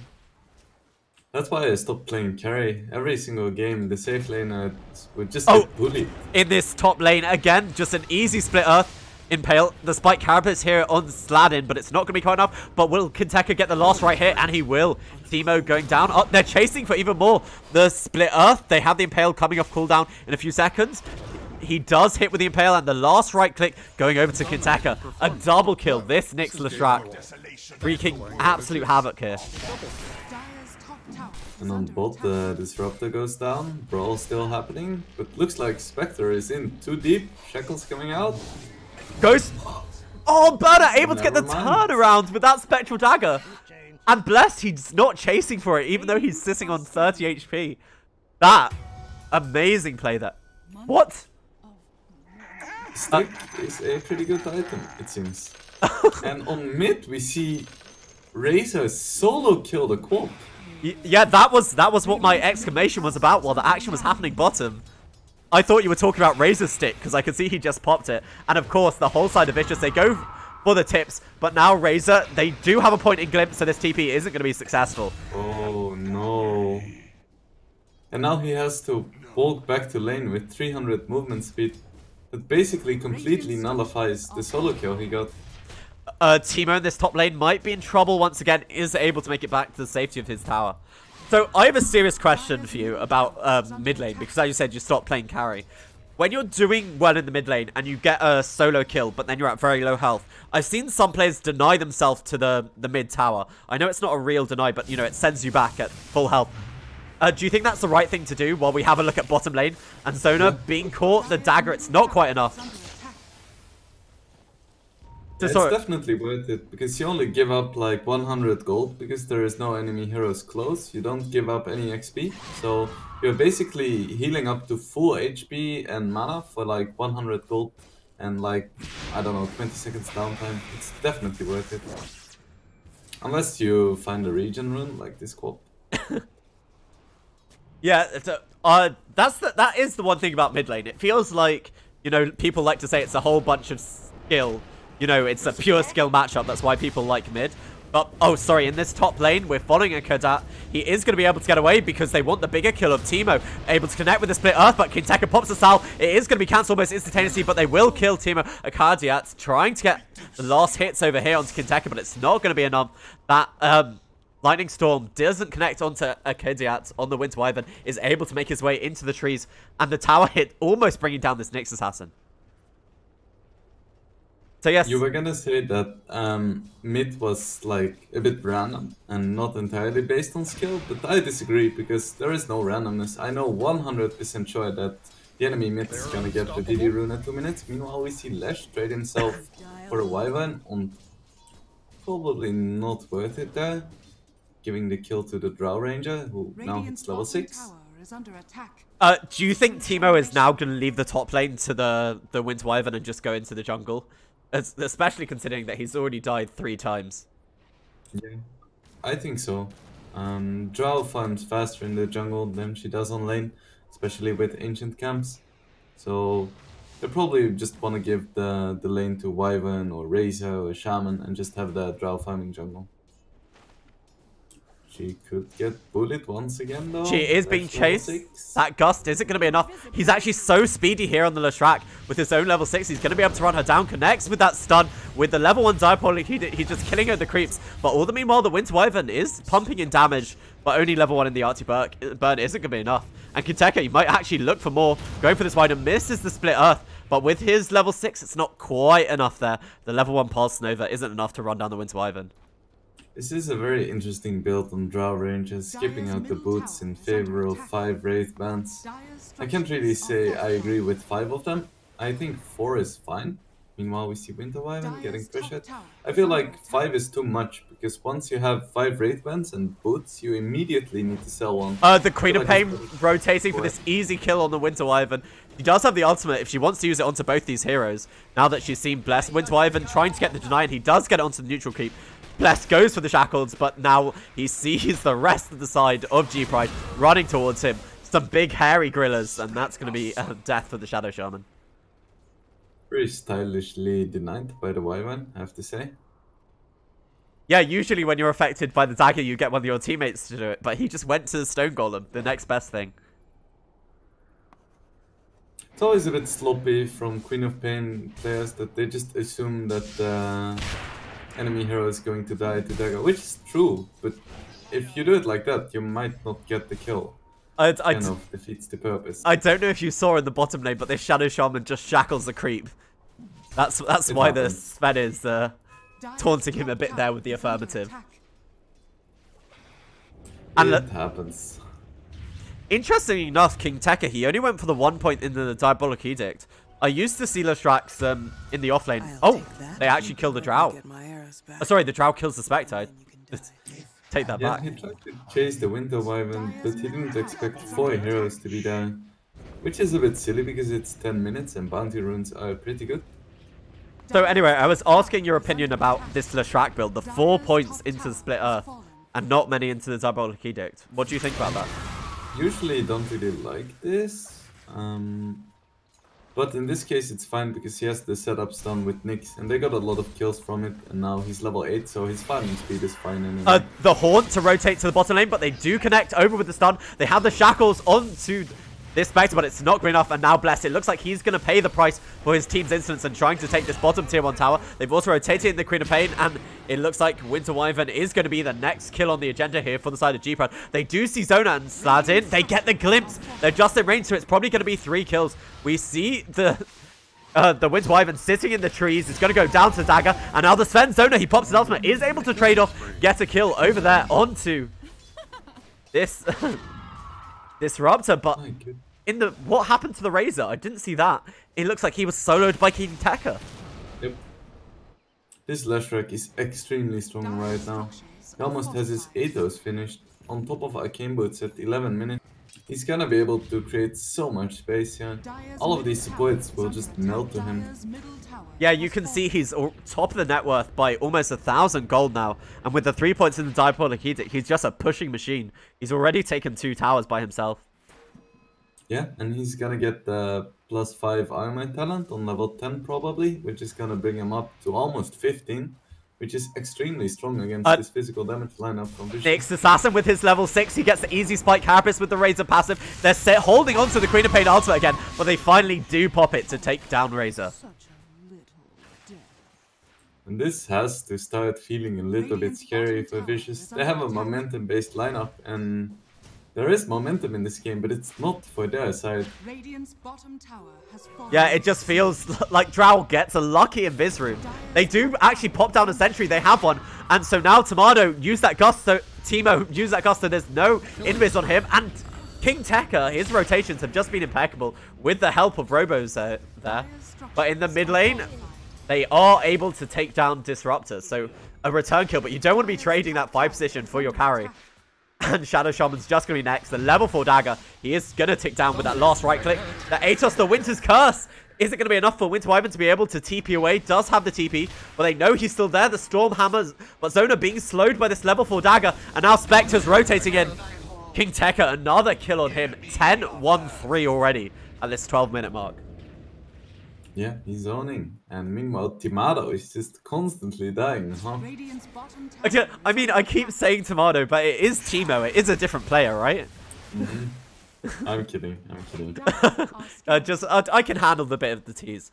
So we are seeing that after his great start, Burner is going for that Radiance. Do you think that's the right build this game just because of how squishy the side of Vicious are? Yeah, I think he has enough space to get away with it. Like, his Leshrac is owning, his Corp has decent farm, Nyx is creating space, so there's all the room in the world for him to build whatever he wants. And in a situation like this, against like a full squishy physical damage lineup, yeah, Radiance is great. So Slardin is using that Vendetta once more. Do they have any detection on this high ground? He scouted out the Sven, but the Sven gets the stun, but they use the Horn instantaneously. So this means they're going to know the rest of the side of Vicious are. The Spike Carapace does connect onto the Razor as well. But King Tekka, he might be in a bit of trouble now. They're focusing him with the Drow Range. Are they going to be able to take down the track? That's a pretty good kill. Burner actually caught in the subwards as well. They have the stun on the Queen of Pain. Is there enough damage? Yes, it is. Not able to get away. And now Zona, he's chasing him down.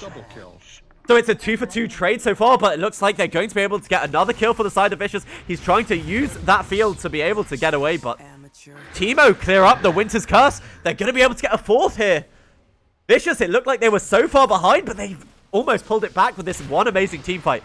Like, Carapace is going to keep him alive for a little bit longer, but he will finally go down to Teemo. I feel like it's just disrespecting Vicious Gaming's early game lineup. Because you have this Spectre and he has Haunt and you probably want to use it. But you have to keep in mind that if you fight uphill like this and you let Shadow Shaman get off his spells and Queen of Pain blinks into a Razor with level 1 blink, you can still lose this game. You can still lose fights.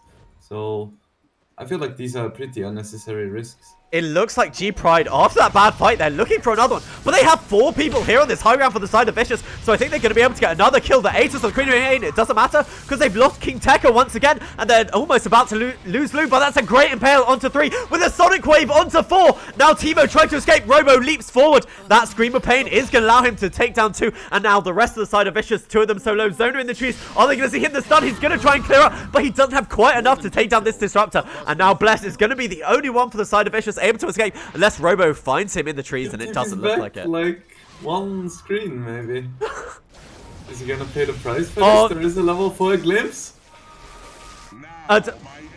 It looks like they might have found him. Yes, they have. They found Bless, but in this bottom lane, it looks like they're trying to get their own kill over here with the Razor, but they're not able to take him down. That Spectral Dragger through the trees. He's going to be okay on the Spectre. Oh, but they found the Razor, but they both have Atoses holding them in place. That Split Earth is going to be enough to allow the Queen of Plane to be able to retreat. Oh my, what just happened there from the side of Vicious? I have no idea, and this is why I love SA Dota. You never know what's going to happen. Like, literally, King Tekka just runs into them, but they still manage to win the fight by the side of G-Pride. Okay. Yeah, it was a beautiful Sonic Wave, though. Like, on 4 targets, and then the screen, very nicely done. Yes, also set up by a great Impale. Slardin playing very well on the Nyx Assassin there. Yeah, he has been involved in 18 kills, and he's only died once. That's a long-range Atos over there onto this track. They don't really have much follow-up. That's a nice static storm. It connects two of them. Slardin's there. They actually have the detection. The Winter's Curse is probably going to be just used to disengage, but the whole team is sitting here. They don't have Horn. They throw down the sub-wards, but the Gust, it pushes them out of the wards. So the ward trap not successful. A bit of a miscommunication there by the side of Vicious, it looks like. And meanwhile, Spectre has secured his relic. So if you're a G-Pride, you have to be very happy about that. You force out the Winter's Curse, the Circle Points. Your Spectre is just farming while Drow was sitting in mid doing nothing. Yeah, knowing these things are down, they've smoked up once again. They do see Bless managing to break the smoke of 3 of them, but it looks like King Tekka, he's looking for the bigger kill. The glimpse of the Razor already looking on pretty low health. They're trying to catch up to the Swint Wyvern. The Atos, it is on cooldown, but King Tekka, he's just so fast here in this track, connects with the Split Earth, and that's going to be a second kill for the side of G-Pride. Ooh, could have been a third, maybe, if they found the Shadow Shaman. Yeah, it looks like they just didn't want to commit for him. So, the Radiant's obviously a key item for the side of G-Pride. Is there a key item for the side of Vicious when they hit a real big power peak? I don't think so. Maybe some BKBs could be strong, but they are far away. Like, even Drow, who farms extremely fast, she's still like 3,000 gold away. And they have found this Shadow Shaman in the mid lane. So I feel like this is where it gets really scary for Vicious. They cannot give away any more kills, and they need to somehow find objectives and pickoffs, which is not something their lineup is great at when they're behind. So this is a scary time. And Stalin gets a double stun. Great double impale into the static storm. Razor is not even stealing any damage because he's silenced by that static storm. It's Slardin with these double stuns on the Nyx Assassin, just setting up some great kills. Very nicely done. No sentry, and that's always a scary thing between like when the enemy is pushing tier 2 and they have a Nyx, you kind of need to have a sentry behind the tier 2 because you know that the Nyx is going to be looking for those juicy pickoffs. And now they're just going towards a tier 3. They have 4 points in the Diabolic Edict, and that's more than enough to just take through that tier 3 tower.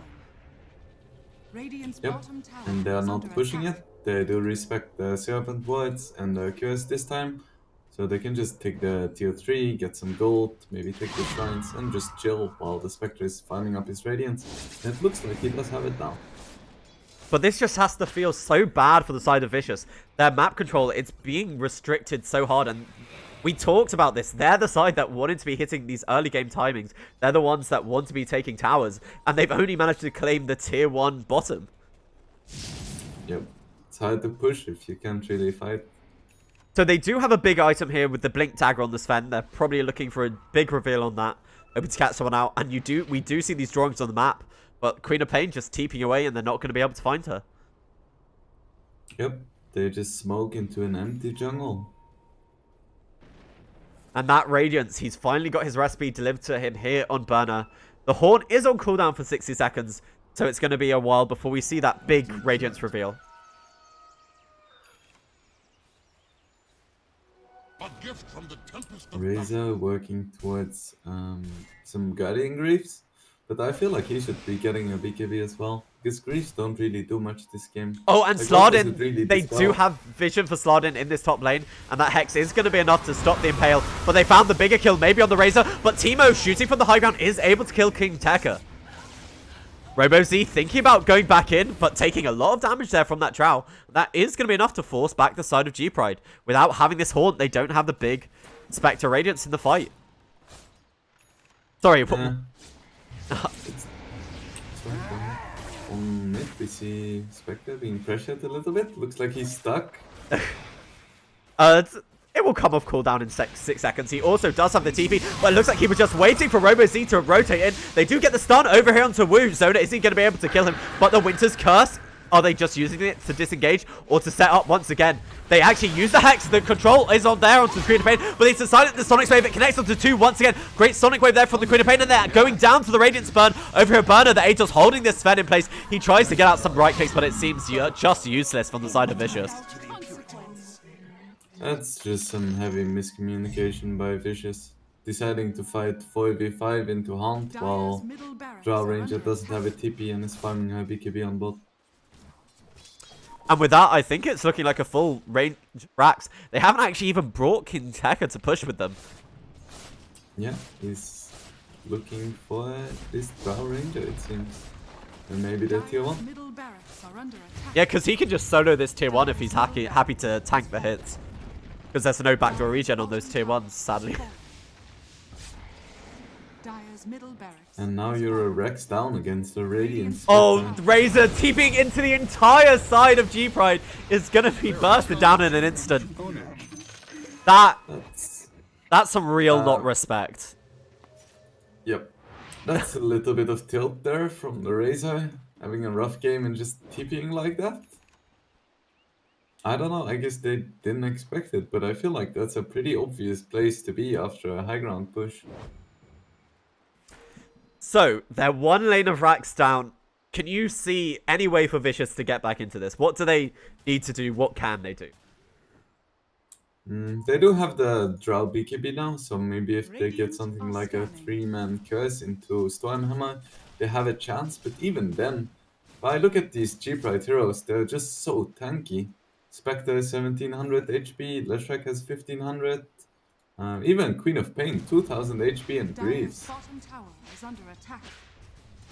So basically things looking very tough for the side of Vicious, especially with G-Pride. They're not even bothering to stop up for a Roshan, continuing their push of the objectives here against the side of Vicious, sieging this tier 2. Looks like Vicious may need a miracle here. They don't have a miracle, but they most certainly do have a glyph, which is gonna stop this push for a little while. Wu sitting in the trees. Does he have the vision over onto that Winter Wyvern? Not quite yet. Is sitting on that Observer Orb. But there we go. They do get the vision thanks to that Nyx Assassin. And they're going to move forward onto the Winter Wyvern with that Slash Storm. Not able to get off the curse. It's a nice impale, but a lot of damage being stolen here on this Razor. They get the stun. The God Strength is going to be enough. But the Horn, it's in. And they're right on top of this Shadow Shaman. Manages to put down the wards just before he goes down. But now they're looking for more. They see the real Vector, but they're not going to be able to kill him. It's a nice stun there, but they have lost Kinteka. And now Mango, he's hitting very hard with that 108 stolen damage. But going down here to the Radiant Spurn. They buy back on the Shadow Shaman, but if he TP's back into the Shrine, he's going to be all on his own. Teemo is able to get the kill on the Disruptor on the backlines, though. So a bit of a messy fight there for both sides. Yeah. They did have to buy back on 2 heroes on Vicious, so it looks decent, but it's far from perfect. However, if you're in a position like this and you trade evenly, I feel like you're pretty happy, because it could have gone sour fast. Yeah, they also defended their objective, which isn't trivial. And Drow Ranger is still alive, which is also great. Looking for that butterfly next, but Slardin, they don't have the detection here next to Teemo. He's just waiting for them to come in. That goes for the Vendetta into the Impale. And Drow Ranger pops the BKB, tries to TP away, but the Dispersion is going to be more than enough to rip through her. Sorry, the Desolate. Desolate's the damage passive. I'll get the hang of it one day. Yeah, and that's the kind of thing that you can't really have happen, because now you just give up all the bounties, you give up the Slardin, tower, he's looking for the Razor. Oh, they're actually not committing for it, are respecting it. The Dark Mango stealing a lot of damage here for this Nyx Assassin, but Kinteka sitting on the high ground, goes for his Diabolic Edict, as well as into his ultimate. They have the Hex, they have the control, but it's actually onto a Manta-style illusion there with the Shackles. The Winter's Curse, I think they're using it just to be able to disengage, but Robo, he's held in by the Cold Embrace, and that's not actually saving him. Godlike here on this Spectre, he's just diving the base, and they do call GG at last for the side of Vicious. Double kill. Drow Ranger trying to get a last kill, but unfortunately it's not to be. Teemo kept in by that cage. That was a rough one. They drafted a momentum-based lineup, didn't get momentum, and you saw what happened. Yeah, so the lanes, it didn't go as well as Vicious hoped for their draft, but did you at least see promising that might give them a shot coming up in the game number 2? Yeah, for sure. I feel like if they figure out their draft and don't pick Drow Ranger into Spectre, I feel like they have a good shot. Yeah, I honestly think the Drow Ranger, she just had such a rough laning phase. And it never seemed like, even though we saw the amount of damage Teemo was able to do, they did kill King Tekka, who was, on top 10 minutes in a few times. But just wasn't able to fully come online and become that mid to early game beast. I feel like if they laned a little bit differently and made sure that Drow had a really good early game, then you can really start doing stuff. Because a Spectre, even if he has just a Radiance, is not gonna stop a full push. But if the Drow Ranger is behind and she just has to only farm jungle and you can't push, that gives even more space to Spectre. So I feel like they should have put a lot more emphasis on securing the farm for their Drow Ranger as opposed to pressuring the Spectre, because as we saw, that did not really work out that well for them. Yeah, so let's hope Vicious are able to turn things around in game number 2. But until that point, we have a tiny little break, but we should be underway again with game number 2 very, very soon. So again, I have been Hasbaz, and I've been joined by the lovely Wingblade, and I'm looking forward to getting into another great game of SA Dota very soon.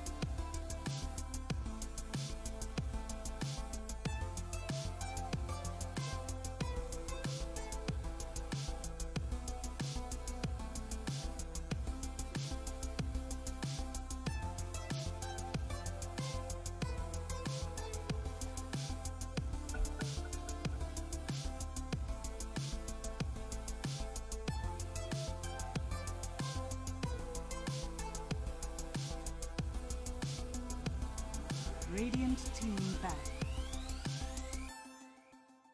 Dire team ban. Radiant team ban. Dire team ban.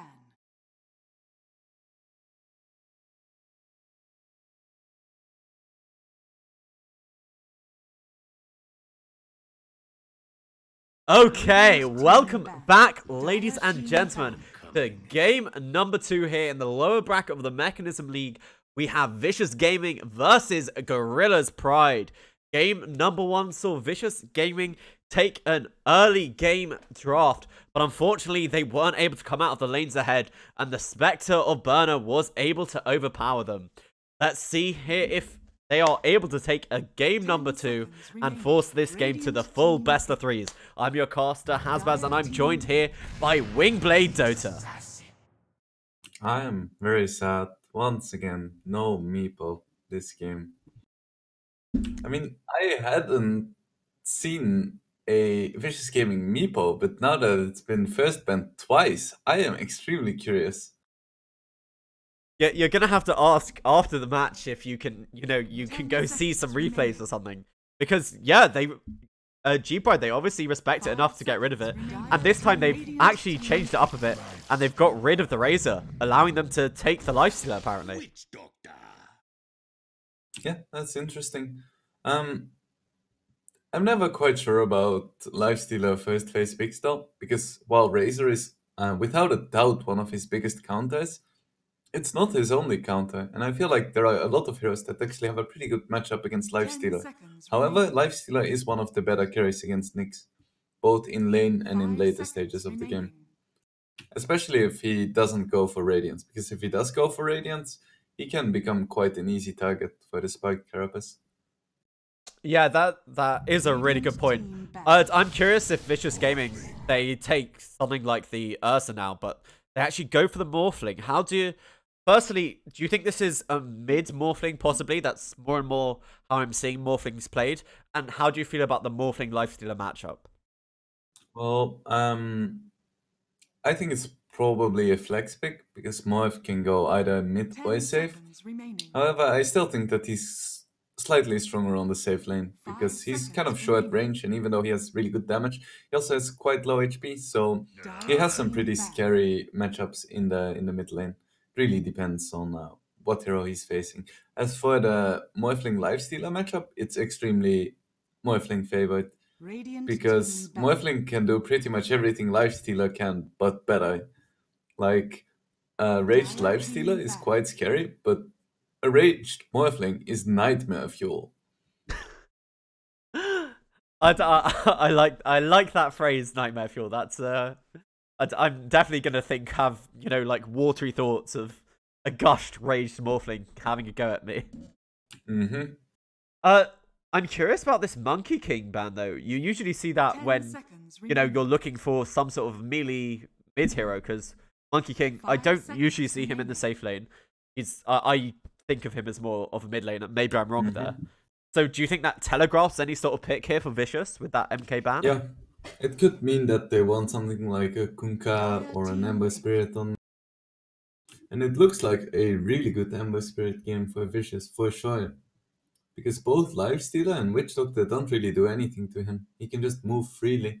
So if you ban out the Monkey King and then maybe pick it like as fourth pick or something like that, it's gonna be quite difficult to punish. But let's see if Gorillaz sees it coming. 10 seconds remaining. Yeah, I mean, we said in that first game that Gorillaz, they banned out the Ember Spirit even though they were the ones with the Nyx Assassin, and now they don't have the Nyx Assassin and they've let the Ember Spirit get through. So you're right, they don't really have massive answers for it. So I think this might be a mid lane tiny, possibly, because I was watching it was Complexity versus Team, and they had Limps Tiny versus Gunner's Morphling, and he absolutely defeated him in the lane. 10 seconds. Oh, really? Remaining. I mean, that might just be because it was Limps Tiny, and he's probably the best Tiny in the world. But still, maybe there's something some other teams have picked up on. Oh, or it might just be a regular 4-position Tiny, but who knows? It's nice I guess we'll see.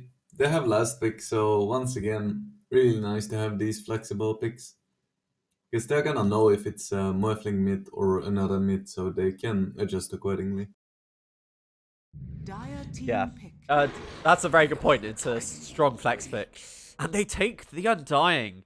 This hero, I used to see him picked, picked or banned the whole time, but he's really seems to have fallen off. Do you have any idea why he's fallen off, and what makes him strong now? I'm honestly not really sure why he's fallen off, because he still does the same thing he 10 always did. seconds remaining. But the biggest difference, I think, is that he now gets the 5 double seconds tombstone at remaining. level 20 instead of 15, which is a big deal for a hero generally ran as a position 5 support. Okay. As for this game, Undying is just quite good against Tiny and Witch Doctor, especially if it's a quiet Tiny, because they don't really have the best tombstone hitters. However, it kind of sucks against Lifestealer because he just chunks the Undying down. Yeah, I mean, that percentage-based heal. And also, Lifestealer, with that rage, he hits fairly fast. He'll probably be able to eat through a tombstone as well. So I'm not a huge fan of this Undying pick. It's good against Tiny, but I kind of like seeing supports that can actually set up on a Lifestealer, something like a Lion or a Shadow Shaman, or even something with Silence.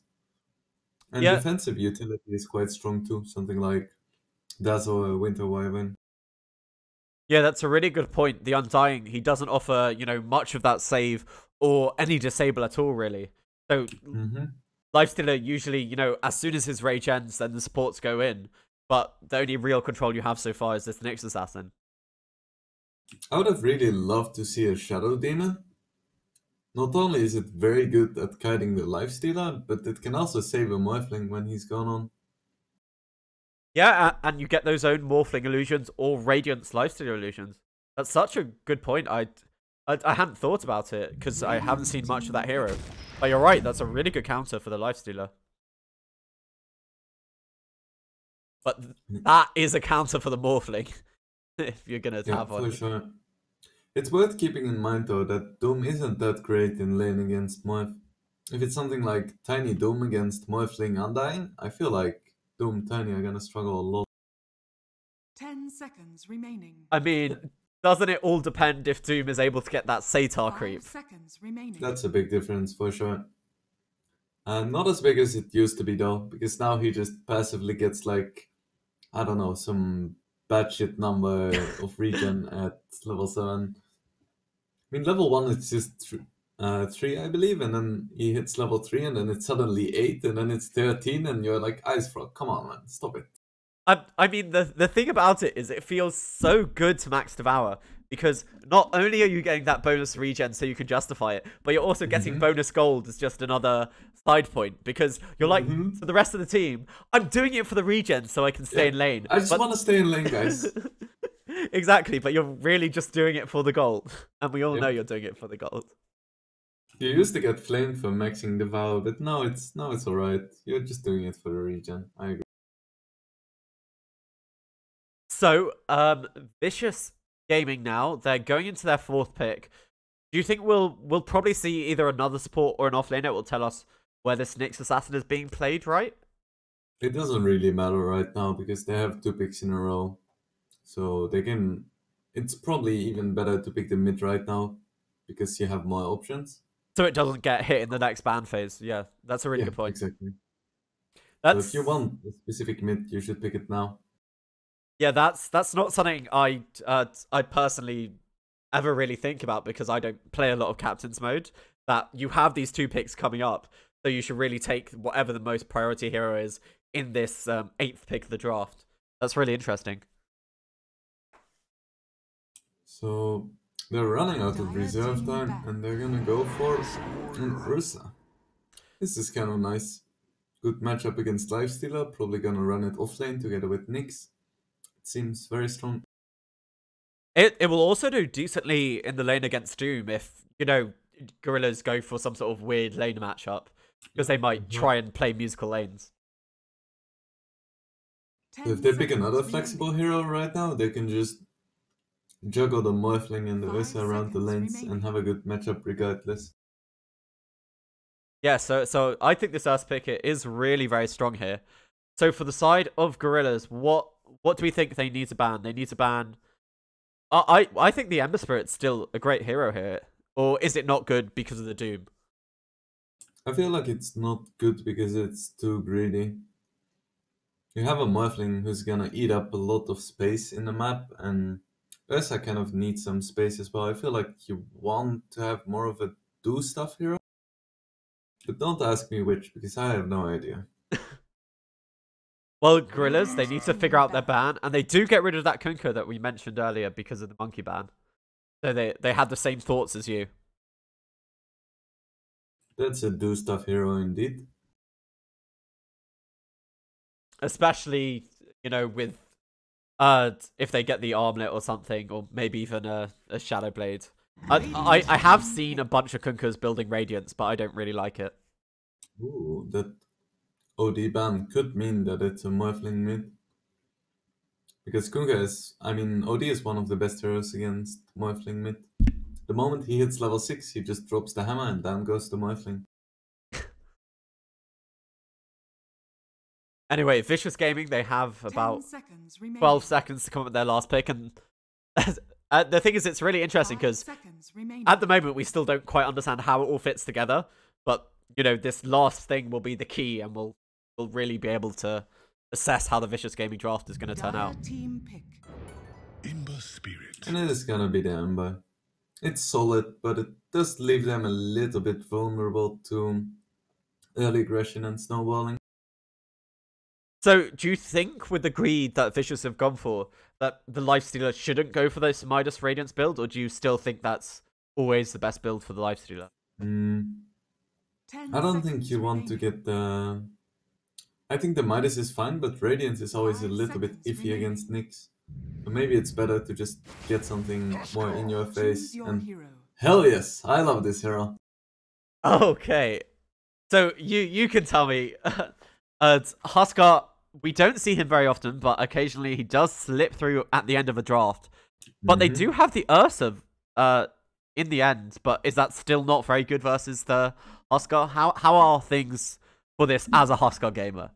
It really depends. If you get a good start on Huskar and you manage to get yourself a Heaven's Halberd plus Armlet at a decent timing, you don't give a single about Ursa running at you because he needs like a Blink, a BKB, and then something else to be threatening. So if you have a good start, you're going to be absolutely fine. But if you don't, and he manages to get on top of you in multiple fights, or you manage to disarm him and then go down to the Morphling, it really sucks. So he is going to have a really good lane on mid against pretty much any of these heroes. So I expect him to have a nice game and not to really die too many times to this Ursa. So, do you think the side of G-Pride that they're gonna run around as 4, making space for the Lifestealer, and then eventually, once he's well informed enough, he'll join them? Or do you think they'll just hit a period where they 5-man deathball? I feel like at the start it's gonna be them 3-manning with Huskar and Lifestealer just sitting in their lane, farming, or like Huskar is gonna be pushing mid tower, pressuring. And then at some point he's gonna join them, there's gonna be a push, but I don't expect this Lifestealer to AFK farm for too long here. I'm not gonna mention, but we have entered the second phase of South American Dota. I feel like the mid lane matchup is gonna be quite interesting.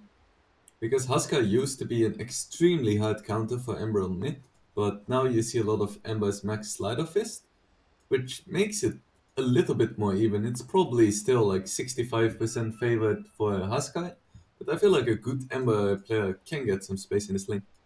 Can I ask you a question as someone who plays mid at a very high level? I feel like mid laners nowadays, eventually, at least the more popular ones, they get to a point where they just start spamming their spells to spam out the mid lane, and then they go to the jungle camps. But to me, it doesn't feel like the Huskar has the ability to do that. Do you feel that will make him scale less, or do you think that's not really a weakness at all? I don't think it's that much of a weakness, because he's so strong in lane that he's probably gonna when it gets to that stage, he's gonna be able to deny most of the creeps and last hit the rest. And if you do that, you're gonna farm at a similar pace as if you were to outpush the lane and go jungle. Also, if he does get ahead in this lane, he can just, because he's dire side, he can push the creeps and then actually take the Radiant medium camp. Okay. So he can only do that if he gets like really far ahead, because if it's roughly even, a support can just rotate and you're gonna die. So you need to be careful, but it is possible. okay, that makes a lot of sense. I guess I haven't seen a lot of Huskar recently, so I am kind of excited to see how it is going to play out. But if it is going to go as you say, if it's such a dominant matchup, then things maybe might look a bit rough for the side of Vicious. Because I didn't ask you, what draft do you think is better? The Huskar draft. I love him, and I really hope he buys a Quelling Blade at some point, because Huskar generally spends a lot of the first 15 minutes hitting creeps, and just that 7 extra damage for 200 gold, as well as the ability to cut through trees, which makes your jungling that much more efficient, is just really nice to have. So let's hope we see it.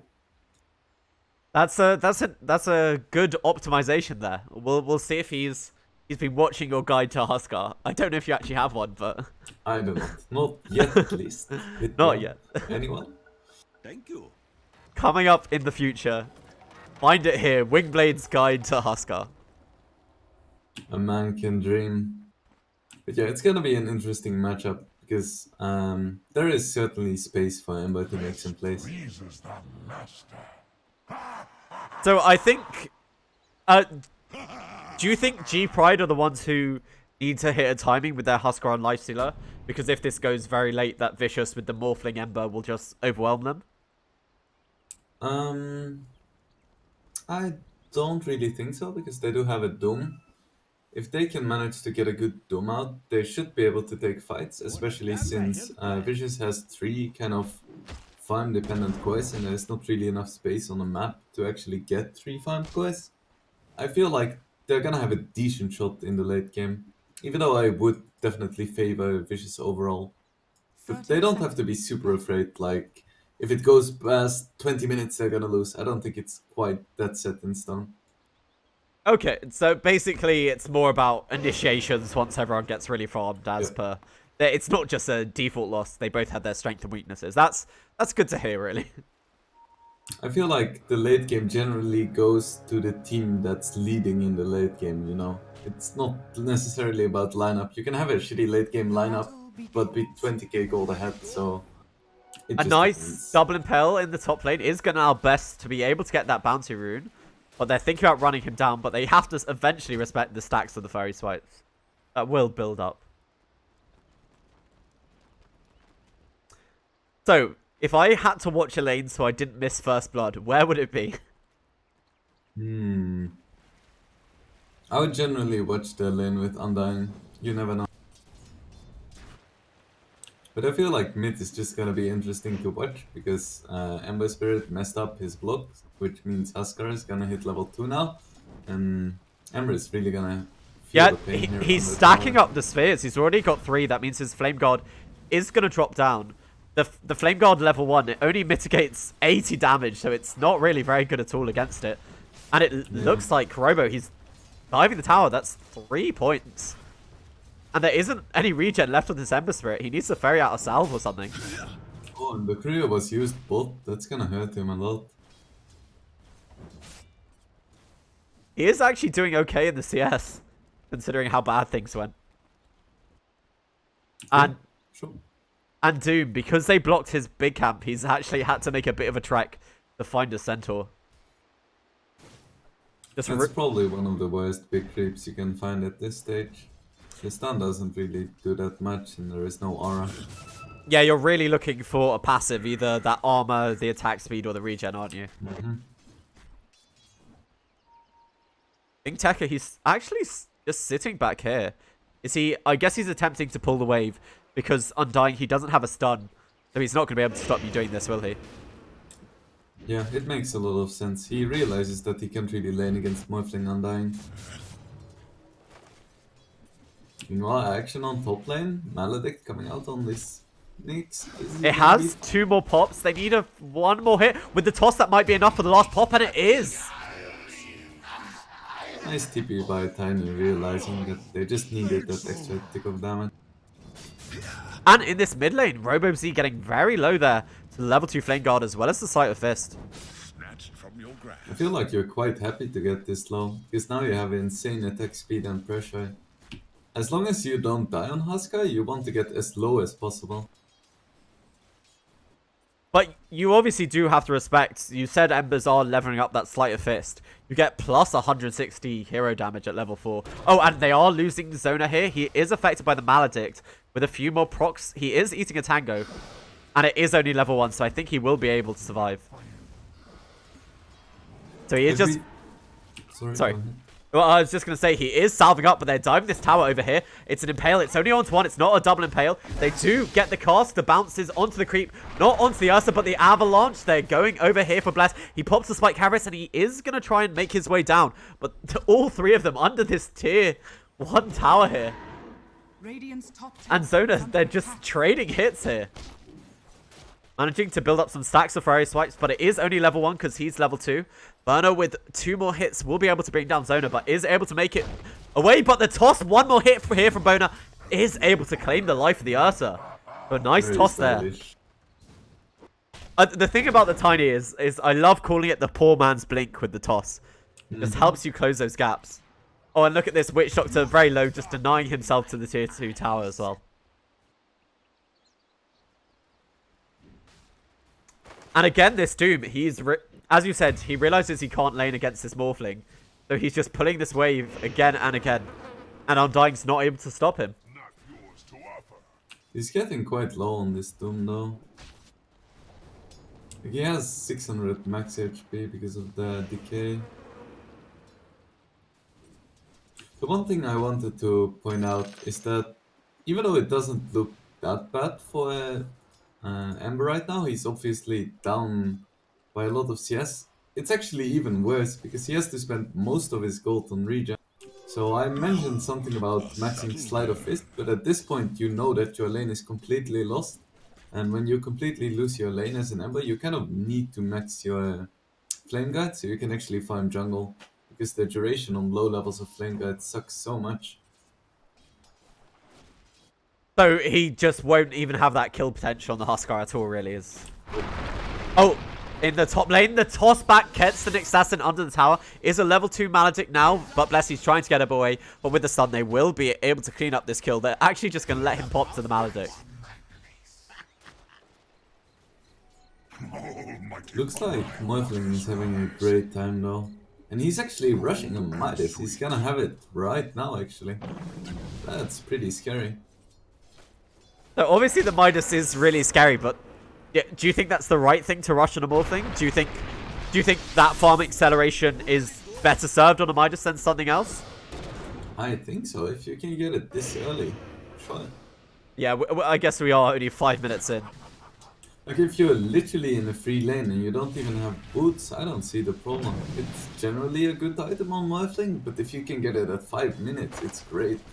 Because it's gonna pay off like, I don't know, 12 minutes from now, which is amazing. And do you think Morphling is the kind of hero that is served by the levels that you get off of Midas as well? It's not as important, but it's always nice. Like he has pretty good stat gains, 3 strength, 4.3 agility, so yeah, it's quite... And Morphling is very good late game against Huskar. Because he can even just steal like Huskar's form and use his abilities against him. In the top lane, this tossback, Slardin playing great on this Tiny. They have the Maledict, but is able to heal himself up. But with the Avalanche, it's going to be more than enough. And I think they're probably looking for another kill. The lucky cast back over onto Zona. Slardin's there. He has the toss once again, but this time it's into the air. Trying to use those skills on the Ursa. Double damage here on the Nyx, but it's not going to be able to save that Fuzzy Wuzzy's life.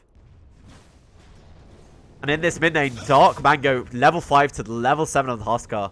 Is things getting very rough for him. They rotate it in the level 2 Undying, but I think he might just be in trouble himself. Huskar's more than happy to fight both these heroes.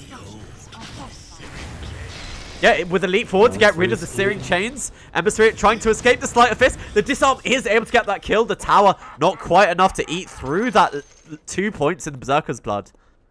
Beautifully dove. Ooh. He could even get the Undying. Doesn't look like. But very nice. I expected him to die there actually, because that was super deep. And generally you don't want to start doing these kind of dives before armlet. But he understands the limits of his hero and just goes for it. You know, yeah, realizing everyone else is mid. They know Zona's all by himself. He tries to get out a bit of damage before he goes down, but there's just nothing you can do against the 2 points in the Maledict. Dire's bottom tower is under attack. The one thing Vicious has going for them is this Morphling. And Morphling is very scary, but what's even scarier is having a single farmed core against the Doom.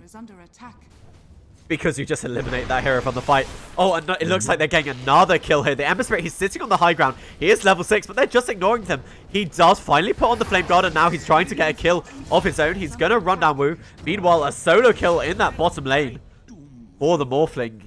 As you said, this Morphling, very scary initially, but as soon as Doom hits level 6, maybe that's no longer the case.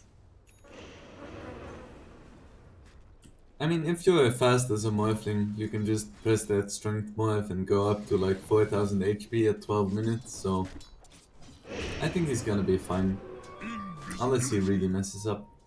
Because there is no like instant disables on G-Pride, everything has quite a long wind-up. Except for Toss, which is only gonna get scary once the Tiny gets a blink. Oh, in the mid lane, maybe he finally has overextended here. They connect with the Impale, but the Tiny is coming in as well as the Witch Doctor to be able to turn this around. It's the level 2 Maledict, it's onto all of them. But Dark Mango, he's actually pursuing forward with the Triple Remnant. The toss into the air, it's going to be enough to save the life of Robo Z as he gets away under his tower. But Dark Mango, it looks like he's just going to have to settle for that Tiny kill. Whew. His Undying was very low as well. Yeah. One thing I haven't mentioned yet about the Huskar this game is that there is actually a Nyx in the enemy team, and if you think why is that relevant? Well, because Nyx on his Vendetta actually has a break now, which is extremely potent against Huskar, so he always has to be a little bit careful. So, a real question I have for you, is there anyone on the side of G-Pride who you think is a prime Spirit Vessel builder? Because I usually think of that's the item that I can get to counter a Morphling.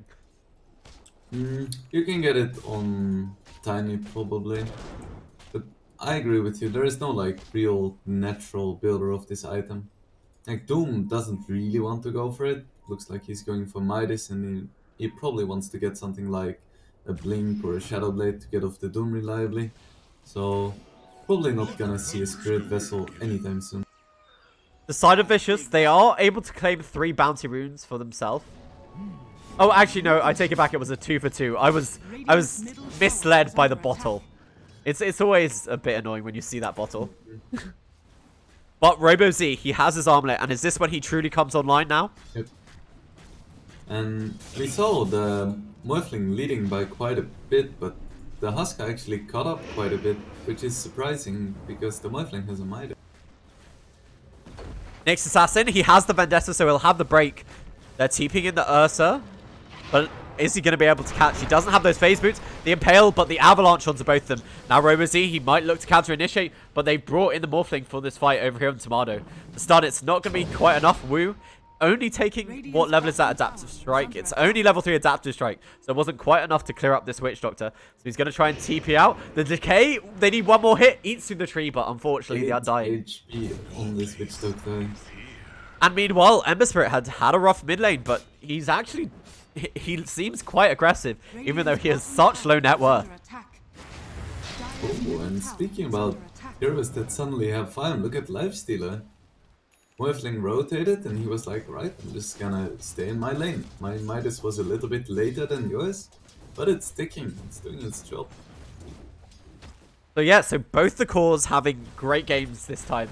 So the real difference in net worth is coming between this Ember Spirit as well as this Huskar. Tries to get the deny there over on Bless. Unfortunately, the Impale not lasting long enough. I like the discipline here from RoboZ, like not doing any crazy jumps, realizing that he's far ahead, and all he needs to do is just choke out Vicious, and then take some towers slowly, take a Roche, and then very slowly but surely take this game. You don't want to take any big risks, you don't want to die, you don't want to give space. So Dark Mango, how he has maxed the Flame God. Do you think he just needs to stick to farming to recover, or do you think the way he gets in this is by aggressive movements? I feel like it has to be a combination of both. If you just farm, you're probably not gonna win, because G-Pride is leading by quite a bit right now, it means that they farm faster because they have more items, but you also cannot just constantly be aggressive, and it looks like he could be in trouble here. They get the disarm, but the Lifestealer's waiting for him at the Remnant. Is he going to be able to catch in? Actually, he just takes down to the Burning Spears, so didn't even need to pursue him with the Lifestealer. But Morphling does get a kill of his own over here on Tawu. But you're more than happy to trade your Witch Doctor for an Ember kill, I think. Yeah. And I would be very worried for Timo right now, because he's fat on a Morphling, but he's not fat enough to take on 2 farmed Koi's and a Doom. They need to make something happen on heroes like this Ursa and Nyx. They need to start finding pickoffs. If they just keep farming, they're gonna lose. Yeah, and Timo, realizing the threat he's under, just denies his tower and then TPs away from that lane. He doesn't want to tank the first Doom of the game. Looks like the first Doom might come together with a Blink Dagger here. Yeah, King Tekka, he went for that Midas as well. So 2 Midases by the side of G-Pride is going to let them cement their net worth advantage. Looks like they don't feel pressured at all. They're just farming jungle, they're slowly walking towards the tier 2. They're like, alright, you can do whatever you want. We're just gonna farm. We have 2 Midases, we are confident in our scaling and teamwork. So it's up to you to do something.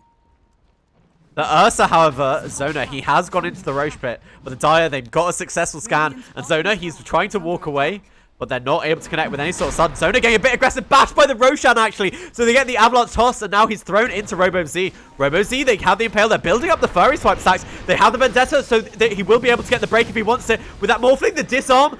Walking away, he's very low here on the Husker, but nice armlet toggling. Bless is able to get the kill on this farmed Husker, and now they're looking for more. They're on top of Burner. They're building up the stacks. That's 4 Furry Swipe stacks. Are they able to get anything else? He goes into a creep with that Infest, and he'll be able to walk away, but 2 big kills there for the side of Vicious. That was quite aggressive. Like, they just tossed in the Ursa like that, and one thing to point out about that engagement is the Ursa really understood what he had to do against Husker. He knows the moment I press ulti, the Husker is gonna use Inner Fire and I'm gonna be disarmed. So he waited till the absolute last moment to use it, and at that point Husker was pretty much already dead. Yeah, I honestly thought the Ursa got so unlucky with that bash, but he played that fight amazingly. I'd have to agree with you there. Looks like the Lifestealer is gonna go for a Radiance. I'm not sure if I like this. I think I would have preferred seeing something more aggressive and then just like hopping into the Doom to try and get pickoffs. Yeah, King Tekka, you said he might have a blink. He has a different initiation item in the Shadow Blade. Do you prefer that? Because it does mean you're able to cure the Doom on the Morphling before he strength morphs? I think so, yes. Because if you Doom in, it's like the scariest thing ever and you just instantly press Strength Morph, no matter what. But if you Doom from Shadow Blade, it's a really good opportunity to catch the Morph. And not just the Morph, the Ember as well. Because Ember can also just fire Remnant away if you see a blink in. Yeah, also with the Shadow Blade on the Doom, it's going to mean these supports on the side of Vicious. They're going to have to expend a lot over on detection. I feel like they need to be quite careful though with these pickoffs on Wu. So every time he dies, he gives like 30 seconds of free movement for Vicious.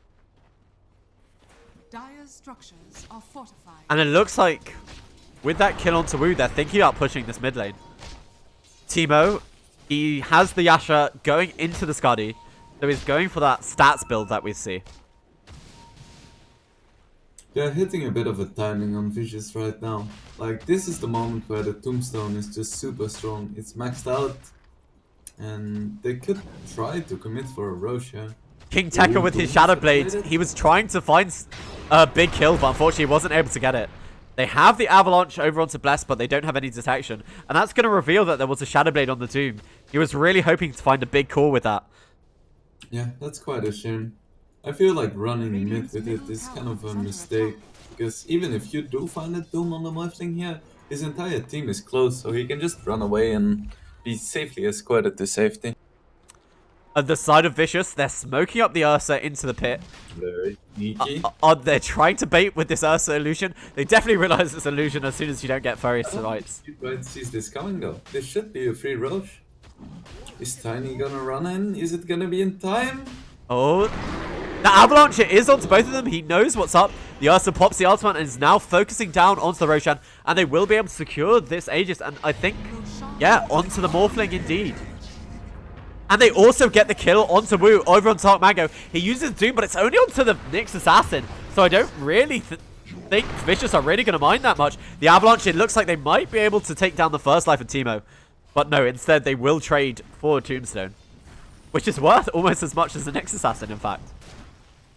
I don't think this Morphling is gonna mean that Vicious can suddenly be aggressive or take fights, but it does buy them quite a bit of space. Like, this Morph can be a lot more aggressive if he has an Aegis, because you don't have to fear the Doom. And if you accidentally die, you can just wave for him into the trees and TP out. So this is pretty much gonna be a farming Aegis, I expect. Hopefully it will buy the Ember some more time to get back into this game, because Teemo is doing fairly okay. Yeah, for sure. Once he gets a Skadi and then a BKB, I feel like he's gonna be extremely strong.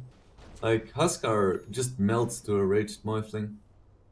Dire's top tower. So, do you think the reason that the Doom that Nyx Assassin is, he's just been holding on for it too long and really wanted to get a kill? Because that's what it felt like to me.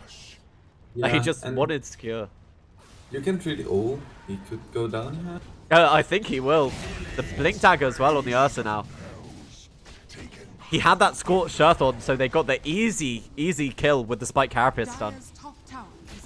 The moment Roche dies, you realize that you can't really use the Doom on a Morphling, because he has an Aegis, and finding the Ember is difficult, so just getting a Nyx while it's ready, it's perfectly fine. So G-Pride, they have their Radiance completed. They have Doom coming off cooldown in 40 odd seconds. Do you think they're going to look for a fight even though they have the Aegis on the side of Vicious? Or they're just going to play it safe until it expires? They have Doom, they have a really strong Huskar. I think they're going to be perfectly fine in a fight. They just need to be a bit careful about how exactly they take it, because Tombstone is nothing to be underestimated.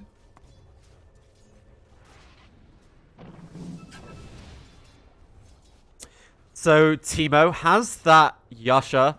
He's only sitting about 1,000 gold away from his full Skadi. And then I think he becomes very scary. Because he's able to kite the Lifestealer at that point as well, isn't he? I do like what Lifestealer is doing right now. It's very disciplined. He's running around with his Radiant. Okay, he just turned it on again. But when he's in danger, he just runs around with it being off. Which means that he can't just get stunned by the Carapace randomly. So do you think because he's willing to put in this extra effort, you approve of the Radiance pickup now? I'm still not a huge fan, because it's still kind of passive, and playing passively is not how you win this game. It is a big power peak though. Like, as soon as this Aegis expires, I feel like they have a lot of room to make these fights and these plays happen. It looks like the side of Vicious, they are grouping up. They really want to take down this tier 1 tower. It feels like they've had 3 goes at taking it, and now might be their chance. Dire's middle tower has fallen. And with that, oh, he successfully gets the morph. They do get the stun, the Doom out onto the Ursa, but he's just going to retreat away. Teemo, with that rage, they're able to kill off this Doom. They have the Death Ward channeling for the high ground. He's trying to cancel it with that Strength morph, but they actually buy back 2 heroes on the side of Vicious. G-Pride, they've lost 2 as well. Burner is going to be able to escape back. The toss into the air on Slardin, but Teemo, he doesn't mind. He has the rage, and they will be able to take down Slardin with the Seven Spirit coming back into the fight. So now 3 dead for the side of G-Back. They bought back on the side of Vicious, so I think they want to continue to push. I feel like it's quite questionable from G-Pride to try to take a fight there. There were only 2 heroes close, and there is still an Aegis on my flank.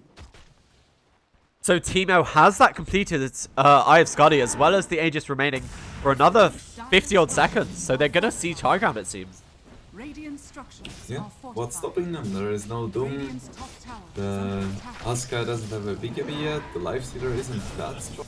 They have to be careful though, because Asuka and Lifestealer together can do some serious damage. Leaping forward over on Siasa, he is able to get off his ultimate, but they have the disarm, so he's not able to heal. This avalanche, it's taking everyone down very low. They finally do kill off the Ursa. Teemo fighting up here. Robo, he is being healed by the Urn on top of the Tiny. But are they going to have the control to take down this Morphling a second time? He is Strength Morph. And with that Strength Morph stun, Waveform TP, do they have anything to stop this? The net from the Doom! So he has no TP out. Teemo the Waveform still on cooldown, and that's a big kills there. Ember Spirit jumps back to his Remnant. But he's not going to go in against this 4-man remaining side of G-Pride. Fishes is strong, but they're not quite high ground push ready strong. So I really don't like that play. I feel like they should have been more disciplined. They got a tier 1, they got a tier 2, they nearly equalized the gold graph, and then they just run in and they get punished by a beautiful cask. Yeah, that cast just bouncing between the two of them next to each other was amazing. And we can actually see Slardin, he is building that Spirit Vessel.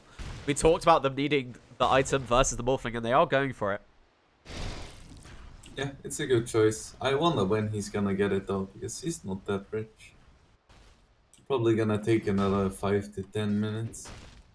But he does have the Soul Ring, which when you do see it on Tinies, they are able to farm a lot faster because they're able to use their abilities on the creep wave. Worth noting is that this Ember Spirit, he used to be so far down in the net worth, and he's managed to recover fairly well. Only about 1,000 behind this Doom now. Yeah, it's looking decent for him, but he still needs quite a lot more. Because he's very vulnerable to Doom, to just straight out damage. He needs to maneuver at the edge of the fights, otherwise he's just gonna instantly die. So G-Pride, they're sitting on this high ground. They're letting King Tekka do their scouting for them. But it looks like they're not actually going to find anyone for the side of Vicious. Dark Mango is pushing the wave, but without the Doom, I just don't think they have the Disable for him. And he's just able to leap away to his Remnant. They are trying to pursue him, but there's no Blink Dagger here on the Tiny, so he won't be able to find him in the trees. He did pick exactly the right spot where the Ember TP'd, but just not able to get there fast enough. Ooh, Doom could get a Doom on Morphling here, but they are rotating in with the Huskar, and he goes for the Doom. But there we go, the Spike Carapace, but it looks like Robo Z, he's going to be able to clear up this Morphling just in time. Morphling realizes he's probably dead, so he's going to try and fight up, and they had the disarm on top of him. Wu has the heal, it's a Maledict, it's onto two of them, and they lose the Undying, they're losing everyone, and now the Witch to Chang the ward on top of Zona. They have the vision given by the courier, and Zona trying to fight up into Burner.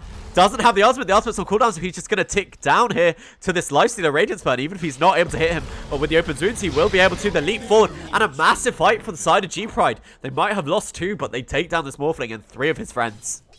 Doom was just slightly outside sentry range before he got the Doom off. If he waited an extra second, Morphling would have gotten off his strength Morph, and that would have been a completely different fight. So yeah, this is what you talked about. The side of Vicious, they have one very farmed core, and they're just able to eliminate it if they're able to get that good Doom. Yeah. Oh, this courier lives on 9 HP to the Ember Spirit.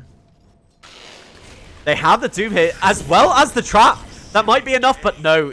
Unfortunately, that troll trap doesn't last quite enough to hold down an Ember Spirit. Wonder what this Lifestealer is gonna build next. He has a lot of options. He can go for the Deso, the Basher, the AC. Even something like a Lincoln's would be decent. I guess Basher is the best option here. Teemo's actually building an MKB. Is that just to deal with the Radiant's mischance? Well, actually, there is Heaven's Halberd on Huskar, and Lifestealer also has a 20% evasion talent at level 20. Okay. So there is like 3 sources of evasion, so that makes it worth it for sure. So he's just planning for the future, as well as that halberd. That makes a lot of sense. Like when you play against a Lifestealer, you know at some point in the game he's gonna have like 35% evasion. That's the thing. Sometimes, you know, when they're not getting a Butterfly, when they're not getting a Halibut, you just don't think about it when it's in the talent tree. It's like Naga Sirens. You just don't realize that they have that insane invasion at 25, even if they don't have Butterflies. Radiant's bottom tower has fallen. Wu going through the trees. They're not able to scout him out despite Carapace on top of the Avalanche. But they still have the rest of the stun. The dust. But meanwhile, Roche goes down. Oh! Big kill. So it looks like Bless was just making space in the mid lane so they can get the second Aegis for the side of Vicious. And Doom, he's been caught out once again. They have the Impale. It's only onto one of them. Teemo, it's coming in, but a big fight here. They have the Maledict, and they already take down the Aegis. A long channel here from the Witch Doctor. Are they going to have enough to be able to hold him in place here on Teemo? He has the Rage. He's taken it over from Burner. Is trying to walk away. Has that waveform again, so I don't think they'll be able to catch him. But the side of Vicious, they've already lost the Aegis. They've lost 2 more. Ember Spirit is looking to fight. He doesn't have a defensive remnant, and Burner has the slow. He's actually going for Arcadia instead. But Sleight of Fist, Searing Chains, it's on to 2 of them. How they overextended. They're fighting up against the Rage Morphin, and they are going to lose their Huskar, as well as their lifesteal is just overextending massively there. Now Ember Spirit, he's looking for the last kill. Slardit doesn't hit him back, but the waveform forward. Teemo getting the full triple kill. Nightmare fuel, indeed. You just overextend for a moment, double Searing Chains, and... well, you die. Yeah, they just got punished so hard for that dive behind the tier 2 tower. Oh, and they found the Doom as well. The rest of his team is dead, but he does actually kill off the Morphling. So he might be happy with that trade, actually. That was very sloppy by Teemo. He had more than enough time to press his strength morph. Almost like half a second. It should be enough. And with the Morphling dead, that shuts down most of the push from the side of Vicious as well. Dire's middle tower is under attack. Shaved in searing heat. Ember Spirit does have a Lincoln Sphere completed, actually. Do you think the... No, Morphling's actually going for the Satanic next. So he's going for that status resist build, I guess. Yeah, I really like this. They lose the Undying, but Dark, with that Arcane Rune, he just has Searing Chains off cooldown, it looks like almost every second. They are channeling the Witch Doctor ultimate, but goes away to his defensive remnant. Needs to be careful there. The Maledict, it's not going to do quite enough. And over here, they seem to have found the Ursa. He's not able to blink because of those burning spears. Will they be able to get on top of him? No, unfortunately not. And he will be able to waddle away. I really like this Satanic choice. Not only does it give a ton of lifesteal, but it also, like you mentioned, has the 30% status resistance. And if you combine that with the S and Y, it's quite a short doom actually. It goes from 16 seconds to something like 9. Serious question. You do get the status resistance, but doesn't it deal all the damage in like a quick burst as well? So yeah. if you get it before he strength smolts, you just kill him faster, right? That's true. However, it's worth keeping in mind that with the Satanic, even if he's doomed, if he's right-clicking and he doesn't get stunned, he shouldn't die to it. Yeah, that is very true, because he'll have the lifesteal as well as the bonus HP from it. I mean, Doom total damage is something like 800 at level 3, and when you get the talent, it's like 14 or 1500, which is quite significant, but if you're a Morphling and you're disfarmed, it's not like life-ending. Yeah, so he has that MKB, looking towards the Satanic. Are there any other big items that we should be aware of that are coming out on any other heroes? I mean, AC is relatively close on Lifestealer. Doom is working towards a BKB, and Huska is gonna have his Satanic in like 5 minutes, but doesn't look like anything game-changing here. So, they lost that Aegis for the side of Vicious. Do you think they're just going to try and secure more map control and not try and go high ground without it? They're just going to wait for Aegis number 3? Yeah, I think they're just content farming right now. They know that this Morphling is going to skill harder than any hero on G-Prime. Also, earlier I mentioned something about Lifestealer building a Lincolns, and this is not to like stop Adaptive Strike or something, but it's to make sure that you don't give Morphling Rage at the start of a fight, which is why Morphling is so strong here. Like, just Morph is enough to merit the Lincolns on Lifestealer.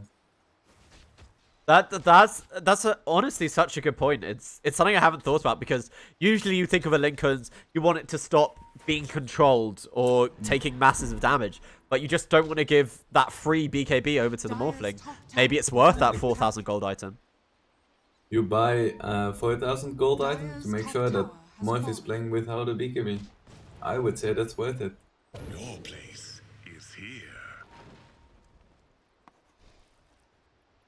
Honestly, it just feels to me like the side of G-Pride, even though they seem to be lacking disables, because this Ember Spirit, he's just able to do whatever he wants, and they haven't been able to really catch him.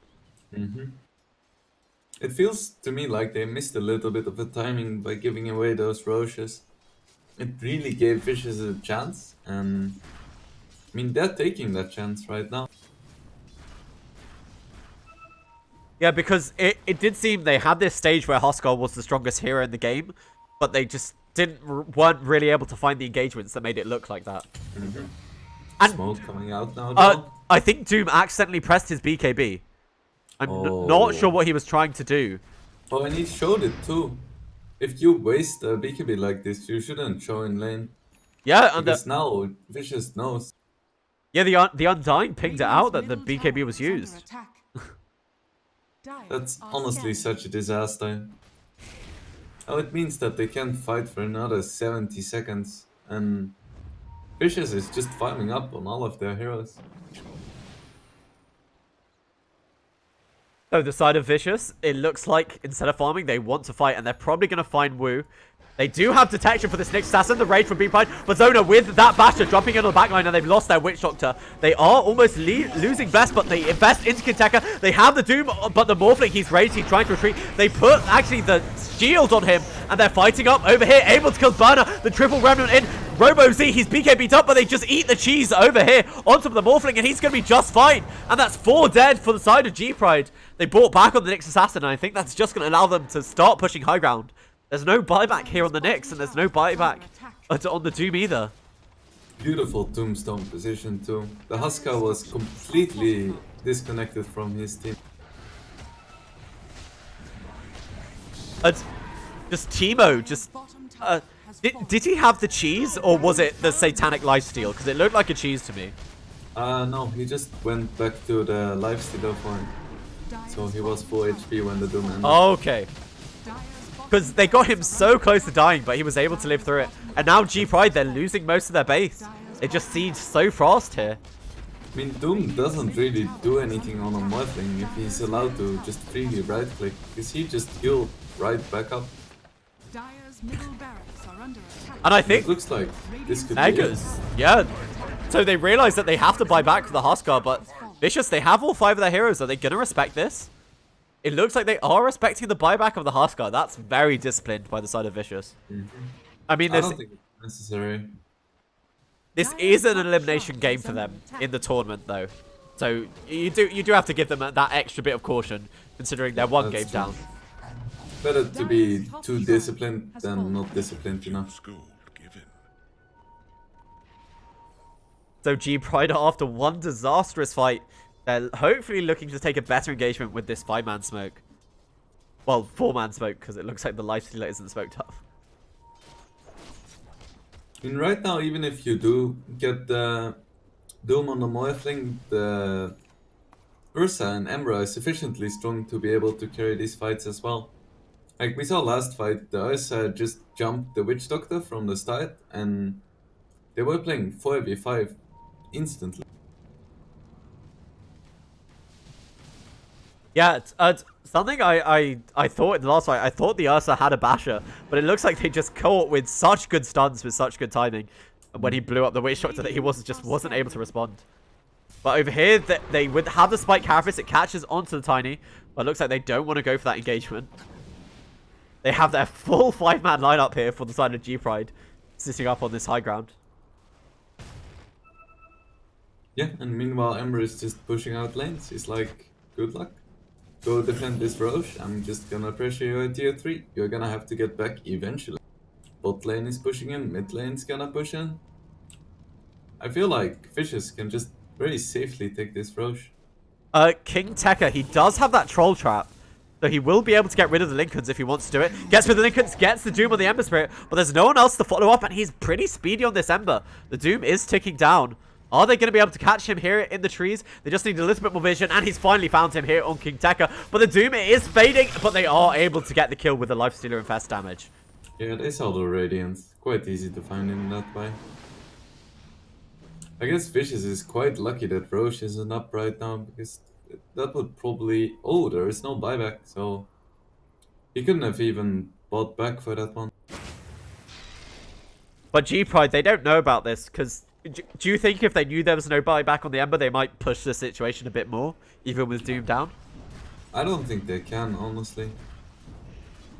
Even 5v5, I feel like Vicious is able to win fights as long as Morphling is in a good position. I'm not really sure about this Butterfly though. It's really strong, but it leaves him without buyback. Just one mistake and they have a chance to lose. How do you like the... Have you seen where the Dire courier's positioned? I just feel that it's so broken that you can have a courier in this spot where they can't see if they're in the pit, but it sees into the pit. Yeah, it's completely broken. I hate it. They should patch this out. And the worst thing is that even if you see it, if you're a melee hero, you just cannot hit it. The next assassin as well, causing some sort of commotion. So both sides should know that the Roshan is back up now. So this is gonna be a really, really long stalemate until G-Pride is gonna have to defend their base. Yeah, King Tekka, he's actually losing the fight to these Morphling solutions. They hit so hard with the Butterfly and the Scuddy. And that means Teemo as well as Zona, they've gone into the pit. They have vision of this, but they've lost their Undying actually from the side of Vicious. So they might have to back off. Teemo gets that morph, so he has the free BKB. Zona, he's taking down the tiny buyback instantaneously, but it looks like they want to be doing the Roshan. But you have to be inside the pit to hit the Roshan. Zona, his BKB is now on cooldown. So they have the remaining 4 heroes here for the side of Vicious. Roshan is falling. Burma goes in there. Is he going to be able to kill the Roshan? It isn't falling, so Teemo is actually just laying into the lifestealer here. They stun him up, but Burma is able to snatch the Aegis. The Witch Doctor is channeling. They get the disarm and they lose the Ursa. Ursa buys back into this as well. They have the lifestealer respawning, but there's no buyback actually here on the Huskar. They don't have the control for the Ember Spirit, and Teemo again, he has the rage, but they pop the Dune on him, and he's not that strength morph. They have to be careful. They're pursuing onto him with Burma. Remember, we talked about how he didn't have buyback before. The Ursa, he's fighting up. He bought back for this fight, and he's trying to take down Slardin, but it looks like with the help of the Ember Spirit, he will be able to do it. But Zona, he's dropping very low, will drop to the Radiance, but the Ember Spirit goes forward. He is able to kill him with those shackles and get back to his high ground, thanks to that level 25 talent with the static remnant charges. But now Doom has worn off, so Teemo, he is going to be able to kill off his nemesis in this offlaner of King Tekka. So My goodness, that was potentially disastrous. If they lost the Morphling there, that could have been an opening for G-Pride to actually just outright finish this game. They just weren't able to control him, even when he was doomed up. The rest of the side of Vicious throwing himself at G-Pride allowed Teemo to be able to escape. Glimmer Cape is just such a strong item. And you can see Lifestealer, even when he's raged, Teemo just lays into him and they're not afraid. Arcadia laying down the double tombstone. And looks like this is going to be the last fight of the game. King Tekka has his BKB, but it doesn't really matter. Burner eats the cheese, but Teemo just shredding through him. Even in the Lifestealer form, they do have the channeled Witch Shot ultimate, but nice stun there by the Morphling is going to be enough to stop that channel. Burner as well as Tino, they are just trading hits. Morphling is affected by that Maledict, but eventually it is going to weigh off. And with the help of the Ember Spirit, they are able to kill off the Lifestealer. He buys back once again, but they're clearing up Wu. And it hits now Burner versus the world of Vicious. The throne is exposed. Teemo, he's... looks like he doesn't want to fight the Lifestealer. He's more caring about objectives. This is objective-based gaming. And as soon as that rage ends, it looks like Burner will have to back off. They have the Searing Chains if they want to use them. But Burner, he morphs again into this Lifestealer. He just has absolutely free rage there, and he's healing up with the Satanic, and he is able to kill that Lifestealer. No buyback here, but Huskar, he's respawned, but he's just not able to 1v3 the remaining heroes. A triple kill for Teemo, and GG is finally called. Vicious able to take us to a game number 3. Very nice comeback. I think those two Roche snipes actually won them the game. They were having a terrible time, and then they just sneak in with the smoke, and it buys them so much time to find. Yeah, because G-Pride, they got off to such an early lead. It looked like they were going to be able to dominating. Vicious, they were on the back foot, but as you said, after the first Roche, they had time to farm. And after the second Roche, it felt like they were on top. Yep. So, And the 5-minute Midas from Morphling also probably helped. yeah, giving the Morphling free farm, Doom, you know, left to his own devices because they went tri-laning in the top lane. And yeah, the Midas, just the Morphling Teemo, he became an absolute beast and eventually was unkillable even when affected by that Doom. So, thank you very much everyone for tuning in for game number 2. We'll be bringing you game number 3 as soon as it's ready. I've been your caster Hasbaz, helped out with the analysis by Wingblade.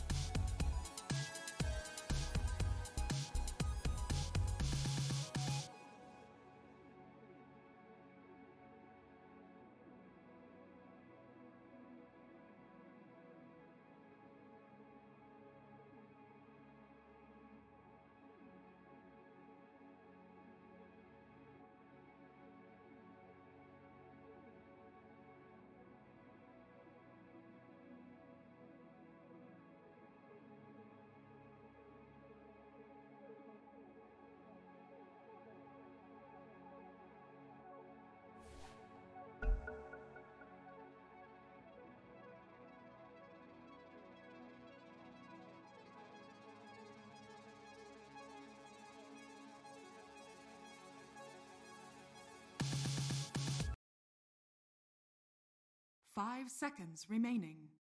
Radiant team ban. Dire team ban. Radiant team ban.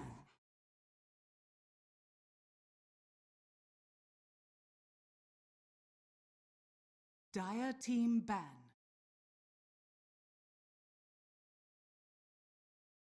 Okay, ladies and gentlemen, welcome back here to game number 3 here in the lower bracket of the Mekansm lead.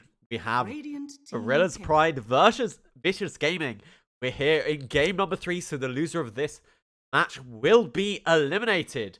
I am your caster, Hasbaz, and I am joined by Wingblade. Wingblade, how are you doing? I am happy because no meepo got banned, so maybe we finally see it.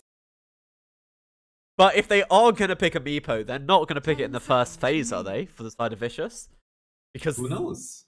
I mean, it was first phase banned, so why else would you first phase ban it unless you expect them to first phase pick it? I just love the fact that I can literally hear the joy in your voice from the possibility that there might be a meepo this game.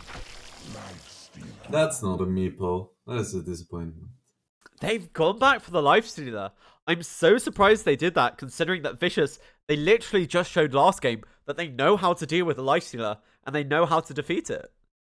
Well, Gorillaz did first ban the Morphling, so we're not gonna see that one this time, and there is also no Razor, so that's 2 of his biggest counters out of the way. Vicious picking up the Winter Wyvern. That's a good sign, because Winter Wyvern is one of the biggest meepo counters, so if you pick it for yourself, then the enemy can pick it. So you think everything Vicious do is setting up for a meepo. But let's just pretend they don't pick the meepo. You said they've banned out 2 of the really big counters to the lifestealer. Are there any left? The only one I can think of is the Ursa. There is Troll, there is PL, there is Terrorblade, there is PA, there is Weaver. I mean, there is a lot of heroes that are good against Lifestealer, but Lifestealer tends to be pretty bad against carries one-on-one, but he's really good against supports, because there is no way you can stop him from murdering you. Yeah, with that rage. He thrives by killing the supports, and then with the support of his teammates and like an offlaner and some stuns, he can take down carries as well. Okay, I was just going to say, with that rage, supports, their survivability mainly comes for their control, and they're just not able to offer that against the lifestealer at all. Yeah, exactly. But Vicious...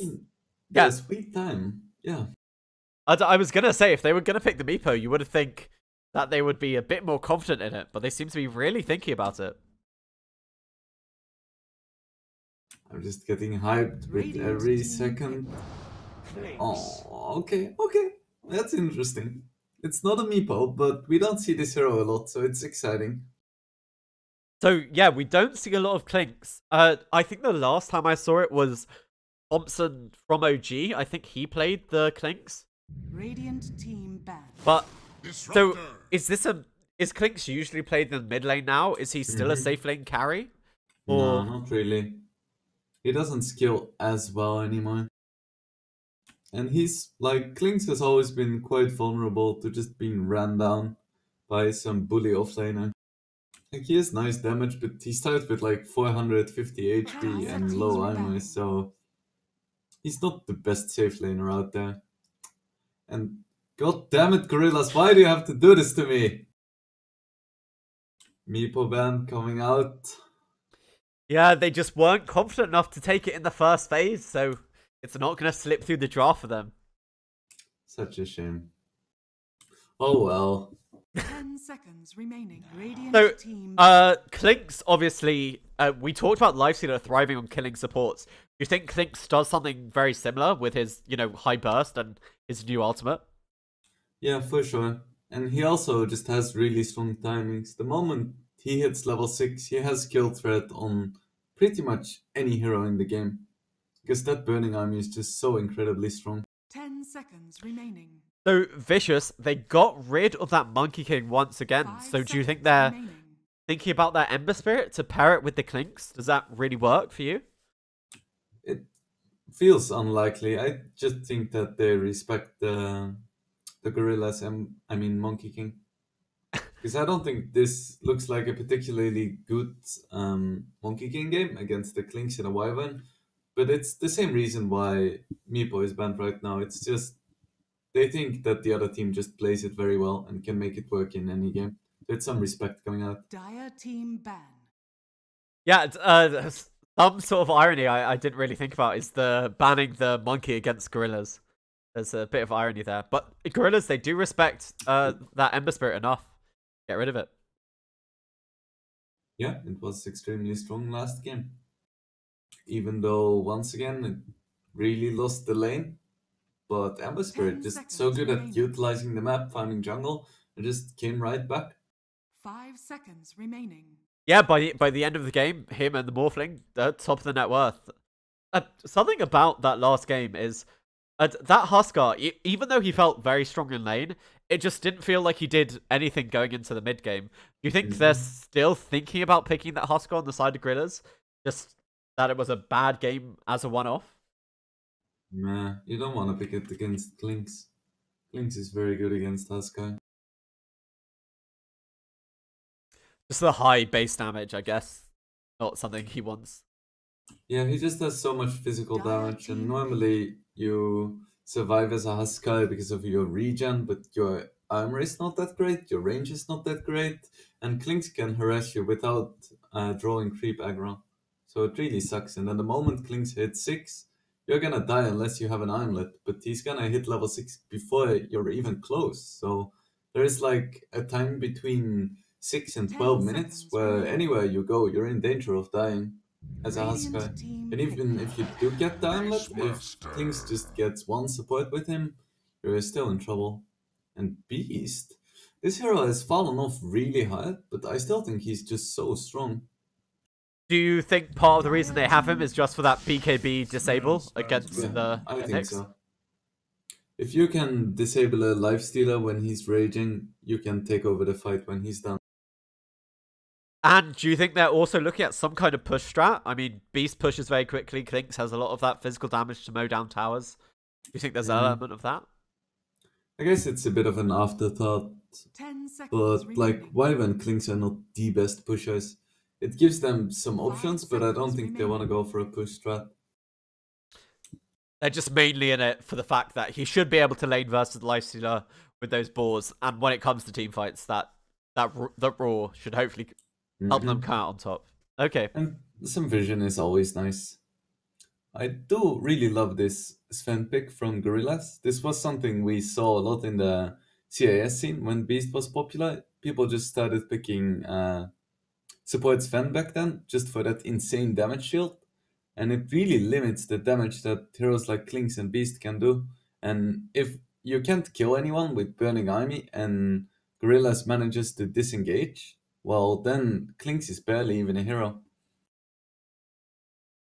Do you think he might even build something like the Crimson Guard against all the summons and the Burning Army? This looks like an insane Crimson Guard game, so I would love to see Gorillaz pick some hero that can naturally build it. I think it's a very good Senta game, for instance. Like, Burning Army gets popped, you Stampede, and you just run away. This is also a good pick, though. Bat is one of the best heroes against Troll. Troll is generally, for a carry, quite a good laner, and he has some good matchups, but he gets pretty much hard counted by Bat in lane. Especially when there is a weak lane support like Wyvern.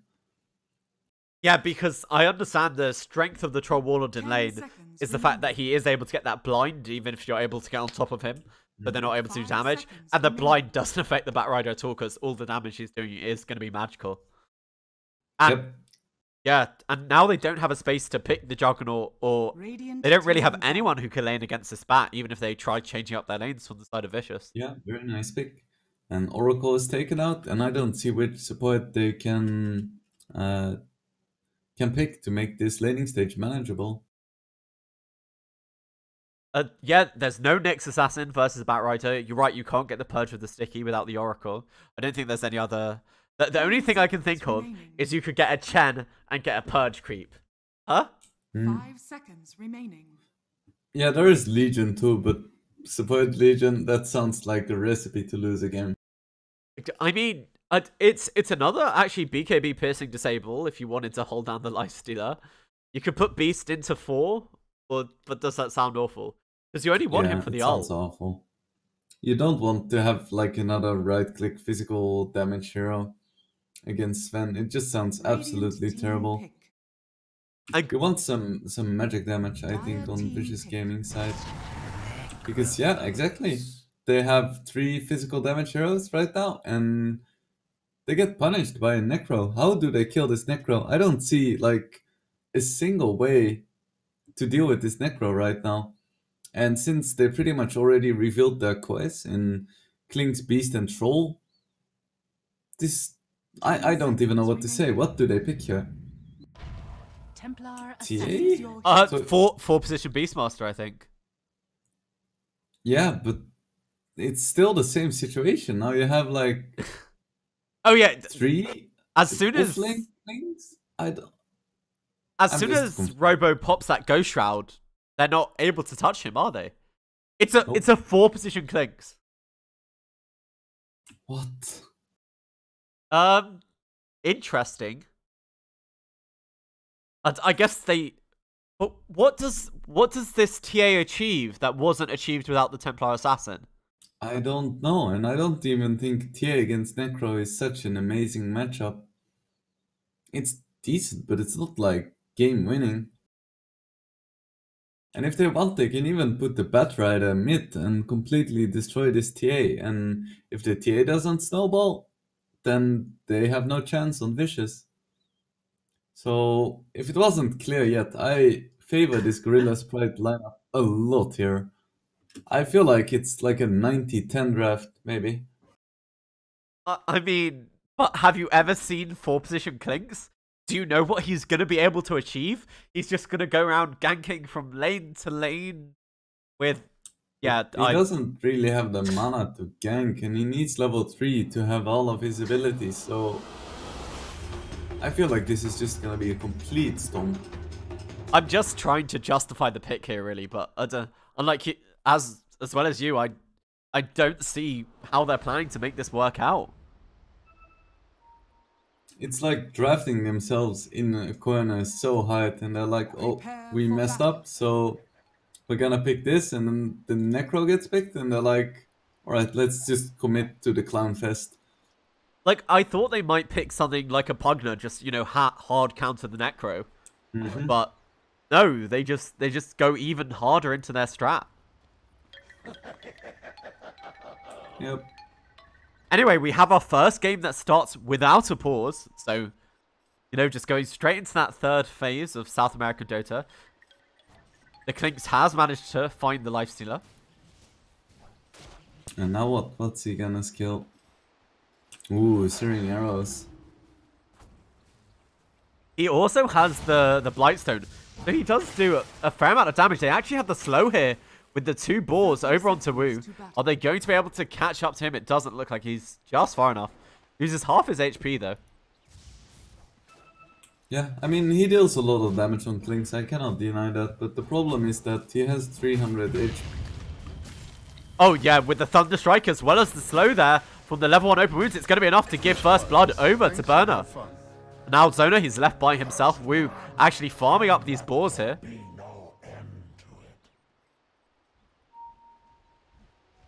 And it looks like that's actually all 4 bounty runes as well as first blood over to the side of G-Pride. Right, you wanna bet that this game ends before 20? It's an elimination match, so I actually think they'll hold on. Because I think if it was like a game 1, they would call it. But I think they'll wait until they're megaed. So I'm willing to say 25. Right. You say 25, I say 20. Let's see. So I feel like this mid matchup is gonna be an interesting one to watch, because I feel like it's relatively even and quite skill dependent. His Necro has a better range, he has pretty good starting damage, and he obviously has the Heartstopper aura ticking, but the TA can just stop the Death Pulse damage with Refraction and just have those really cool Psyblade hits if you're good. Yeah, On the bottom lane, it looks like they tried to go on Bless again. They actually forced out his TP and then they backed off. But it looks like everyone's sitting very low here. The Lifestealer, because he took that first point in open wounds instead of the Feast, is sitting at very low HP, so does need to be careful. I wonder if they played this Kling's position for before, if it's like maybe some kind of pocket strat. Because it seems a bit random to us, but maybe they experimented with this before. Because the Burning Army is gonna be strong even on a support as long as you have the Searing Arrows maxed. I mean, the idea currently seems to be just zone back that Lifestealer. And it does seem to be working if we look at his CS. Although, actually, I take that back. He is farming a lot better than everyone else from the side of Vicious. Lifestealer is not the easiest hero to zone because he just heals. Like every 5 hits is like 1 tango. So, do you think what they want to do with this Clinks is maybe go after the support of Wu here? Just because he's easier to bring down? I guess so, but Wu can also just Thunderstrike and they trade pretty evenly then. Because Wu actually has a little bit more base damage, so it's only like a 20 damage difference between the Searing Arrows. And Wu has the Thunderstrike. Meanwhile, we see Top the Troll go down to King Tekka. Yeah, he had 6 sticky stacks at the end. So even though he had his fully charged stick, it just wasn't enough. So even with that level 1 into the Firefly, it's just more than enough once you get all those sticky charges. And Bless does manage to find Wu, like we were talking about, abusing that Disruptor. Bless, what a player. And he didn't even have the strafe, so he just walked up in Skeleton Walk and just started clicking.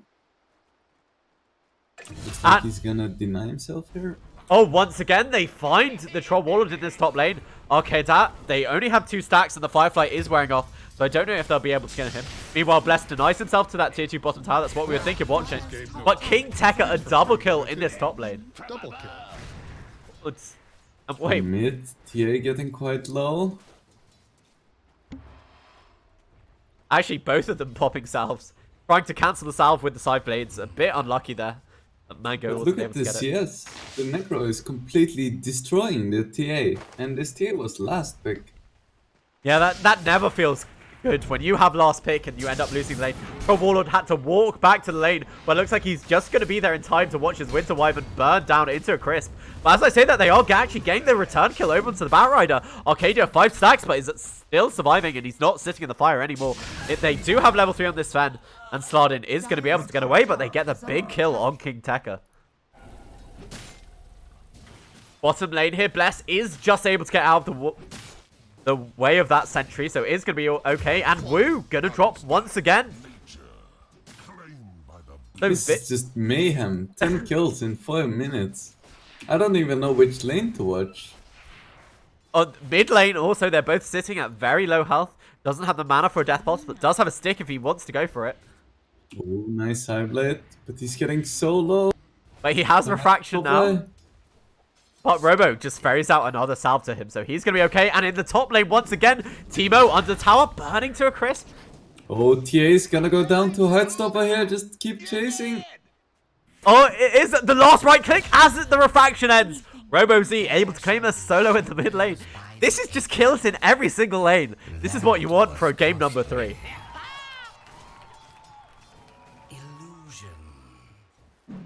So it looks like G-Pride is getting the upper hand from this exchanges. Top lane, King Tekka trying to get away, but actually Slardin there with that stun, and now Teemo. They have 3 stacks on top of him. They need to get back on top of him. But King Tekka with that Winter Wyvern, the level 2 spin pass, it's not going to be quite enough.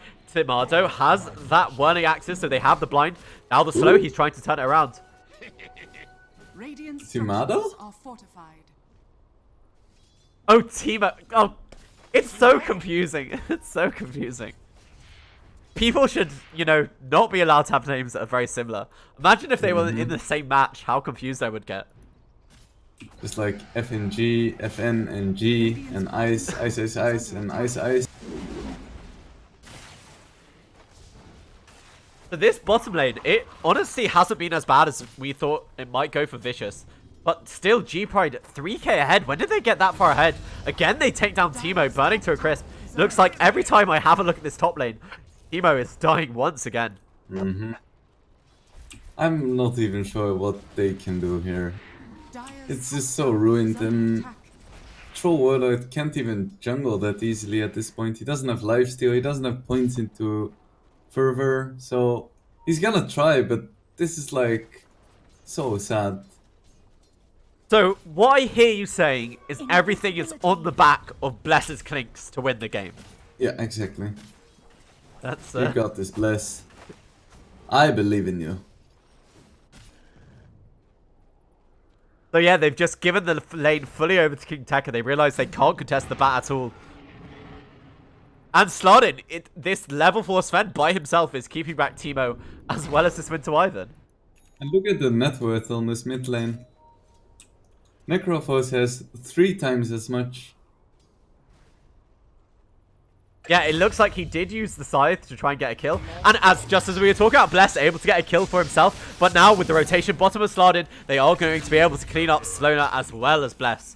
So a 2-for-1 trade, they won't be happy about that from the side of Vicious. Bless gave his life for the cause. He's a true martyr. But RoboZ has that Reaper Scythe coming off cooldown. Mango has to respect this. Does have the refraction just in time.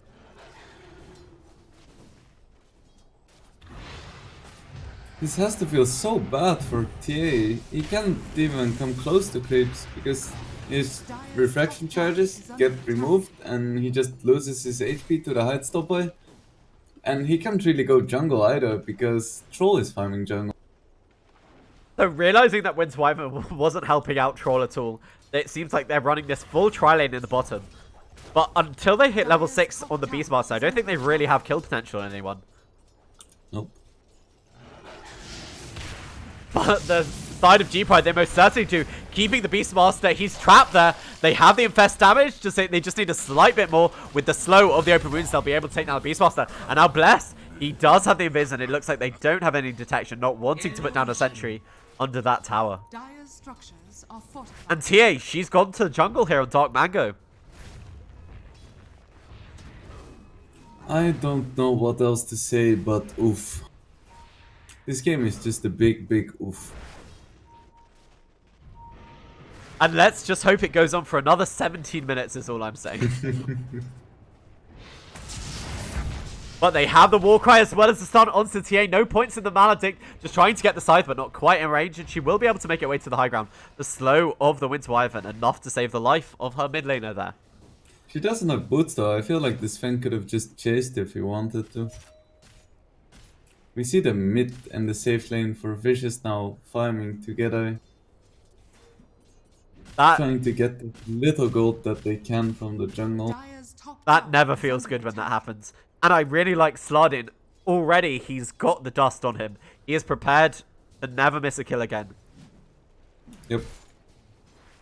Did he buy it himself? He did. What a bro. Dire's middle tower is under attack. What, are you saying he should have got Wu to do it because he's in the 5 position? Like, wah, I don't want to buy support items. I am position 4, let the 5 do it, wah. That's my high MMR pub experience. So, RoboZ having absolute free farm. We switch over to net worth and you can see the 3 cores of G-Pride. Actually, the Bat Rider sitting on the lowest of the cores there. Out of G-Pride. I thought he might be a bit early after all those kills. But Winter Wyvern does have the Cold Embrace, not able to get it off. RoboZ, he does have that Heartstopper regen thanks to that kill. Teemo, run! That point into the Ghost Shroud as well as the 14 stick charges. So I think he is baiting this. So now he's right back up to full health. And Slardin, he's right there. They have the stun. No points into the meld. And they've also lost Teemo as well. Bless trying to kill Robo. He's not going to be able to do it. And Dark Mago, he's looking for this. But with the Urn, they're chasing him. The Warcry. And that's 3 kills here in this mid lane. And you said something happened to Teemo somewhere else? Yep, he got Bat-Rided again. Oh, it looks like this Bat Rider's just been feeding on Crispy Troll this entire game. No, Zona, run! Oh, the slow of the TA. Oh, they even get the pushback with the Flamebreaker now. He's right on top of Zona. Zona does have the roar, but it won't even save his life. RoboZ getting another kill here on this Necrophos. Oh, So I don't know if you just saw that, but Wu playing the disruptor to the T. TP's into the mid lane, glimpsed right back to Fountain. oh Oh, no, he didn't go to Fountain. He went to the tier 2 because he instantly TP'd when he respawned, and that's where he died. sorry, I apologize. He TP'd so quickly that he gets sent back to the tier 2. So Has, we betted for tenor, right? We betted for Pride. It was a G Pride bet, you know. I see. Maybe I'll be able to win it back in our next series. Anyway, it's not quite over yet, but with this Batrider, they do have the 1 point in the Mel, but it doesn't matter because they have a sentry laid down by Wu. The Static Storm as well on top of all of them. Gab does throw out the Burning Army, but it looks like it just doesn't do any damage. The Roar onto Necros. Will he go down here? No, he's still alive. Killing Tekka with that stick just at the end. Stardin pops his ultimate, and now they're just shredding through it. They're slowed down by the second napalm. They bring Teemo back once again. Caught in the last of he's not able to pop his ultimate. And 11-minute GG. Oh my goodness. I think you might be right about that one. As we see the last kill of the game, the Scythe. Emphatic kill on top of Teemo. I barely even know what to say. This was the biggest outdraft I've seen in a long time. I'm the caster, so I'm meant to always have words in my mouth, but I'm pretty much speechless. That was just that's probably one of the hardest stomps I've ever seen. And they realize that they can't get back in it, and they just call GG. I don't think we can even upload this to YouTube because it would be illegal. I mean, you definitely have to rate it 18+, I think. Like, every single lane went wrong, and they didn't have any mid-game potential, so they just ended up, like, either feeding or jungling together with heroes that really don't jungle that fast. Like, every single lane was favored for Gorillaz, so not much else to say. Outdraft, outplay, GG. Yeah, and I guess with those closing words, that ends out the series. Gorillaz able to survive another day here in the Mekansm League. And that means Vicious Gaming are going to be eliminated. So, with that, that's the end of our first series for today. But we will be bringing you another one here. We have Lucchini, well, 02900 Lucchini versus Gar coming up very soon here over on ePulse. I've been your caster Hasbaz and helped out with great analysis by Wingblade. So, see you guys very soon for our second series coming up in no time at all.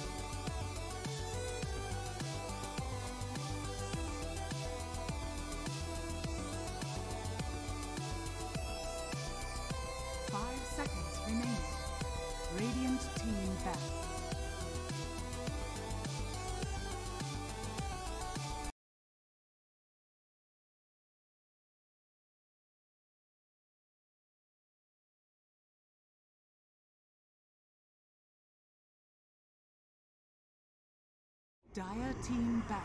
Okay, everyone, welcome back to our second game of this evening here in the lower bracket of the Mekansm League.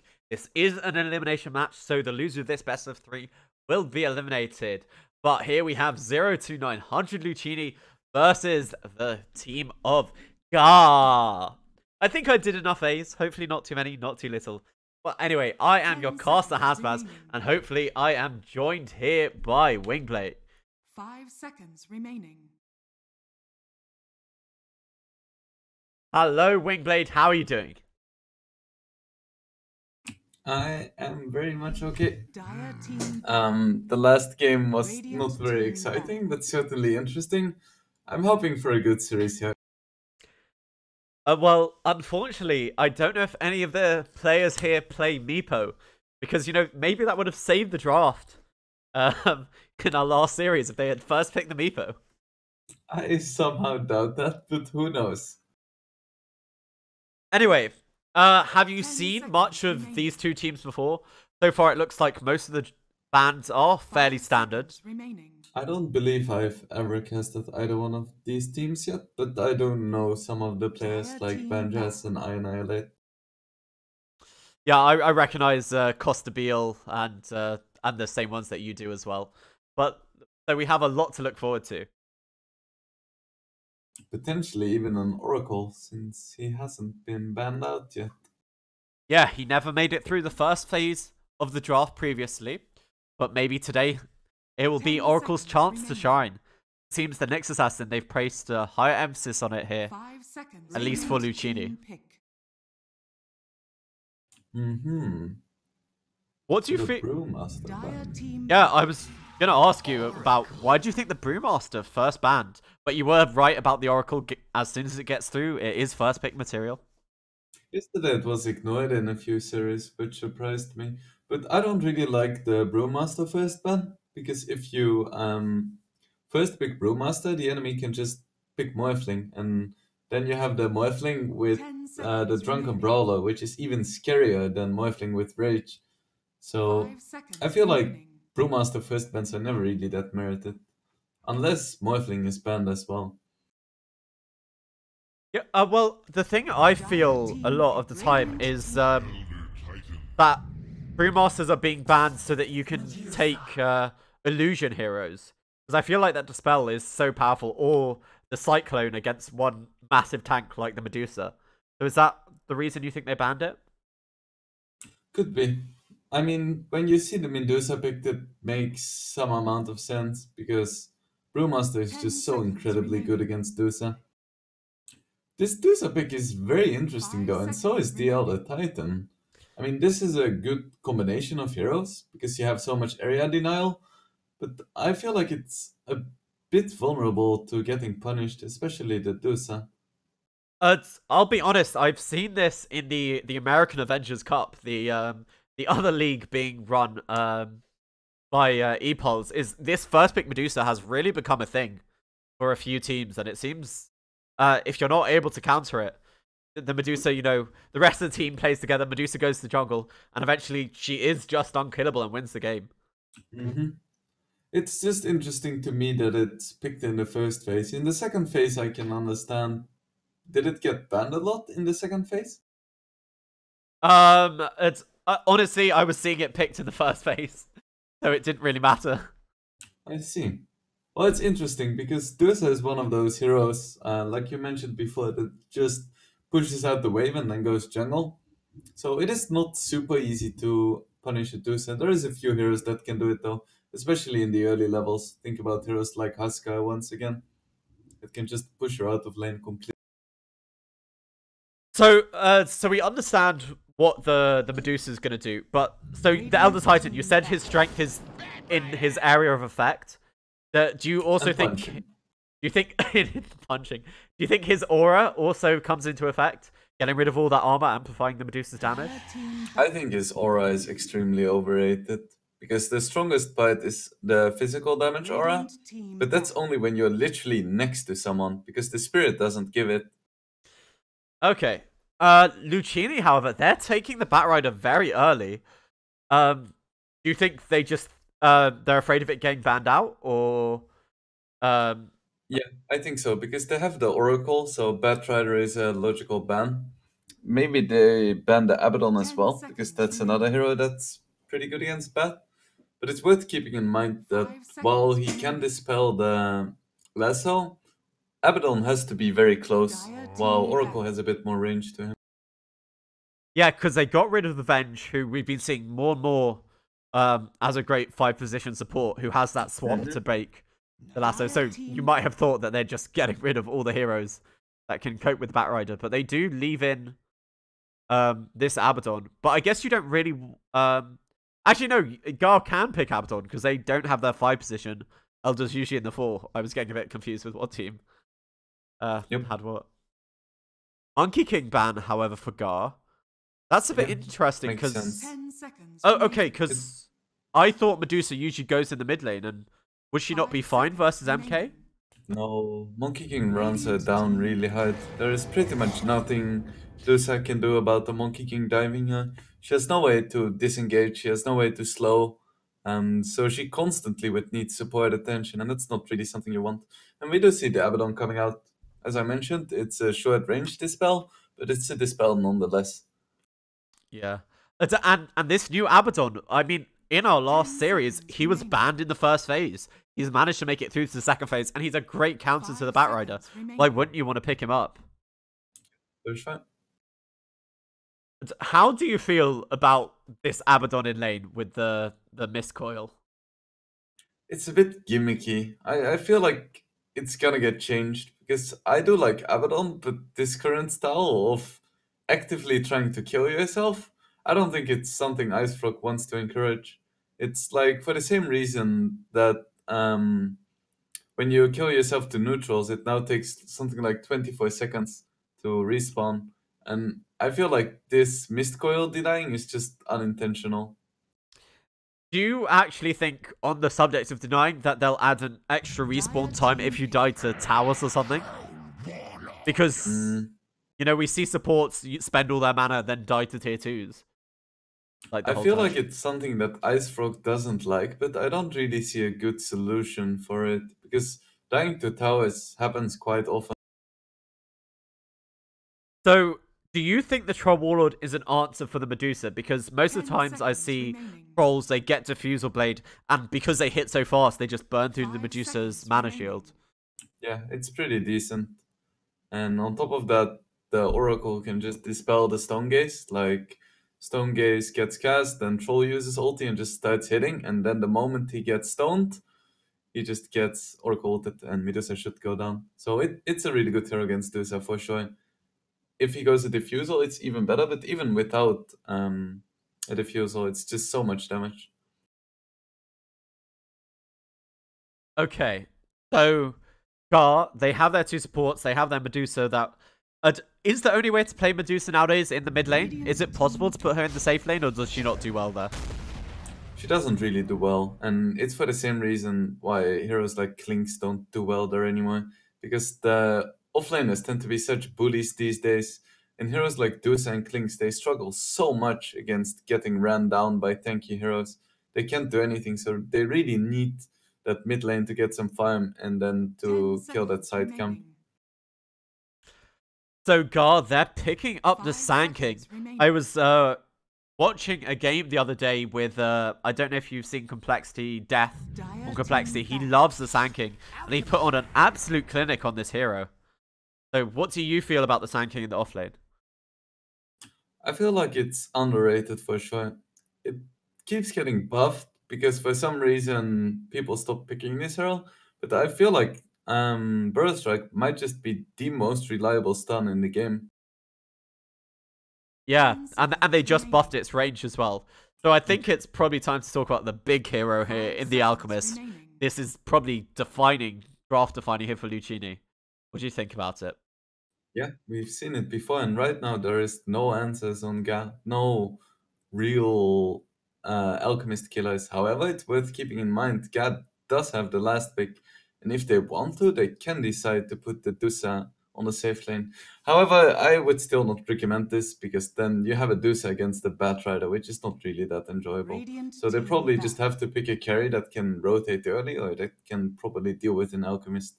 Think about heroes like Ursa, for instance, that can just kill him no matter which stage of the game we're at. Yeah, so they might think about picking an Ursa, but I mean, if you try to put the Ursa mid versus the Alchemist, I wouldn't be surprised if they put the Bat or even Troll. I don't think does. Does Troll do awfully versus Ursa? I don't think so. Does he? No, it's 5 pretty good seconds against Ursa. remaining. Yeah. So Guard, they're just getting rid of 4 positions. It looks like because the draft of Lucini it is pretty set. There's not a lot of ambiguity Radiant to it, team pick. Mm-hmm. and they do take out that Ursa. Like we said, we're on the ball this time. I feel like it's not needed though, because Alchemist is gonna be pretty much fine against most heroes. Like the biggest Alchemist counter is Monkey King, because Monkey King of course has that big lane pressure and Alchemist can't really lane against 10 him. seconds But the remaining. difference Dire between team Monkey pick. King and Ursa is that Monkey King can actually catch Alchemist in the jungle, while Ursa's moves are a bit more predictable generally. And we see the Darkseer coming out, which means that it's a position for a Batrider. And I do really love this. This combination is so strong, especially against these immobile heroes. I'm just imagining it with the surge on top of Batrider. No one is ever going to be able to escape, especially in 5 seconds. whoever they choose for this poor safe lane of Gar. Like, it's going to probably look like the last game we saw, with everyone just turning into little crispy bits for Bat to eat up. I guess there is still a lifestealer who would be able to do decently. But I can't really think of anything else that's gonna survive in this. Yeah, they banned out Juggernaut. I have to agree with you. Actually, no, you have the Abaddon, so you are able to apply that Dispel of the Sticky Napalm. Yeah, but I don't feel like that's gonna be enough when there is an Iron Shell on top of the Firefly. Like, it's a band-aid solution, but it's not gonna stop the aggression. Yeah, very true. So maybe if they have both, it will be just enough to be able to survive. Mm-hmm. But then again, you pick a Lifestealer into a Darkseer, and that kind of doesn't Now feel good select your either. heroes. And Oh, okay. It looks like it's gonna be Morphling mid, and Morphling mid is one of the best heroes against Alchemist because he has an insanely high base damage, which means that Alchemist is not gonna get any CS. And on top of that, he also has a ton of armor, which means that he doesn't really care about the acid spray. So they're probably just gonna try to sacrifice this Dusa, or just maybe try to dodge the lane as a whole and try to put Sand King against this. So it's gonna be quite interesting to see the early scouting, to see if either team gets the lanes they really want. So the idea here is to dominate the lane with the Morphling versus the Alt, because he is the win condition for the side of 10 Lucini. seconds But remaining. are you not afraid about how greedy a Morphling Medusa is? I think it's fine. If the Morphling is guaranteed to win his lane, then he can start making plays.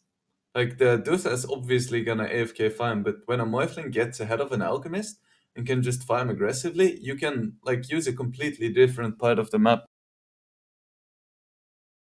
Okay, so that makes a lot of sense. He's going to be a tiny bit more involved and not actually take away the space from the Medusa. Yep. Okay, I see what we're getting at. But you still think whoever's going in that safe lane is going to have a rough time, but they might try and dodge the Medusa versus Bat matchup. Something like Sand King Abaddon would be able to do just fine. So if Ga gets the lanes they want, they actually have really good matchups. I So guess we will see. Yeah, all that's left to see. You were very right that the early scouting of lanes is probably going to be of utmost importance here for both teams.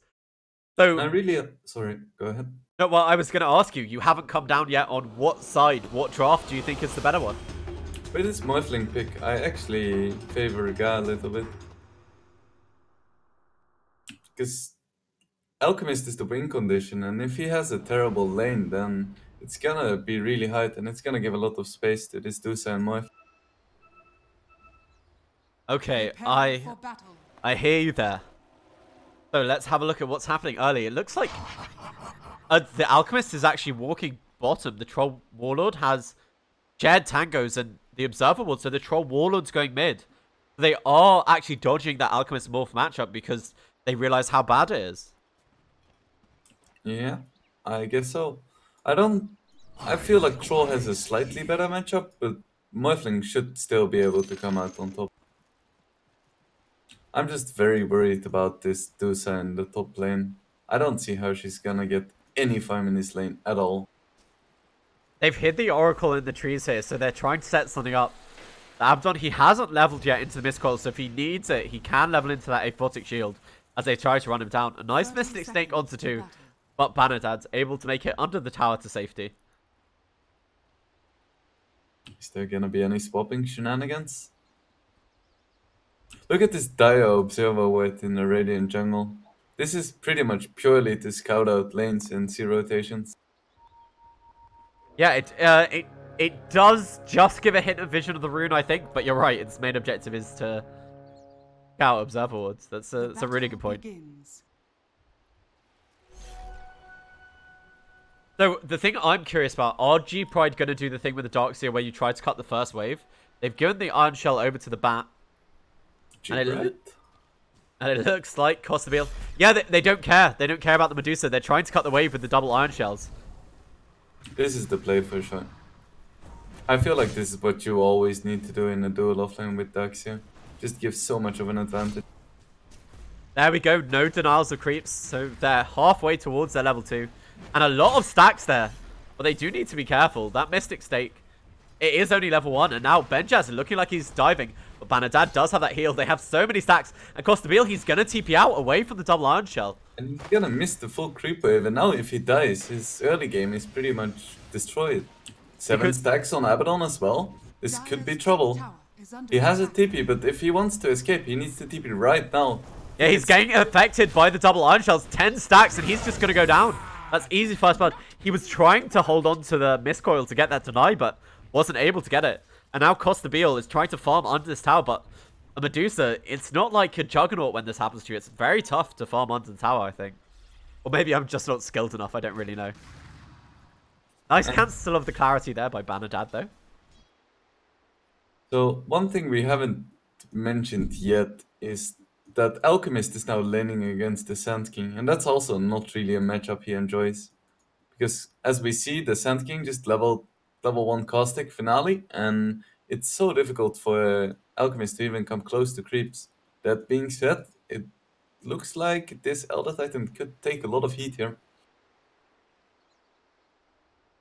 Yeah, you can see they're chasing him into the trees. They have the... he'll probably go for the full channel, holding him in position with the Fortune's End. But I don't really... No, they probably actually do have enough damage with that Fortune. I'm not sure about that one. He still has like 221 HP, he has 6 armor, he has a tango already. So I think he should be fine. Especially since Alchemist doesn't do much yet, but it's just good damage. Because for some reason Oracle also has a 120 damage, 2.5 second root at level 1. That seems pretty good. I mean, the thing I think that's most imbalanced by the Oracle is people always underestimate how powerful the nuke on the Purifying Flames are. Especially, you know, you get the first Purifying Flames, you purge it off with the Fortune's End, and then you get the second one, and it's just... It's insane amount of damage. It's 720 nuke. It's like a... Is that more than level 1 Finger of Death? It's insane. Yep. And Fortune's End, level 1, is also just 75 mana. It just seems unfair.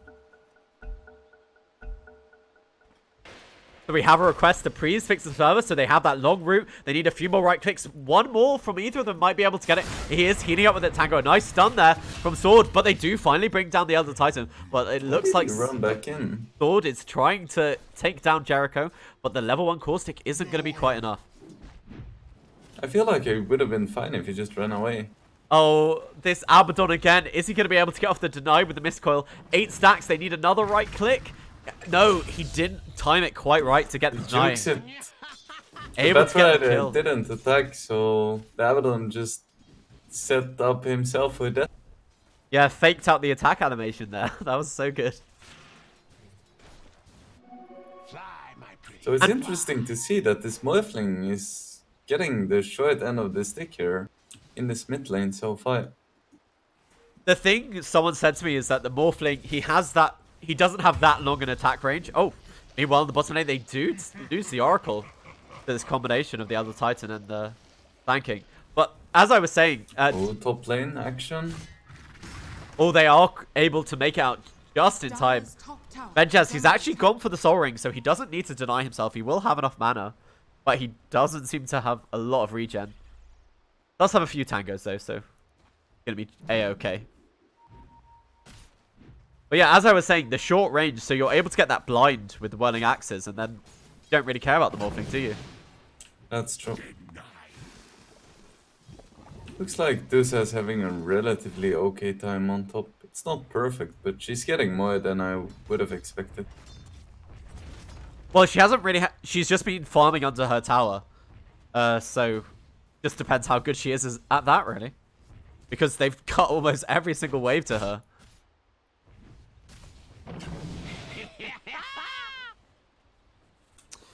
So this bottom lane, I'm just giving it a quick look, and the Sand King is ahead of the CS of the Alchemist, having a great time here. That's to be expected. Sand King is just very good against these melee heroes. And he should have a lot of impact with some early items for sure. Worth noting, they do have the detection here for the Sandstorm. They have the Sentry down. So if the sword doesn't respect this, they do have 360 damage from the double Purifying Flame, so they might be able to kill him off. Looks like a pull coming out from Oracle, but it's gonna get interrupted. I don't think a pull even matters that much against the Sand King, because if you pull against the Sand King and he can farm it, he just takes both the neutrals and the normal wave. Meanwhile on top we see a dive coming out from bat. Yeah, they do have the Aphotic Shield, and that did allow them to get rid of the sticky napalm charges, but the cooldown on Aphotic Shield, it's only going to be able to save one of you. So, Vanodard sacrifices himself for his Medusa. So he can say he did the courageous thing, but still going in favor of Lucini.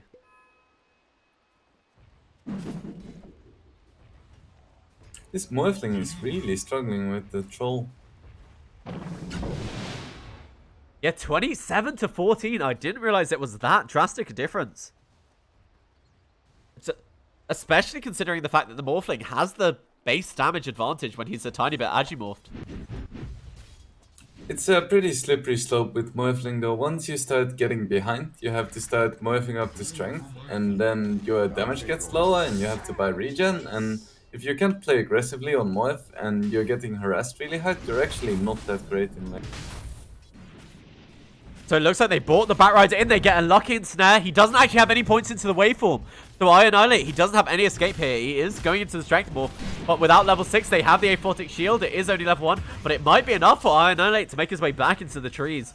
And the Mist Coil there is actually enough to take down YYF, who was busy tanking the tower. It's very cocky to go on a Morphling like that, even with a Batrider. Like, you still have to get through 2000 HP. And with that Batrider rotating away, it's given a chance to Costabile to catch up a bit. Now only at 5 CS behind the Darkseer. So with the way this laning stage is going, it greatly favors the Radiant in my opinion. Because if they get to this mid-game point where the Alchemist is really strong, there isn't really great answers for him. And on top of that, there is also a Troll and great pick-off potential from the Bat. Morph could be in trouble here. He doesn't actually have the mana for the waveform. Once again, being caught out without it. Has fully strength morphed up. They have 3 stacks. The DD from the Bat is going to pay off. They pop the ultimate just to get that bonus attack speed. And they do manage to kill Annihilate. These rotations from YYF, it didn't pay off the first time, but does the second time. They probably saw that the Abaddon didn't have a TP, so no escape this time for the Morph. But in the bottom lane, it actually isn't any real aggression, but they hold Rico in place. The Purifying Flame's enough to snipe it out. 2 points in it. Oh, that burst damage. It's just so nasty early on. Decent spell. I mean, just the level 2 Purifying Flames plus Fortune Sand and then Purifying Flames again is like 500 damage. On the top lane, it looks like YYF is on top of Costabile. Costabile TPing out. They don't have level 6 yet on the Bat, so it's not enough. Wingblade, is your mic open in game? No, I'm using push to talk. Do you want to open your mic so people can actually hear you who listen to you in game? I thought it should be fine, but sure. Okay, maybe you were just using push talk because someone in the chat said they can't hear you. So, in game. It's a bit strange, but I opened my mic, so it should be fine now. Anyway, Benjaz getting away from that Mystic Stake top. He is going to be okay. 3 points in the Surge, 3 points in the Iron Shell. Not too worried about this level 3 Abaddon here. Let's get the cheeky self-cancel. And Jericho gets the disarm so he doesn't take any magic damage, but they're saving the stun to be able to bring him down. Now they have the stun. They only have 1 point in the Caustic Finale, so it's not going to be quite enough. The Oracle does go down, but Vendetta, he rotated in for this. But with no mana, he's not able to achieve anything. Looks like Abaddon could be in trouble, but there is reinforcement from Nomoev. Yeah, the Morphling allows them to take down this Darkseer who's having a great time. Abaddon, he gets the deny and 2 kills for Annihilate with this haste rune. Very nice rotation. And with the adapters, right, the haste rune just wearing off. Otherwise, I think he might have got a bit aggressive there onto Vendetta. And surprisingly enough, this Alchemist is having a great time on this bottom lane. I expected Sand King to do even better, but looks like Alchemist already has threats and is well on his way towards a relic. Yeah, it seems the Oracle is just such a powerful lane support that they weren't able to keep him back with the pairing of the Elder Titan. Yeah, I haven't really felt this Elder Titan impact yet. Like, the first 10 minutes of the game are probably the strongest for ET because of that insane Astral Spirit. But so far, he's 2 and 3. He hasn't really done much. In the top lane, Benjaz, he has that dominated creep with the Iron Shell on top of it. The stun, they've already used it, but the Oracle rotates in, cancel that TP. And now Banadad not able to get the deny. So 2 quick kills here in this top lane. This is... I just love this. I see it almost every time. The Surge on top of the Centaur into that stun. It's like Darkseer has a stun of his own. Yep. It's beautiful to see, especially with the vacuum if he gets like 2 people. So we're coming up to the 10-minute mark, and you can see the Alchemist with the 3 points in Grievel's Greed. He's almost at a full 2k advantage of his own Darkseer, who's the next closest to him. Let's see how many bounties they get. Looks like they're gonna get 2 here. So that's decent. It's gonna secure his relic. Yeah, he's already sending out the courier, but it looks like Amy actually hasn't put any points into the epicenter. Looks like they've just gone for full lane domination here. And not really going for blink. You don't put in any points until you get the blink. Because it's so hard to get it off. Yeah, that makes a lot of sense. But Benjaz, he's had an absolutely free time here. And he's already successfully claimed this tier 1 tower. But it looks like, God, they've rotated their Medusa to the bottom lane, as well as a bunch of other heroes, so they're trying to get a return tower of their own. I expected this Alchemist to struggle this game, but he's been having pretty much a completely free game. He was against a really aggressive dual lane, but he's at 80 CS at 11 minutes, which is perfectly fine. So, did we see who managed to get the tome? Or has it not come out quite yet? Because Batrider hasn't managed to hit level 6. Annihilate does have mana to be able to use that waveform, but has already taken a lot of stacks on top of himself. I didn't really see who got the tome, to be honest. So it does look like they traded tower for tower with this bottom tier 1 going down. But the Medusa able to TP out successfully. Vendetta not able to land in a snare on top of him. And here we see the Medusa did go for the Quelling Blade, which is always nice to see. Just a bit more efficient than getting like your 3rd Wraith ban. So do you like it on these range heroes who have to go power farm? This I really do, because even just for cutting the trees, it just makes your jungling so much more efficient. Especially the Dire jungle. So Black Reapers, he has the Radiance coming out to him on the courier now. And then, so Alchemist, do we expect to see them continue to farm with the Radiance? At what point do they start getting involved? What item is he looking for before he starts fighting with the team? I think he can pretty much do whatever he wants right now. Like, his team is gonna be able to fight 5v5 with the start they got. So, probably he can go for a Manta, or he can even go for a Blink right now and start being aggressive. It's really up to personal preference. In the mid lane, they almost kill off Annihilate, but they didn't have quite enough damage. They surged forward the Centaur, as well as having the Oracle Fortune End channeled on the Centaur, so they had the follow-up stun. And now YYF, he sees two of them, but he's just being surged forward. The Alchemist back in with the stun, but they're able to remove that stun with the Aphotic Shield. So Gar, they're just going to retreat away to safety. But they surge for the Alchemist now on top of the sword. He goes into the invis that he has thanks to that Sandstorm. And it looks like he is going to be just fine, but they know where he is. They throw down another sentry. Burrow Strike to the high ground, getting hit by the Iron Shell, as well as the Purifying Flames. The Acid Spray isn't going to be quite enough. He is being healed up by the end of that Purifying Flames. But over here, Jericho able to snipe him off with the last tick. I love the Alchemist just running around with the town, like a kind of clown. Yeah, it's absolutely ridiculous. Sounds for a good addition, for sure. I'll be honest, I'm very easily tiltable, and I was playing mid against a Kunkka the other day who used it absolutely every time, and I lost mid just because he tilted me. He won just because he pressed the taunt button. I mean, the Kunkka one is annoying, but the Monkey King, my goodness, that one gets my blood boiling. Just that bouncy, springy sound, I hate it so much. Maybe that's why the Monkey King keeps getting banned in the second phase. Just because the taunt is too powerful. I mean, I do remember watching True Sight with OG, and they talked about, you know, people talked about the fact that they used the chat lines the best. They got into the heads of their opponents. And, you know, so it is a real point of playing the game. It's not to be underestimated. For sure. I mean, spamming chat lines wins you TI.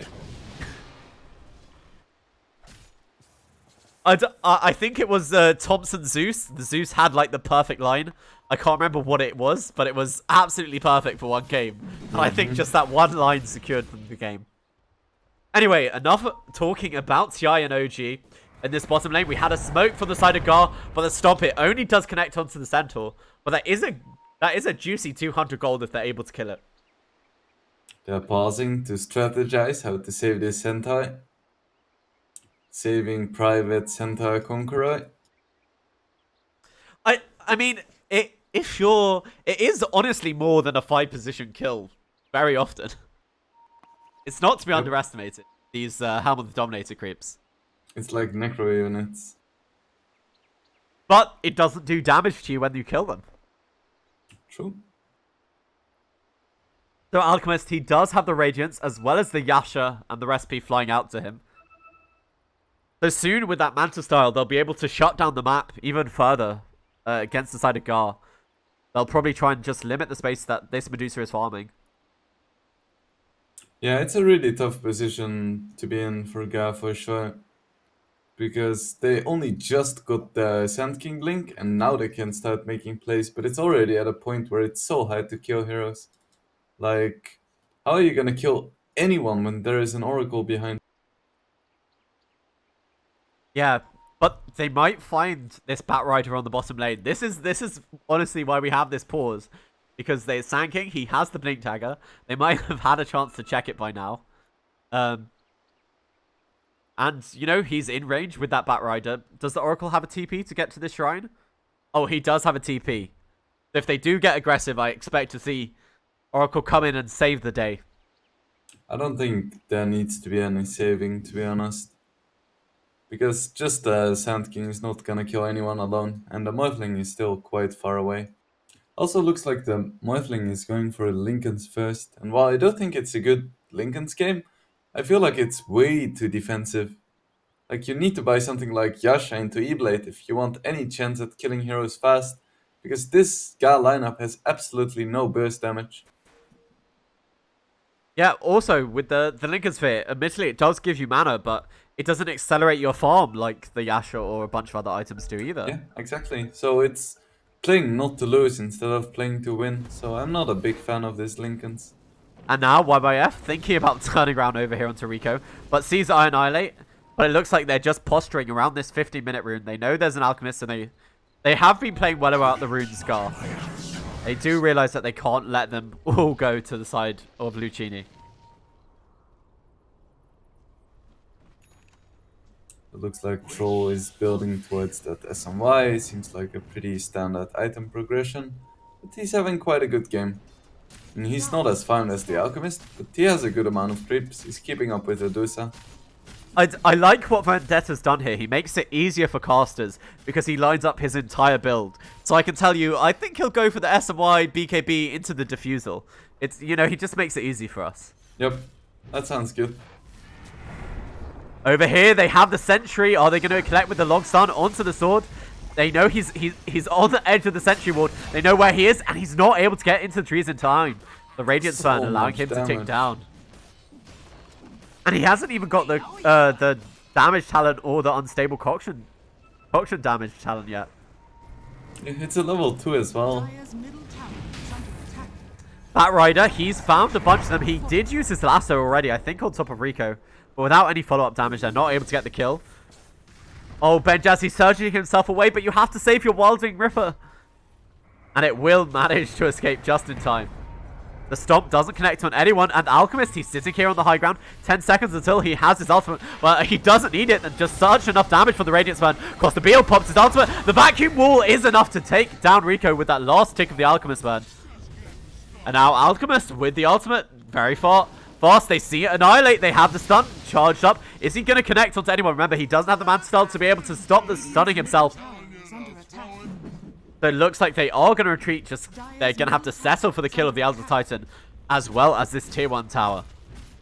But the problem for Gar right now is they just cannot kill anyone. There is a mech on Daxia, there is an Oracle behind, there is Chemical Rage, there is Battle Trance. Just how do you kill someone? I just don't see it. The way they pick their heroes and the items they're building, they just have no kill potential. Yeah, and realizing they have the minus armor, the 4 points in the Atta Spray, they have the further attack speed. This is just going to be a quick Roche after a tier 1 tower. Look at how aggressive this Batrider can position himself. He knows that there is like no kill pressure at all. Batrider saved up by the Oracle. They have the dust on top of the sword. The Alchemist, meanwhile, being surged around the map. They're just surging him again and again. They are able to TP out because Batrider lasso was on cooldown, I think, just in time. But I love this. They're just surging around their strongest hero. It's like when you see Darkseers and Ursas. They're just making sure the Alchemist is able to stay on top of people. And Blink gonna come out soon for this Alchemist now. So he's gonna have insane map pressure as well, aside from just being able to farm fast. Costabile does have the Manta Style, is looking for that butterfly, so he'll have some sort of real damage item, but the game might be over by then. They have the lasso, but saved by that Aphotic Shield just in time on top of him. And the Batrider diving perhaps a bit too far. It's a stun on 3 of them on top of the high ground, but the Centaur creep is going to keep them back. And they're actually laying into this tier 3 with the Aegis on top of Black Reaper. And you know how I talked about Vendetta telling me his whole build? He's actually gone for the early Diffusal. Yeah, why not? He can't die anyway. What do you need a BKB for if they don't really have damage?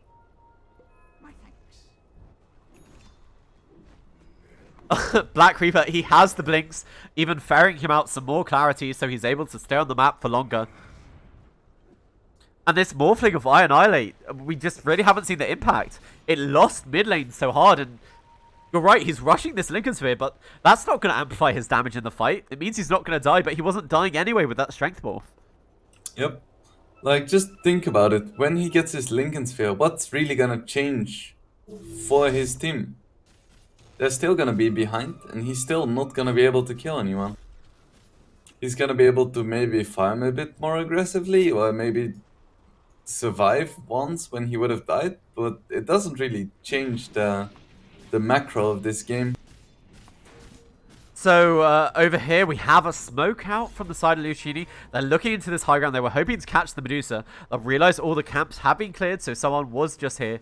But it looks like Costabile has made it safely back to the other side of the map. Sand King could be in a little bit of trouble. Oh, they do catch him with that sentry. They force him back, but they have the stun. And now he's just not going to be able to escape. Even sniping the kill there again on Jericho. It feels like Jericho has had this Sand King's number this entire game. And over here, the lasso allows him to catch onto Rico. Vendetta, is he going to be able to get the kill? Yes, he is. And they have the Elder Titan ultimate. They do pop the ultimate on this Abaddon, but he's not able to TP away because they do have the stun on the Alchemist. So 3 quick kills across the map here for the side of Lucchini. Yep, they just seem unstoppable right now. All they need now is... Wait, they actually have an Aegis. Never mind. They can just go high ground. And by the way, Costabile, he was trying to farm up this triangle, but they got this ward during the invasion. But it looks like Costabile realizes it's not safe to stand there, is going back to her high ground. And he's getting a butterfly on his Medusa, but I don't think that even matters. He needs like 2 more items to even have any pressure on the enemy. Annihilate does finish off the Batrider. We do have the janky looking Morphling when he floats on his own water. But yeah, just using the Batrider's own skills against him, knowing there was no lasso. Yep, they need these kinds of pickoffs. If they don't get them, they're just gonna get slowly choked off this map. So over here, Vendetta, he sees the sword. The detection actually laid down. They're holding him in place. They just need a tiny bit more damage. The Stomp It didn't affect Vendetta. It wasn't in the right position. But Sword is able to escape. But that stun, are they going to surge into the high ground? The vacuum only catches onto one, but it doesn't really matter. And Black Reaper able to get another kill here on this Alchemist. The sword goes in, but needs to be careful. The Abaddon, no ultimate on him. And now the sword, and they have the Diffusal Blade. The ultimate popped on Troll Warlord. And they just drain all the mana almost instantaneously. So Costabile is able to turn them both to stone. They get the follow-up stun onto the Alchemist because he stuns himself. But there we go. We have the Oracle ultimate. And it means Vendetta is just going to be fine. Ooh, very close. All the meanwhile, however, Annihilate, he left to his own devices. He's managed to claim 2 towers here in this top lane. And I wouldn't be surprised if he doesn't come back before he gets to the tier 3s. Batrider surge forward, gets the lasso, instant aphotic shield. He was right next to the Abaddon, so you've wasted the ultimate there on the Batrider, but you'd have claimed a tier 3. They're just gonna run out here. Looks like they're just chilling for now. Stun, gonna miss from Sand King. And with that tier 3 chosen, they're denying even more of the map away from Gar. They're just taking away these shrines so the Medusa won't feel safe because there can't be any TP rotations to her. Even though it's a 14k lead, the game is not over yet. Because once Morphling gets an E-Blade, they're gonna be really strong. They might even be able to kill Alchemist before he can react if they just E-Blade into Burrow Strike into Epicenter. I mean, it is an Alchemist lineup, so as you say, the net worth is inflated. And Gar, they do definitely have the later game lineup with the Morphling and the Medusa. They just have to manage to make it there. I wouldn't say it's like an extreme advantage in the late game though, because Oracle and Dixia and even heroes like Batrider, they scale insanely well. While I feel like Elder Titan and Abaddon, they fall off a little bit higher. Like their cores are very strong, but I feel like the Lucchini lineup is nothing to scoff at. They're surging forward on top of Vendetta. He's managed to find the sword. But he actually is focusing over here on the Elder Titan. Elder Titan gets the stop off just in time. They weren't able to get that ensnare. But the pigs come out onto Costabile. Alchemist going forward. Has the blink. But Manta Dodge not going to be actually successful there. So Medusa stunned up for a farewell. But has the Manta Illusions pushing them back. Vendetta is diving for this. He does have his BKB if he's able to get it off in time. Is he going to feel forced to push it? They do have the Oracle. So he knows he's playing around with the Oracle and the safety. But they're focusing down this melee barracks here. They still have Epicenter. I feel like I haven't seen a single one from the Sword Amy here. But they are going to be able to push them back. The stop it is in time. Nice Barrow Strike. And now they have to all stay and fight this from the side of Lucchini. Do they have detection onto the Sword? They don't. And he stunned himself up on the Alchemist. They realize that he's stunned, but there's no one else to follow up on it from the side of Gar. So he is just going to be able to walk away. Yeah, and they can just safely reset. Oracle is just gonna heal them up. They have Chemical Rage again. If they wanted to, they could go, but they realized that Batrider is kind of low on mana because of the Mystic Snake mana steal. So Costa Beal has enough money for that full butterfly, which honestly is a first major item, but you say probably wants the second one before the Medusa truly comes online. She needs like Skadi and then something like an MKB before she's really gonna be scary. Right now she's like reasonably tanky and she maybe deals a bit of damage to supports, but like Troll and Alchemist don't really care about this damage. Even with the butterfly. How do you feel about a Medusa against a Darkseer, however? Because, you know, you're going to be able to get that Medusa illusion, and if this game goes really late, you might even have an Aghs Darkseer, and then the Medusa doing more damage. The Morphling, he turns himself into the Alchemist. Alchemist, the Chemical Rage, but on the back line, they have the last third. They actually have a DD here on Vendetta as he rips through the lineup, getting 3 kills here. God, they do have buyback on the Morphling, but the first usage of that BKB, as well as that DD on Vendetta, truly paying off. And Costabile is just gonna try to skip creeps, but it's not gonna matter, because they have creeps at the base. There is a buyback on Morphling, but if you buy back, I feel like you just lose, because you're so far away from your E-Blade. It's just gonna be 2 sets of racks. Yeah, I was gonna say that they are just going for the second set of racks. The Costa Beal, it doesn't matter that you've killed this creep wave because there's a Carti here and the sword can't kill it very quickly. And before the sword is even able to kill that catapult, Vendetta is just going to take this second lane of melee barracks.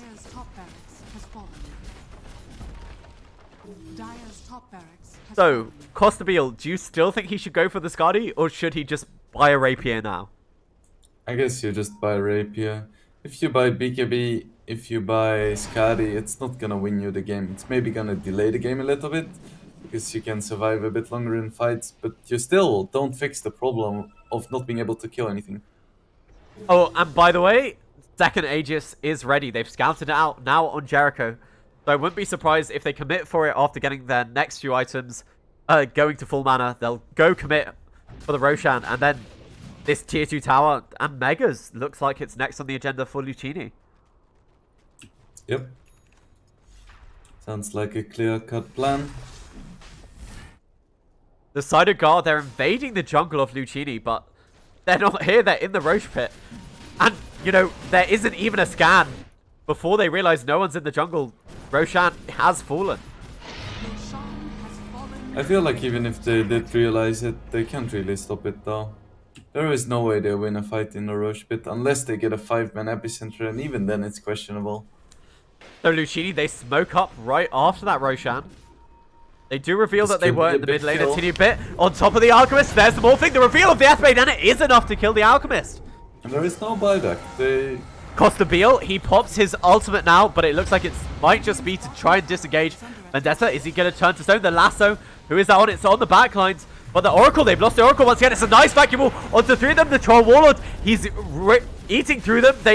But he's actually laying into the Abaddon. He's not able to control. He's hitting the Oracle bought back for this, but forced to use the Alchemist on himself. The sword aiming the epicenter. It's not doing that much damage, and the hits from Vendetta are coming out. There's no mana left, and now he's on top of I-98. Is he able to get the ensnare? Yes, he is. I-98 trying to fight up with that Lincoln Sphere, is able to get away, but Costa Beal going for the fight, losing all his mana to Vendetta. Vendetta has lost the Aegis, but there's no mana remaining here, and Oracle actually able to get the snipe here on top of the Medusa. I-98 looks like he's that slowed down, waveform away, but now there's no mana remaining. The surge forward of the Centaur creep, they might get rid of Lincoln Sphere, but it doesn't matter because the Centaur, he doesn't need to hit you, and Vendetta able to get these bashes with the Skull Basher. The vacuum wall, it's not going to be enough. He's trying to TP away that stomp from the Elder Titan. It's enough to save the life of his Morphling. That was pretty much a best scenario fight for Ga. They got the Alchemist at the start, and then they took a pretty decent fight actually. It shows that even though they're this far behind, there is still hope. They got 2,000 gold from that. Yeah, they do lose the Elder Titan again on the bottom lane, but remember, they did remove the Aegis. And so this might make Lucchini think a second about pushing, but maybe not. I feel like they can just go right now. As long as they don't lose the Alchemist again at the start, if he just manages to pop Chemical Rage with an Oracle behind, they should be able to just push. Yeah, Vendetta is sitting here in the bottom lane. They have the Alchemist sitting in the trees, so maybe they're trying to bait out Vendetta. They don't have the Darkseer or the Oracle. However, He has the BKB, and I don't think they quite have the burst to be able to kill him. He gets handed the cheese. Surely they've got to realize someone was in the trees, because he didn't have that before, but now they're committing on top of Vendetta. Vendetta does have the BKB, but is slept up. Now Black Rita, the Elder Titan ultimate. It's not quite enough to kill Vendetta. He pops the BKB as well as his ultimate. It's a nice wall, and they're right on top of the Medusa, but the Medusa turns him to stone even through the BKB. They haven't got a Medusa illusion, and now Vendetta, the Alchemist, they're in the trees with the Alchemist. This isn't where you want to be, and you're going to lose your Medusa, I think, to the Radiance. The Oracle ultimate on top of Vendetta as well, so he's going to live through this, and Medusa is dead with no buyback. Where was the Morphling in that fight? It looks They like almost killed the troll. If there was a Morphling, they would have easily taken that fight. Yeah, Morphling, I annihilate. He's split pushing middle. You'd be dead if I wasn't on ping. So apparently a ping issue for the side of Gar. Ouch. That's some frustration as well. With the Yeah. classic question mark. Dire's bottom tower has fallen. And with this, it's just Mega Creep. There's nothing they can do. The Morphling, he has come back from I Annihilate, but he's not able to fight against them. And this is just Mega Creeps. The Radiant now have Mega Creeps. Medusa also committed towards that BKB instead of the Rapier. And, and they're just now memeing in the all chat. It's a nice Burrow Strike onto a whole bunch of them, but the Ethereal Blade, it wasn't quite enough, and now they have the Lasso as well as the nice Vacuum onto a whole bunch of them. They're ticking down to the Radiance as well as these Iron Shells. I Annihilate, he's going down as well, and 3 dead. I Annihilate, he buys back. They're still fighting this. The tips do come out on top of I Annihilate and Costa Beal. The ultimate is coming off cooldown very soon, but I just don't think they need to respect this. They're 30k ahead from the side of Lucchini. They might have disarmed this Tom Warlord, but he doesn't care. He's still pursuing forward with his ultimate. The bashes, but the stun is going to allow I Annihilate to be able to retreat back to his base, but Vendetta does go down to that adaptive strike. But all the meanwhile, Black Reaper is playing objective-based gaming. Dire's middle tower. We have Vendetta saying to report his Oracle because he didn't save him. But GG is finally called from the side of Gar. Dire's ancient is under This Lucchini draft, it was just too fast for this Morphling. Yep. And God didn't get the lanes they were looking for. I feel like if they managed to shut down this Alchemist, the game would have been completely different. And I feel the same about the Morphling item build. If you just changed it up slightly, they would have had so much more momentum to try and stop this Alchemist before it was too late. Like, if he had gone for that quick Ethereal Blade instead of the Lincoln Sphere. Because, I mean, the Lincoln Sphere, we just saw how ineffective it was. Ever since he got it in the fights, they were just too powerful and they were killing him anyway. It just did absolutely nothing. We saw when he got that E-Blade, they took that really good fight in the Radiant jungle. And they could have done that 10 minutes earlier if he changed his item build up. Yeah, you can see Costa Beal as well as Sword, both 0 kills on them. Very little impact from the Sand King, actually. Hard game. So with that end of game number 1, Lucchini able to take that on the back of an Alchemist strat. We'll be right back here with game number 2. I've been your caster Hasbaz with your analyst Wingblade helping me out, telling me all the things I don't quite understand about Dota quite yet. But thank you very much, and we'll be right back with game number 2.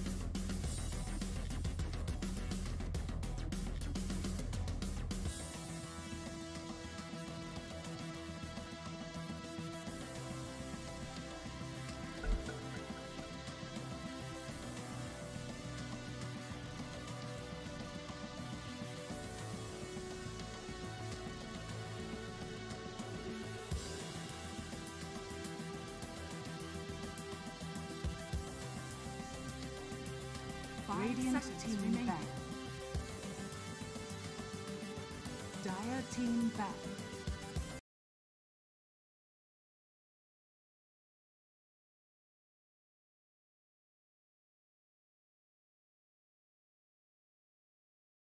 Radiant team ban. Dire team ban. Okay, welcome back, ladies and gentlemen.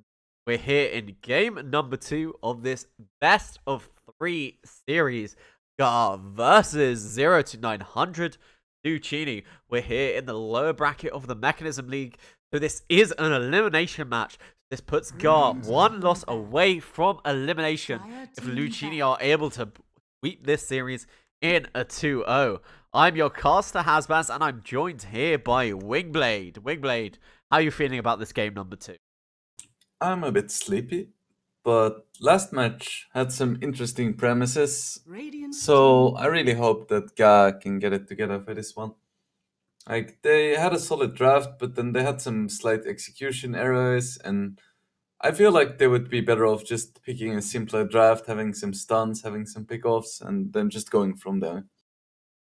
The one that doesn't rely so heavily on execution. One that, you know, if it just goes out simply as they want it, they're able to come out ahead. Also, worth noting, Lucchini, because they didn't have first pick, they weren't happy to let the Oracle go through. Yeah, exactly. I feel like Oracle had a lot of impact last game, but he didn't even show his true potential because Ga couldn't really be aggressive. And Oracle is just extra strong when he can have those clutch saves with his false promise. Yeah, very interestingly, Guard, they've taken the first pick Witch Doctor. I didn't know this hero was first pick priority, especially when Nyx Assassin is still in the draft pool. Yeah, I don't really like this. I feel like Witch Doctor is just one of those heroes that you pick either when you have no idea what to pick, or when they have a really tanky offlaner and you have a hero like Jack that has a lot of damage, and Witch Doctor just pushes that damage over the edge. So I'm not a huge fan of Witch Doctor in general, but I feel like it's wasted as a first pick. Yeah, because Lucchini, they'll probably just avoid someone who really gets hampered by that Maledict in lane then. Yep. Like, when there is a Nyx, when there is a Shadow Shaman, when there is a Lifestealer, even a Bane, like, I feel like these heroes should have a higher priority than Witch Doctor. But I did mention earlier that the laning stage was really important and that picking stuns is really important. So I guess in a way, Witch Doctor is good at both of those things. I guess that is very true. He does have a stun, perhaps not the longest duration for getting kills, but you know, if you get a few lucky bounces, maybe it will be. Yeah. I mean, when two heroes are literally next to each other, you can stun them both for like 4 seconds, but it's not the most reliable stun in Dota. Yeah, I also, the 5 position Bane is just having that Fiend's Grip, you know, you don't really want to pick a Juggernaut or either a Lifestealer, two of the, you know, the best cores that we see around nowadays. You don't really want to pick them into the Bane, do you? Mm-hmm. It's just the pressure of the Fiend's Grip alone. But my goodness, they picked Bane and Batrider. This is super vulnerable to Abaddon. 10 seconds Yeah, remaining. he's still in the pool, and we know Gar are more than happy to play him. But it 5 does mean seconds they'll have remaining. to play him as either a 4 or move the Witch Doctor into the 4. Yep. Which is another reason why I don't really like the Witch Doctor pick this early, because you know for sure that it's gonna be a 5. Because Witch Doctor 4 or a 3, it just doesn't work. But if you pick a hero like Nyx first, you still have the flexibility of running him as a 3, 4, or a 5, which means that you can punish picks like Bane and Batrider much better. Radiant team back. Okay, so to counter that, they've gone for the Tiny. Again, Tiny, he is a bit of a flex pick. Dire We team ban. can be a mid hero or maybe even an offlaner, but usually in the 4, right? Yeah. I think that's where he has the most potential. when you play him on mid, it's just so snowball reliant. If you don't get any kills, Radiant Tiny team finds ban. like as slow as a rock. So if you don't have momentum, you just fall off so hard. Slow as a rock. I see what you did there. And Gar, they're actually respecting the Alchemist. They think it's worth a second phase ban. They just got hampered by it so much. I'm not sure about that 10 one seconds because remaining. if they pick it second phase, you still have 5 two picks to seconds respond to remaining. it, even if they pick it as a Dire fourth team pick. ban. So I feel like it's a better third phase ban pick, but I guess they just really respect the Alchemist. Just a bit odd to me when heroes like Monkey King and USA are still in the pool. Yeah, and God, knowing they can't really pick the Lifestealer themselves, feel the need to ban it out as well. What do you think about the Morphling ban? Do you think that 10 telegraphs that seconds. they want Dire something like a team ban. Terrorblade? I feel like it's just a comfort hero for I Annihilate. I feel like it's not necessarily targeted at a counter pick or something they have in mind. They just feel like, hey, this hero is strong, he likes playing it, so might as well ban it. Fair enough, just removing the heroes he feels 10 comfortable on. seconds This remaining. PL, I haven't seen PL picked or banned at all recently. Is that just 5 because he can seconds lane versus remaining. the Bat Rider with the Doppelganger? Or is there another reason? I guess that is one Radiant reason, team but also Bane and Batrider, they're short. both not super great against a lot of illusions. Very single target heavy disables. That's a very good Mhm. point. And especially when like there can be something like a fourth pick PR and then you have only one pick to respond to it, and that's not really great. So 10 it's a seconds decent ban for remaining. sure. Uh, So we see the Jug coming 5 out, and I seconds really love remaining. this pick. There is no reliable disable on Guy yet. Both the Avalanche and the Paralyzing Cast can be easily dodged by the spin. So it looks like this Jug is going to be really free in his movements. and even if you get hit by the first tick of the Avalanche, you can get spin between the first tick and the second tick. Yeah, So it's exactly. and not just that, he's the last hero remaining in the pool who could have laned versus this Bat Rider if you wanted a safe lane carry who could do it. Mm-hmm. Well, we are forgetting about Void and Slug, but those are not really heroes anymore. I mean, if you pick a Void or a Slark, you've lost the game anyway, haven't you? Pretty much, yeah. I mean, there's a few other heroes too, but most carries don't really enjoy playing against Bat. Like, if you're a Tide Hunter, you're like, whatever, I'll just crack and shell this stuff.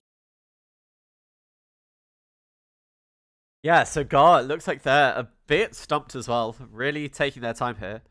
I mean, if they've taken both their supports, they can, they have a chance to show us what they're thinking about, but maybe this is a core Tiny then. Looks like it's just gonna be an offlane Venge. Okay. It's what the cool kids play these days. I guess I just haven't been invited to the cool kids table just yet. Apparently. But no, it's fairly solid. 10 It's a seconds save for remaining. the Batrider Lasso. You can cancel Jug TPs, so 5 overall it's a seconds solid pick. remaining. But once again, it's like you don't really have any way of killing this Jug yet. So once again, they're gonna be in a position where the supports can't really make kills happen that easily. I mean, And that's always a scary thing, because if you compare it to Bane and Batrider, these heroes can create chaos and set up kills anywhere, but Witch Doctor and Tiny have a much harder time doing that. if Venge manages to get to, I think at 25, there's her stun pierces spell immunity. And then, she's just an ultimate counter for that Juggernaut, isn't That's great. she? It's something to keep in mind for sure. That wasn't a serious point, but you're right. Venge is a pretty strong laner with, the minus armor, having a stun. It's most of the things you really need, isn't it? My goodness, this is one cocky TA pick. They know they have last pick, but they don't even respect their own last pick. They just pick TA right now, and they're saying, go counter us. Maybe we'll just play at 10 position seconds 4. remaining. I mean, they can take a Venomancer or the Necrophos like we saw. There's none of these heroes are banned out. You're totally right about this. They're leaving this TA open to being countered. They must be so confident in their ability to play it. Yeah. I mean, this is also partially mind games, right? Like, you have last pick and you just pick your mid for it. So you're like, maybe this is our mid, maybe this is our game-winning hero, but maybe we have something else in mind. Go find out. I mean, just wait for the 4-position clinks and then your mind will be blown. I mean, it's a pretty decent meepo game. So you just put the TA save, put the jug off, and meepo mid. Easy game. Wingblade approves. So this Weaver, I haven't seen a mass amount of Weaver, but it is mostly going into the safe lane, isn't it, nowadays? Yeah, and it's one of the heroes that's decent in lane against Batrider. 10 seconds remaining. There is still some mess up potential, like if you have 6 stacks of sticky napalm and you get flame breaked, it can catch you off guard. But overall, Weaver should be able to sit in that lane just fine. Yeah, just Shakuchi away when you get too many stacks on, really. But how do you feel about the carry matchup, however, the Weaver into the Juggernaut? So even though he'll do okay in lane, when this game goes later, do you think the Weaver is able to answer what the Juggernaut brings to the table? I think it's fairly even, this matchup. Like, if the Jug gets a Bash or something, or the Weaver messes up, he dies, but overall he should be fine, and Jug can't really pressure him that much. So I expect the Jug just to try to kill the supports, and the Weaver to do the same. And then they'll be standing on a pile of support bodies, look each other in the eye and say, let's just go farm jungle. I'm not even gonna bother. So, you know what the current Weaver build is. I assume he might honestly consider a Linken's this game versus the Fiend's Grip, versus the Batrider. And there's the counter for the TA and the Dazzle, I think.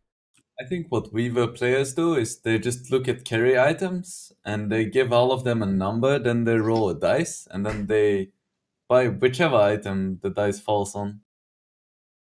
Didn't you used to say carry? Is this what a Wingblade streamer's like? It's an RNG fiesta.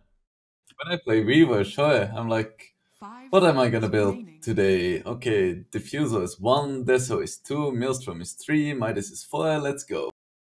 I mean, there is just too many builds on Weaver. I don't keep track anymore. I'm a mid player now.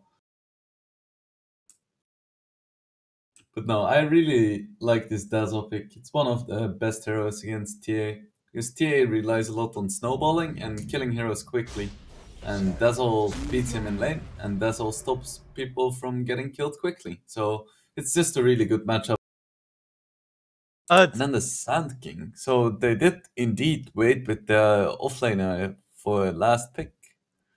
I like the Sand King because they were lacking a disable that wasn't an ultimate. So they needed some sort of hero for that. But that's definitely true. But this Dazzle, she's gonna have a fairly free time mid, right? Or is that not the way the mid lane works? No, I think TA gets completely destroyed by Dazzle. Because Dazzle has a better animation, longer range, similar damage, and just a way to tear through the refraction. However, it does leave a lot of weight on the shoulders of Kostabil on this Weaver, because Venge and Dazzle, they can't really carry games. They're really good at supporting a carry, but they can't do it themselves. So if they somehow manage to lose this Weaver lane, they're in big, big trouble. Just a quick mechanical question that you might know the answer to. Can you use Meld to dodge the Poison Touch? Yes. So do you think that could be a mechanic that could win the mid lane for Black Creeper? Potentially, yes, but I expect Annihilate to get a Sentry. Okay, fair enough. That does counter the Meld. Stupid questions. It's the same with Quop. Like, people used to play TA against Quop and then just dodge every single dagger, and then people realized, hey, Sentry is an item. Never mind. I mean, but like, you're in the mid lane, and you don't want to spend your own money, and the supports are busy. I mean, you're just like, wah, position 5, give me Sentry, wah. I'm glad you understand how the game works. It's a shame this isn't an EG game, otherwise it would be like, For Peter! battle. I mean, EG is Peter's no longer an EG man. That's you're thinking of But Nip. it's still EG, PPD, and I2. Sad boys till the end of time. So let's have a quick think about our lane matchups here. You have the Venge and the Tiny. How do they lane against this this Bane Juggernaut combo? I feel like it's a pretty unfavorable matchup. They have no way to kill the Jug. Bane is way too tanky to die in one combo, and if they mess up, they just get sapped and then spinned on. So, or is it spun on? I'm not sure. No, it's probably spun. Yeah, it's 30 seconds. I think it might be one of those things like it's like hanged and hung, where both are acceptable. It might be that That's a kind bit of of a thing. macabre example, but alright. I'm talking about hanging things on walls. Right. I don't know where your mind went instantly, Wingblade. Although, It's just Bane influencing my mind. although talking of death, we might be witnessing a first blood if they get a bit too aggressive here. But they're revealing all three heroes in this top lane for Gar. Costa Beal trying to snipe a rune with that Sakuchi. Unfortunately, is not going to be successful. Looks like 2 runes to either side. Doesn't look like Dazzle has a sentry, and it also looks like he's skilled up the Shadow Wave first. Which I've seen quite often, because you just secure the first range creep with it, which is super important in mid. Yeah. So yeah, you're not really looking to kill until you're much later. Nah. So yeah, You just want to get ahead in levels and then start spamming the poison touch. So Sand King has actually taken level 1 in the Sandstorm, and they actually do have a sentry here on the Witch Doctor, but it looks like they're saving it until they think they're able to actually do something about this Sand King, because they don't have any kill potential. Yeah, you want to make sure that the enemy doesn't also have a sentry, and your sentry gets dewarded, because then your lane is pretty much lost. It's better to wait a bit with it to make sure that they don't have one.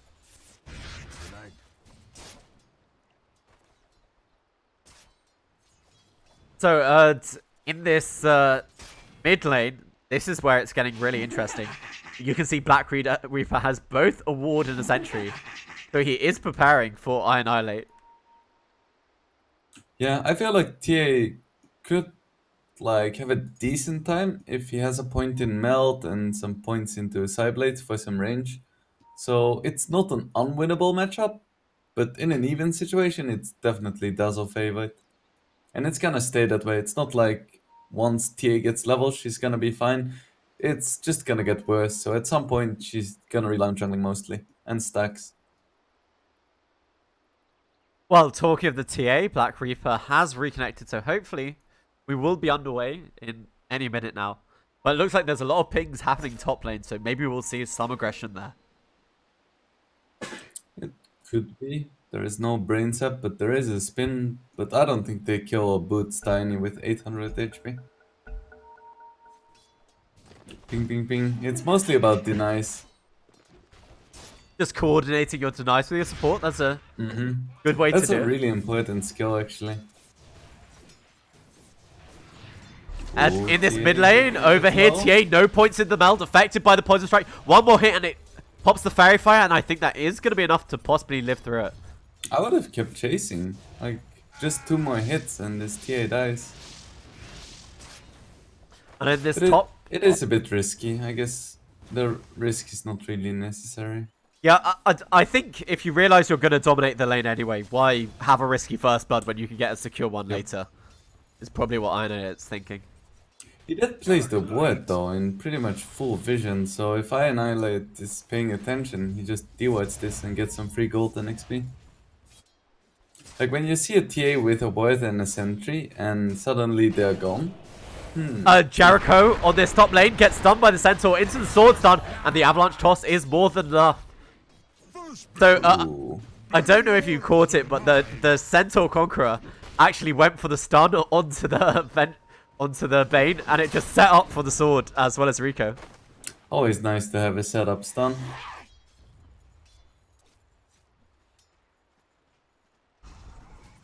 So how is this bottom lane doing? The Weaver actually #1 in the CS. So it looks like it is going okay for Gar. But Benjaz is also farming very well.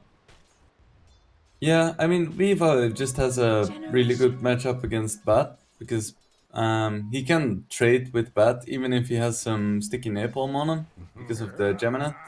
And once Batrider commits the Firefly, he just disengages. So it's like one of those heroes who's just a natural lane counter. So Black Reaper did take that early point in Meld that we talked about. And the Courier, he's getting very low here on Iron Annihilate. Has the Shadow Wave, and it looks like Black Reaper isn't committing for more. But Iron Annihilate, he still doesn't have that Sentry. So maybe it is like we talked about. The Meld is going to save the life of Black Reaper. Yeah, this is like the fault of gas supports for sure. Like, TA should not have a game here. This Sentry is like keeping God down so much because Iron Annihilate should be dominating this lane, but if you look at the CS, the TA actually has so much space. Yeah, this should not be happening, especially when we had a look at how the early point in the lane was going. Oh, Vendetta's paused and said, "What the hell? I think something went wrong for the Juggernaut." Don't you mean what the frick? Yes, sorry, what the frick? I censored it incorrectly. Even the admin's getting a bit involved. It just seems like he's reacted very badly to some hard lag. But yeah, this mid lane, I cannot believe this TA is doing so well. Ahead in the CS and ahead in the denies by a honest fair margin.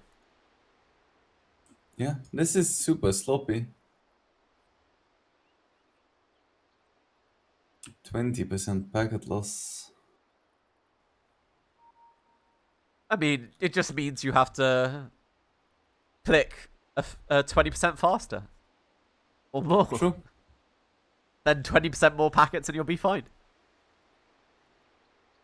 But no, obviously we don't expect teams to play with that kind of disadvantage. So we are going to just wait out the packet loss. I have been on the receiving end of packet loss and it really, really sucks. It's so frustrating.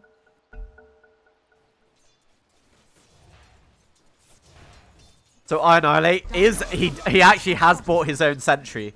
At last he realizes what he needs to be able to win this. And I like the fact he's flying out tangos with it as well instead of just a salve. Because he needs to be able to eat this sentry that Black Reaper has put down. And I think that he might be saving this tango for the upcoming sentry wars. That's gonna be super hype. I mean, if Annihilate Sentry gets dewarded, he might as well just call the GG. Rico's rotating into this mid lane. They do see him, so I'm not quite sure what he hopes to achieve here. Maybe to secure the Sentry? I don't even know. So Annihilate, he does put down the poison touch. And he eats it just in time.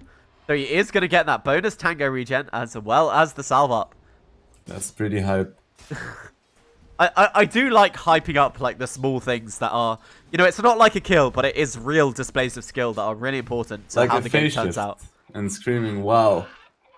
Exactly.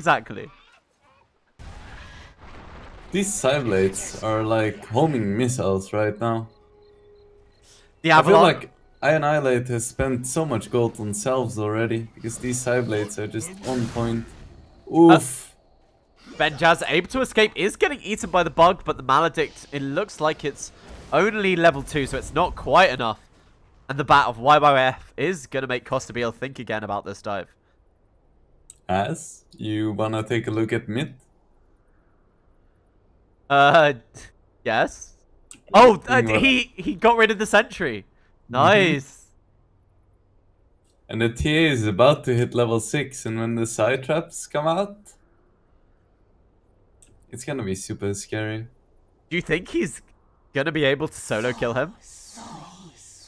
He's pretty far away from level 6 and Annihilate.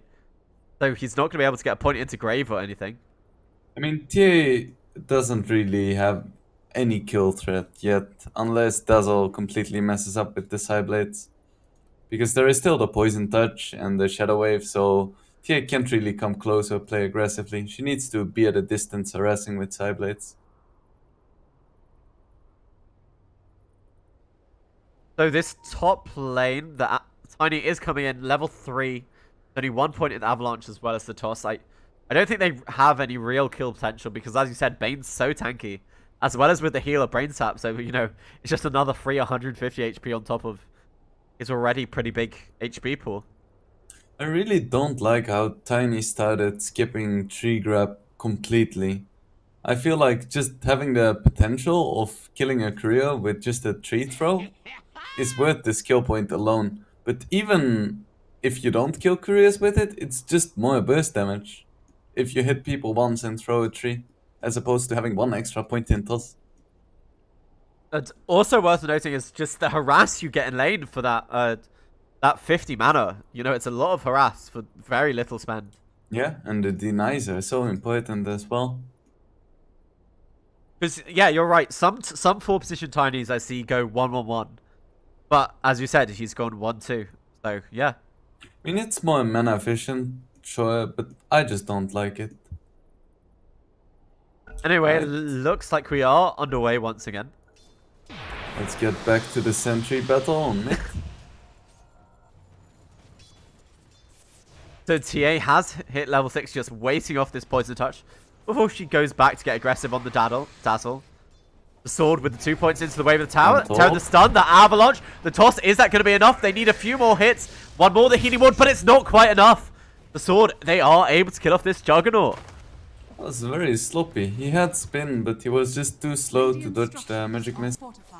I annihilate, got himself a sentry. Shit's about to get real. It's coming off cooldown. He should have some idea where it is, and he eats it. And he goes for it. With confidence and grace, he takes it. Rico's rotating into this mid lane, so they do need to be a tiny bit careful here on Black Reaper. But with the with the side traps, he is going to see the rotation of Rico, so just playing it safe. Meanwhile, this bottom lane has got a bit more in favor of Benjaz over Costa Beal.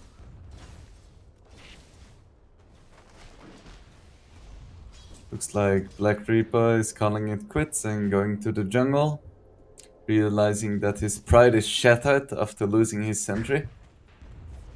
I mean, who wants to be in the mid lane without that invis detection? But maybe it's not the case. Bane, are you going for a sleep? Yes, they are. Sentry coming out. It's all about the sentries. That sleep was literally just to be able to get the D-ward. They don't honestly have any real kill potential. And they're not committing forward for anything else. They just want to be able to dominate the lane with these side traps. And he has kill potential, just not on heroes, only sentries. Radiant are scanning. I just love the fact that they use the sleep just to be able to get the successful D-ward. That's some next level play there. But I wish my supports were that committed to D-warding. On the top lane, it looks like the sword. He's overextended himself. He tried to get a kill on the Batrider, but he's actually just going to give one over to Vendetta. I am quite surprised by how decently this Venge is actually doing in lane. She managed to get up 20 creeps. I didn't expect her to be able to stay in lane at all. On the bottom, I think Benjaz might be going down. The Maledict is not quite enough, and that Sakuchi, only the level 3 in Sakuchi wasn't quite enough to secure the kill on Benjaz. The dust just barely ran out. Sorry, so you were talking about the Venge doing well in this top lane. Yeah, I mean, I would expect her to just be chain killed by Banejack, but she's doing a good job. She has a bracer, which probably helps a lot. Just that extra bit of HP and magic resist. And with the Bane having rotated to the mid lane, they're putting a lot of pressure onto Vendetta as well as his tower. Oh, we missed something very important. The tree. I annihilate. Oh, no. Got the sentry. Oh my god. Is that like, that's like 300 gold from both teams already on sentries in this mid lane. And look at the crew. Oh my goodness. He doesn't even care about his items anymore. He's just like, I need to win this sentry war. I mean, at the moment, I think this sentry war is honestly more mental than anything else. Just it's asserting dominance, really. Dire's middle tower It's a moral victory, you know. I would love if he just dropped it for a moment and then walked away. And Although in we these see trees, some they have action. the spin over onto Rico. They had the brain sap, which did a fair amount of damage. This is only level 3. So the avalanche toss, they know there's no spin, so you're going to be able to get the easy stun. But the sleep is just going to allow Vendetta to retreat out. They're not, don't have any skills to be able to commit forward onto that Venge. But Costa Beal might be in trouble. He tries to get the kill here, but the Batrider does go down over to that Weaver. He got very low, but it's just saving that time lapse for the perfect amount of time because they just don't have the burst to deal with him. Looks like the Sand King queued up a Vanguard, but I'm not so sure about this one. Because I feel like if he gets caught in the wrong position, he's still gonna die to level 3 Maledict, whether he has a Vanguard or not. I much prefer the Blink. Sand King using that stun to be able to secure the bounty rune, but it looks like Costa Beal is going to take the one from his side of the map. And now Sand King, they know he doesn't have a sun, and they have the dust, so he's not going to be able to hide inside that sandstorm. They have the bug on top of him. Is he going to go down? He did miss the Maledict, it seems. They need one more right click, and they are able to secure it. But it looks like with this Batrider, with the haste rune, he's going to get the easy cleanup kill. But meanwhile, in the top lane, they lost their Juggernaut as well. So this combination of Rico as well as the sword. Yeah, swap coming out into stun. Down he goes. It looks like he got affected by the Nightmare as well as the Avalanche. Yeah, and he just didn't have the spin to be able to get out of it. I Annihilate, very low here. They do have vision of it. He's actually just going to TP away. I think he was afraid of that trap being enough to kill him. And on this bottom lane, Witch Doctor Ultimate, it's enough to take down Benjaz. And they have the vision, thanks to this bug, allowing the ward to be able to hit him in this tree. Batrider pops the stick, but it's not going to be enough to survive. So 2 big kills for Gar in this bottom lane. Costa Beal now coming out firmly ahead. top tower is under attack. Looks like TA is gonna go for that Blink first. Gonna allow her to be aggressive, but she's still quite far off. Dire's top tower is under attack. So say whatever you were saying. I was going to ask about your preference for Blink over Deso. Dire's top tower People always ask me this, but I honestly have no idea because I don't play that much TA and I always hear conflicting opinions. But then I have to be an analyst and speak about which one is better, and I honestly don't really know. Blink allows you to be more aggressive and set up stuff and get from camp to camp faster, but Deso helps a lot with pushing and actually clearing the camp. So in this top lane, the healing ward isn't going to be enough to be able to save the Batrider. The toss into the air, they actually TP out on the bench, and the Omni Slash will clear out Rico. That healing ward able to save YYR. Overall though, I would say that the Blink is a little bit more popular. Is it just that mobility allows you to get kills and not farm faster because the Desolator allows you to clear those camps, but just mobility is just valued that much more higher? Yep. I mean, you already have a lot of damage. Just look at this. Dire's bottom tower is under attack. I Annihilate, he finally... Black Reaper, sorry. Finally gets his Nemesis in the Dazzle. Oh, sentry on mid. The toss forward, the poor man's Blink, but he sleeps himself, but it does, the Nightmare fades off. They have the stun as well as the minus armor of that early medallion. And is that going to be enough? The casket doesn't even make it. And now with all of them in the mid lane, Tiny able to clear up And that another tower with the sentry. toss. Fallen. This time from Ga. I just want to see a time lapse of the sentries in this game. That would make my soul happy. Black Reaper getting a free kill on the Witch Doctor. And that's gonna secure his Blink. So now he's gonna be able to be a lot more active on this map. So with this Blink Tiger, who's his real partner who he wants to work with? Does he want to go meet up with the Sand King to help set up stuns and that kind of thing? I think he's still mostly an Einzelganger. He's just gonna do his thing. He's gonna keep farming, and if someone is in a wrong position, he's just gonna go for it. But he's not gonna group up. That's not what TA plays like. So over here they have the lasso. It's onto the Vengeful Spirit over here on sword, but The rest of his team, they're all around the tower. They're not there to follow up. And now the swap back to try and save his life. They have the stun. The Maledict as well as Death Ward is going to be enough to shred through this Batrider. And the Avalanche here for Rico, it doesn't connect on anyone. So Vendetta, he's willing to turn around, still holding on to that spin. He's tossed on top of the Dazzle, but they have the Fiend's Grip on top of this Tiny. So they're focusing the Tiny first. But Annihilate has that point in the grave. They're going to be able to save him. And Jericho getting very low. The healing ward is here on the back line, but it's not enough to save Jericho. So they're going to be able to take down the sword. Amy probably next. The stun is off cooldown here. Only level 1 in the Pyro Strike, but that is more than enough with that meld. Back Reaper getting a double kill with this reveal of the Blink Dagger. I feel like they shouldn't fight on Gab before they have the Necro Book. Because this tier is just so much stronger than Dazzle right now. I mean, it's not just the net worth, but it's just the kits of the heroes right now. Radiant's bottom tower has Like, fallen. Dazzle is a very supportive hero, so if Weaver is not there, he doesn't really have anyone to support, and they're gonna lose the fight. So Weaver seems to be going for that Fusel Blade build. What? I do quite like that on the Weaver because oftentimes I find people are able to get away from me, but with that inhibit on the Diffusal, you are able to stay on people. I mean, he just rolled a 3. Don't question it. Over here, Batrider, he doesn't have the ability to fly away. It is on cooldown, but Backbreaker's TPing in, and now the sword. Amy is gonna probably be next. Weaver, of course, the Beal, he's just getting out of here, leaving his Vengeful Spirit to go down. So they do get the kill on the Batrider, but they have to sacrifice 2 for it for the side of Gar. Yeah, I also like this Diffusal though. It's quite good against TA. TA is gonna be able to block the damage, but if you drain her mana, she's pretty much useless. As well as the fact that it's another physical damage instance, so it just eats through that refraction as well, doesn't it? I don't think it's a separate instance. Is it not? I thought it was a separate instance. I don't think so, but I'll check real quick just to be sure. Anyway, the Juggernaut himself, he is building a Diffusal. Meanwhile, TA did clean up the Witch Doctor in the mid lane. Just the Blink Dagger, we're seeing how well it is. They do miss the dust onto Benjaz, so he will be able to get away. But the Diffusal is completed, but Benjaz just enough mana left to be able to Pyro Strike away. It's not a separate instance as I thought. Okay. So Never question an analyst. I'll learn my lesson.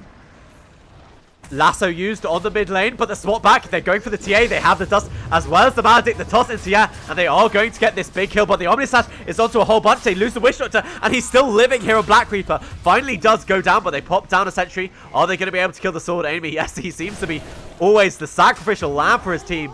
So they lost Black Reaper, but they're able to claim 3 in the mid lane.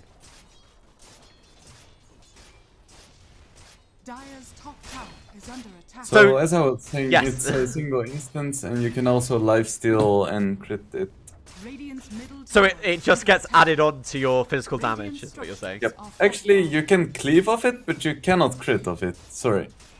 It's like crit, lifesteal. No, sorry. Cleave, lifesteal, but not crit. Okay. It's Dota mechanics, you never know. Radiant are scanning. So Vendetta, talking about Diffusal Blades, he's building one himself here on the Jug. That's a bit unique. Do you think there's any special reason for that? I feel like Yasha into Diffusal is not that crazy. It's just like a pretty active early game build. And you feel like you don't want to farm too much and you just want to fight. You generally just build Manta Diffusal, and whether you build the entire Manta first, Yasha into Diffusal, or Diffusal into Yasha, it's pretty much a toss-up. I feel like Yasha into Diffusal is probably the best build. It's just, in all the recent games I've seen, it's been Drums, Yasha, Maelstrom. Over here in the mid lane, it's a big epicenter. They have lost their Batrider, but he's doing a whole bunch of damage with that Sandstorm. Rico, is he burning down to the fire? That Caustic Finale, it's not going to be enough. And Costabil, he's found the Bane. Tosses the Sand King to the high ground. The sword Amy does go down. Black Rita, he's back here. Banard not able to out-heal that. And do they have the vision for Costabil? It doesn't look like it. Are they able to find the tiny Rico still sitting in the trees? They use the courier, it gives the vision, but Rico with that Blink Dagger able to get away. And I think that was the reveal of the Blink Dagger on the tiny. The traps, they're slowing him down now. He's not able to blink. The avalanche, it doesn't matter when you're able to spin right through it. So they do find the tiny. You know why Tiny died? Because they didn't have a sentry. Over here. Well, I Annihilate gets picked off. But it Because looks Black like Reaper could be in Costa Beal trouble, too. burning all his mana, but they have a nice stun there with the Biosite. Costa Beal has to retreat with that time lapse. Do they have the vision for him? They put down a sentry as he tries to pursue, but the Fiend Script, he gets a bit over aggressive, and the stun, it does bounce into Bane, but not in time to be able to save off the Weaver. And now Banadard, they're running for him. Vendetta doesn't have that completed Diffusal Blade, so no ability to be able to slow down on here, but the Omni Slash is able to close the gap, and he just stands still and accepts his fate. Why did Bane just fully sleep his own TA? Radiant's top tower. I guess he was afraid of Black Reaper dying. But why would it... But... SA Dota. SA Dota. You just have to learn to love it. So There is a Blink Dagger on Tiny, which is a pretty big deal. Could try to find some pickoffs with that. But once again, they don't really have a lot of burst damage. They have a lot of sustained damage, but that's not really so great here. Because they really need to find pickoffs, because they're behind.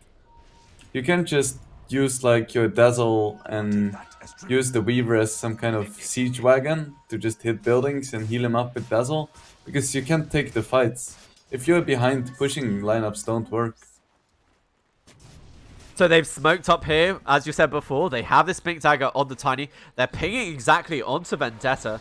I'm not quite sure where their ward is for it, or whether they're just being very accurate about it.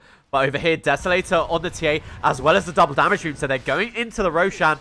But over here, they've managed to find one, and it looks like the one they found is Benjaz. He goes to the low ground, but it's not going to be that successful. And Batrider, he's actually tanking this ward still. He does get the lasso, but they channeled off the full Netherwall, so he took a lot of damage. But it looks like the side of God, they're not going to be able to get through this. Annihilate, he has a TP, but are they able to stop him getting away? The damage, the grave, it ends right before he should have TP'd perhaps a tiny bit earlier. And Black Reaper with this DD is able to get a full-on triple kill. And is now going to clear up these Necro ones. Is under attack. This Dazzle is so weak right now. Normally you farm really fast with the Necro 3s, but it's now 21 minutes and he doesn't even have them yet. He's trying to work towards Guardian Greaves, maybe? But he's just so poor on this Dazzle. Tower has fallen. And I'm not... Oh, that Avalanche, it connects onto two. The toss back, it's going to be onto Bane. They used Inhibit on top of Black Reaper, but they don't actually have any detection for him. But the stun as well as an epicenter, it's onto all three of them. The Tiny, he's going to go down, and now they're pursuing forward. They push back the sword, Amy, but he actually swaps forward. He swaps into his Witch Shot, so he's able to live. That's just so mean, but the Omni Slash is here on Vendetta if he wants to use it. Getting very low here on the Juggernaut. They find on the back lines Banadad, who was swapped back, but now they're forcing them back with the respawn of Annihilate. But they have the healing ward, so now they're healing up. Batrider, no lasso on top of him. They have the stun. Do they have enough damage? It's an amp stun onto two of them. Look who they found in the trees. It's the sword, Amy. Once said he's going to go down, and the only one surviving is Costa Beal. I feel like the Radiant is just falling apart. They're just running in, and indeed we see the GG being called. They're just broken. Yeah, after that game number one, as well as this pick game number two, losing the mid lane with that Dazzle versus the TA, that's, you know, everything just went downhill from there. The other lanes seemed fine, but... It has to be so demoralizing. And, you know, it's worth pointing out that that's the end of the road for them in the tournament. It's, you know, you should have bet again that this was going to be a 20-minute game, because you would have been correct. So yeah, I'm just looking at the scoreboard here, and you can see Annihilate's impact in one thing. 0 kills, 5 deaths, 1 assist. He just wasn't able to come online, and the TA, their 4th pick, they had so much time to counter it by the side of Gar, but 14-1-6, I can see why they pick it for Black Reaper. Yeah, he had great impact. Even though it was a really cookie pick, they made it work. Yeah, so any other things to point out from that lane other than the big sentry wards in the mid lane that were really determinative of who won? I feel like it's Radiant beating Radiant because they had some good options, but I feel like they just weren't on the same page with the way they moved on the map. It happens, and it, like, if you can recover from it, it shows your strength as a team. Like, you need to have that mental fortitude to have a bad game, to maybe throw and then come back, because every single team has bad games. but it's about the way you deal with them. So, I guess with that, this is our last series of the evening. So, Wingblade, do you want to plug yourself a bit? Sure. You can follow me pretty much everywhere at Wingblade Dota. I have Twitch, I have Facebook, I have Twitter, and I'm sure you might even be able to see me on some panels for tournaments every once in a while. So I hope you guys appreciated my casting, and if you have any feedback, just pop me a message. So, thank you so much again for joining me, Wingblade. Your insight, honestly, it's been so good. I think it's honestly made me a better Dota player. So I've been your caster, Hasbaz, Hasbaz Gaming on Twitter, Hasbaz here on Twitch. But with that, is the end here for this evening of the Mekansm Cup. I hope all of you, sorry, the Mekansm League. I hope all of you enjoyed your stay here. And with that, I think it's good night. So everyone, good evening, and I hope you have a good time.